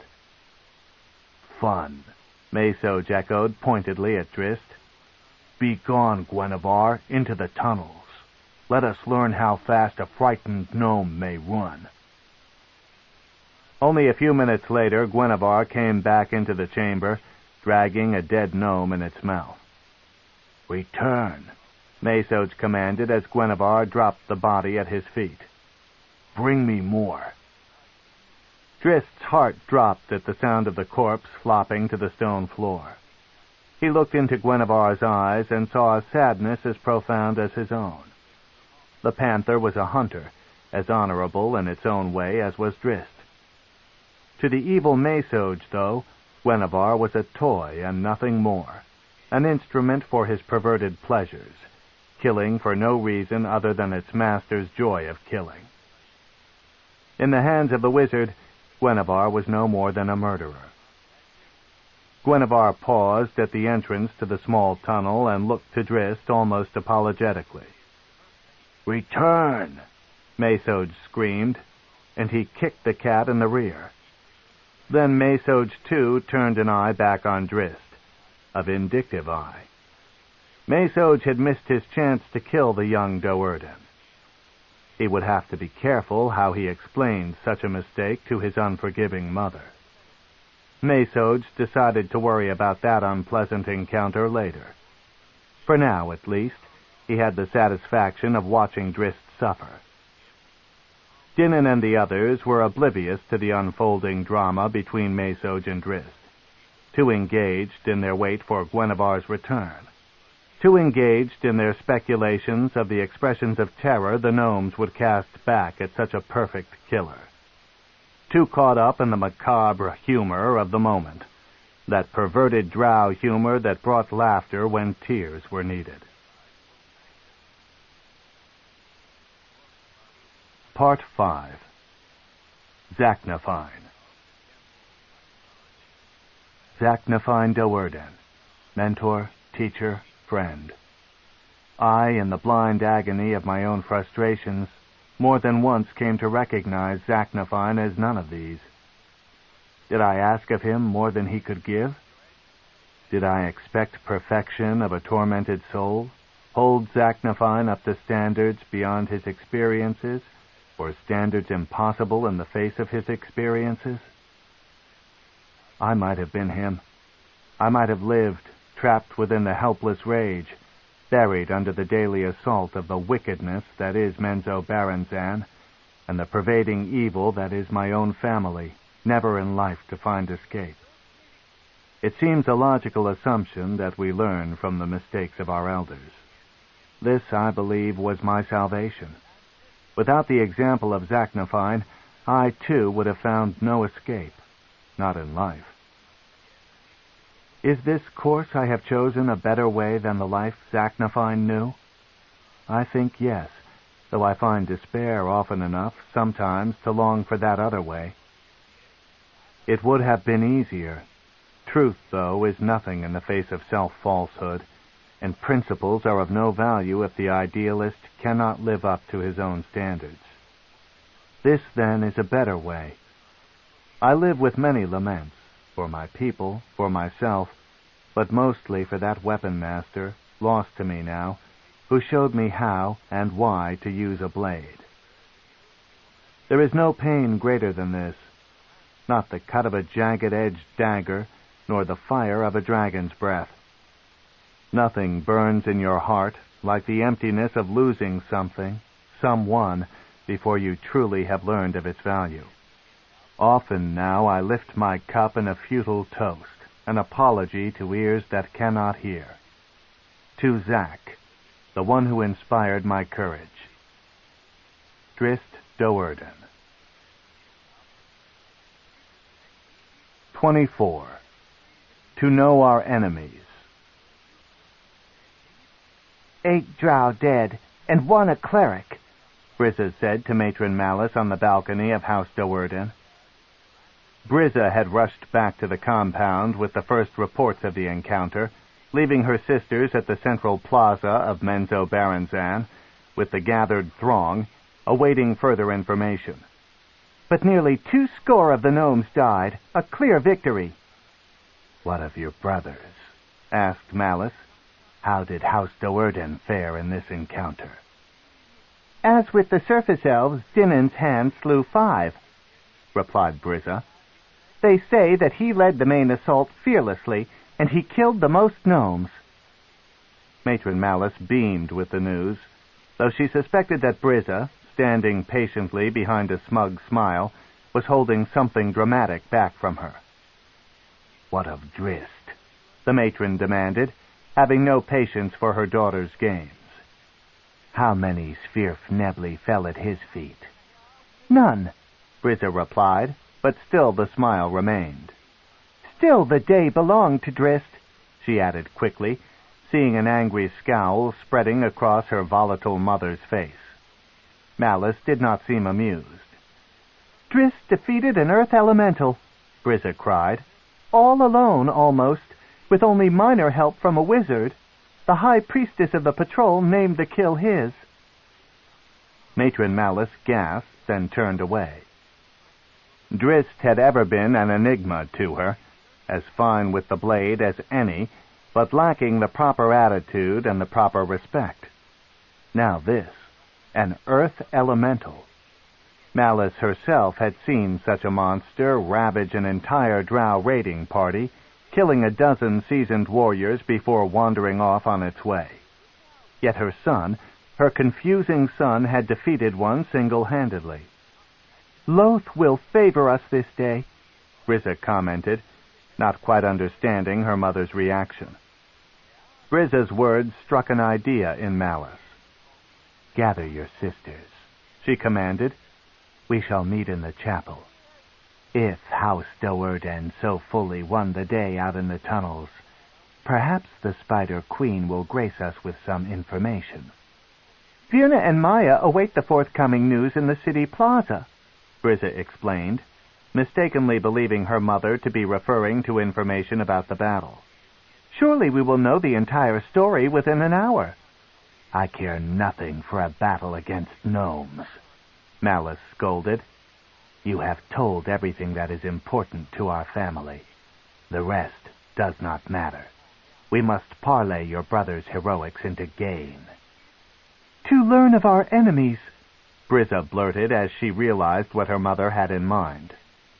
Exactly, replied Malice.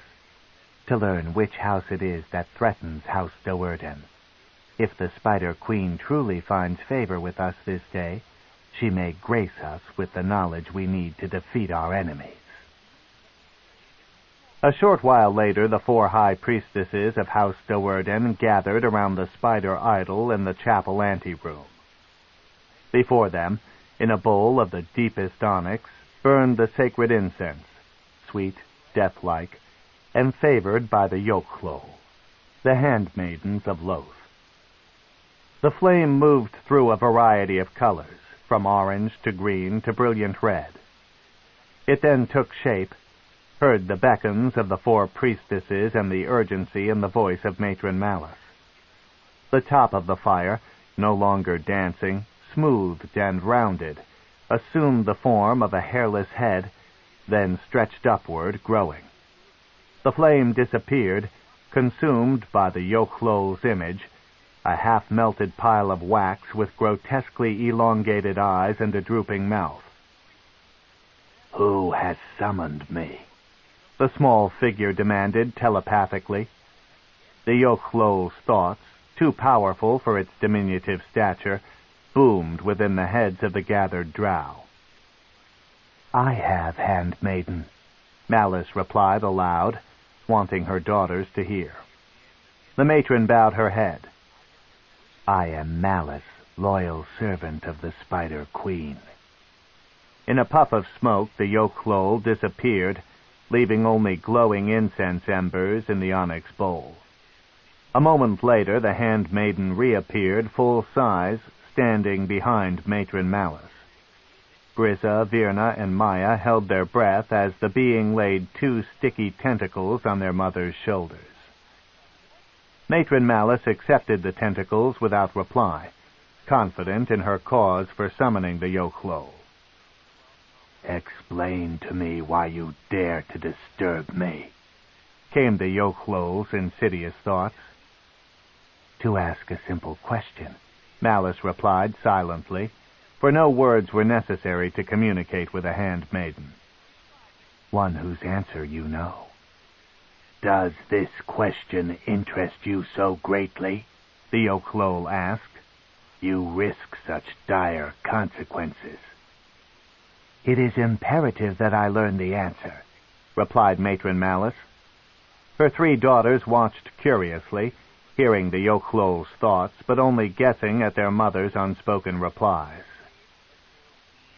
"If the answer is so important, and it is known to the handmaidens, and thus to the Spider Queen, do you not believe that Loth would have given it to you if she so chose?" "Perhaps before this day, the Spider Queen did not deem me worthy to know," Malice responded. "Things have changed." The handmaiden paused and rolled its elongated eyes back into its head, as if communicating with some distant plane. "Greetings, Matron Malice Do'Urden," the Yochlol said aloud after a few tense moments. The creature's spoken voice was calm and overly smooth for the thing's grotesque appearance. "My greetings to you and to your mistress, Queen of Spiders," replied Malice.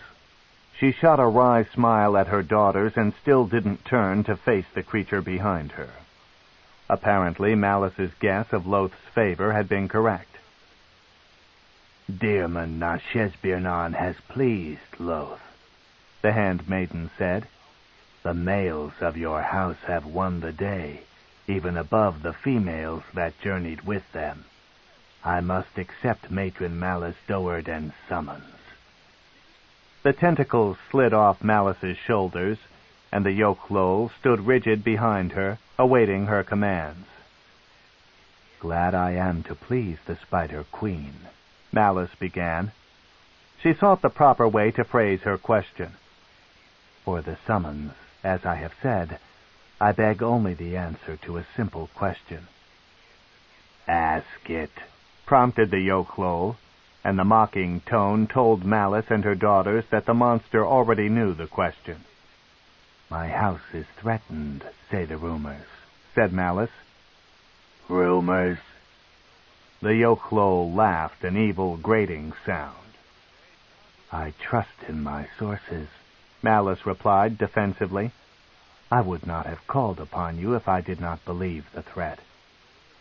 "Continue," said the Yochlol, amused by the whole affair. "They are more than rumors, Matron Malice Do'Urden. Another house plans war upon you." Maya's immature gasp brought scornful eyes upon her from her mother and her sisters. "Name this house to me," Malice pleaded. "If Dearman Nashesbirnan truly has pleased the Spider Queen this day, then I bid Loth to reveal our enemies, that we might destroy them." "And if this other house also has pleased the Spider Queen," the handmaiden mused, "would Loth then betray it to you?" "Our enemies hold every advantage," Malice protested. "They know of House Do'Urden.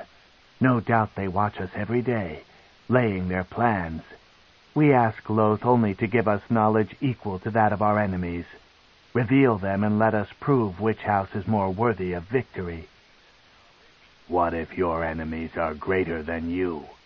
asked the handmaiden. "Would Matron Malice Do'Urden then call upon Loth to intervene and save her pitiful house?" "No, cried Malice. "We would call upon those powers that Lolth has given us to fight our foes. Even if our enemies are the more powerful, let Lolth be assured that they will suffer great pain for their attack on House Do'Urden." Again the handmaiden sank back within itself, finding the link to its home plane, a place darker than Menzoberranzan. Malice clenched tightly to Brizza's hand to her right and Virna's to her left.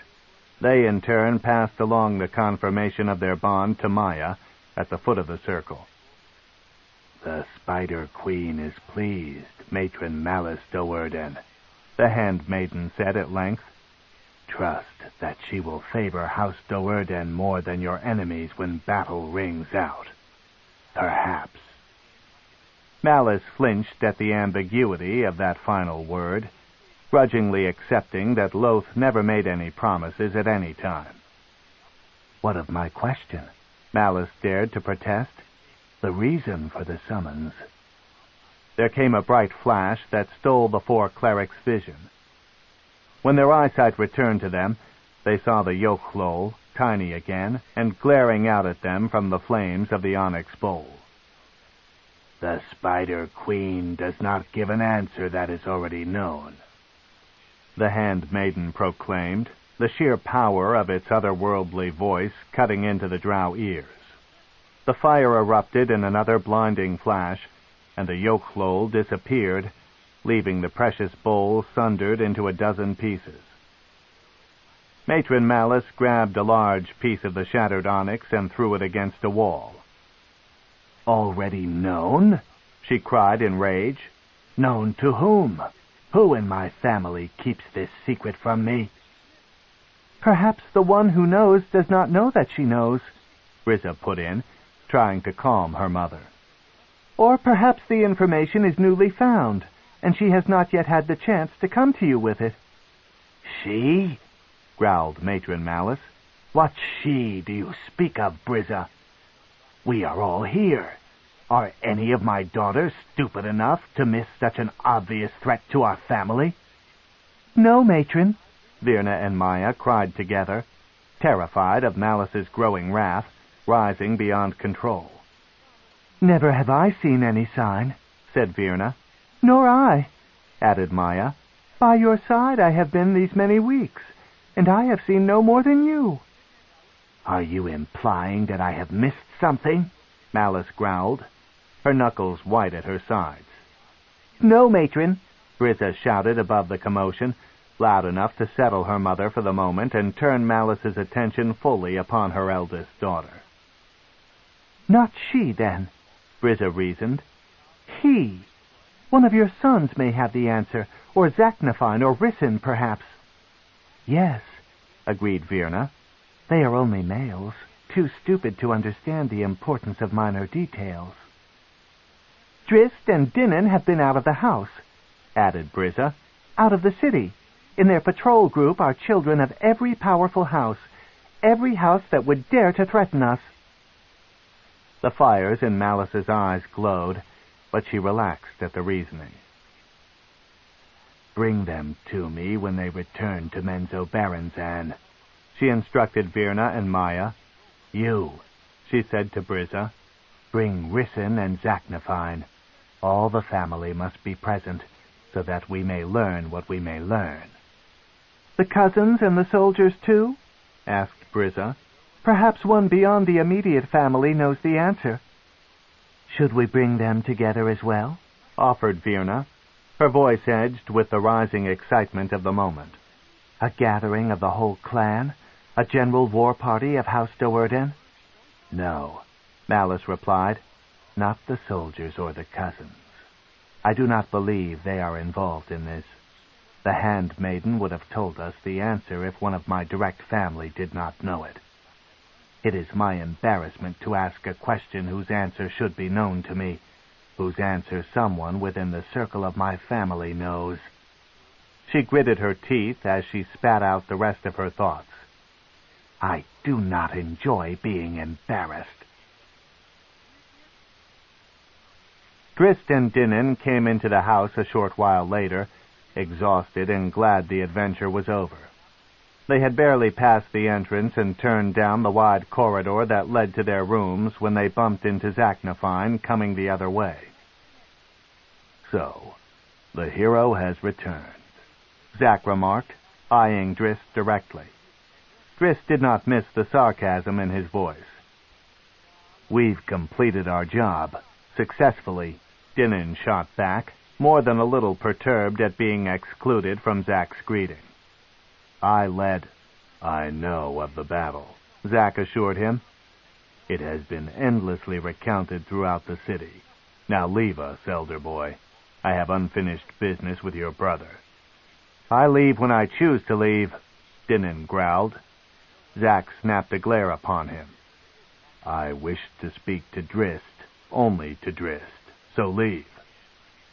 Dinan's hand went to his sword hilt, not a smart move. Before he even moved the weapon hilt an inch from the scabbard, Zak had slapped him twice in the face with one hand. The other had somehow produced a dagger and put its tip at Dinan's throat. Drizzt watched in amazement, certain that Zak would kill Dinan if this continued. "Leave," Zak said again, "on your life." Dinan threw his hands up and slowly backed away. "Matron Malice will hear of this," he warned. "I will tell her myself." Zak laughed at him. "Do you think she will trouble herself on your behalf, fool? As far as Matron Malice cares, the family males determine their own hierarchy. Go away, elder boy. Come back when you have found the courage to challenge me." "Come with me, brother," Dinan said to Drizzt. "We have business," Zak reminded Drizzt. Drizzt looked to both of them, once and back again, stunned by their open willingness to kill each other. "I will stay," he decided. "I do indeed have unfinished business with the weapon master." "As you choose, hero," Dinan spat, and he turned on his heel and stormed away. "You have made an enemy," Drizzt remarked to Zak. "I have made many," Zak laughed, "and I will make many more before my day ends. But no mind. Your actions have inspired jealousy in your brother, your older brother. You are the one who should be wary." "He hates you openly," reasoned Drizzt. "But would gain nothing from my death," Zak replied. "I am no threat to Dinan, but you." He let the word hang in the air. "Why would I threaten him?" Drizzt protested. "Dinan has nothing I desire." "He has power," Zak explained. "He is the elder boy now, but was not always." "He killed Nalfine, the brother I never met." "You know of this?" said Zak. "Perhaps Dinan suspects that another second boy will follow the same course he took to become elder boy of House Do'Urden." "Enough," Drizzt growled, tired of the whole stupid system of ascension. "How well you know it, Zaknafine," he thought. "How many did you murder to attain your position?"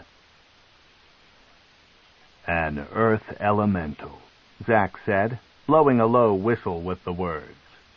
"It is a powerful foe that you defeated this day." He bowed low, showing Drizzt mockery beyond any doubt. "What is next for the young hero? A demon, perhaps? A demigod?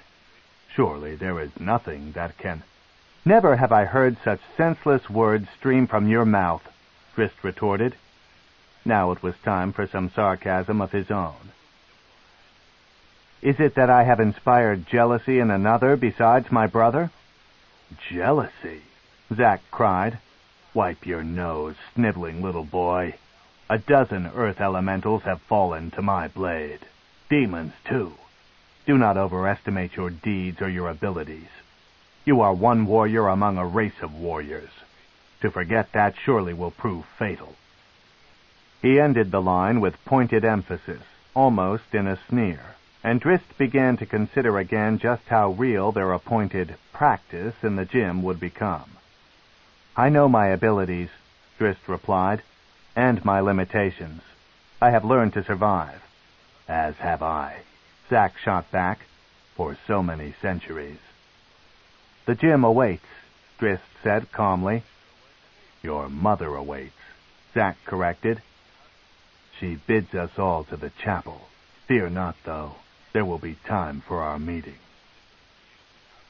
Drizzt walked past Zack without another word, suspecting that his and Zack's blades would finish the conversation for them. What had become of Zaknafine? Drizzt wondered. Was this the same teacher who had trained him those years before the academy? Drizzt could not sort through his feelings. Was he seeing Zack differently because of the things he had learned of Zack's exploits? Or was there truly something different, something harder about the weapon master's demeanor since Drizzt had returned from the academy? The sound of a whip brought Drizzt from his contemplations. "I am your patron," he heard Rissyn say. "That's of no consequence," retorted a female voice, the voice of Brizza. Drizzt slipped to the corner of the next intersection and peeked around. Brizza and Rissyn faced off, Rissyn unarmed, but Brizza holding her snake-headed whip. "Patron," Brizza laughed. "A meaningless title. You are a male lending your seed to the matron and of no more importance." "4 I have sired," Rissyn said indignantly. 3, Brizza corrected, snapping the whip to accentuate the point. "Virna is Zaknafine's, not yours. Nalfine is dead, leaving only 2. One of those is female and above you. Only Dinnan is truly under your rank." Drizzt sank back against the wall and looked behind him to the empty corridor he had just walked. He had always suspected that Rissyn was not his true father. The male had never paid him any mind, had never scolded him or praised him or offered to him any advice or training. To hear Brizza say it, though, and Rissyn not deny it. Rissyn fumbled about for some retort to Brizza's stinging words. "Does Matron Malice know of your desires?" he snarled. "Does she know that her eldest daughter seeks her title?" "Every eldest daughter seeks the title of Matron Mother," Brizza laughed at him. "Matron Malice would be a fool to suspect otherwise. I assure you that she is not, nor am I. I will get the title from her when she is weak with age. She knows and accepts this as fact." "You admit that you will kill her?" "If not I, then Virna. If not Virna, then Maya. It is our way, stupid male. It is the word of Loth." Rage burned in Drizzt as he heard the evil proclamations, but he remained silent at the corner. "Brizza will not wait for age to steal her mother's power," Rissyn snarled. "Not when a dagger will expedite the transfer. Brizza hungers for the throne of the house." Rissyn's next words came out as an indecipherable scream as the 6-headed whip went to work again and again. Drizzt wanted to intervene, to rush out and cut them both down, but of course he could not. Brizza acted now as she had been taught, followed the words of the Spider Queen in asserting her dominance over Rissyn. She wouldn't kill him, Drizzt knew. But what if Brizza got carried away in the frenzy? What if she did kill Rissyn?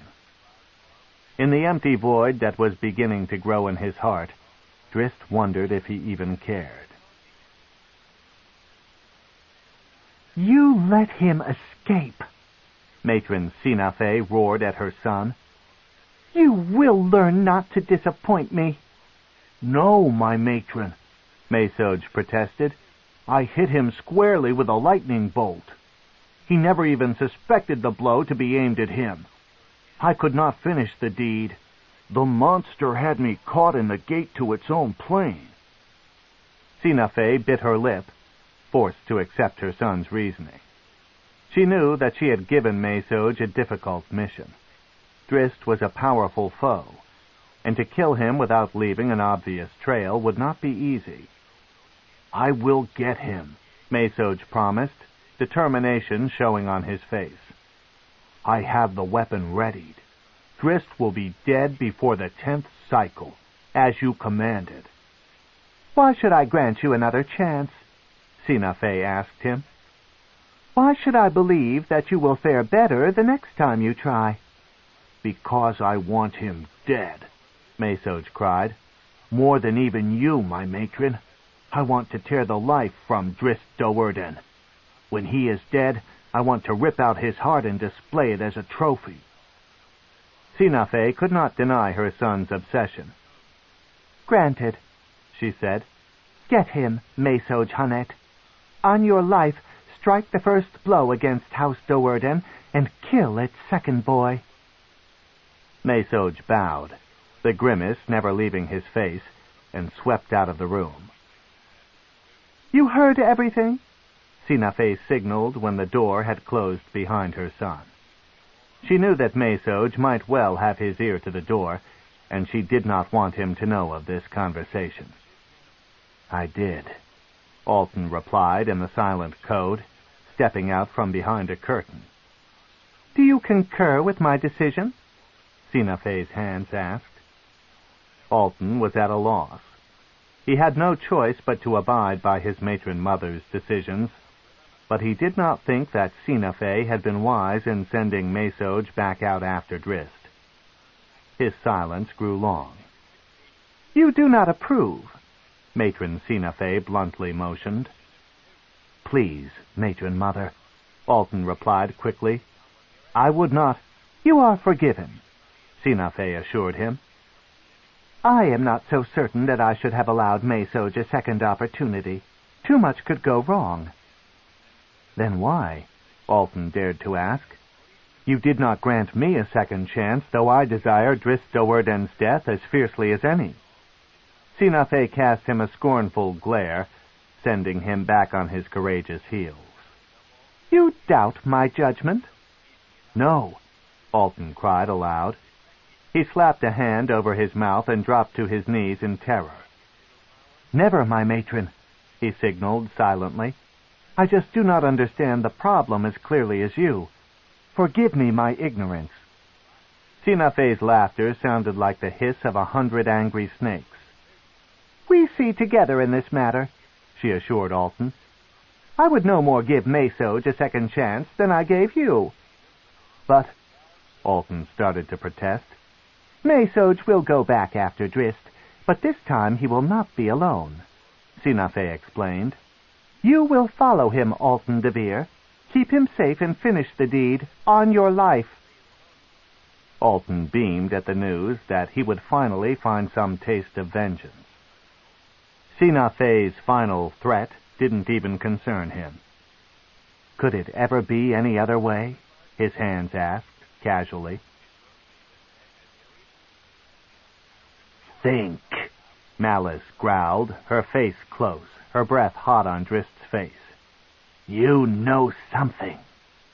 Drizzt slumped back from the overpowering figure and glanced nervously around at his gathered family. Dinnan, similarly grilled just a moment ago, kneeled with his chin in hand. He tried vainly to come up with an answer before Matron Malice upped the level of the interrogation techniques. Dinnan did not miss Brizza's motions toward her snake whip, and the unnerving sight did little to aid his memory. Malice slapped Drizzt hard across the face and stepped away.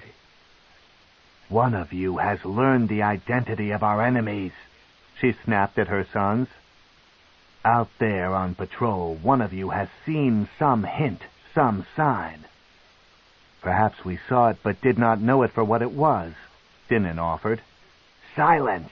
Malice screamed, her face bright with rage. When you know the answer to my question, you may speak. Only then. She turned to Brizza. Help Dinnan find his memory. Dinnan dropped his head to his arms, folded on the floor in front of him, and arched his back to accept the torture. To do otherwise would only enrage Malice more. Drizzt closed his eyes and recounted the events of his many patrols. He jerked involuntarily when he heard the snake whips crack and his brother's soft groan. Mesoj, Drizzt whispered, almost unconsciously. He looked up at his mother, who held her hand out to halt Brizza's attacks, to Brizza's dismay. Mesoj Hanet, Drizzt said more loudly. In the fight against the gnomes, he tried to kill me. All the family, particularly Malice and Dinnan, leaned forward toward Drizzt, hanging on his every word. "When I battled the Elemental," Drizzt explained, spitting out the last word as a curse upon Zaknafine. He cast an angry glare at the weapon master and continued, "Mesoj Hanet struck me down with a bolt of lightning." "He may have been shooting for the monster," Virna insisted. "Mesoj insisted that it was he who killed the elemental, but the High Priestess of the patrol denied his claim." "Mesoj waited," Drizzt replied. "He did nothing until I began to gain the advantage over the monster. Then he loosed his magic, as much at me as at the elemental. I think he hoped to destroy us both." "House Hanet," Matron Malice whispered. "Fifth house," Brizza remarked, "under Matron Sinafe." "So that is our enemy," said Malice. End of Side 7. Side 8. Homeland, by R.A. Salvatore. Continuing on page 269. "Perhaps not," said Dinnan, wondering even as he spoke the words why he hadn't left well enough alone. To disprove the theory only invited more whipping. Matron Malice did not like his hesitation as he reconsidered the argument. "Explain," she commanded. "Mesoj Hanet was angry at being excluded from the surface raid," said Dinnan. "We left him in the city only to witness our triumphant return." Dinnan fixed his eyes straight on his brother. "Mesoj has ever been jealous of Drizzt and all the glories that my brother has found, rightly or wrongly. Many are jealous of Drizzt and would see him dead." Drizzt shifted uncomfortably in his seat, knowing the last words to be an open threat. He glanced over to Zaknafine and marked the weapon master's smug smile. "Are you certain of your words?" Malice said to Drizzt, shaking him from his private thoughts. "There is the cat," Dinnan interrupted. "Mesoj Hanet's magical pet, though it holds closer to Drizzt's side than to the wizard's." "Guinevere walks the point beside me," Drizzt protested, "a position that you ordered." "Mesoj does not like it," Dinnan retorted. "Perhaps that is why you put the cat there," Drizzt thought. But he kept the words to himself. Was he seeing conspiracies in coincidence? Or was his world so truly filled with devious schemes and silent struggles for power? "Are you certain of your words?" Malice asked Drizzt again, pulling him from his pondering. "Mesoj Hanet tried to kill me," he asserted. "I do not know his reasons, but his intent I do not doubt." "House Hanet, then," Brizza remarked. "A mighty foe." "We must learn of them," Malice said. "Dispatch the scouts. I will know the count of House Hanet's soldiers, its wizards, and particularly its clerics." "If we are wrong," Dinnan said, "if House Hanet is not the conspiring house—" "We are not wrong," Malice screamed at him. "The Yochlol said that one of us knows the identity of our enemy," reasoned Virna. "All we have is Drizzt's tale of Mesoj." "Unless you are hiding something," Matron Malice growled at Dinnan, a threat so cold and wicked that it stole the blood from the elder boy's face. Dinnan shook his head emphatically and slumped back, having nothing more to add to the conversation. "Prepare a communion," Malice said to Brizza. "Let us learn of Matron Sinafe's standing with the Spider Queen." Drizzt watched incredulously as the preparations began at a frantic pace, each command from Matron Malice following a practiced defensive course. It wasn't the precision of Drizzt's family's battle planning that amazed him. He would expect nothing less from this group. It was the eager gleam in every eye. 25. The Weapon Masters. "Impudent," growled the Yochlol. The fire in the brazier puffed, and the creature again stood behind Malice, again draped dangerous tentacles over the matron mother. "You dare to summon me again?" Malice and her daughters glanced around, on the edge of panic. They knew that the mighty being was not toying with them. The handmaiden truly was enraged this time. "House Do'Urden pleased the Spider Queen, it is true," the Yochlol answered their unspoken thoughts. "But that one act does not dispel the displeasure your family brought upon Loth in the recent past. Do not think that all is forgiven, Matron Malice Do'Urden." How small and vulnerable Matron Malice felt now. Her power paled in the face of the wrath of one of Loth's personal servants. "Displeasure?" she dared to whisper. "How has my family brought displeasure to the Spider Queen? By what act?" The handmaiden's laughter erupted in a spout of flames and flying spiders. But the high priestesses held their positions. They accepted the heat and the crawling things as part of their penance. "I have told you before, Matron Malice Do'Urden," the Yochlol snarled with its droopy mouth, "and I shall tell you one final time. The Spider Queen does not reply to questions whose answers are already known." In a blast of explosive energy that sent the 4 females of House Do'Urden tumbling to the floor, the handmaiden was gone. Brizza was the first to recover. She prudently rushed over to the brazier and smothered the remaining flames, thus closing the gate to the abyss, the Yochlol's home plane. "Who?" screamed Malice, the powerful matriarch once again. "Who in my family has invoked the wrath of Loth?" Malice appeared small again then, as the implications of the Yochlol's warning became all too clear.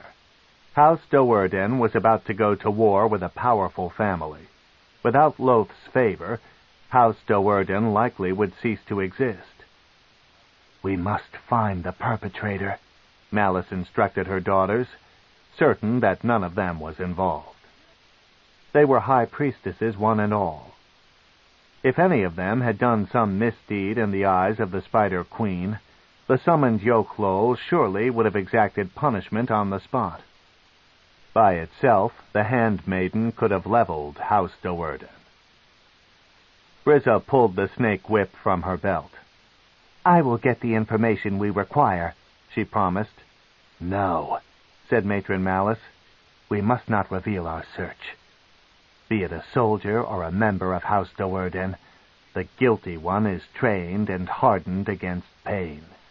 We cannot hope that torture will pull the confession from his lips, not when he knows the consequences of his actions. We must discover the cause of Loth's displeasure immediately and properly punish the criminal. The Spider Queen must stand behind us in our struggles." "How, then, are we to discern the perpetrator?" the eldest daughter complained, reluctantly replacing the snake whip on her belt. "Virna and Maya, leave us," Matron Malice instructed. "Say nothing of these revelations and do nothing to hint at our purpose." The 2 younger daughters bowed and scurried away, not happy with their secondary roles, but unable to do anything about them. "First we will look," Malice said to Brizza. "We will see if we can learn of the guilty one from afar." Brizza understood. "The scrying bowl," she said. She rushed from the anteroom and into the chapel proper. In the central altar she found the valuable item, a wide golden bowl laced throughout with black pearls. Hands trembling, Brizza placed the bowl atop the altar and reached into the most sacred of the many compartments. This was the holding bin for the prized possession of House Do'Urden, a great onyx chalice. Malice then joined Brizza in the chapel proper and took the chalice from her. Moving to the large font at the entrance to the great room, Malice dipped the chalice into a sticky fluid, the unholy water of her religion. She then chanted, "Spidery ought I corven."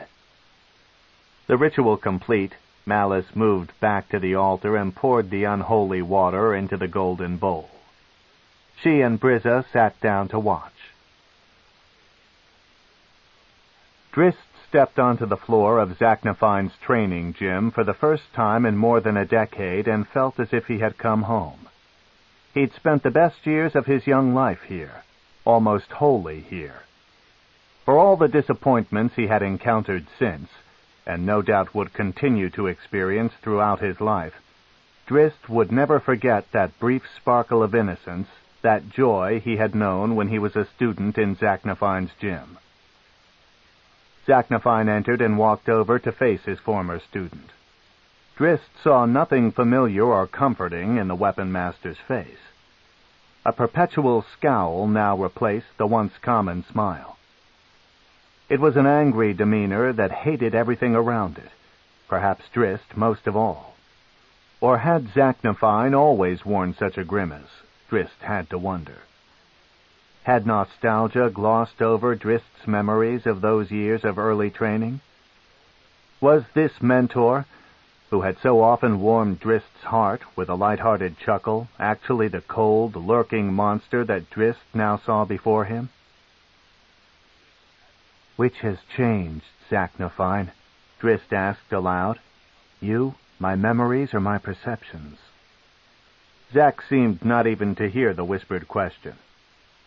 "Ah, the young hero has returned," he said, the warrior with exploits beyond his years.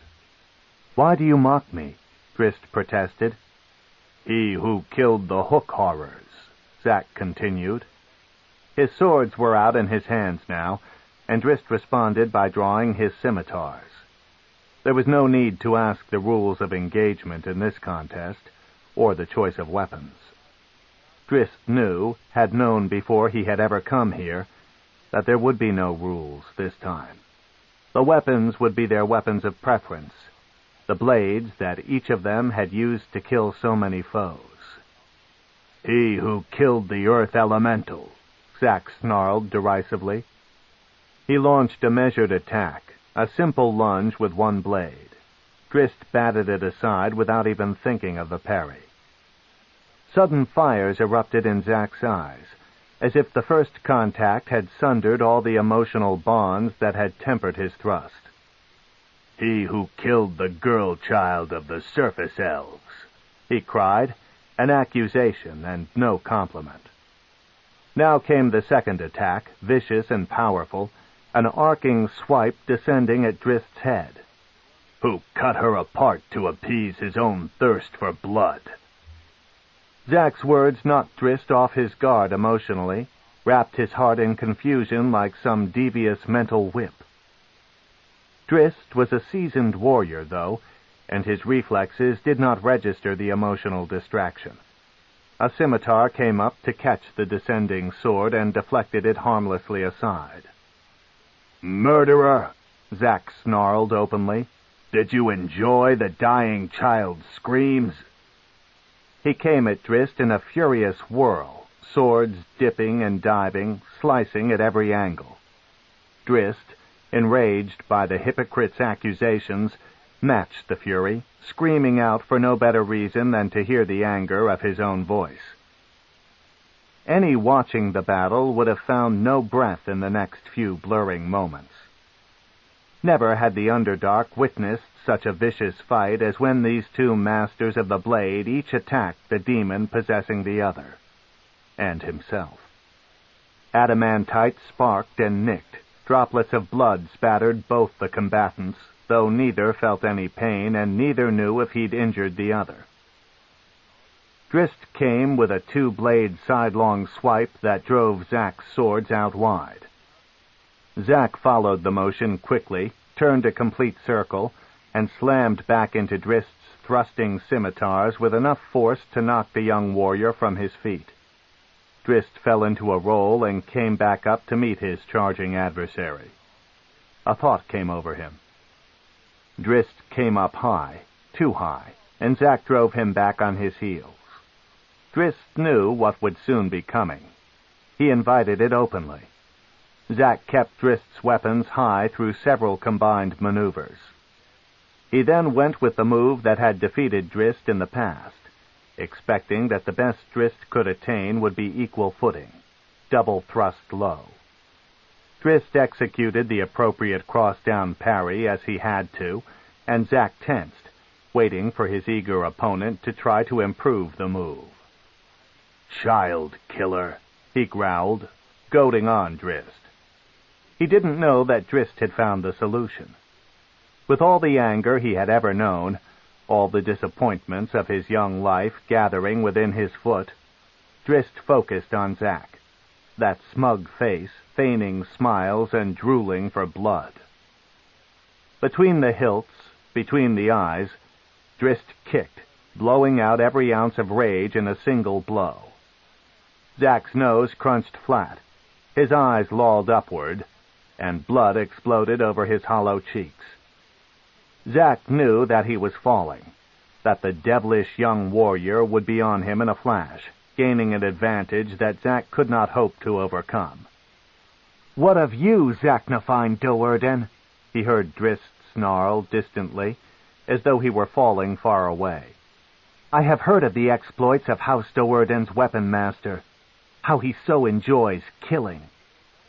The voice was closer now as Drizzt stalked in, and as the rebounding rage of Zaknafine sent him spiraling back to the battle. "I have heard how murder comes so very easily to Zaknafine," Drizzt spat derisively. "The murder of clerics, of other drow. Do you so enjoy it all?"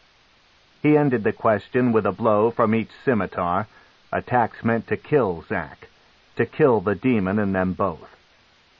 But Zaknafine was now fully back to consciousness, hating himself and Drizzt equally.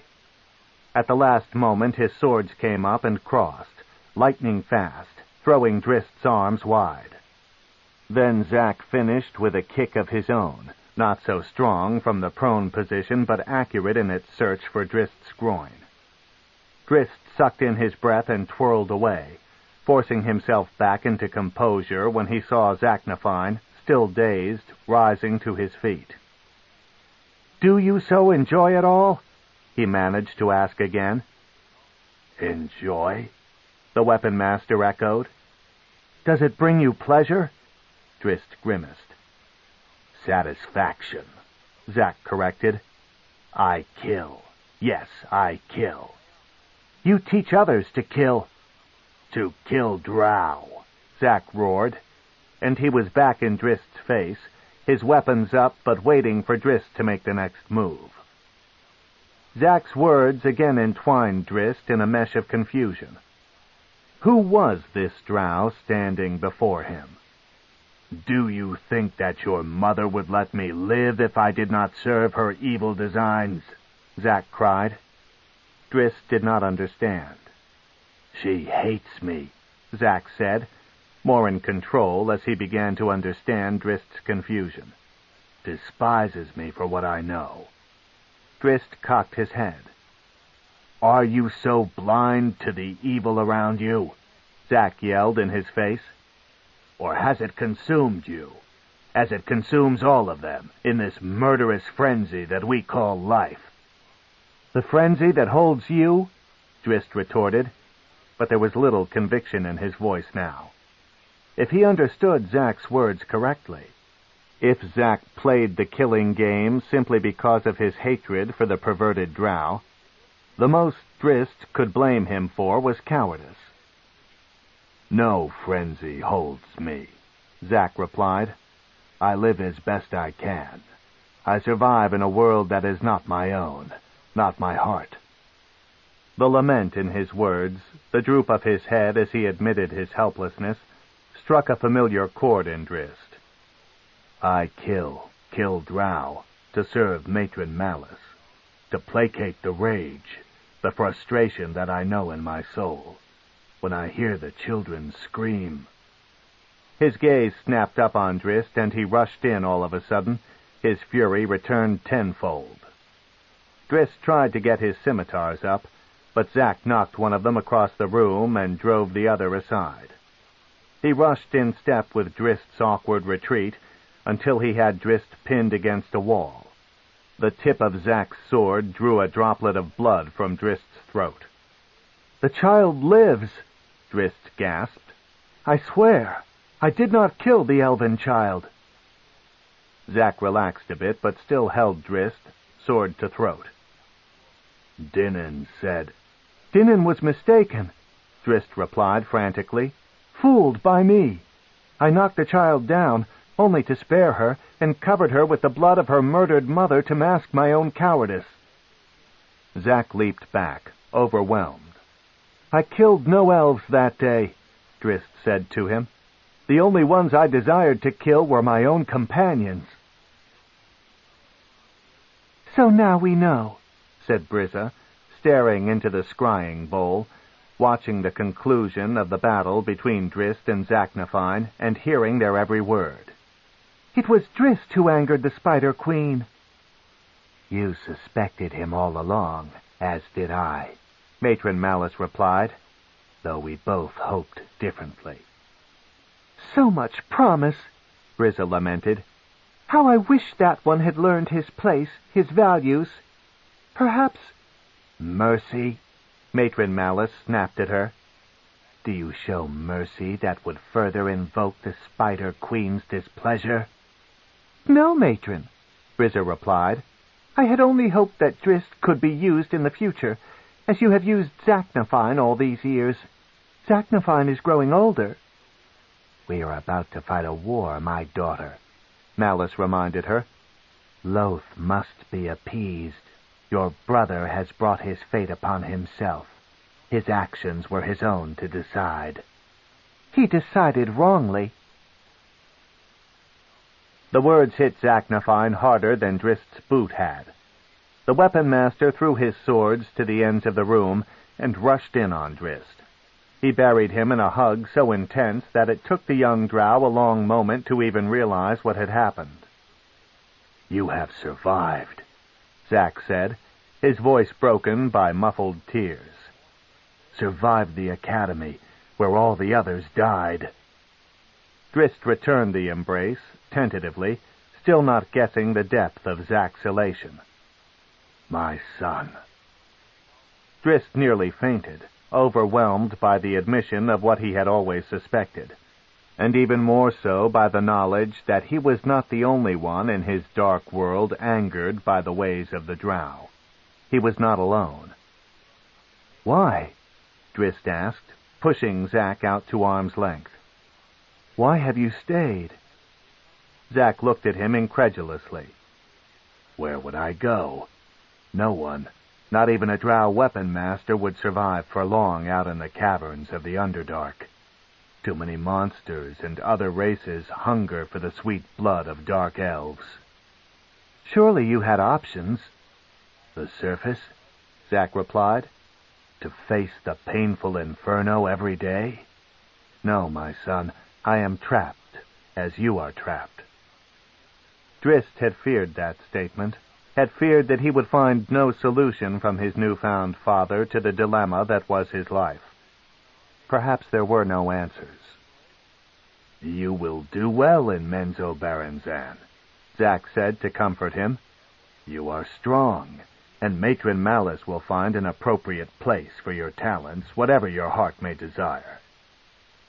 "To live a life of assassinations as you have?" Drizzt asked, trying futilely to keep the rage out of his words. "What choice is before us?" Zack answered, his eyes seeking the unjudging stone of the floor. "I will not kill Drow," Drizzt declared flatly. Zack's eyes snapped back on him. "You will," he assured his son. "In Menzoberranzan, you will kill or be killed." Drizzt looked away, but Zack's words pursued him, could not be blocked out. "There is no other way," the weapon master continued softly. "Such is our world. Such is our life. You have escaped this long, but you will find that your luck soon will change." He grabbed Drizzt's chin firmly and forced his son to look at him directly. "I wish that it could be different. Zack said honestly. "But it is not such a bad life. I do not lament killing dark elves. I perceive their deaths as their salvation from this wicked existence.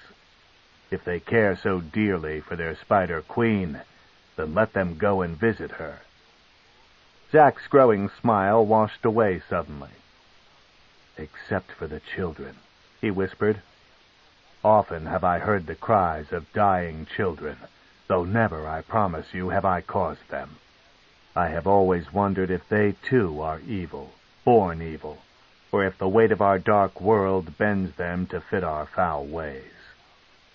"The ways of the demon Loth," Drizzt agreed. They both paused for many heartbeats, each privately weighing the realities of his own personal dilemma. Zack was next to speak, having long ago come to terms with the life that was offered to him. "Loth," he chuckled. "She is a vicious queen, that one. I would sacrifice everything for a chance at her ugly face." "I almost believe you would," Drizzt whispered, finding his smile. Zack jumped back from him. "I would indeed," he laughed heartily. "So would you." Drizzt flipped his lone scimitar up into the air, letting it spin over twice before catching it again by the hilt. "True enough," he cried, "but no longer would I be alone." 26. Angler of the Underdark. Drizzt wandered alone through the maze of Menzoberranzan, drifting past the stalagmite mounds, under the leering points of the great stone spears that hung from the cavern's high ceiling. Matron Malice had specifically ordered all of the family to remain within the house, fearing an assassination attempt by House Hunnet. Too much had happened to Drizzt this day for him to obey. He had to think, and contemplating such blasphemous thoughts, even silently, in a house full of nervous clerics, might get him into serious trouble. This was the quiet time of the city. The heat light of Narbondel was only a sliver at the stone's base, and most of the Drow comfortably slept within their stone houses. Soon after he slipped through the adamantite gate of the House Do'Urden compound, Drizzt began to understand the wisdom of Matron Malice's command. The city's quiet now seemed to him like the crouched hush of a predator. It was poised to drop upon him from behind every one of the many blind corners he faced on this trek. He would find no solace here in which he might truly contemplate the day's events, the revelations of Zaknafine, kindred in more than blood. Drizzt decided to break all the rules. That was the way of the Drow, after all, and head out of the city, down the tunnels he knew so well from his weeks of patrol. An hour later he was still walking, lost in thought and feeling safe enough, for he was well within the boundaries of the patrol region. He entered a high corridor, 10 paces wide, and with broken walls lined in loose rubble and crossed by many ledges. It seemed as though the passage once had been much wider. The ceiling was far beyond sight, but Drizzt had been through here a dozen times, up on the many ledges, and he gave the place no thought. He envisioned the future, the times that he and Zaknafine, his father, would share now that no secrets separated them. Together they would be unbeatable, a team of weapon masters bonded by steel and emotions. Did House Hunnet truly understand what it would be facing? The smile on Drizzt's face disappeared as soon as he considered the implications. He and Zack, together, cutting through House Hunnet's ranks with deadly ease, through the ranks of Drow elves, killing their own people. Drizzt leaned against the wall for support, understanding firsthand the frustration that had racked his father for many centuries. Drizzt did not want to be like Zaknafine, living only to kill, existing in a protective sphere of violence, but what choices lay before him? Leave the city? Zack had balked when Drizzt asked him why he had not left. Where would I go? Drizzt whispered now, echoing Zack's words. His father had proclaimed them trapped, and so it seemed to Drizzt. Where would I go? He asked again. Travel the Underdark, where our people are so despised, and a single drow would become a target for everything he passed? Or to the surface, perhaps, and let that ball of fire in the sky burn out my eyes so that I may not witness my own death when the elven folk descend upon me? The logic of the reasoning trapped Drizzt as it had trapped Zack. Where could a drow elf go? Nowhere in all the realms would an elf of dark skin be accepted.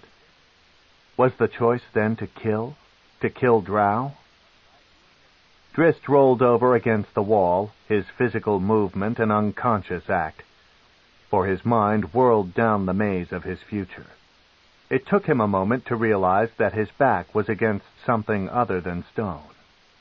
He tried to leap away, alert again now that his surroundings were not as they should be. When he pushed out, his feet came up from the ground and he landed back in his original position. Frantically, before he took the time to consider his predicament, Drizzt reached behind his neck with both hands. They, too, stuck fast to the translucent cord that held him. Drizzt knew his folly then, and all the tugging in the world would not free his hands from the line of the angler of the Underdark, a cave fisher. "Fool!" he scolded himself as he felt himself lifted from the ground. He should have suspected this, should have been more careful alone in the caverns. But to reach out bare-handed! He looked down at the hilts of his scimitars, useless in their sheaths. The cave fisher reeled him in, pulled him up the long wall toward its waiting maw. Mesoj Hunnet smiled smugly to himself as he watched Drizzt depart the city. Time was running short for him, and Matron Sinafe would not be pleased if he failed again in his mission to destroy the second boy of House Do'Urden.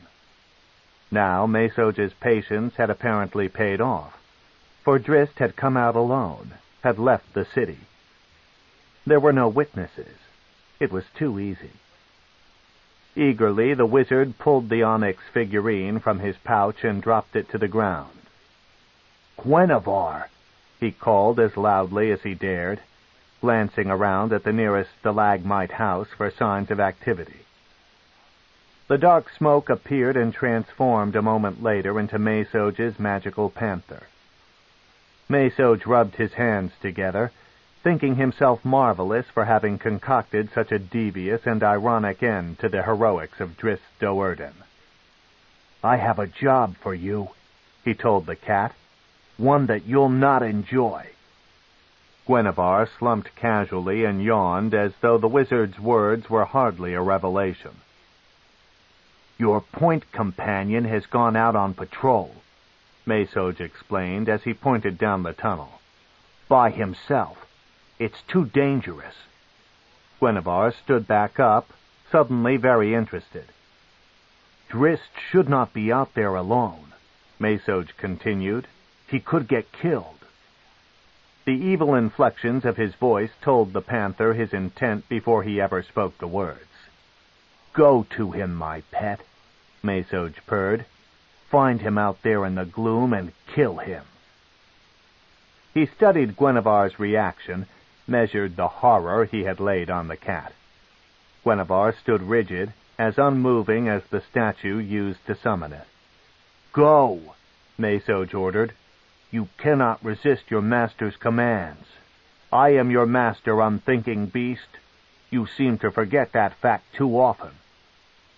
Guinevere resisted for a long moment, a heroic act in itself. But the magic surges, the incessant pull of the master's command, outweighed any instinctive feelings the great panther might have had.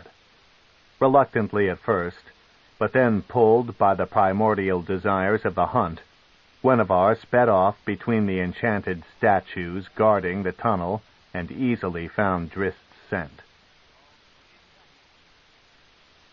Alton DeVir slumped back behind the largest of the stalagmite mounds, disappointed at Mesoj's tactics. Mesodes would let the cat do his work for him. Alton would not even witness Drizzt Do'Urden's death. Alton fingered the powerful wand that Matron Sinafe had given to him when he set out after Mesodes that night. It seemed that the item would play no role in Drizzt's demise. Alton took comfort in the item, knowing that he would have ample opportunity to put it to proper use against the remainder of House Do'Urden. Drizzt fought for the first half of his ascent, kicking and spinning, ducking his shoulders under any outcrop he passed in a futile effort to hold back the pull of the cave fissure.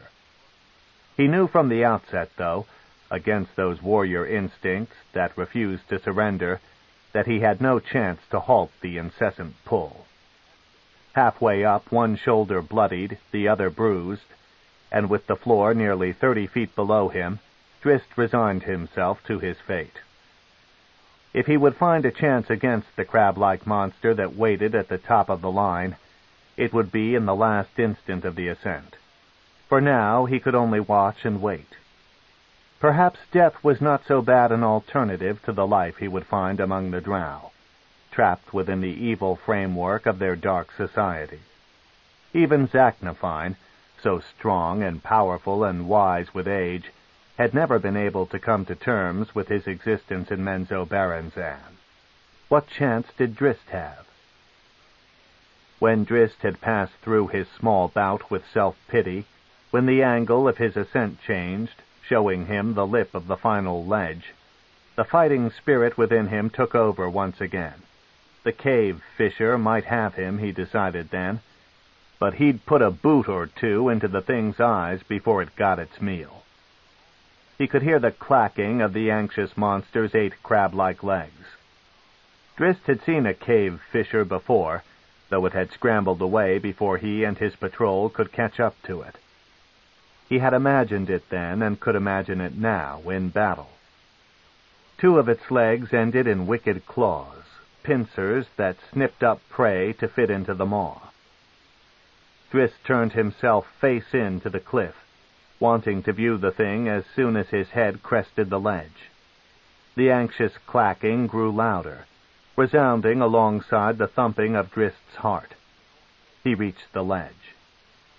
Drizzt peeked over only a foot or 2 from the monster's long proboscis, with the maw just inches behind. Pincers reached out to grab him before he could get his footing. He would get no chance to kick out at the thing. He closed his eyes, hoping again that death would be preferable to his life in Menzoberranzan. A familiar growl then brought him from his thoughts. Slipping through the maze of ledges, Gwenevere came in sight of the cave fissure and Drizzt just before Drizzt had reached the final ledge. This was a moment of salvation or death for the cat as surely as for Drizzt. Gwenevere had traveled here under Mesodes' direct command, giving no consideration to its duty and acting only on its own instincts in accord with the compelling magic.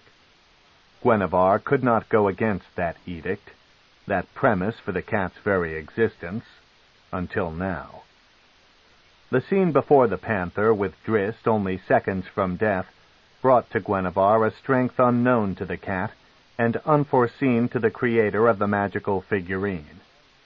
That instant of terror gave a life to Gwenevere beyond the scope of the magic. By the time Drizzt had opened his eyes, the battle was in full fury. Gwenevere leaped atop the cave fissure, but nearly went right over, for the monster's 6 remaining legs were rooted to the stone by the same goo that held Drizzt fast to the long filament. Undaunted, the cat raked and bit, a ball of frenzy trying to find a break in the fissure's armored shell. The monster retaliated with its pincers, flipping them over its back with surprising agility and finding one of Gwenevere's forelegs. Drizzt was no longer being pulled in. The monster had other business to attend to. Pincers cut through Gwenevere's soft flesh, but the cat's blood was not the only dark fluid staining the cave fissure's back. Powerful feline claws tore up a section of the shell armor, and great teeth plunged beneath it. As the cave fisher's blood splattered to the stone, its legs began to slip. Watching the goo under the crab-like legs dissolve as the blood of the monster struck it, Drizzt understood what would happen as a line of that same blood made its way down the filament toward him. He would have to strike fast if the opportunity came. He would have to be ready to help Guenhwyvar. The fisher stumbled to the side, rolling Guenhwyvar away and spinning Drizzt over in a complete bumping circuit. Still, the blood oozed down the line, and Drizzt felt the filament's hold loosen from his top hand as the liquid came in contact. Guenhwyvar was up again, facing the fisher, looking for an attack route through the waiting pincers. Drizzt's hand was free. He snapped up a scimitar and dove straight ahead, sinking the tip into the fisher's side. The monster reeled about, the jolt and the continuing blood flow shaking Drizzt from the filament altogether. The Drow was agile enough to find a handhold before he had fallen far, though his drawn scimitar tumbled down to the floor. Drizzt's diversion opened the fisher's defenses for just a moment, and Guenhwyvar did not hesitate. The cat barreled into its foe, teeth finding the same fleshy hold they had already ripped. They went deeper, under the skin, crushing organs as Guenhwyvar's raking claws kept the pincers at bay. By the time Drizzt climbed back to the level of the battle, the cave fisher shuddered in the throes of death. Drizzt pulled himself up and rushed to his friend's side. Guenhwyvar retreated step for step, its ears flattened and teeth bared. At first, Drizzt thought that the pain of a wound blinded the cat, but a quick survey dispelled that theory. Guenhwyvar had only one injury, and that was not serious. Drizzt had seen the cat with worse. Guenhwyvar continued to retreat, continued to growl as the incessant pounding of Mesog's command, back again after the instant of terror, hammered at its heart. The cat fought the urges, tried to see Drizzt as an ally, not as prey. But the urges... "What is wrong, my friend?" Drizzt asked softly, resisting the urge to draw his remaining blade in defense. He dropped to one knee. "Do you not recognize me? How often we have fought together." Guenhwyvar crouched low and tamped down its hind legs, preparing, Drizzt knew, to spring. Still, Drizzt did not draw his weapon, did nothing to threaten the cat. He had to trust that Guenhwyvar was true to his perceptions, that the panther was everything he believed it to be. What now could be guiding these unfamiliar reactions? What had brought Guenhwyvar out here at this late hour? Drizzt found his answers when he remembered Matron Malice's warnings about leaving House Do'Urden. "Mesog sent you to kill me," he said bluntly. His tone confused the cat, and it relaxed a bit, not yet ready to spring. "You saved me, Guenhwyvar. You resisted the command." Guenhwyvar's growl sounded in protest. "You could have let the cave fisher do the deed for you," Drizzt retorted, "but you did not. You charged in and saved my life. Fight the urges, Guenhwyvar. Remember me as your friend, a better companion than Mesog Hunnet could ever be." Guenhwyvar backed away another step, caught in a pull that it could not yet resolve. Drizzt watched the cat's ears come up from its head, and knew that he was winning the contest. "Mesog claims ownership," he went on, confident that the cat, through some intelligence Drizzt could not know, understood the meaning of his words. "I claim friendship. I am your friend, Guenhwyvar, and I'll not fight against you." He leaped forward, arms unthreateningly wide, face and chest fully exposed. "Even at the cost of my own life." Guenhwyvar did not strike. Emotions pulled at the cat stronger than any magical spell, those same emotions that had put Guenhwyvar into action when it first saw Drizzt in the cave fisher's clutches. Guenhwyvar reared up and leaped out, crashing into Drizzt and knocking him to his back, then burying him in a rush of playful slaps and mock bites.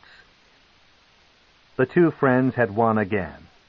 They had defeated 2 foes this day. When Drizzt paused from the greeting to consider all that had transpired, though, he realized that one of the victories was not yet complete. Guinevere was his in spirit now, but still held by another, one who did not deserve the cat, who enslaved the cat in a life that Drizzt could no longer witness. None of the confusion that had followed Drizzt Do'Urden out of Menzoberranzan that night remained. For the first time in his life, he saw the road he must follow, the path to his own freedom. He remembered Zaknafine's warnings, and the same impossible alternatives that he had contemplated to no resolution. Where indeed could a drow elf go? Worse to be trapped within a lie, he whispered absently. The panther cocked its head to the side, sensing again that Drizzt's words carried great importance.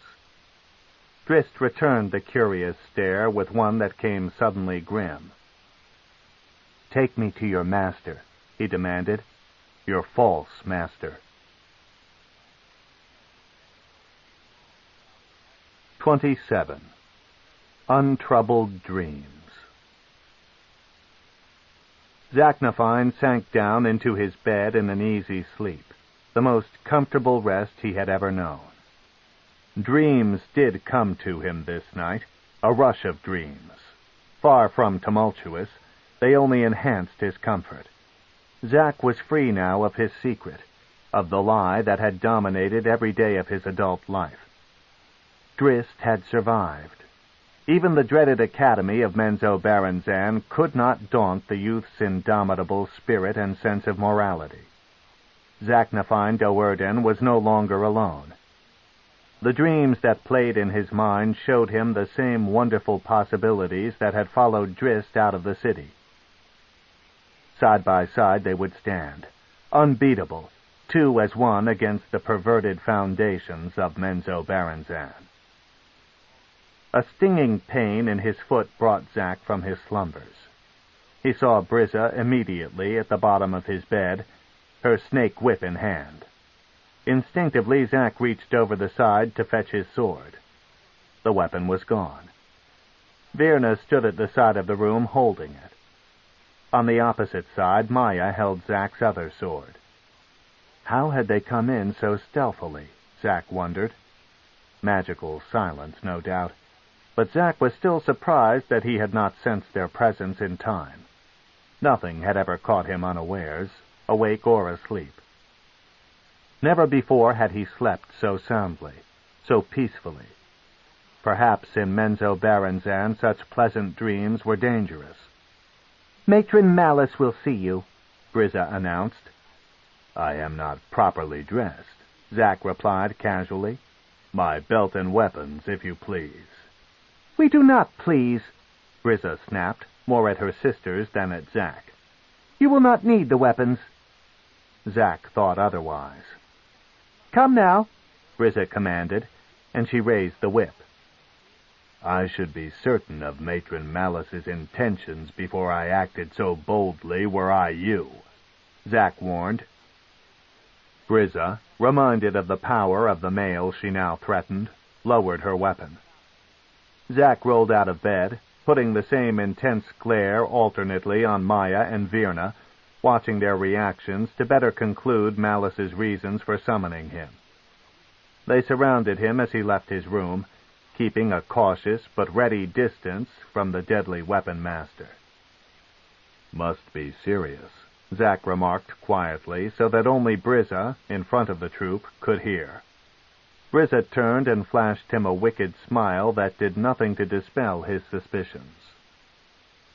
Neither did Matron Malice, who leaned forward in her throne in anticipation even before they entered the room.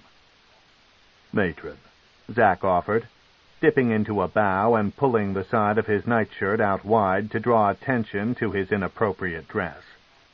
He wanted to let Malice know his feelings of being ridiculed at such a late hour. The matron offered no return greeting.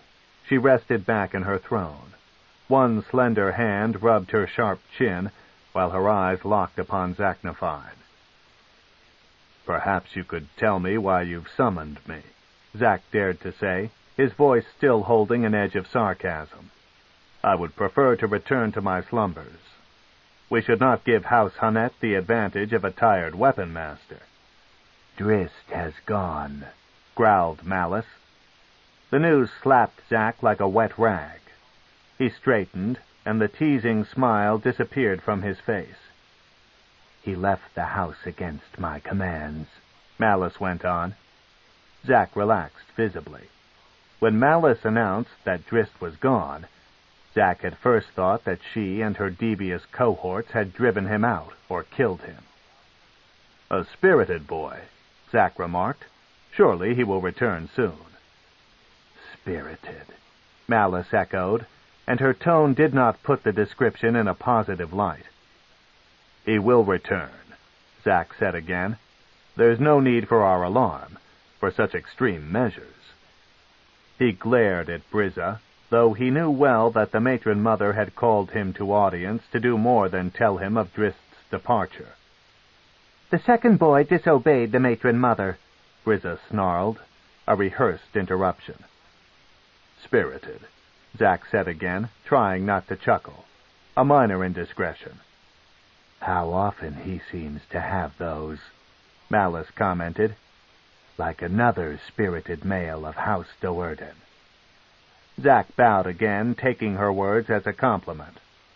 Malice already had his punishment decided if she meant to punish him at all. His actions now, at this trial, if that's what it was, would be of little consequence. "The boy has displeased the Spider Queen," Malice growled, openly enraged and tired of Zak's sarcasm. "Even you were not foolish enough to do that." A dark cloud passed across Zak's face. This meeting was indeed serious. Drizzt's life could be at stake. "But you know of his crime," Malice continued, easing back again. She liked that she had Zak concerned and on the defensive. She had found his vulnerable spot. It was her turn to tease. "Leaving the house?" Zak protested. "A minor error in judgment. Loth would not be concerned with such a trifle issue." "Do not feign ignorance, Zaknafine. You know that the elven child lives." Zak lost his breath in a sharp gasp. Malice knew. Damn it all, Loth knew. "We are about to go to war," Malice continued calmly. "We are not in Loth's favor, and we must correct the situation." She eyed Zak directly. "You are aware of our ways and know that we must do this." Zak nodded, trapped. Anything he did now to disagree would only make matters worse for Drizzt, if matters could be worse for Drizzt. "The second boy must be punished," Brizza said. Another rehearsed interruption, Zak knew. He wondered how many times Brizza and Malice had practiced this encounter. "Am I to punish him, then?" Zak asked. "I'll not whip the boy. That is not my place." "His punishment is none of your concern," Malice said. "Then why disturb my slumber?" Zak asked, trying to detach himself from Drizzt's predicament, more for Drizzt's sake than his own. "I thought that you would wish to know," Malice replied. "You and Drizzt became so close this day in the gym, father and son." She saw, Zak realized. Malice and probably that wretched Brizza had watched the whole encounter. Zak's head drooped as he came to know that he had unwittingly played a part in Drizzt's predicament. "An elven child lives," Malice began slowly, rolling out each word in dramatic clarity. "And a young drow must die." "No!" The word came out of Zak before he realized he was speaking. He tried to find some escape. Drizzt was young. He did not understand. "He knew exactly what he was doing," Malice screamed back at him. He does not regret his actions. He is so like you, Zaknafine. Too like you. Then he can learn, Zack reasoned. I have not been a burden to you, Matron Malice. You have profited by my presence. Drizzt is no less skilled than I. He can be valuable to us. Dangerous to us, Matron Malice corrected. You and he standing together? The thought does not please me. His death will aid House Hunnet, Zack warned, grabbing at anything he could find to defeat the matron's intent. The Spider Queen demands his death, Malice replied sternly. She must be appeased if Dearman na Shesbirnan is to have any hope in its struggles against House Hunnet. I beg you, do not kill the boy. Sympathy? Malice mused. It does not become a Drow warrior, Zaknafine. Have you lost your fighting will? I am old, Malice. Matron Malice, Brizza protested, but Zack put a look on her so cold that she lowered her snake whip before she had even begun to put it to use. Older still will I become if Drizzt is put to his death. I do not desire this either, Malice agreed, but Zack recognized her lie. She didn't care about Drizzt or about anything else beyond gaining the Spider Queen's favor. Yet I see no alternative. Drizzt has angered Loth, and she must be appeased before our war. Zack began to understand. This meeting wasn't about Drizzt at all. Take me in the boy's stead, he said. Malice's narrow grin could not hide her feigned surprise. This was what she had desired from the very beginning. You are a proven fighter, the matron argued. Your value, as you yourself have already admitted, cannot be underestimated. To sacrifice you to the Spider Queen would appease her, but what void will be left in House Do'Urden in the wake of your passing? A void that Drizzt can fill, Zack replied. He secretly hoped that Drizzt, unlike he, would find some escape from it all, some way around Matron Malice's evil plots. You are certain of this? He is my equal in battle, Zack assured her. He will grow stronger, too, beyond what Zaknafine has ever attained. You are willing to do this for him? Malice sneered, eager drool edging her mouth. You know that I am, Zack replied. Ever the fool, Malice put in. To your dismay, Zack continued undaunted, you know that Drizzt would do the same for me. He is young, Malice purred. He will be taught better. As you taught me, snapped Zack. Malice's victorious grin became a grimace. I warn you, Zaknafine, she growled in all her vile rage. If you do anything to disrupt the ceremony to appease the Spider Queen, if in the end of your wasted life you choose to anger me one final time, I will give Drizzt to Brizza. She and her torturous toys will give him to Loth. Unafraid, Zack held his head high. I have offered myself, Malice, he spat. Have your fun while you may.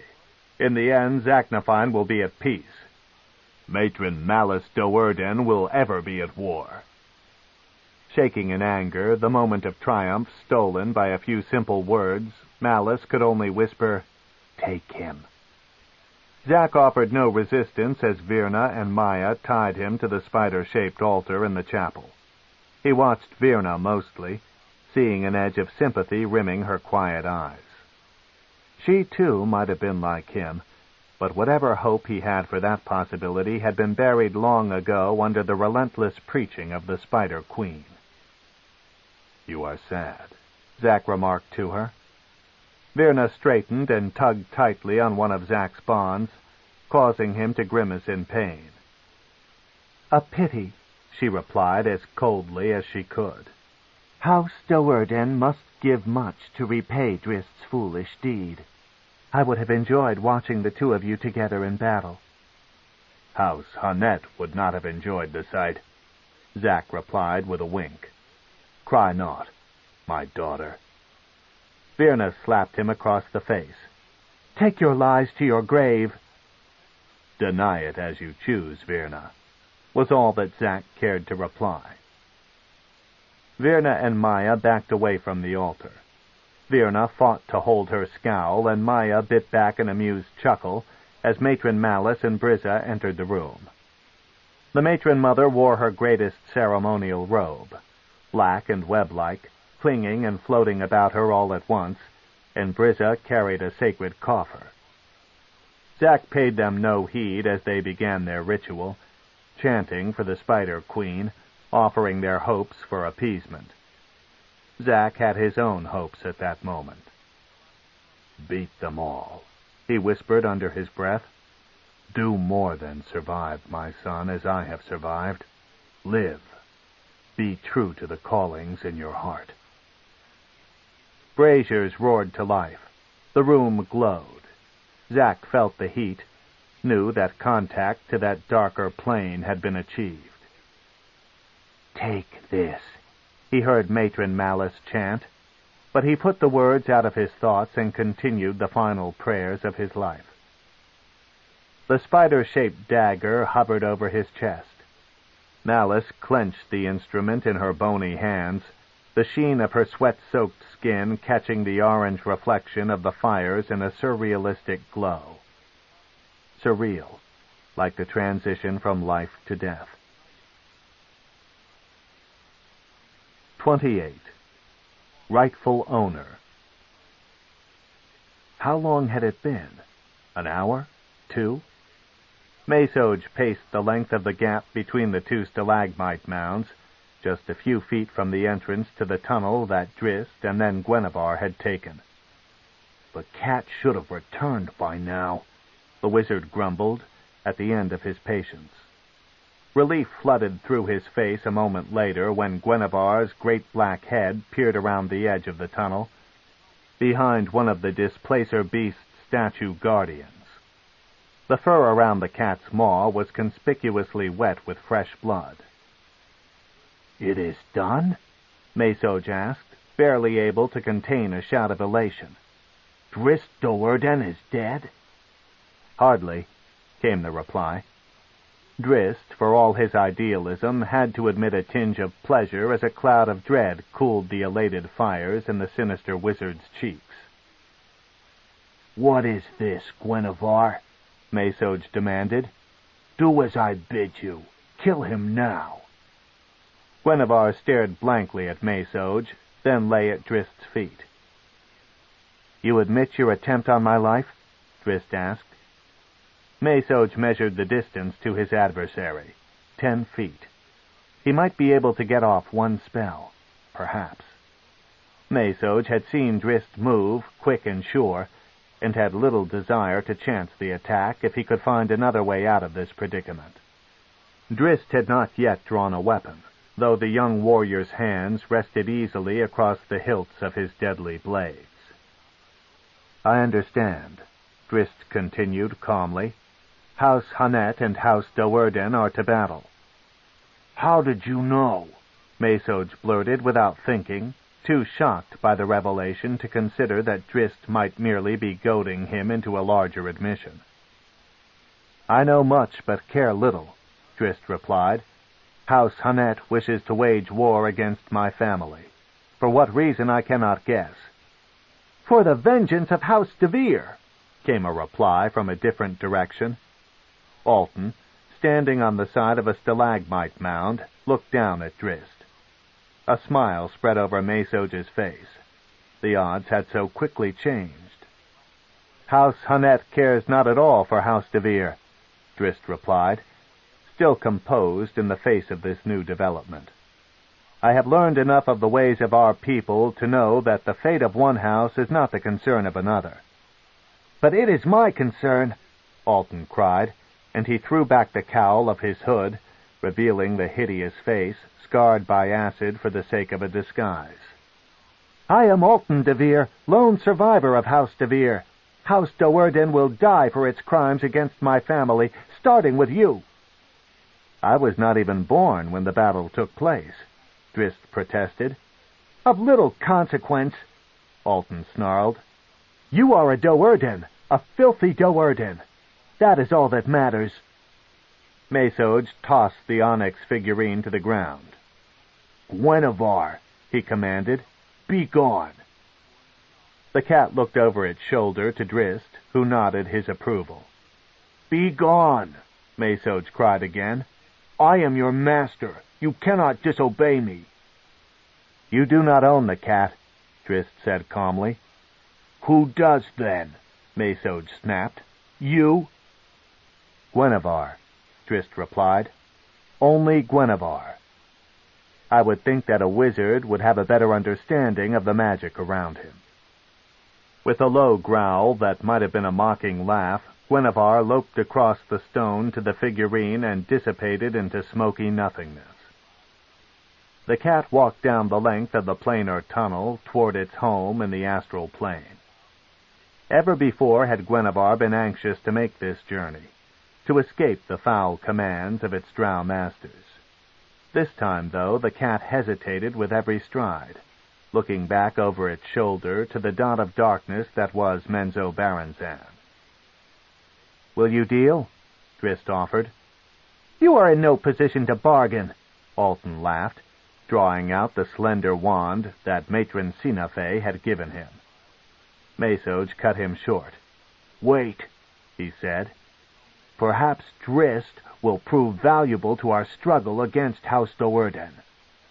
He eyed the young warrior directly. "You will betray your family?"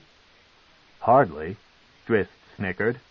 "As I have already said to you, I care little for the coming conflict. Let House Hunnet and House Do'Urden both be damned, as surely they will. My concerns are personal." "You must have something to offer us in exchange for your gain," Maesoj explained. "Otherwise, what bargain can you hope to make?" "I do have something to give to you in return," Drizzt replied, his voice calm. "Your lives." Maesoj and Alton looked to each other and laughed aloud, but there was a trace of nervousness in their chuckles. "Give me the figurine, Maesoj," Drizzt continued, undaunted. "Gwenevere never belonged to you and will serve you no more." Maesoj stopped laughing. "In return," Drizzt went on, before the wizard could reply, "I will leave House Do'Urden and not take part in the battle." "Corpses do not fight," Alton sneered. "I will take another Do'Urden with me," Drizzt spat at him. "A weapon master. Surely House Hunnet will have gained an advantage if both Drizzt and Zaknafine—" "Silence!" Maesoj screamed. "The cat is mine. I do not need any bargains from a pitiful Do'Urden. You are dead, fool, and House Do'Urden's weapon master will follow you to your grave." "Gwenevere is free," Drizzt growled. The scimitars came out in Drizzt's hands. He had never really fought a wizard before, let alone two, but he remembered vividly from past encounters the sting of their spells. Maesoj had already begun to cast, but of more concern was Alton, out of quick reach and pointing that slender wand. Before Drizzt ever decided his course of action, the issue was settled for him. A cloud of smoke engulfed Maesoj, and he fell back, his spell disrupted with the shock. Gwenevere was back. Alton was out of Drizzt's reach. Drizzt could not hope to get to the wizard before the wand went off, but to Gwenevere's streamlined feline muscles the distance was not so great. Hind legs tamped a footing and snapped, launching the hunting panther through the air. Alton brought the wand to bear on this new nemesis in time and released a mighty bolt, scorching Gwenevere's chest. Greater strength than a single bolt, though, would be needed to deter the ferocious panther. Stunned but still fighting, Gwenevere slammed into the faceless wizard, dropping him off the backside of the stalagmite mound. The lightning bolt's flash stunned Drizzt as well, but he continued to pursue Maesoj, and could only hope that Gwenevere had survived. He rushed around the base of the other stalagmite mound and came face to face with Masoge, once again in the act of spell casting. Drizzt didn't slow. He ducked his head and barreled into his opponent, his scimitars leading the way. He slipped right through his opponent, right through the image of his opponent. Drizzt crashed heavily into the stone and rolled aside, trying to escape the magical attack he knew was coming. This time, Masoge, standing fully 30 feet behind the projection of his image, was taking no chances with a miss. He launched a volley of magical missiles of energy that veered unerringly to intercept the dodging fighter. They slammed into Drizzt, jolting him, bruising him under his skin. But Drizzt was able to shake away the numbing pain and regain his footing. He knew where the real Masoge was standing now, and had no intention of letting the trickster out of sight again. A dagger in his hand, Masoge watched Drizzt's stalking approach. Drizzt didn't understand. Why wasn't the wizard preparing another spell? The fall had reopened the wound in Drizzt's shoulder, and the magical bolts had torn his side and a leg. The wounds were not serious, though, and Masoge had no chance against him in physical combat. The wizard stood before him unconcerned, dagger drawn and a wicked smile on his face. Face down on the hard stone, Alton felt the warmth of his own blood running freely between the melted holes that were his eyes. The cat was higher up the side of the mound, not yet fully recovered from the lightning bolt. Alton forced himself up and raised his wand for a second strike, but the wand had snapped in half. Frantically, Alton recovered the other piece and held it up before his disbelieving eyes. Guinevere was coming again, but Alton didn't notice. The glowing ends of the wand, a power building within the magical stick, enthralled him. "You cannot do that," Alton whispered in protest. Guinevere leaped just as the broken wand exploded. A ball of fire roared up into Menzoberranzan's night. Chunks of rubble rocketed off the great cavern's eastern wall and ceiling, and both Drizzt and Masoge were knocked from their feet. "Now Guinevere belongs to no one," Masoge sneered, tossing the figurine to the ground. "No DeVir remains to claim vengeance on House Do'Urden," Drizzt growled back, his anger holding off his despair. Masoge became the focus of that anger, and the wizard's mocking laughter led Drizzt toward him in a furious rush. Just as Drizzt got in range, Masoge snapped his fingers and was gone. "Invisible!"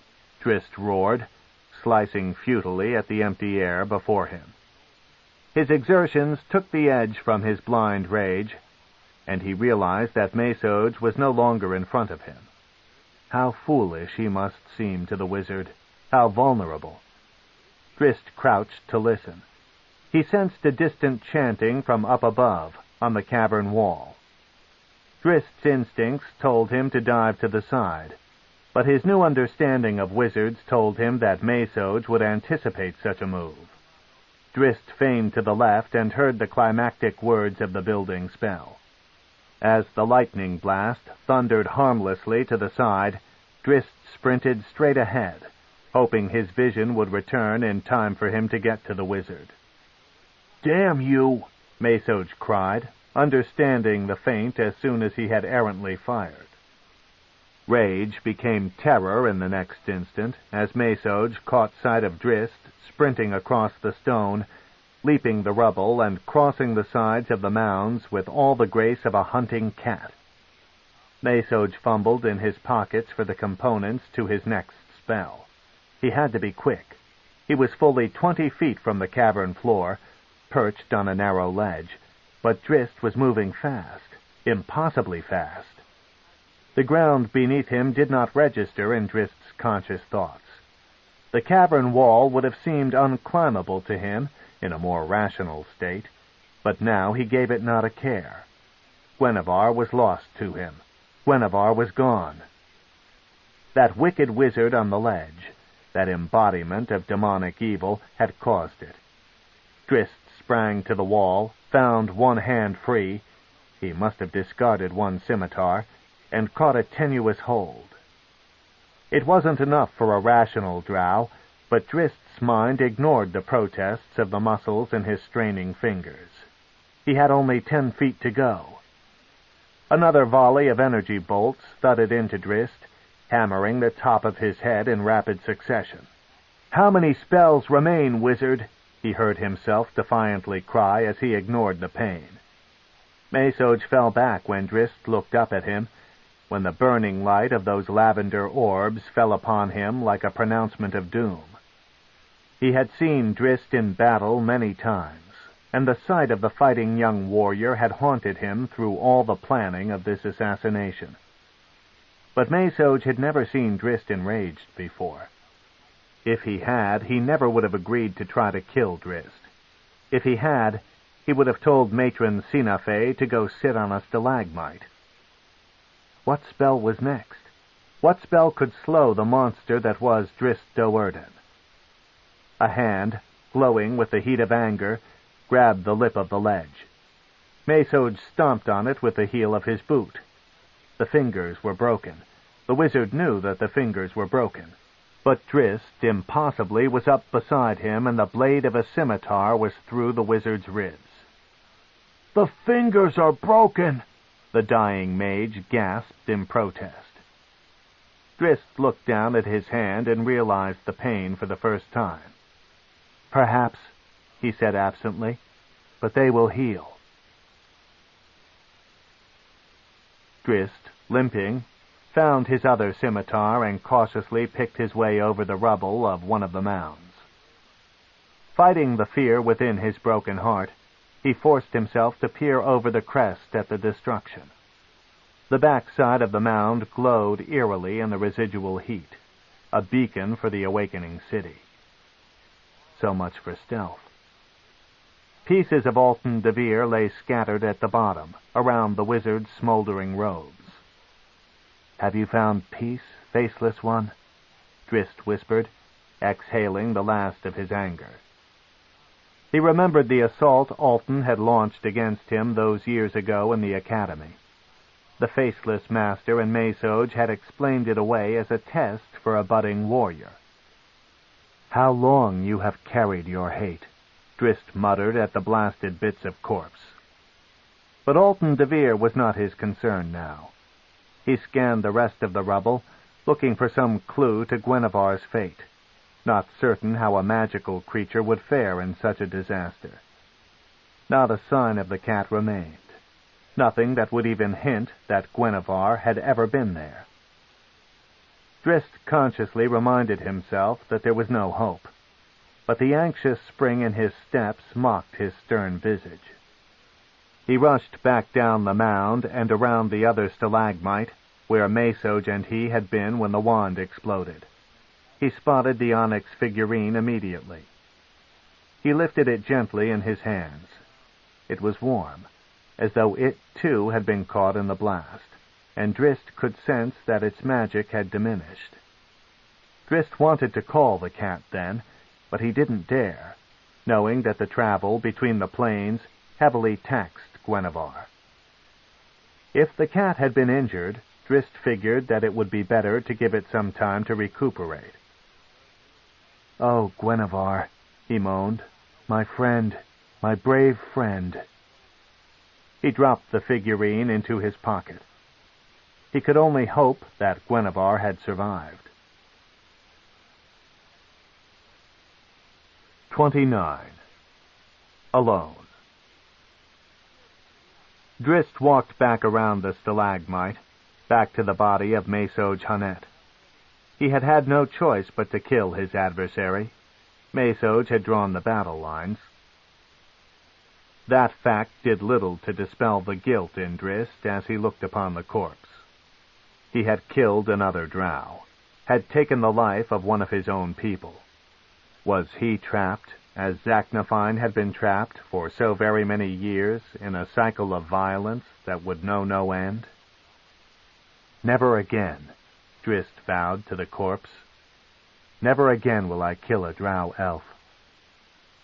He turned away, disgusted, and knew as soon as he looked back to the silent, sinister mounds of the vast Drow city that he would not survive long in Menzoberranzan if he held to that promise. 1,000 possibilities whirled in Drizzt's mind as he made his way through the winding ways of Menzoberranzan. He pushed the thoughts aside, stopped them from dulling his alertness. The light was general now in Narbondale. The Drow day was beginning, and activity had started from every corner of the city. In the world of the surface dwellers, the day was the safer time, when light exposed assassins. In Menzoberranzan's eternal darkness, the daytime of the Dark Elves was even more dangerous than the night. Drizzt picked his way carefully, rolling wide from the mushroom fence of the noblest houses, wherein lay House Hunnet. He encountered no more adversaries and made the safety of the Do'Urden compound a short time later. He rushed through the gate and by the surprised soldiers without a word of explanation, and shoved aside the guards below the balcony. The house was strangely quiet. Drizzt would have expected them all to be up and about with battle imminent. He gave the eerie stillness no more thought, and he cut a straight line to the training gym and Zaknafine's private quarters. Drizzt paused outside the gym's stone door, his hand tightly clenched on the handle of the portal. What would he propose to his father? That they leave? He and Zaknafine on the perilous trails of the Underdark, fighting when they must and escaping the burdensome guilt of their existence under Drow rule? Drizzt liked the thought, but he wasn't so certain now, standing before the door, that he could convince Zak to follow such a course. Zak could have left before, at any time during the centuries of his life, but when Drizzt had asked him why he had remained, the heat had drained from the weapon master's face. Were they indeed trapped in the life offered to them by Matron Malice and her evil cohorts? Drizzt grimaced away the worries. No sense in arguing to himself with Zak only a few steps away. The training gym was as quiet as the rest of the house. Too quiet. Drizzt hadn't expected Zak to be there, but something more than his father was absent. The father's presence, too, was gone. Drizzt knew that something was wrong, and each step he took toward Zak's private door quickened until he was in full flight. He burst in without a knock, not surprised to find the bed empty. Malice must have sent him out in search of me, Drizzt reasoned. Damn, I have caused him trouble. He turned to leave, but something caught his eye and held him in the room. Zak's sword belt. Never would the weapon master have left his room, not even for functions within the safety of House Do'Urden, without his swords. Your weapon is your most trusted companion, Zak had told Drizzt 1,000 times. Keep it ever at your side. House Hunnet? Drizzt whispered, wondering if the rival house had magically attacked in the night while he was out battling Alton and Mesoj. The compound, though, was serene. Surely the soldiers would have known if anything like that had occurred. Drizzt picked up the belt for inspection. No blood, and the clasp neatly unbuckled. No enemy had torn this from Zak. The weapon master's pouch lay beside it, also intact. What then? Drizzt asked aloud. He replaced the sword belt beside the bed, but slung the pouch across his neck and turned, not knowing where he should go next. He had to see about the rest of the family, he realized, before he had even stepped through the door. Perhaps then this riddle about Zak would become more clear. Dread grew out of that thought as Drizzt headed down the long and decorated corridor to the chapel anteroom. Had Malice or any of them brought Zak harm? For what purpose? The notion seemed illogical to Drizzt, but it nagged him every step, as if some sixth sense were warning him. There still was no sign of anyone. The anteroom's ornate doors swung in, magically and silently, even as Drizzt raised his hand to knock on them. He saw the matron mother first, sitting smugly on her throne at the rear of the room, her smile inviting. Drizzt's discomfort did not diminish when he entered. The whole family was there, Brizza, Virna, and Maya to the sides of their matron, Rissyn and Dinnan unobtrusively standing beside the left wall. The whole family, except for Zack. Matron Malice studied her son carefully, noting his many wounds. "I instructed you not to leave the house," she said to Drizzt, but she was not scolding him. "Where did your travels take you?" "Where is Zaknafine?" Drizzt asked in reply. "Answer the matron mother!" Brizza yelled at him, her snake whip prominently displayed on her belt. Drizzt glared at her, and she recoiled, feeling the same bitter chill that Zaknafine had cast over her earlier in the night. "I instructed you not to leave the house," Malice said again, still holding calm. "Why did you disobey me?" "I had matters to attend," Drizzt replied. "Urgent matters. I did not wish to bother you with them." "War is upon us, my son," Matron Malice explained.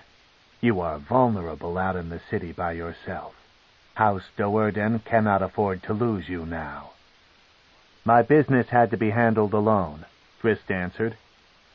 "Is it completed?" "It is." "Then I trust that you will not disobey me again." The words came calm and even, but Drizzt understood at once the severity of the threat behind them. "Two other matters, then," Malice went on. "Where is Zaknafine?" Drizzt dared to ask again. Brizza mumbled some curse under her breath and pulled the whip from her belt. Matron Malice threw an outstretched hand in her direction to stay her. They needed tact, not brutality, to bring Drizzt under control at this critical time. There would be ample opportunities for punishment after House Hunnet was properly defeated. "Concern yourself not with the fate of the Weapon Master," Malice replied. "He works for the good of House Do'Urden even as we speak, on a personal mission." Drizzt didn't believe a word of it. Zack would never have left without his weapons. The truth hovered about Drizzt's thoughts, but he wouldn't let it in. "Our concern is House Hunnet," Malice went on, addressing them all. "The war's first strikes may fall this day." "The first strikes already have fallen," Drizzt interrupted. All eyes came back to him, to his wounds. He wanted to continue the discussion about Zack, but knew that he would only get himself and Zack, if Zack was still alive, into further trouble. Perhaps the conversation would bring him more clues. "You have seen battle?" Malice asked. "You know of the Faceless one?" Drizzt asked. "Master of the Academy," Dinnan answered. "Of Sorceer. We have dealt with him often." "He has been of use to us in the past," said Malice, "but no more, I believe.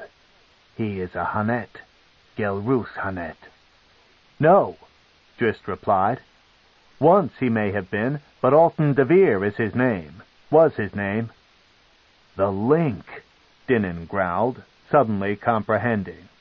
"Gelroos was to kill Alton on the night of House DeVir's fall." "It would seem that Alton DeVir proved the stronger," mused Malice, and all became clear to her. "Matron Sinafe Hunnet accepted him, used him to her gain," she explained to her family. She looked back to Drizzt. "You battled with him?" "He is dead," Drizzt answered. Matron Malice cackled with delight. "One less wizard to deal with," Brizza remarked, replacing the whip on her belt. "Two," Drizzt corrected, but there was no boasting in his voice. He was not proud of his actions. "Mesoj Hunnet is no more." "My son," Matron Malice cried, "you have brought us a great edge in this war." She glanced all about her family, infecting them, except Drizzt, with her relation. End of Side 8. Side 9.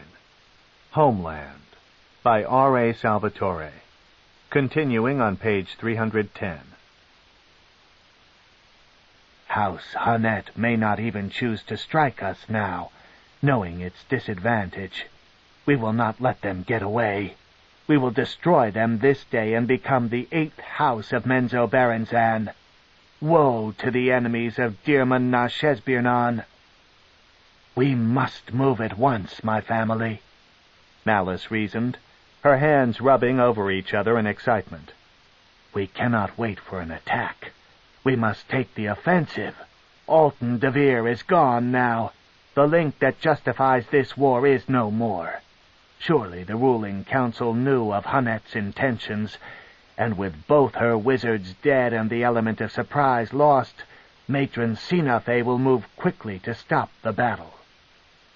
Drizzt's hand unconsciously slipped into Zack's pouch as the others joined Malice in her plotting. "Where is Zack?" Drizzt demanded again above the chorus. Silence dropped as quickly as the tumult had began. "He is of no concern to you, my son," Malice said to him, still keeping to her tact, despite Drizzt's impudence. "You are the weapon master of House Do'Urden now. Loth has forgiven your insolence. You have no crimes weighing against you. Your career may begin anew, to glorious heights." Her words cut through Drizzt as surely as his own scimitar might. "You killed him," he whispered aloud, the truth too awful to be contained in silent thought. The matron's face suddenly gleamed, hot with rage. "You killed him," she shot back at Drizzt. "Your insolence demanded repayment to the Spider Queen." Drizzt's tongue got all tangled up behind his teeth. "But you live," Malice went on, relaxing again in her chair, "as the elven child lives." Dinin was not the only one in the room to gasp audibly. "Yes, we know of your deception," Malice sneered. "The Spider Queen always knew. She demanded restitution." "You sacrificed Zaknafine?" Drizzt breathed, hardly able to get the words out of his mouth. "You gave him to that damned Spider Queen?" "I would watch how I spoke of Queen Loth," Malice warned. "Forget Zaknafine. He is not your concern. Look to your own life, my warrior son. All glories are offered to you, a station of honor." Drizzt was indeed looking to his own life at that moment, at the proposed path that offered him a life of battle, a life of killing Drow. "You have no options," Malice said to him, seeing his inward struggle. "I offer to you now your life. In exchange, you must do as I bid, as Zaknafine once did." "You kept your bargain with him," Drizzt spat sarcastically. "I did," Matron Malice protested. "Zaknafine went willingly to the altar, for your sake." Her words stung Drizzt for only a moment. He would not accept the guilt for Zaknafine's death. He had followed the only course he could, on the surface against the elves and here in the evil city. "My offer is a good one," Malice said. "I give it here before all the family. Both of us will benefit from the agreement. Weapon Master?" A smile spread across Drizzt's face when he looked into Matron Malice's cold eyes, a grin that Malice took as acceptance. "Weapon Master?" Drizzt echoed. "Not likely." Again Malice misunderstood. "I have seen you in battle," she argued. 2 wizards. You underestimate yourself." Drizzt nearly laughed aloud at the irony of her words. She thought he would fail where Zaknafine had failed, would fall into her trap as the former weapon master had fallen, never to climb back out. "It is you who underestimate me, Malice," Drizzt said with threatening calm. "Matron!" Drizzt demanded, but she held back, seeing that Drizzt and everyone else was ignoring her as the drama played out. "You ask me to serve your evil designs," Drizzt continued. He knew but didn't care that all of them were nervously fingering weapons or preparing spells, were waiting for the proper moment to strike the blasphemous fool dead. Those childhood memories of the agony of snake whips reminded him of the punishment for his actions. Drizzt's fingers closed around a circular object, adding to his courage, though he would have continued in any case. "They are a lie, as your people are a lie." "Your skin is as dark as mine," Malice reminded him. "You are a Drow, though you have never learned what that means." "Oh, I do know what it means." "Then act by the rules," Matron Malice demanded. "Your rules?" Drizzt growled back. "But your rules are a damned lie as well. As great a lie as that filthy spider you claim as a deity." "Insolent slug!" Drizzt cried, raising her snake whip. Drizzt struck first. He pulled the object, the tiny ceramic globe, from Zaknafine's pouch. "A true god, damn you all!" he cried as he slammed the ball to the stone floor. He snapped his eyes shut as the pebble within the ball, enchanted by a powerful light-emanating dweomer, exploded into the room and erupted into his kin's sensitive eyes. "And damn that Spider Queen as well!" Malice reeled backward, taking her great throne right over in a heavy crash to the hard stone. Cries of agony and rage came from every corner of the room as the sudden light bored into the stunned Drow. Finally, Virna managed to launch a countering spell and returned the room to its customary gloom. "Get him," Malice growled, still trying to shake off the heavy fall. "I want him dead."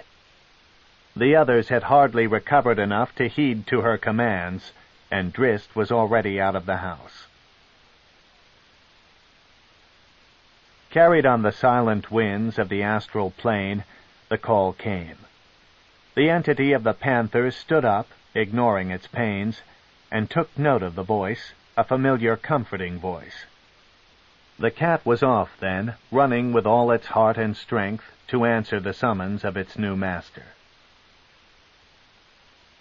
A short while later, Drizzt crept out of a little tunnel, Guenevere at his side, and moved through the courtyard of the academy to look down upon Menzoberranzan for the last time. "What place is this?" Drizzt asked the cat quietly, "that I call home? These are my people by skin and by heritage, but I am no kin to them. They are lost and ever will be." "How many others are like me, I wonder?" Drizzt whispered, taking one final look. "Doomed souls, as was Zaknafine, poor Zak. I do this for him, Guenevere. I leave as he could not. His life has been my lesson, a dark scroll etched by the heavy price exacted by Matron Malice's evil promises. Goodbye, Zak," he cried, his voice rising in final defiance. "My father, take heart, as do I, that when we meet again, in a life after this, it will surely not be in the hellfire our kin are doomed to endure." Drizzt motioned the cat back into the tunnel, the entrance to the untamed Underdark. Watching the cat's easy movements, Drizzt realized again how fortunate he was to have found a companion of like spirit, a true friend. The way would not be easy for him and Guenevere beyond the guarded borders of Menzoberranzan. They would be unprotected and alone, though better off, by Drizzt's estimation, more than they ever could be amid the evilness of the Drow. Drizzt stepped into the tunnel behind Guenevere and left Menzoberranzan behind. End of Homeland. Dark Elf Trilogy, Book 1, by R.A. Salvatore. R.A. Salvatore. Read by Michael Rosado in the studios of Potomac Talking Book Services, Incorporated, for the Library of Congress, August 2003. Published by Wizards of the Coast, Incorporated, P.O. Box 707, Renton, Washington, 98057-0707. Further reproduction or distribution in other than a specialized format is prohibited.